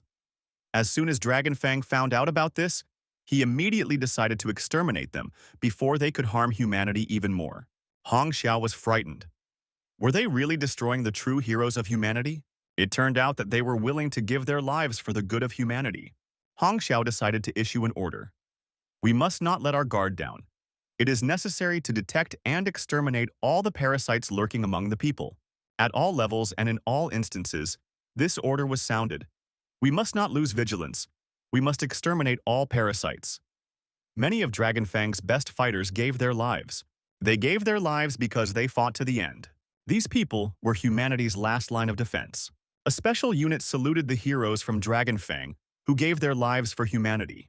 The Superhuman Group, the Hunter Association, and the Superhuman Academy all saluted the heroes from Dragon Fang who had fallen to save humanity. Luo Ling expressed her hope that these comrades would rest in peace. She promised to inherit their will and spirit to pass on to the next generations. Ming He decided that it was necessary to destroy all the monsters and protect Southern City and all of humanity. Luo Ling said that she understood what Ming He was thinking. To save people, the young man needed strength. Minghe said that instructor Luo, his sister, and Lu Qian are all trapped under the rubble. They are in danger. Luoling said that she doesn't know what teacher is up to, but if he took them alive, he's unlikely to get rid of them right away. The struggle continues, as she and Ming He are the only survivors of the Dragon Fang. Ming He asked instructor Luo Ling, how does he realize that he has become strong enough? The woman replied that these ruins concentrated the largest number of creatures on the planet. In order to survive, the young man would need to reach at least the White Swan rank. Ming He thought that he was only halfway to the Heavenly Flame rank for now. There was an urgent need to make a breakthrough. There was no time to waste. The instructor said that he has gone through a lot. He needs to rest. He looks like he's about to pass out. We should go back home. Min Hai went back to the academy dormitory. His friends said they saw him on TV and didn't know he was a member of the Dragon Fang. Jian Yuan asked if it was hard to hide such information from friends. Li Mian apologized to Min Hai. He admitted that he shouldn't have tried to hurt him. He is the hero of the city. Min He replied that it's okay. After all, they are brothers living in the same dormitory. Peng Xiao saw Ming He and rushed to him with a hug. He came running as soon as he heard about his return. Peng Xiao said that many people now admire Ming He. The young man replied that he was tired and wanted to sleep. Peng Xiao stated that he had a question. According to the reporters, the victory in the battle was only achieved with the help of a Black Saint rank expert. It's a pity that the news didn't say anything about this expert. Maybe Min Hai knows something about him? The young man replied that he didn't know this great man, having only seen him from afar. It must be a military secret. Peng Xiao said he was just asking. It would be great to know the Black Saint personally. Ming, who was alone in the room and decided to meditate. Xiaohua told him to stop cultivating and rest. She reminded him that the young man had already used her power and his body might break down. Instead of resting, he went to a funeral and now he was cultivating again. Ming. He replied that the members of the Dragon Fang were heroes, and it was his duty to see them off on their final journey. They had sacrificed themselves to save Southern City and all of humanity. Xiaohua became angry, stating as if she was talking to a wall. If the young man didn't rest, he might die. Ming. He said that he was fine. He laid down on the bed and immediately fell asleep. Upon waking up, stated that he felt fine. Xiaohua asked how he was feeling. Ming He inquired how long he had slept. She replied, about 40 hours. Ming He felt very hungry and decided to eat. Eating took a long time. He said that he felt much better now and felt different. The young man asked Xiaohua if she knew a way to get stronger quickly. The woman said that Ming He is already developing fast. Right now, he needs to strengthen his base or else he won't be able to withstand the strength he already has inside him. Ming Hu reminded that he urgently needs the White Swan rank. Xiaohua said that the young man would then have to absorb liquid stardust, but it was hard to find. She gave him a drop of her blood to create a parasite sensor. With it, he would be able to detect those weaker than him. Min He asked if she thought that by helping him she might be hurting her kin. The woman recalled that He wanted to show her the beauty of the human world, and she does feel it in the sacrifices people make. They believe and follow through. That's why humanity is evolving. However, even in monsters, including Master, there is something that repels her. After Professor Wu Lun's plan was revealed, Professor Tang Han became the head of the monster researchers. Min He thought that only he could help create the sensor. Min He walked into Professor Tang Han's office. The latter inquired about what he could do to help. The professor said that the experiment wasn't finished yet and he was busy. Min Hai replied that he would wait. Suddenly, there was an explosion. Min Hai asked if everything was okay. Tang Han replied that he was lucky. If the young man hadn't been around, he might have gotten hurt. The experiment had failed. Min Hie asked what kind of experiment it was and why it had to be finished as soon as possible. Tang Han admitted that he had no choice. The southern city is cordoned off. We need to find all the parasites, but they're hiding well. Unless they give themselves away, there's no way to find them. The professor added that's why he was asked to create a device to detect them. He tried using the blood and flesh of the parasites, but nothing worked. The experiments failed again and again. Min He showed the professor a drop of blood and asked if he could make a sensor out of it. Tang Han wondered what kind of blood it was. He immediately sensed a powerful energy. It was the blood of a high-ranked monster. Ming He said that it came from his body. He has the power of a Black Saint. This blood should be able to help. Tang Han promised to try it, but warned that it would take time. He already had all the other materials. Looking at the blood in the microscope, the professor said it was an excellent blood essence. Now he was sure it would work. An hour later, Tang Han reported that the device was ready. It looked like a watch. He explained that the sensor would signal if the parasite was within 100 meters. Min Hai asked how to use the watch. Tang Han replied, "You just need to channel energy into it." The young man said it worked. The red arrow is pointing in the direction of the parasite. So there really were infected people left in the academy. Min He immediately decided to track down the parasite and jumped out the window. He thought that the target was probably somewhere in the dormitory. He wondered, were the parasites really any of the students? As they made their way through the forest, the vice president of the student council chased after someone who was flying on wings. Min He also decided to catch this person using the binding vines. He stopped the fugitive and saw that it was Li Jin. The young man shouted for Ming He to let him go. After all, they live in the same dormitory. Ming He didn't expect such a thing. Did Li Jin really turn out to be a monster? The one admitted that he had become a parasite, but claimed that he had never done anything bad to people. Feng told Min he not to listen to him. That monster is just trying to bullshit him.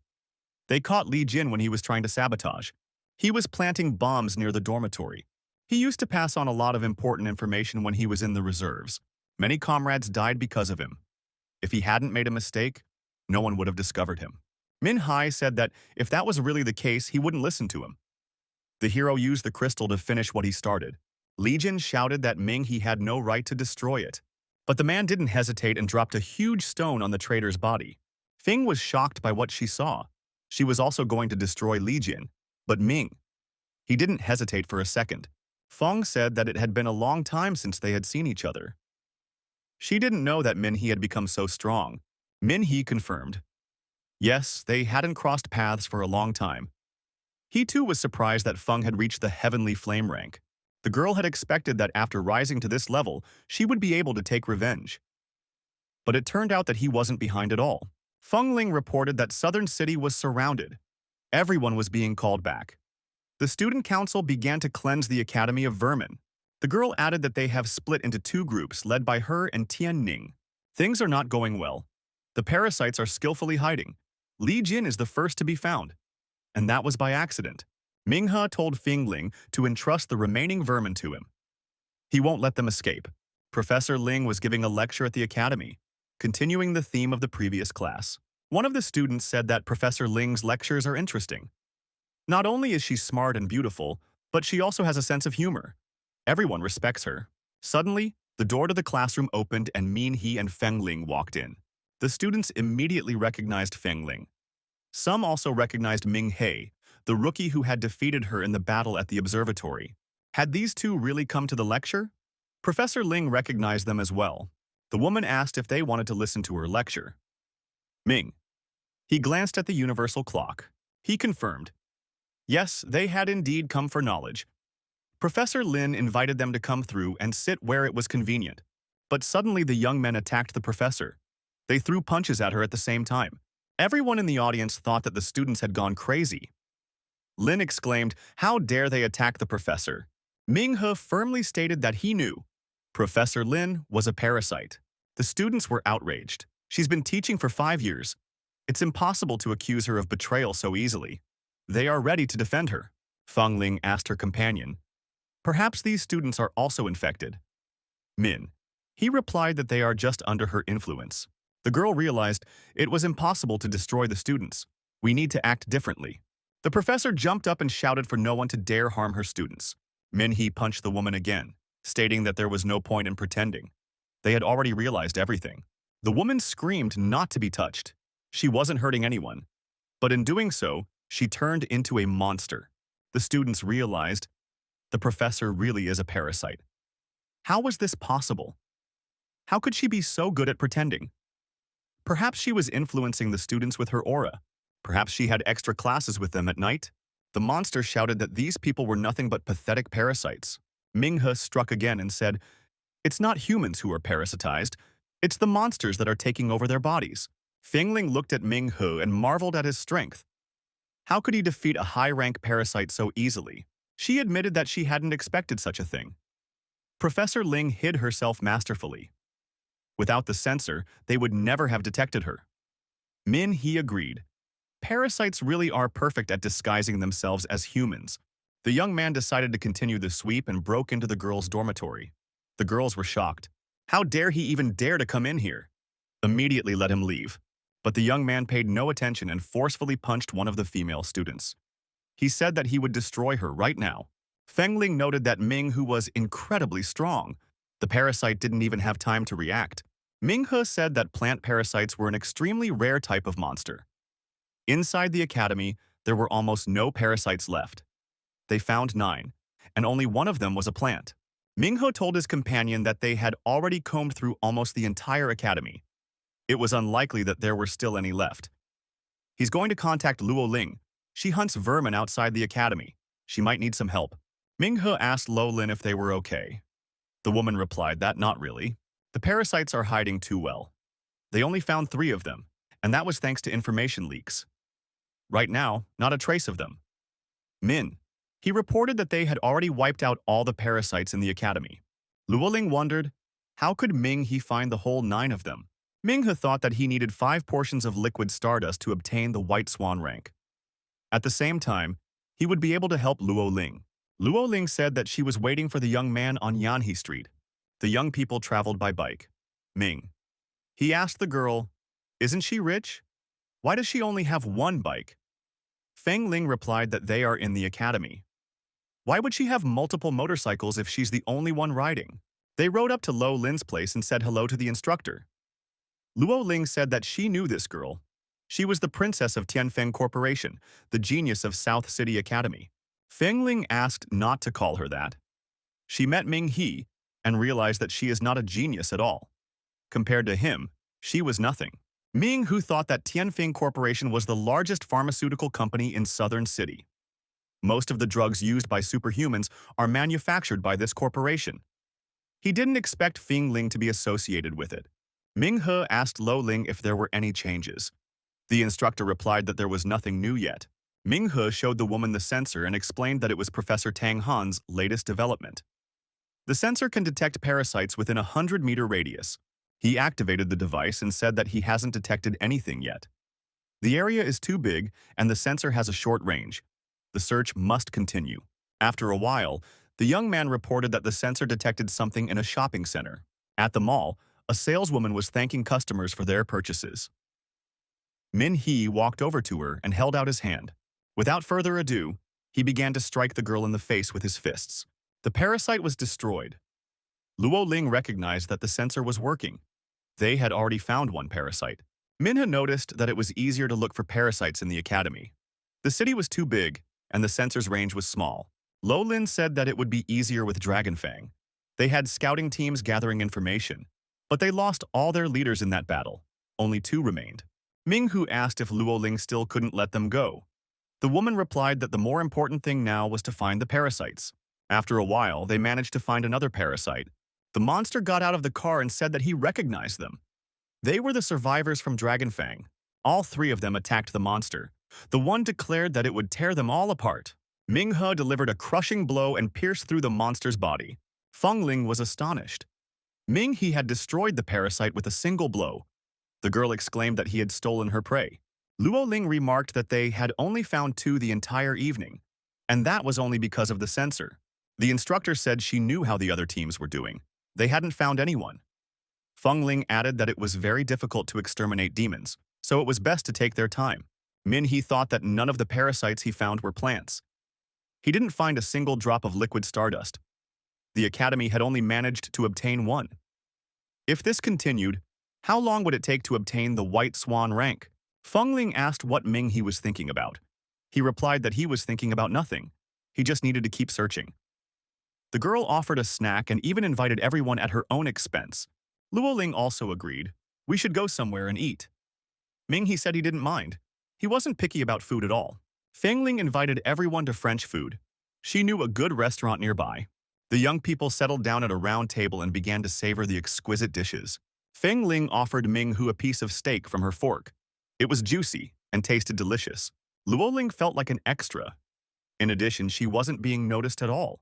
The instructor thought that from the outside they looked like a couple. It's a pity that Ming He is in love with Lu Qian, even though she's an amazing girl too.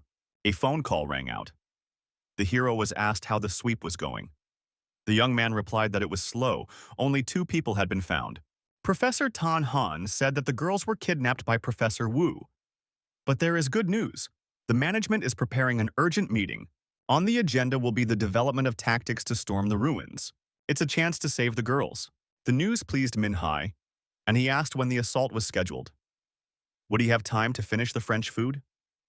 The professor replied that no date had been set yet. He could eat in peace. The young man thought that the professor was too naive. People will not be able to storm the ruins. If the plan fails, the girls will not be saved. And if the assault is successful, the teacher will simply destroy them. Min Hai decided that he won't let that happen. He must save his sister and Lu Qian. Luoling clarified. Was it the professor who called? Was he talking about the meeting? After Professor Wu Tanghan was exposed, he became a leading parasite expert. The instructor said that it might be a good idea to propose the recovery of the Dragon Fang at the meeting. Min He thought it was a great idea. Why hadn't he thought of it himself? Dragon Fang is no longer considered a traitorous organization. If it was reinstated, it would speed up the search for the parasites. He would gather stardust faster, reach the White Swan rank, and save the girls. He stated that they needed to leave. It was urgent to talk to the professor. Fengling wondered, why so soon? The food had just arrived. If they wanted to talk to the professor, they should take Tianning with them. She would be easier to convince him. She looked surprised. Why was everyone staring at her? Ming He said that the girl was absolutely right. She should urgently call Tianning and invite her to see the professor. Tianning said that she was a little late. She was hunting parasites with the Hunter Association. Ming Hu replied that there was no need to worry. They had just arrived as well. Now it was safe to head to the professor's office. Professor Tang Han was surprised. Shouldn't Ming He be hunting parasites right now? Where did he get free time from? Luo Ling was the first to enter the conversation. She explained that they had come after hearing that the professor was going to have a meeting with the leadership of South City. They have a proposal to restore the Dragon Fang. The professor is well aware of the cost of Dragon Fang's victory. Right now, the organization actually does not exist. Min Hai stated that they urgently need help. They have a sensor, but its radius is too small. He noted that looking for vermin in a huge city with such a device is like looking for a needle in a haystack. But with the Dragon Fang's intelligence, the search radius could be narrowed down, and then hunting would be much more effective. The professor said he understood the young men perfectly. He himself had seen the organization destroyed, and he too would like to revive it. However, now all the forces of the city are focused on preparing for the storming of the ruins.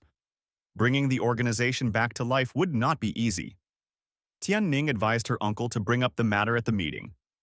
If it wasn't for him and Dragon Fang, the city wouldn't have survived. Professor Tang Han agreed. He promised to do his best and contact the head of the academy.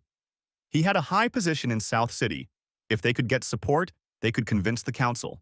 The South City Council meeting was held behind closed doors in a windowless room. The level of secrecy was extremely high. The head of defense reported that after the Misty Canyon incident, their forces had been defeated on the front lines. Now there's also been an incident in the astronomy department. All of this points to one thing. The monsters are beginning to push humanity back. The threat coming from the ruins cannot be ignored. The head of defense said that the decision was made to use all available resources and together with other structures to organize an assault. Their goal was to exterminate the monsters right in the nest. He added that everyone was gathered here to work out a detailed plan of attack. After 2 hours of discussion, a clear plan was drawn up. The assault would begin in a week's time. Professor Tan Han raised his hand, asked for the floor, and voiced an idea. The parasites have spread throughout the city. If they are not eradicated, there could be an information leak. He suggested reviving the Dragon Fang. The head of defense replied that the matter could be discussed if the professor thought revival was possible. The woman recalled that it was Tang Han who uncovered the conspiracy in the astronomy department and Dragon Fang who stopped the monster. They are heroes, and their contributions should not be forgotten. She supports the proposal. However, another council member expressed doubt. The Dragon Fang was too independent. The head of defense objected. There was no problem with that. A special unit needs special privileges. Another council member agreed, but emphasized The main task was to devote all resources to storming the ruins. There were not enough forces in the southern city, and it might be better to postpone the Dragon Fang issue until the next meeting. The man added that although Fang had made a huge contribution, he had acted alone, without coordination. He didn't even trust the council, and it was impossible to wage a full-scale war alone. If Min Hai hadn't shown up at the last minute, the consequences would have been disastrous. The woman added that his appearance was not part of Fang's plan, although he was listed as part of the squad. Given the casualties suffered, it was safe to assume that Commander Lo Lin had something to do with it. The council member recalled that if it wasn't for Dragonfang, humanity wouldn't have known the truth about the events in the astronomy division. Despite everything, they sacrificed themselves and will remain heroes. They are due honor and respect. The head of defense confirmed. The parasite threat is serious, as the professor said. But resources are limited, and it is extremely difficult to work on several fronts. He added, if the ruins can be destroyed, the parasites in South City will be helpless without a leader. The head of defense asked, if everyone agrees, then the decision has been made. What would Professor Tang Han and Director Chu say? At this time, the heroes waited for the professor to return after the meeting. The professor returned and Min Hai asked how the meeting went. The professor reported that the Dragon Fang issue had been postponed. That was all. Although there was support for the idea, the council felt that they couldn't handle two tasks at once, especially after the losses in the astronomy department. The professor added, if all attention was now on the assault, there would be no way to rebuild the organization. Feng Ling was indignant. Not even a child could be fooled by such an excuse. They just don't want the superhumans to enter the Dragon Fang and not participate in the assault. Tianning said that arguing with the leadership is useless. Ming He suggested that it's all because Dragon Fang acted on their own during the incident with the astronomy department. Because of this, they are not trusted. Luo Ling suggested forgetting about it for now. The council has its own views, and that's fine. She asked what Min He was going to do. He replied, he has no other plan. The assault is near, and if the parasites aren't destroyed, everything will fail. Since the recovery of the squad has been postponed, he will do the mopping up himself. It'll take a long time, but right now it's all he can do. He must keep collecting stardust. The professor wondered, is he really going to go out so late? Min Hai replied, time is short, we need to act. He added, he can wait, but his sister and Lu Qian can't. Feng Ling said she would go with him. For the next 3 days, the perimeter of the city was cordoned off. One of the warriors reported that the Dragon Fang was on the roof of a building. At this time, Feng Ling fought the monster in a fierce battle. Ming Hu arrived in time and deactivated the parasite. The girl exclaimed that she could have handled it herself. Why did he take away her prey? Min. He explained that he was afraid. The parasite might escape. His hand had worked instinctively. He tried to calm her down and promised that next time she would finish off the enemy herself. It was just that this parasite was a rare plant type. Minhu noticed that they hadn't even found 10 parasites in 3 days. Stardust had only been able to obtain it once. He thought that there wasn't much time left before the assault. At that moment, there was a powerful explosion in one of the buildings. The heroes did not realize what was happening. Everyone who was nearby was blown apart. There were screams and panic all around. Feng Ling said it was the vermin. Could it be that they had decided to take revenge? Such a big explosion simply couldn't be an accident. Many victims were crying out for help. Why did the vermin decide to carry out a terrorist attack now? Min Hai saw someone being crushed by a car. We need to help the person immediately. The young man threw the car aside with one fist punch, and the woman was underneath. The woman was covering a crying child with her body. The child survived, and Feng Ling picked him up. Feng Ling was upset, tears flowing from her eyes. She said that she would destroy every last parasite. The rescue teams rushed over to the young people. They had come here specifically to evacuate the victims after the terrorist explosion. Min Hai told the rescuers that he was a student of South City Academy. The rescuers arrived just in time. It would have been impossible for the students to get all the victims out on their own. Feng Ling said that the child's mother had died, and he was left alone. Ming. He told the girl that they needed to get out of here as soon as possible. The girl handed the baby to the rescuers, and they promised that they would not leave him alone. The rescuers started removing the rubble and freeing the injured people. Min Haye said he is superhuman and knows what to do. The young man activated his unique abilities. The guy hit the ground with force, and all the rocks and building fragments flew aside, freeing the people underneath them. The rescuers remarked that this was the power of a superhuman. Feng Ling thought that Ming Hu was simply amazing. The injured people were all rescued. They knew that the Dragon Fang had saved them. The rescuer thanked the students of the academy. If it wasn't for them, the operation wouldn't have been so successful. Min. He said that they were just doing their duty. The protagonist told the girl that they should help the other victims. 4 buildings had fallen. The 2 of them would have to work for a very long time. Min. He decided to call Lo Lin. Maybe she could find someone to help?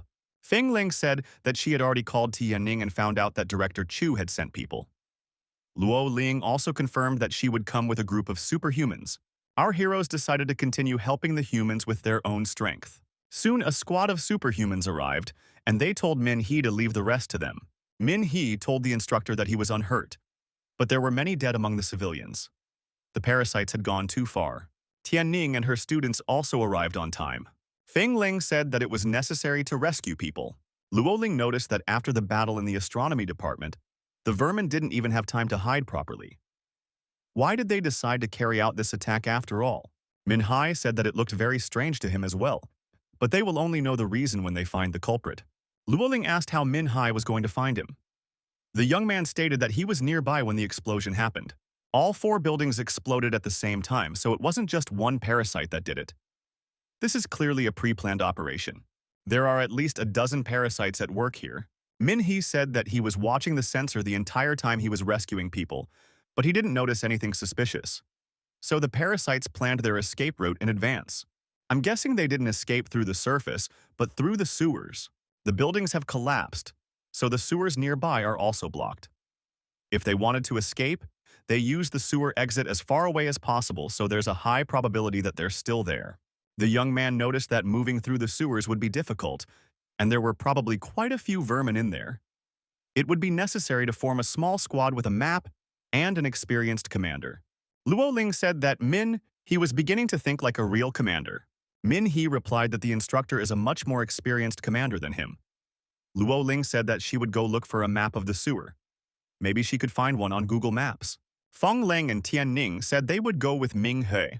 Peng Xiao and Wang Jia also volunteered to go and help as much as they could. Luo Ling handed the young man a device and said that it was the Dragon Fang equipment. From now on, they would all stay in touch. Lo Lin added that she had gotten a map and would be issuing commands while on the surface. She won't be going down into the sewers because of the allergies she has developed. Ming He said that Group A will include him, Peng Xiao, and Feng Ling. Group B will include Tianning, Zhang Yuan, and Wang Jia.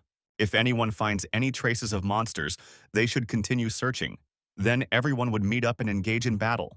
Peng Xiao was glad that he was finally participating in the Dragon Fang operation. It is very exciting. Instructor Luo Ling, while in the control center, asked how Ming He was doing. The young man replied that he didn't detect anything special. The sensor didn't react in any way. There was a fork in the road ahead. Lo Lin, using the map, told the group to head left. After a while, the protagonist said he saw a parasite. They were indeed running away through the sewers. Ming He asked the instructor to tell Group B that they had found the parasite. Lo Lin replied that she would now guide Group B directly to them. But the sewer on their side is badly damaged. It will take a while to get there. Feng Ling asked how long it would take for Group B to get there. Min He replied that because of the damage, it would take a long time to get there. One should just observe the parasites for now. Feng Ling thought that judging from the map, they were already far away from the terrorist attack area, which meant that the vermin should have already escaped from the sewers. The girl said that it seemed very strange. It didn't seem like the vermin were going to leave the sewers. Ming. He agreed with this assumption. Peng Xiao said that if they weren't going to leave, they might be planning to sneak through the sewer even further. But for how long? Peng Xiao suggested that they might be retreating to their base. If they followed them, it might be possible to capture all the remaining parasites in South City. Ming He suggested that the parasite base in the astronomy department hadn't been destroyed. They wouldn't have time to create a new one. It's more advantageous for them to split up. It makes them harder to detect. Peng Xiao said that was very strange. He thought that the parasites had already achieved what they wanted. Feng Ling said that they had committed a terrorist attack and left the target area. They could have split up and scattered long ago. But why were they still here? Ming He assumed that the parasites hadn't completed their mission yet. From the beginning, It was unclear to him why they were blowing up ordinary buildings. After all, they had been hiding perfectly well all this time. Why would they reveal themselves? Did they really have another purpose in mind? Peng Xiao wondered. If they had another purpose, why would they blow up buildings? It's not like they only drew attention to themselves. Ming He said that that was what it was all about, to attract attention. It was necessary to catch up with them. The young man asked the instructor if there was anything important in the direction the vermin were heading. Luoling opened the map and said that she would check everything now. If one calculated the route, there were 3 potential targets ahead. First is the shopping mall. It has the largest flow of people in the entire city. Ming He wondered if it was the mall they were after. Luo Ling replied that there are 2 other targets, the clock tower and the abandoned water factory. Maybe they will try to poison the water? Ming He asked. If they really wanted to do that, wouldn't it be easier to just hide? Fing Ling asked the commander to look for more leads. Feng asked if Ming He had any guesses. The young man didn't think it was that simple. Peng Xiao suggested catching up with the vermin. No matter what they were up to, they should try to stop them. Ming He said that there might be too many of them. Some of them might escape if they don't team up with Group B. Feng Ling said that they just have to watch out for the parasites. After all, those haven't discovered them yet. Luo Ling said that she found something. More information has come to light. There's a nuclear power plant near the water plant, but it's unlikely they're headed there. Such facilities are always guarded by squads of superhumans. Ming Hu asked, aren't the superhumans now busy rescuing the victims in the destroyed buildings? Luo Ling understood everything. The parasites wanted to blow up the nuclear power plant. For several days now, the squad of superhumans had been intensely preparing to storm the ruins. That's why there were fewer people in the area around the plant. And after the terrorist attack, there was almost no one left there at all. Min He suggested that the remaining superhumans at the nuclear power plant would not be enough. Luo Ling said that Min He should stop them. If the vermin manage to blow up the nuclear power plant, the city will be without power. The storming of the ruins will be cancelled, and the entire city will lose communication and the ability to defend itself. Something terrible will happen. Min He said that he understood everything and that they would definitely stop the vermin. Luo Ling added that she would warn the superhuman squads to return immediately. But he stated that there was no time for that. Transportation in the city is paralyzed. They won't make it before the parasites do. Min Hai stated that the only hope is that the parasites haven't realized yet that their plan has been revealed. Judging from their behavior, they really didn't suspect anything yet. However, these parasites might have allies in the nuclear plant. Luo Ling suggested that Ming Hu is right. Someone is probably leaking information. These parasites are acting too fast and have thoroughly prepared. Studying the map and route, instructor Luo Ling said that he should think of something. After all, he is the hope of mankind. Ming He said for Lo Lin to warn Squad B, they don't need to catch up with the vermin. They should go to the abandoned hydroelectric plant. It would need to be blown up. Lo Lin couldn't believe her ears. After all, these are the terrorists' methods. Min Hai said that they don't have an advantage right now. The southern city is the territory of the vermin, but if they know the target, then they don't have to go after the enemy. The parasites are moving through the sewers because they have already transformed and can't move on the surface. Humans can. The hydroelectric plant is connected to the river. There's a lot of water there. If the dam is blown up, the water will flood the sewers. In that case, the vermin will take longer to reach the nuclear power plant. Luo Ling said this plan is too risky. What should be done next? Min He replied that they would go up to the surface and go straight to the nuclear power plant. That way, they would get there faster than the parasites. The young man reminded that he has a sensor. He will use it to find the parasites hiding in the plant. After that, he will meet with Tian Ning. Feng Ling said that there are only 3 people in Tian Ning's squad. If they encounter the vermin, of which there are at least a dozen, it might not end well. Ming said that they don't have time to think about it. He believes that Tian Ning will be able to hold off the enemy, and they themselves will head to the nuclear power plant where they will reveal the traitor and then go straight to help. Ming He thought that this is exactly how the Dragon Fang operates. Min He told his companions that they were going upstairs. Our heroes got out of the sewers and took the first car they could find. The driver was indignant. After all, they were students of the academy. Is it possible to steal at that age? Peng Xiao jumped into the speeding car through the window. The whole group was together again. Feng Ling said that there was a hydroelectric power plant up ahead. He replied that they were passing by. Peng Xiao said that he could see Tian Ning through the window. From the car, they could see Tianning's squad tending to the hydroelectric power plant. Tianning told her companions that they should blow up the hydroelectric power plant and gain a foothold. Minghe looked at Tianning and wished her squad good luck. Feng Ling told Tianning to definitely wait for them. A nuclear power plant appeared up ahead. Peng Xiao said that they had finally made it. The passage was barricaded and there were armed guards on the road. Minghe got out of the car and introduced himself. His name was Ming He, and he was from Dragonfang. Feng Ling added that they were disciples of the academy and had a super important assignment.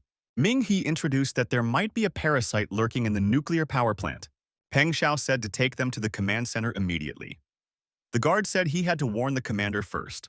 Ming Hu objected that there was no need to warn anyone. He could track the parasite up to 100 meters away. Besides, they couldn't be sure that the commander himself wasn't a parasite. If the commander learns of their arrival and turns out to be infected, he will immediately warn the enemy. Peng Xiao wondered, how would they be able to find the parasite in such a huge station without the commander's help? If they surveyed the area bit by bit, it would take several hours, and they don't have the time. What should they do?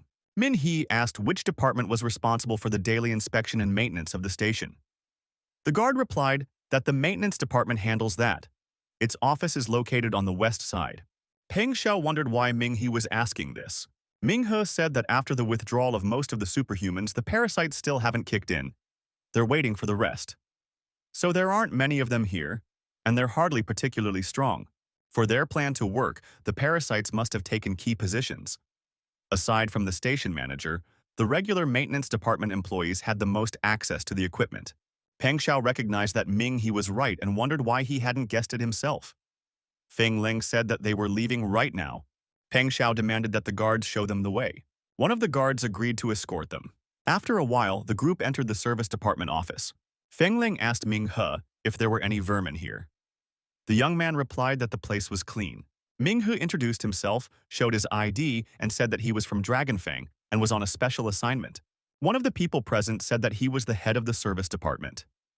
Half an hour ago, Lao He and Anan had gone to the generator.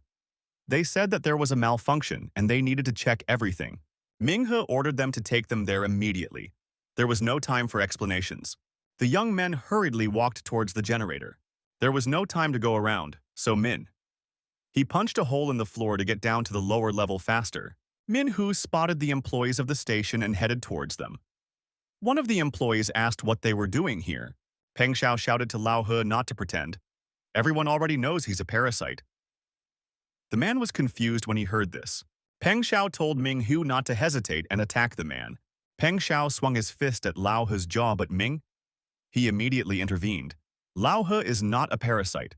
The real parasite is another person. Anan suddenly turned into a monster and asked how they discovered him. Peng Xiao said that he was counting on Feng Ling's help. The monster attacked Peng Xiao and threatened to destroy him. Feng Ling realized that this monster was much stronger than expected. He is of the heavenly flame rank. Ming He told the girl that he would deal with it himself. Tianning was currently engaged in a dangerous battle. There was no time to waste. He added that the vermin were planning to blow up the nuclear power plant, diverting attention with terrorist attacks in the city. A lot of innocent people died. They were ordinary citizens. They didn't have superpowers, they just wanted to live. Now many of them are dead. Others have lost family members. Min Hai said that these monsters were parasites of the planet, and they must be exterminated. As always in these situations, he went one-on-one against the huge monster. The monster froze in confusion when it saw what rank this man was. The parasite looked at Min He and asked if he was also a monster. Ming He grabbed the parasite's head and said that he would not let their plan come to fruition. All the parasites would be destroyed. Peng Xiao couldn't believe his eyes. Did Ming He really have red sovereignty? And had he really created a complete vacuum here? Feng Ling thought that this young man is really strong. In a vacuum, ice could reach temperatures close to absolute zero. Peng Xiao noticed that the parasite was of the heavenly flame rank, and Ming He had dealt with it with astonishing ease. Feng Ling thought that even her phoenix flame couldn't match this icy power. Ming He is too strong. But after all, this guy hasn't even reached the red sovereignty rank. At this time, the superhumans continued to remove the rubble of the destroyed buildings. The leadership was supervising the process.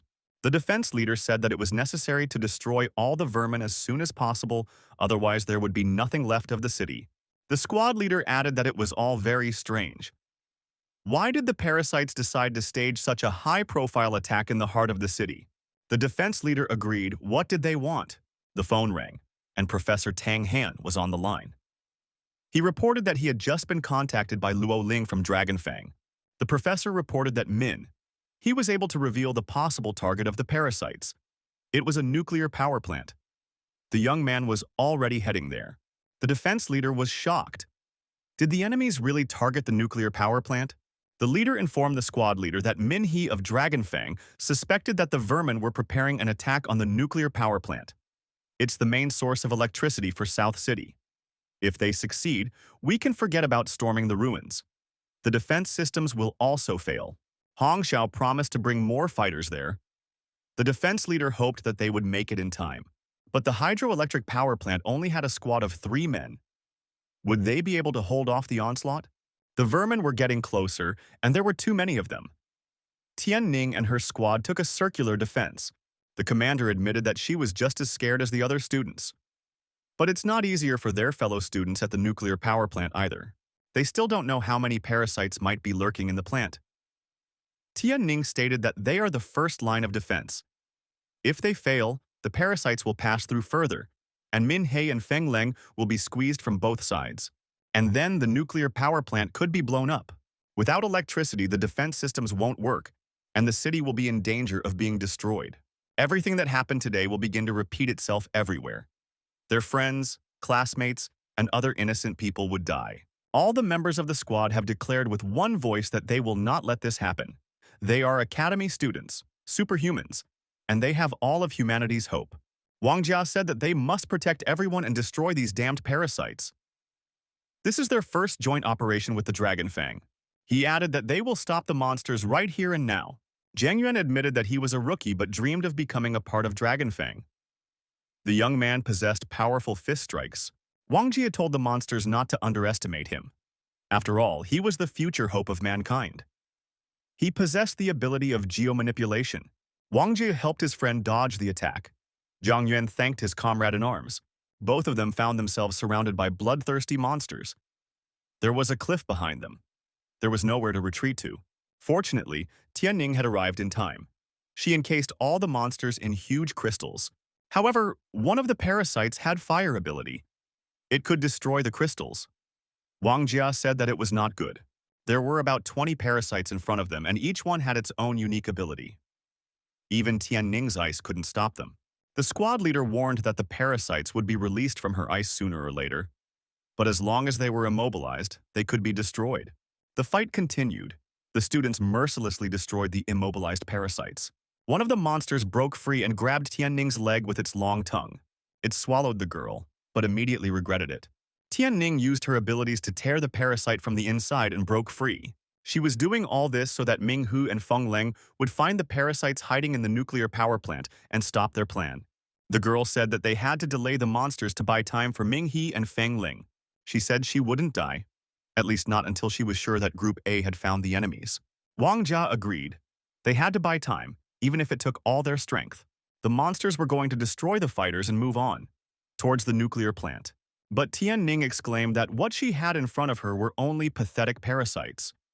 She would not let them do their dirty deeds. Zhang Yuan suddenly said that he had wanted to confess something to Wang Jia's friend for a long time. He confessed that he thought Lu Qian was the most beautiful girl in the academy. These words hurt Wang Jia's feelings.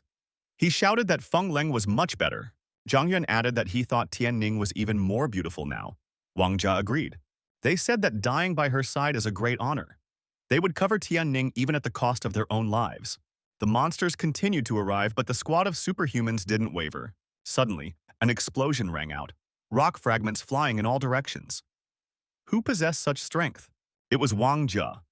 He set off fireworks and continued to destroy the monsters. Wang Jia and Zhang Yuan stood in front of their commander and said that they would protect her. Tianning said that they didn't have to die. They only needed to buy time. Wang Jia said, "Let the monsters attack." He wasn't afraid of them. Zhang Yuan shouted that he would destroy every parasite that came within striking distance of him. Tianning activated her wings and, hovering in the air, continued the fight. With a sweep of her arm, she sliced one of the monsters in half. After the reception, she lowered herself to the ground. In her hand was a blade-shaped crystal. At this moment, Min Hee appeared. Using his crystal abilities, he gave a decent support to Squad B. The young man asked how Wang Jia and Zhang Yuan were feeling. He reported that the parasite in the nuclear plant had been destroyed, and they arrived as soon as they could. Ming Hu extended his hand and asked if Tianning was okay. Tianning saw the young man and asked what happened in the nuclear power plant. Ming He replied, so the girl wouldn't worry, they were able to deal with the parasite that was going to do harm. He left Feng Ling at the station in case there were more parasites. The girl was very happy. They weren't standing here as a wall for nothing. Min, he said that he would handle it from here. The monsters were shocked by what was happening. How was this possible? How could humans uncover their plan? Minhe said that it was all because they were the Dragon Fang. The monster laughed and stated that the Dragon Fang no longer existed. Min Hai replied that the Dragon Fang is eternal. The young man added, no matter in the past or in the future, the Dragon Fang will always be a blade that slashes monsters. Wang Jia declared that the Dragon Fang would live forever. The companions urged our hero to get rid of these creatures. They must be punished for taking innocent lives. It is necessary to avenge the dead. It is the duty of the Dragon Fang to get rid of every monster. Min Hai pointed at the two monsters and said that these ones should be left alive. Our hero added that they haven't figured things out completely yet. He has this kind of premonition. The monsters said that this man is too naive if he is going to beat information out of them. They will not allow themselves to be taken prisoner. The monsters said that they would take the humans with them to the other world. Min Hai realized that they wanted to self-destruct. Our hero told his friends to get out of here immediately. Hong Xiao rushed to the rescue. She reported that something was happening at the hydroelectric plant. It was urgent to head there. Hong Xiao saw the bodies of vermin everywhere and asked, what happened here? Did these disciples really wipe them all out? Hong Xiao asked Ming He what had happened. She was told that the young man had uncovered the vermin's plan and they were targeting the nuclear power plant. But why is Min Hai here? What is the situation at the nuclear power plant? Min, he reported that the parasite lurking there has been destroyed. The guy added that Feng Ling stayed there just in case. Min He said that he had asked Tian Ning and her squad to blow up the abandoned hydroelectric plant to stop the parasites. Min He added that if it wasn't for Squad B, the vermin would have broken through to the power plant and destroyed it. Min He remarked that he had come here when it was already over. The young man added that Tian Ning was seriously injured and needed urgent medical attention. Minka noted that the three of them were able to stop 24 parasites. Hong Xiao said that she realized, superhumans really do study in this academy. Professor Tang and Principal Chu had raised true elite fighters that everyone would be proud of. Hong Xiao asked if Ming He would go to the nuclear power plant with her. The young man said yes. Feng Ling was on combat duty when SUVs with a group of reinforcements pulled up. Min Hu immediately reported to the girl that Squad B had survived and was feeling good. They dealt with all the parasites, but everyone was taken to the hospital because everyone has possession. Min He reiterated that Tian Ning was injured, however he was perfectly fine. Ming He showed the support group led by Hong Xiao what happened here. The squad leader admitted that it was a destructive power. There was indeed a parasite lurking in the nuclear power plant. Hong Xiao said that if Ming He hadn't guessed what the parasite was targeting, there would have been nothing left of the nuclear power plant. The group leader added that if that had really happened, all of the city's defense systems would have failed. Min Hai once again stood out for the better. Ming He said that Feng Ling had helped him realize their true goal. Peng Xiao, you had already shown a good side. Without their help, he would never have been able to stop the vermin from blowing up the nuclear power plant. Hong Xiao wondered if Feng Ling and Peng Xiao were also disciples of the academy. The young men confirmed that they were. The group leader said that the academy disciples had done a lot. She will report this to Chief Qin. Hong Xiao said she wants to talk to Ming He alone. Hong Xiao asked, now that Dragon Fang doesn't exist, has he thought about joining a special unit? They have free health insurance, including dental care. Min Hai replied that he has joined Dragon Fang and will forever be a part of it. The young man expressed his confidence that the Dragon Fang will live forever. Hong Xiao said that she has high hopes for the young man. She also has high hopes for the entire Dragon Fang. The woman added that after this incident, she has a premonition. The day of the Dragon Fang's rebirth is not as far away as everyone thought. After a few minutes, Luo Ling thanked the young man for once again proving how valuable the Dragon Fang was. The management already knew about everything, so they called an emergency meeting again. The young man expressed his confidence that the management would make the right decision. Luo Ling decided that it would work out this time. Luo Ling said that if they really succeeded in restoring the Dragon Fang, she wanted Ming He to lead the organization and have the right to sign on all the documents. South City Leadership Meeting. The council is again held with closed doors and in a windowless room. The resistance commanders said that this time the destruction caused by the vermin was simply catastrophic. A lot of civilians have been injured. A council member said that these parasites are too violent. We need to get rid of everyone left in the city. The leader agreed. Until they got rid of all the vermin in the city, the civilians would never be able to live in peace. If it weren't for the Dragon Fang, all defense systems would be down right now. The members of the High Council couldn't even imagine what could have happened. The man said that they were focused on saving the civilians and failed to realize the true purpose of the parasites. Superhuman units are good at storming, and the advantage of special units is their combat experience. You can't blame only yourself. Mistakes must be corrected. Those present assumed that the resistance leader wanted to restore the Dragon Fang. The leader said that this was true. All military forces have their own advantages. Dragon Fang's advantage is in information gathering and strategic warfare. The man stated that the parasites are too good at hiding from them. They have fully adapted to human life.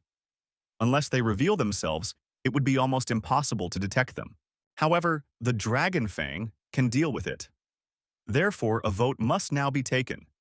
Whoever agrees to restore the Dragon Fang must raise their hand. The vote was unanimous. Everyone present was in favor. The resistance leader said that if everyone agreed, he hoped everyone would help with recruiting people and also provide equipment. One person in attendance said that he didn't mind helping with whatever is available, but who would lead the Dragon Fang? The woman said that the leader is the key to whether Dragon Fang can restore the Dragon Fang to its former glory. Luo Lin is a great option, but she lacks strength. The man stated that he has a better option. The resistance leader speculated that Director Chu wanted to nominate Ming He. Director Chu confirmed, this young man is already one of the surviving members of the Dragon Fang. In the past event, this young man had shown his fighting ability and intelligence. If he is the one to lead the Dragon Fang, there shouldn't be any problems. The woman agreed that Min Hai is suitable, and she supports him for the position of leader. The co-worker stated that Min He is still a freshman. He hasn't even reached the White Swan rank. Aren't they in too much of a hurry? The resistance leader admitted that Min Hai is the most suitable candidate right now. He will take the position of leader temporarily. Min Hai will take care of mopping up all the vermin in the city. That way the young man can be tested. If he can get rid of all of them before storming the ruins, he can be considered to have passed the test. Then, he could be made a full-fledged Dragon Fang leader.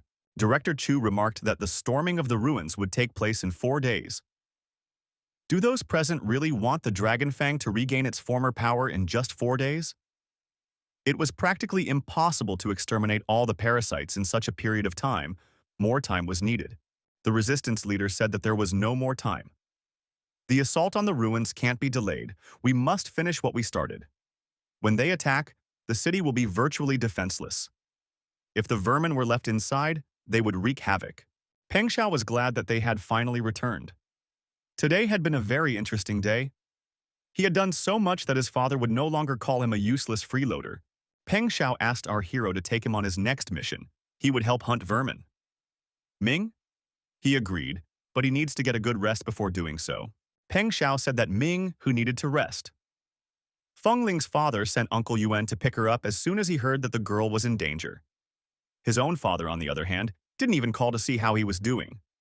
Men always have to rely only on themselves. Min Hai contacted Professor Tang Han and told him that the leadership has decided to rebuild the Dragon Fang and he has been appointed as the leader. In order to do this, they need to get rid of all the parasites in the city. True, there are only 4 days left before the assault begins. The young man added that he needed to leave enough time to save his sister and Lu Qian. So, he would have no more than 2 days to exterminate all the vermin. He also needed to collect enough liquid stardust, which meant he had to hurry. Ming He contacted Fing Ling by phone to see if she had made it home. The girl replied that she was still on the road. Min He reported that the leadership agreed to rebuild the Dragon Fang and he was appointed as the interim leader. The first mission is to eradicate all remaining vermin in the city. The young man added that he didn't have much time, so he wanted to ask her for help. She would be the head of one of the Dragon Fang's combat units. Feng replied that she didn't mind joining the Dragon Fang, but was she definitely the right person to be the head of the squad? She has no experience, and she hasn't even graduated from the academy. Ming He said that the head of a battle squad should at least be of the Heavenly Flame rank.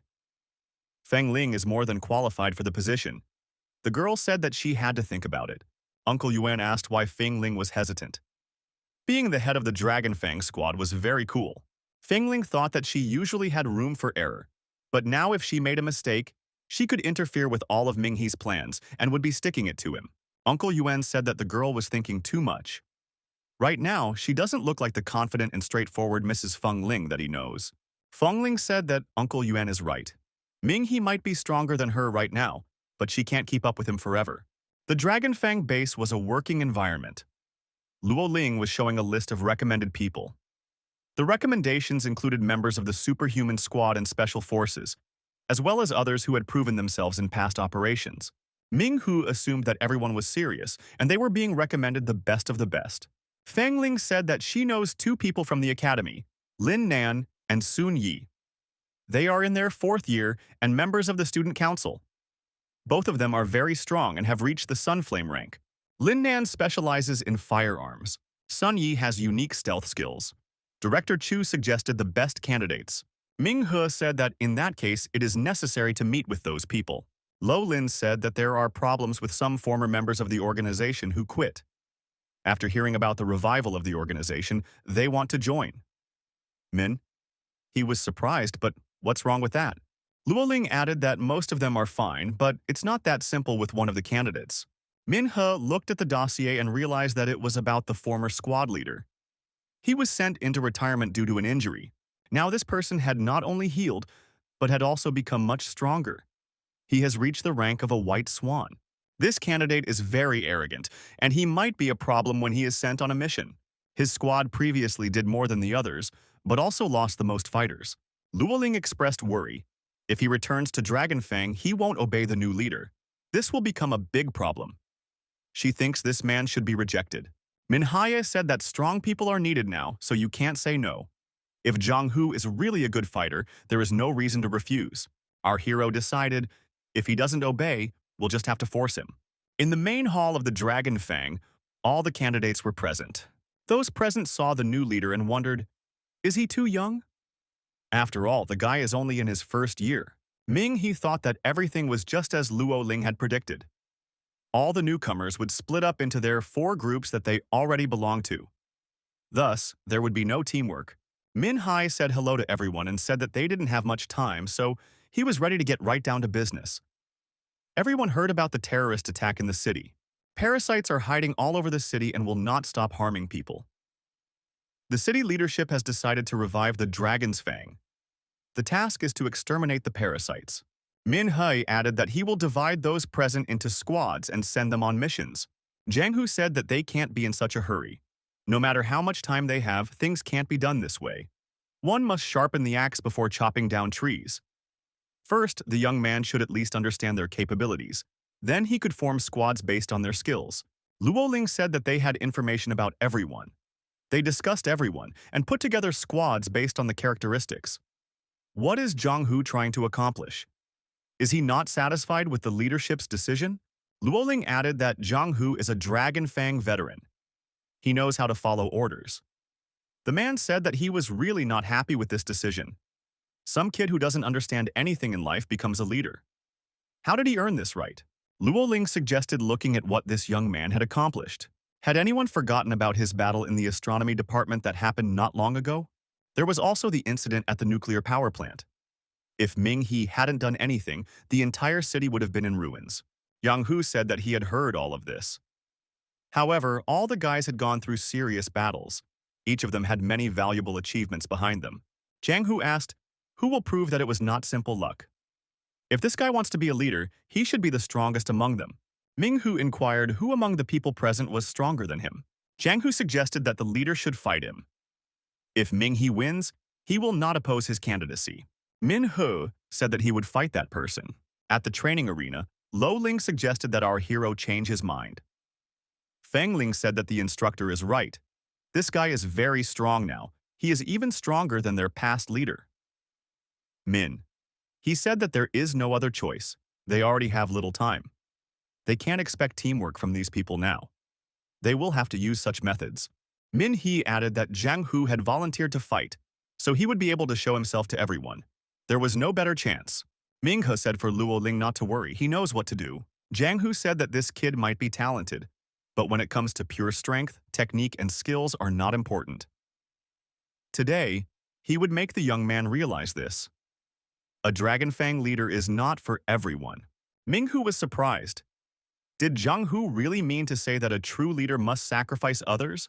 The battle between the rivals had begun. Jiang Hu immediately showed aggression towards our hero. Min He was not afraid of his opponent and gave him a worthy resistance. Those present said that it was an unequal fight. Not only did he have a polar bear rank, but he also had a blue spirit talent. Ming He retreated from the attack. However, Jiang Hu said that they had just started. Ming He didn't hesitate and gave his opponent a staggering blow. Jiang Hu had no problem blocking this strike. Our hero also blocked the opponent's counterpunch, which was several times stronger. Ming He said that Jiang Hu had made his move, now it was his turn. Jiang Hu stated that now he even wondered, what is this guy made of? Jiang Hu said that the opponent had to be of the heavenly flame rank. Even if he has a red sovereignty talent, he still shouldn't fight him as an equal. It's against logic. Ming He said that Jiang Hu hadn't even realized where he was wrong yet. Jiang Hu, even with his energy beast, could not believe that such a thing was possible.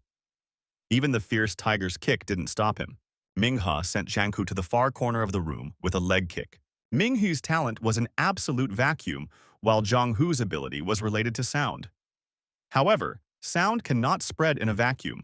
Ming He said that Jiang Hu was too confident and thought that he could win because he had reached the White Swan rank. But he doesn't even realize how strong his opponent is.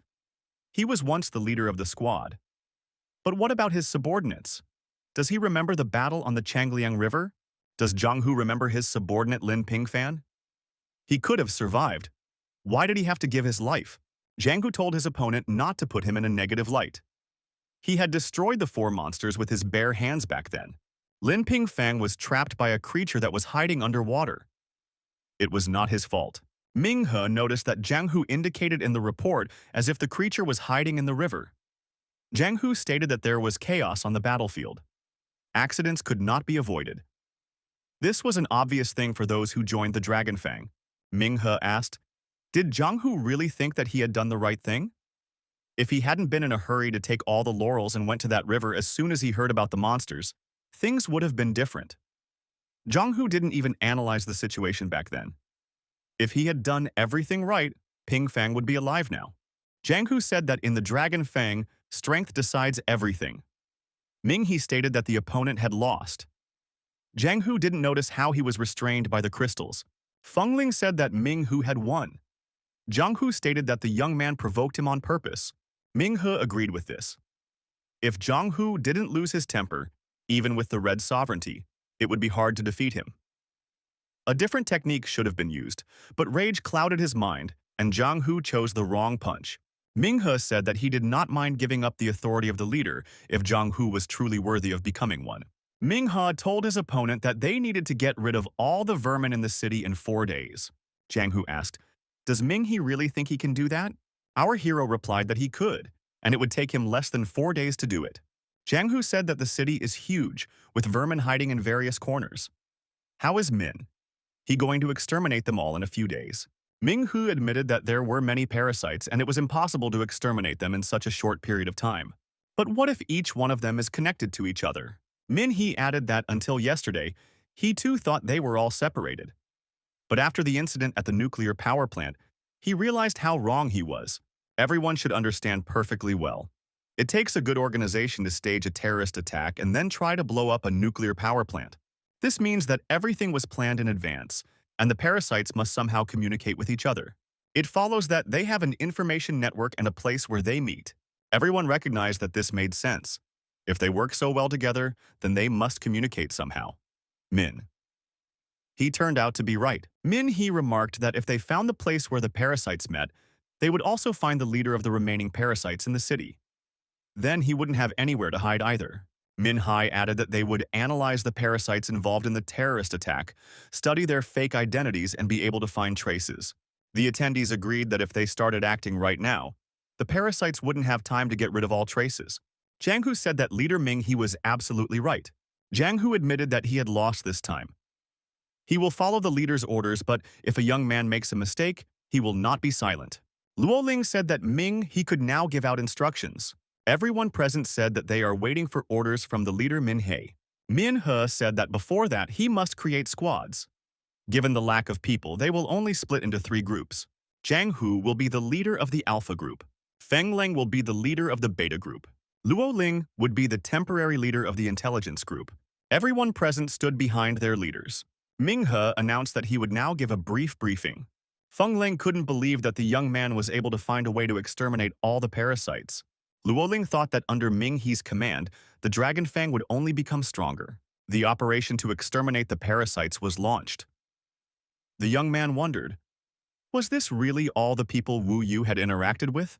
It was necessary to find out what places he had visited in the past weeks. The witnesses would tell and answer all the questions. The Dragon Fang base sorted through all the information they received and sifted out the unnecessary.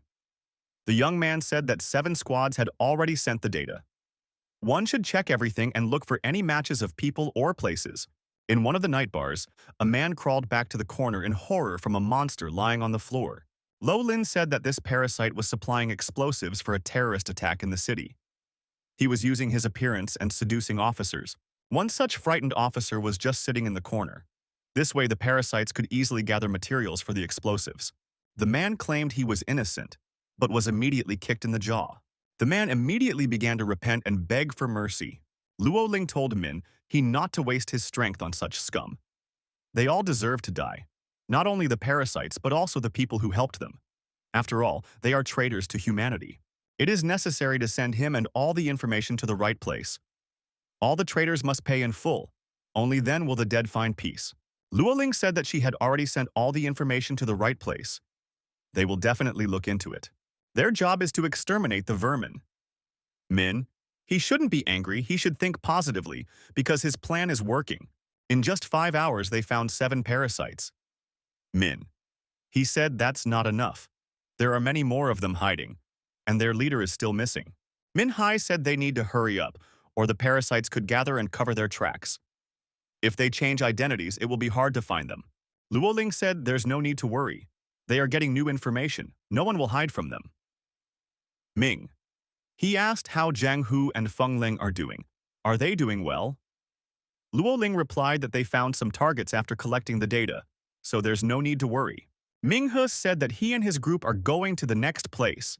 Some time passed and our heroes, along with the other Dragon Fang members, gathered in front of the central office. The resistance leader asked if Min Hai was sure of what he was going to do. If the young man made a mistake, the entire assault plan might fall apart. Wouldn't it be better to check the sensor first? Min He said that the sensor detects parasites that are below his level. If the parasites are stronger, the device is useless. Luo Ling added that all the information gathered indicates that he is a parasite. In addition, he is probably their leader. Min He said that if he is wrong, he is ready to take full responsibility and answer to the full extent of the law. If they are left behind, the danger will only increase in the future. In times like these, we need to be cautious and check everything even if the probability is minimal. The resistance leader told the Dragon Fang to do as he sees fit. The squad leaders immediately went inside the building. The young men went upstairs and entered the Central Council headquarters. The woman was indignant. What is Min Hai doing? Is he really trying to raise a rebellion at a time like this? Min He stated that resistance is futile. They know they have a parasite in front of them. The woman shouted that she didn't know what she was talking about. Ming, he prepared his fists to retaliate.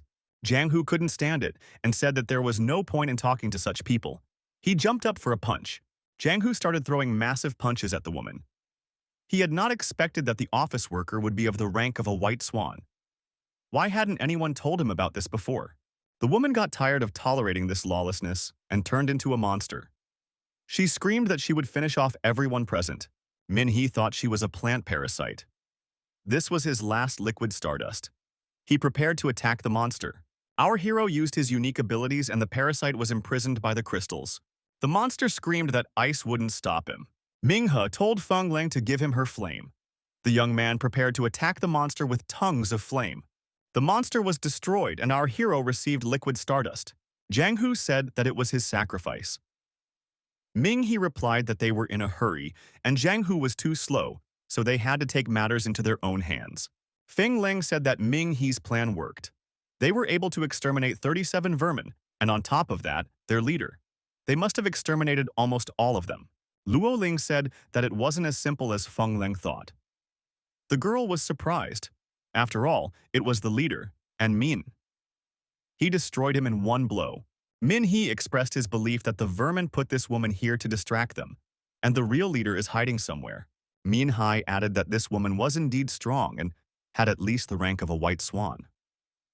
But there were a few things that gave her away. First, considering the incident at the nuclear power plant, it was clear that the leader was much smarter. They've already made a lot of noise while they were getting rid of the parasites. The leader already realizes what they're doing. He wouldn't sit still and wait for someone to come after him. Second, all parasites are selfish and hostile. Since the teacher left in the helicopter, this town has lost the leader of the parasites.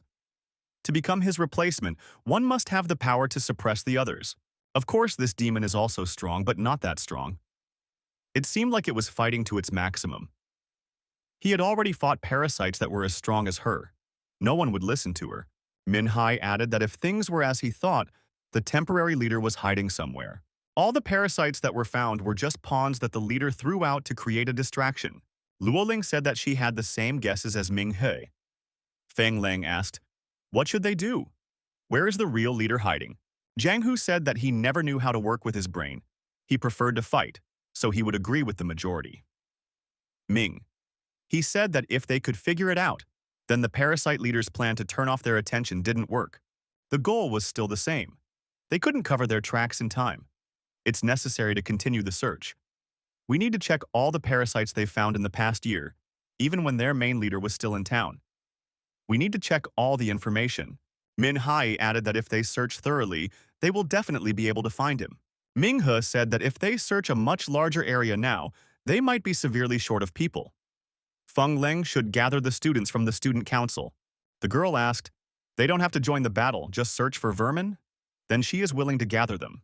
Min He told the instructor that he would need to go out. He relies on her for information.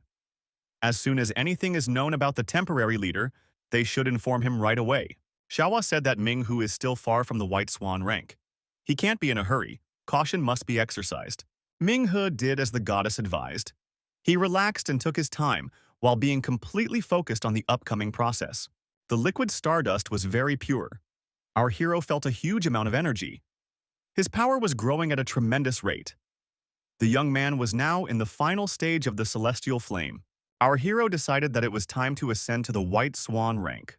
The protagonist had almost reached this rank. There wasn't much left. We just need to make a breakthrough. Our hero should need 5 bottles of liquid stardust to reach the White Swan rank.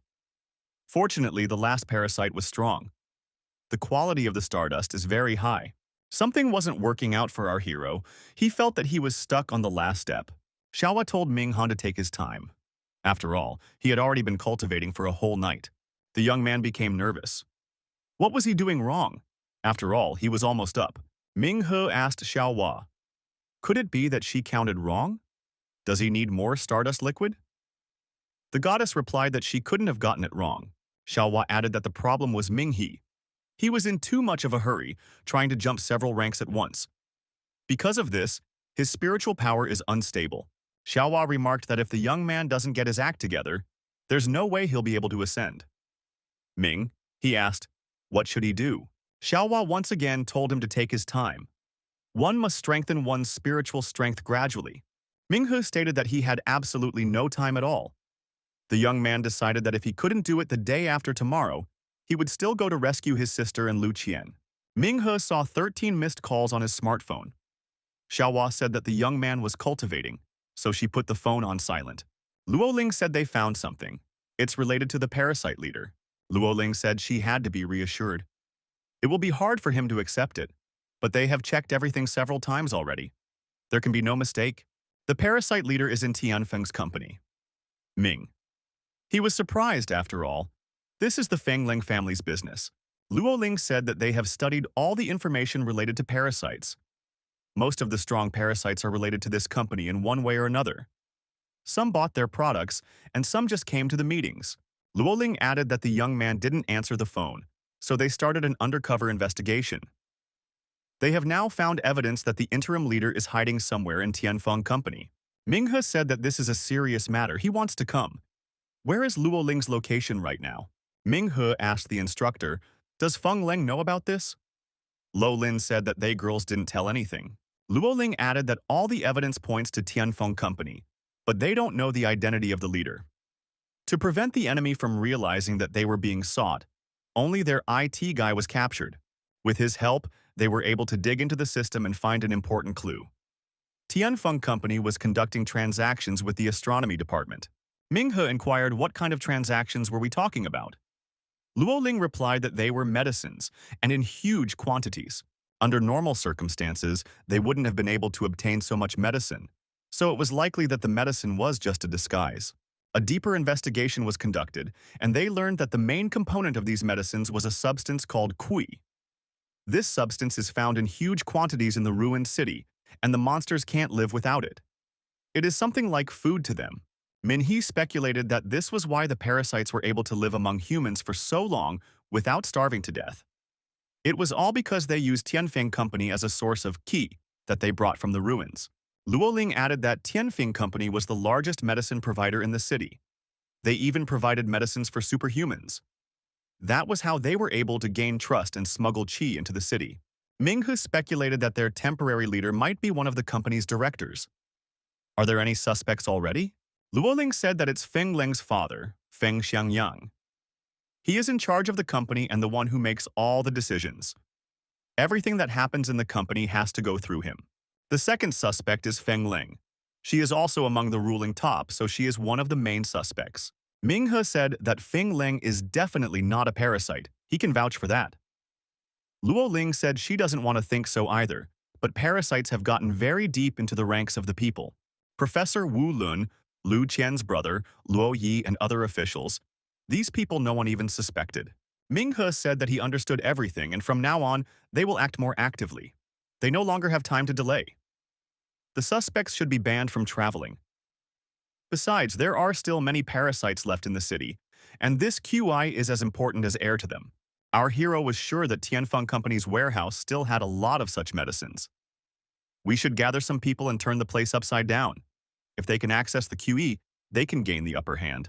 We can also investigate where else these medicines have been sent to.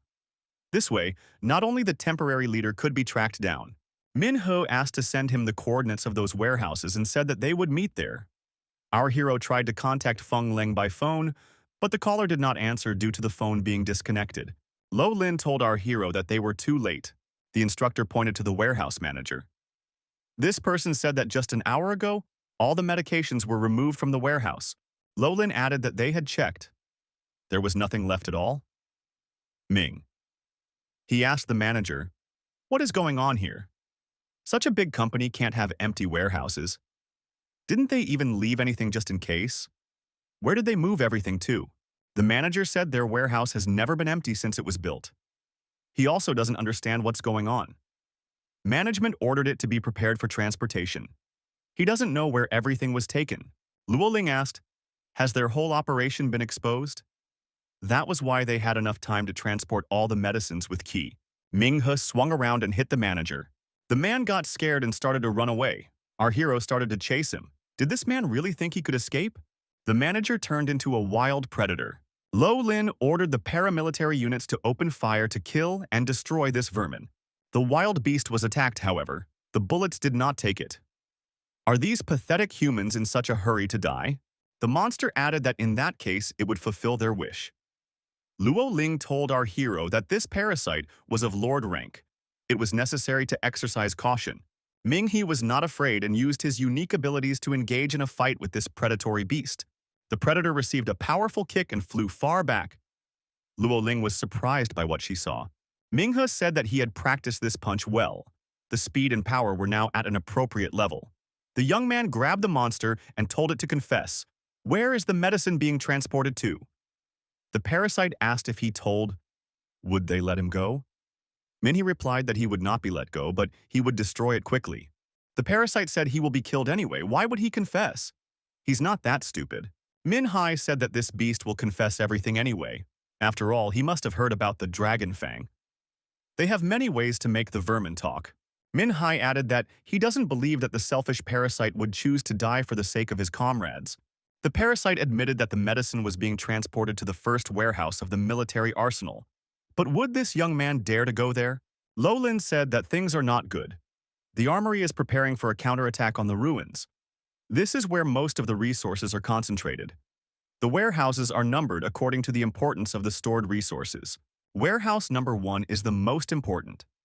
According to the latest regulations, only resources can be temporarily transported there, but not exported, so that parasites don't cause problems. Even incoming shipments are scrutinized thoroughly. Luoling said that before the operation, no one is allowed to go inside, not even them, without the permission of most of the management. Minghu remarked that those are stupid rules. Lolin replied that it made sense, considering that anyone could be a parasite. The instructor asked how Minghe realized that the manager was a parasite. After all, the sensor only detects those below him in rank. Minghu replied that he had become stronger. He was only one step away from the White Swan rank. Luoling wondered what they should do now. It wouldn't be easy to get into warehouse number 1 like this. The counterattack is just around the corner. The leadership is nowhere near the Dragon Fang right now. They won't be able to get permission. Minhai said they have to try.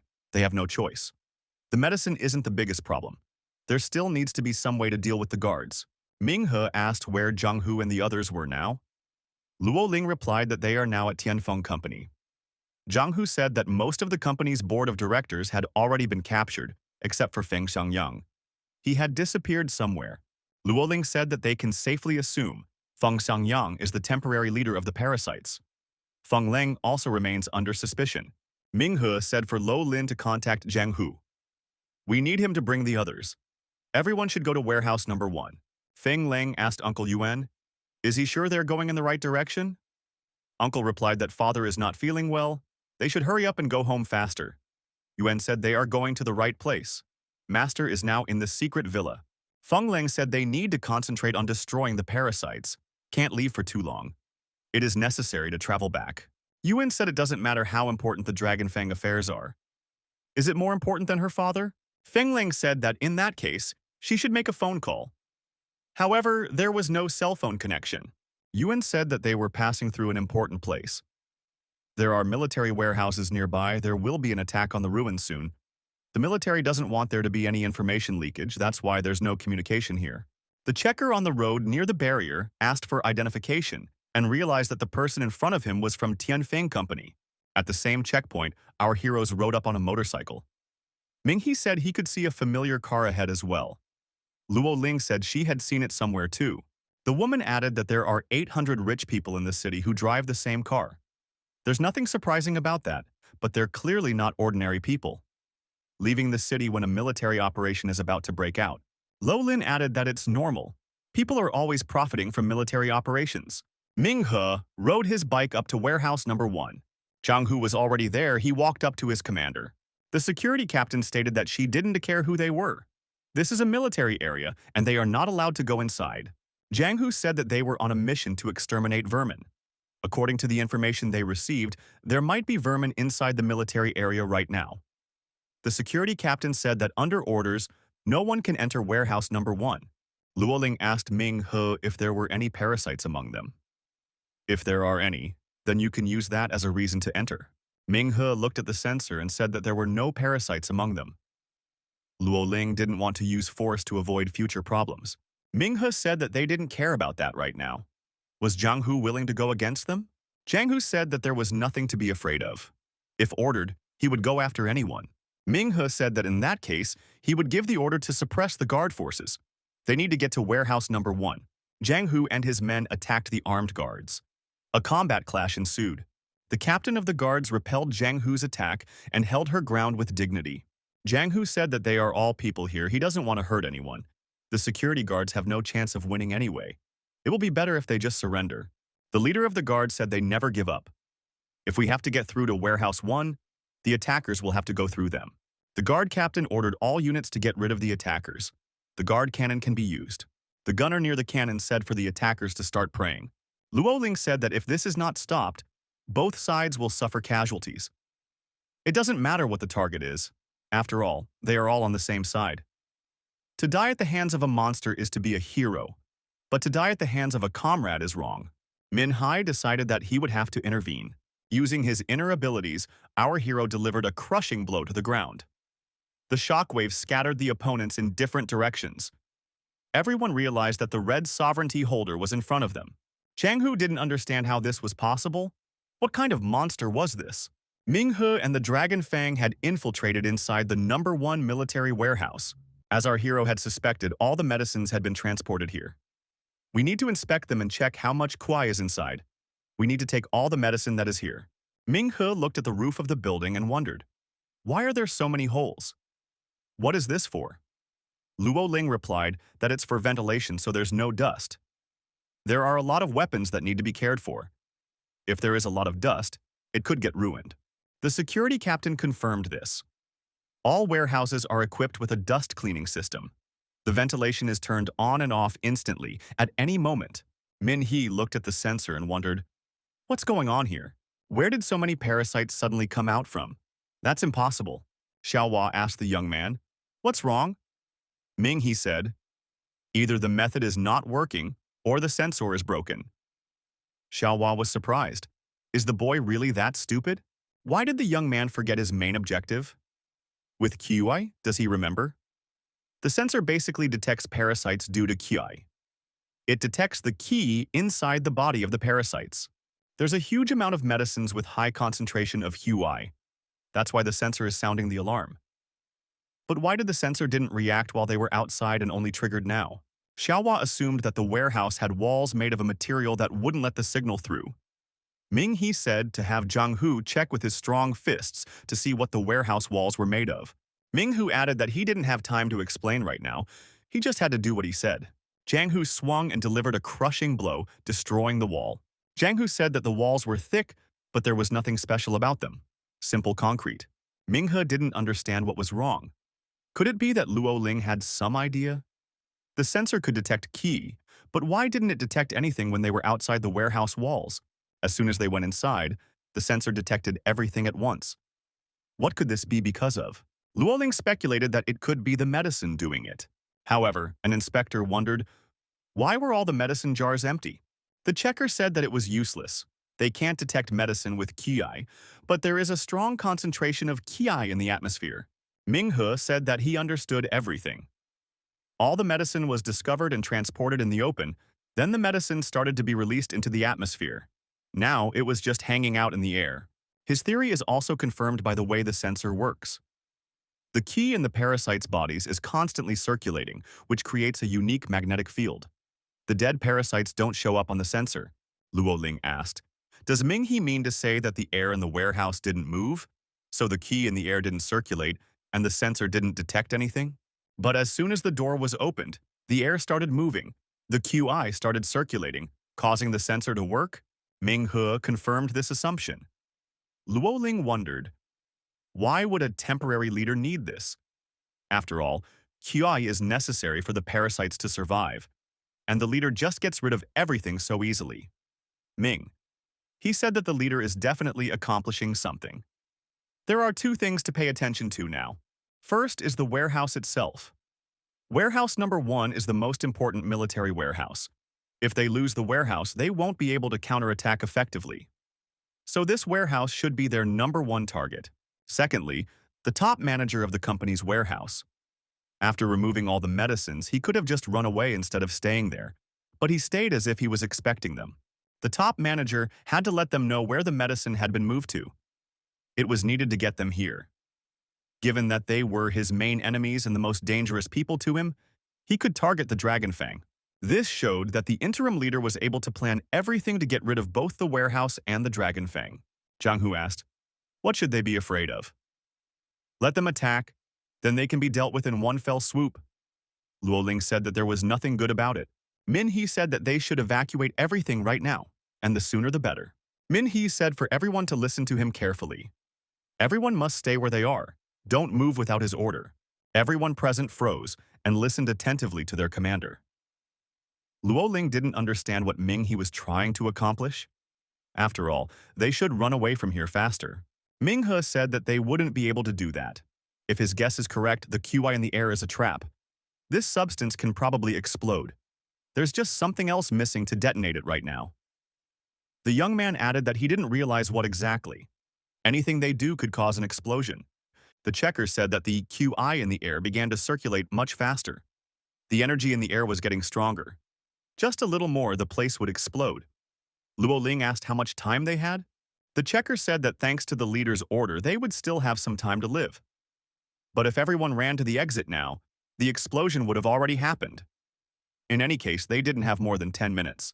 Luo Ling wondered, what should they do? They have almost no time. They can't move either. Ming-he said, whatever happens now, no one should move. 10 minutes later, it was seen from afar as a massive explosion occurred somewhere. A few minutes before, Feng Ling ran up to her Uncle Yuan. She asked where was her sick father. She had already gone all around the mansion, but she couldn't find her father anywhere. Feng Ling asked why her uncle was deceiving her. Isn't her father sick? Yuan replied that her father had ordered him himself. Feng Ling wondered, what did all this mean? Did her father really want her uncle to bring her here? There was an explosion, and Feng Ling asked, what was that noise? The girl looked in the direction of the explosion and said, there was a gun room. What's going on? Why was there an explosion in the armory? Are they really being attacked by parasites? Feng Ling said she couldn't stay here. The guards told Madam not to go anywhere. It's dangerous everywhere now. For her own safety, she must stay here. The girl said that if there really was an explosion in the armory, the whole town would be in danger. She needs to go there now. She's part of the Dragon Fang. The guards blocked the way. The girl demanded to be let through immediately. The guards said that they were following the boss's orders. Feng Ling didn't understand what was going on. Her father would never do such a thing. He is not here. Yuan told his niece that they were only following Master's orders and one should remain calm. Master will explain everything himself when the time comes. Feng Ling said again that she had to go. The guards would not let her pass. Feng Ling said that she had no choice and activated her unique abilities. The guards repelled the girl's attack and warned her not to force her to use force. Feng Ling said that if those two were able to repel her meteor fist, she wouldn't hold back anymore. After a while, the girl continued to attack, but the guards remained unwavering. A flame-restraining net was used against Feng Ling. The girl was immobilized. She didn't realize who they were. Even after showing her full strength, she was no match for them. She couldn't help but notice such strong fighters among the staff. Ming-he came out from behind the door and said that it was not surprising. Feng Ling couldn't have seen them before, after all, they weren't humans. Our hero didn't appear alone. He was accompanied by the Dragon Fang. The guards were perplexed. How was this possible? How did these people find this place? Min-hai said that he enjoyed seeing their defeat at his appearance. They probably thought everyone had died in that explosion. The guard asked how did those people survive? Min-hee saw him being attacked but managed to dodge in time. The young man said that Feng Xiangyang turns out to be here too. Feng Xiangyang appeared in the form of a monster. Feng Ling couldn't understand why her father looked like this. How is this possible? Yuan told the girl that they should leave this place immediately. Luo Ling decided to free the girl, however. The guards blocked her way. Feng Xiangyang was also perplexed why Dragon Fang was alive and how did they find this place? Ming-hu replied that Feng Ling once told him that her family had a mansion in the Qingshu Mountains. She invited him to visit them sometime. It has a great view. Considering the plan to blow up warehouse number 1, it was the most suitable place for command and surveillance. If the plan worked, Feng Xiangyang would be able to escape from here. The monster said that this young man was smart. Feng Xiangyang noticed that warehouse number 1 had been successfully blown up. Minghe wondered, if he ended up here, did the monster think that his plan had worked? Feng Xiangyang said again that it was impossible, because he had definitely seen that explosion. Ming-hu admitted that the plan was an elaborate plan. Feng Xiangyang used his power to transfer the medicine and send the medicines from the QE to warehouse number 1, and then caused an explosion using their properties that people didn't know about. However, this plan failed. Jiang Hu said that they wouldn't be able to get out. At least the leader should escape. After all, he is the hope of the Dragon Fang. If he is the only one to move, the explosion won't happen so quickly. Min-hai said that there was no point in escaping. He pointed to the vent and said that they should turn it on to maximum so that the QI would head there. Luo Ling said she understood what Ming He meant. If the ventilation is turned on, all the airflow will go in one direction and the QI won't trigger an explosion. When the QI goes into the atmosphere, it will dissolve and they will be safe. The guard captain said that it's a great plan. She will personally take care of it. Ming He said to redirect the QI to the 18th warehouse. If the enemies put a lot of effort and came up with such a plan, they probably want to watch the explosion from the side. If they notice something wrong, they would immediately run away. The explosion was organized in the 18th warehouse. Feng Xiangyang realized that the explosion they saw was an empty warehouse. He hadn't even thought of it before. Ming He said that he realized Feng Ling's father in front of him, but it was time to destroy him. Yuan told his niece that they needed to leave. Feng Ling shouted that she wasn't going anywhere. Luo Ling declared that they would not allow Feng Ling to be taken away. The girl resisted, but Uncle Yuan threw her on his shoulder. Feng Ling screamed for Ming He to spare her father. Feng Xiangyang pounced on our hero with his fists. The rivals exchanged many blows, but both of them resisted. Feng Xiangyang said that the young man was too weak for him, and besides, Min He was in his territory. Our hero attacked his opponent with 49 ice fists at the same time. The monster said that it was impossible. This young man wasn't even a white swan rank. How could he be so strong? Ming He said that he always trusted the opponent's daughter and calculated everything. But he didn't expect Feng Xiangyang to turn out to be a parasite. Our hero used catastrophic force and attacked the opponent again. Jiang Hu recognized that Ming, he was not a rank white swan, but with his red sovereignty ability and martial skills, he was much stronger than any white swan. Luo Ling said for Ming Hu to save Feng Ling, who was carried away by Yuan. Ming He replied that he wouldn't go far and asked him not to finish off Feng Xiangyang. Ming He said to heal Feng Xiangyang and keep an eye on him until he comes back. Jiang Hu said that their organization had always fought parasites and that he would finish off this rascal here and now. Ming He wondered, was Jiang Hu really going to obey his orders? After all, one should at least wait for the commander to return. Luo Ling told Jiang Hu to listen to the leader and confidently pointed out that Ming, he had good reasons. We should wait for his return. Feng Ling shouted, demanding that her uncle let her go immediately. Yuan replied that Madam shouldn't waste her strength. He wouldn't let her go back there. Now that these people had found out that her father was a parasite, they wouldn't believe her even if she returned on her own. Min He caught up with the fugitives and stopped in front of them. Our hero asked whether he should call this man Uncle Yuan or the temporary leader of the parasites.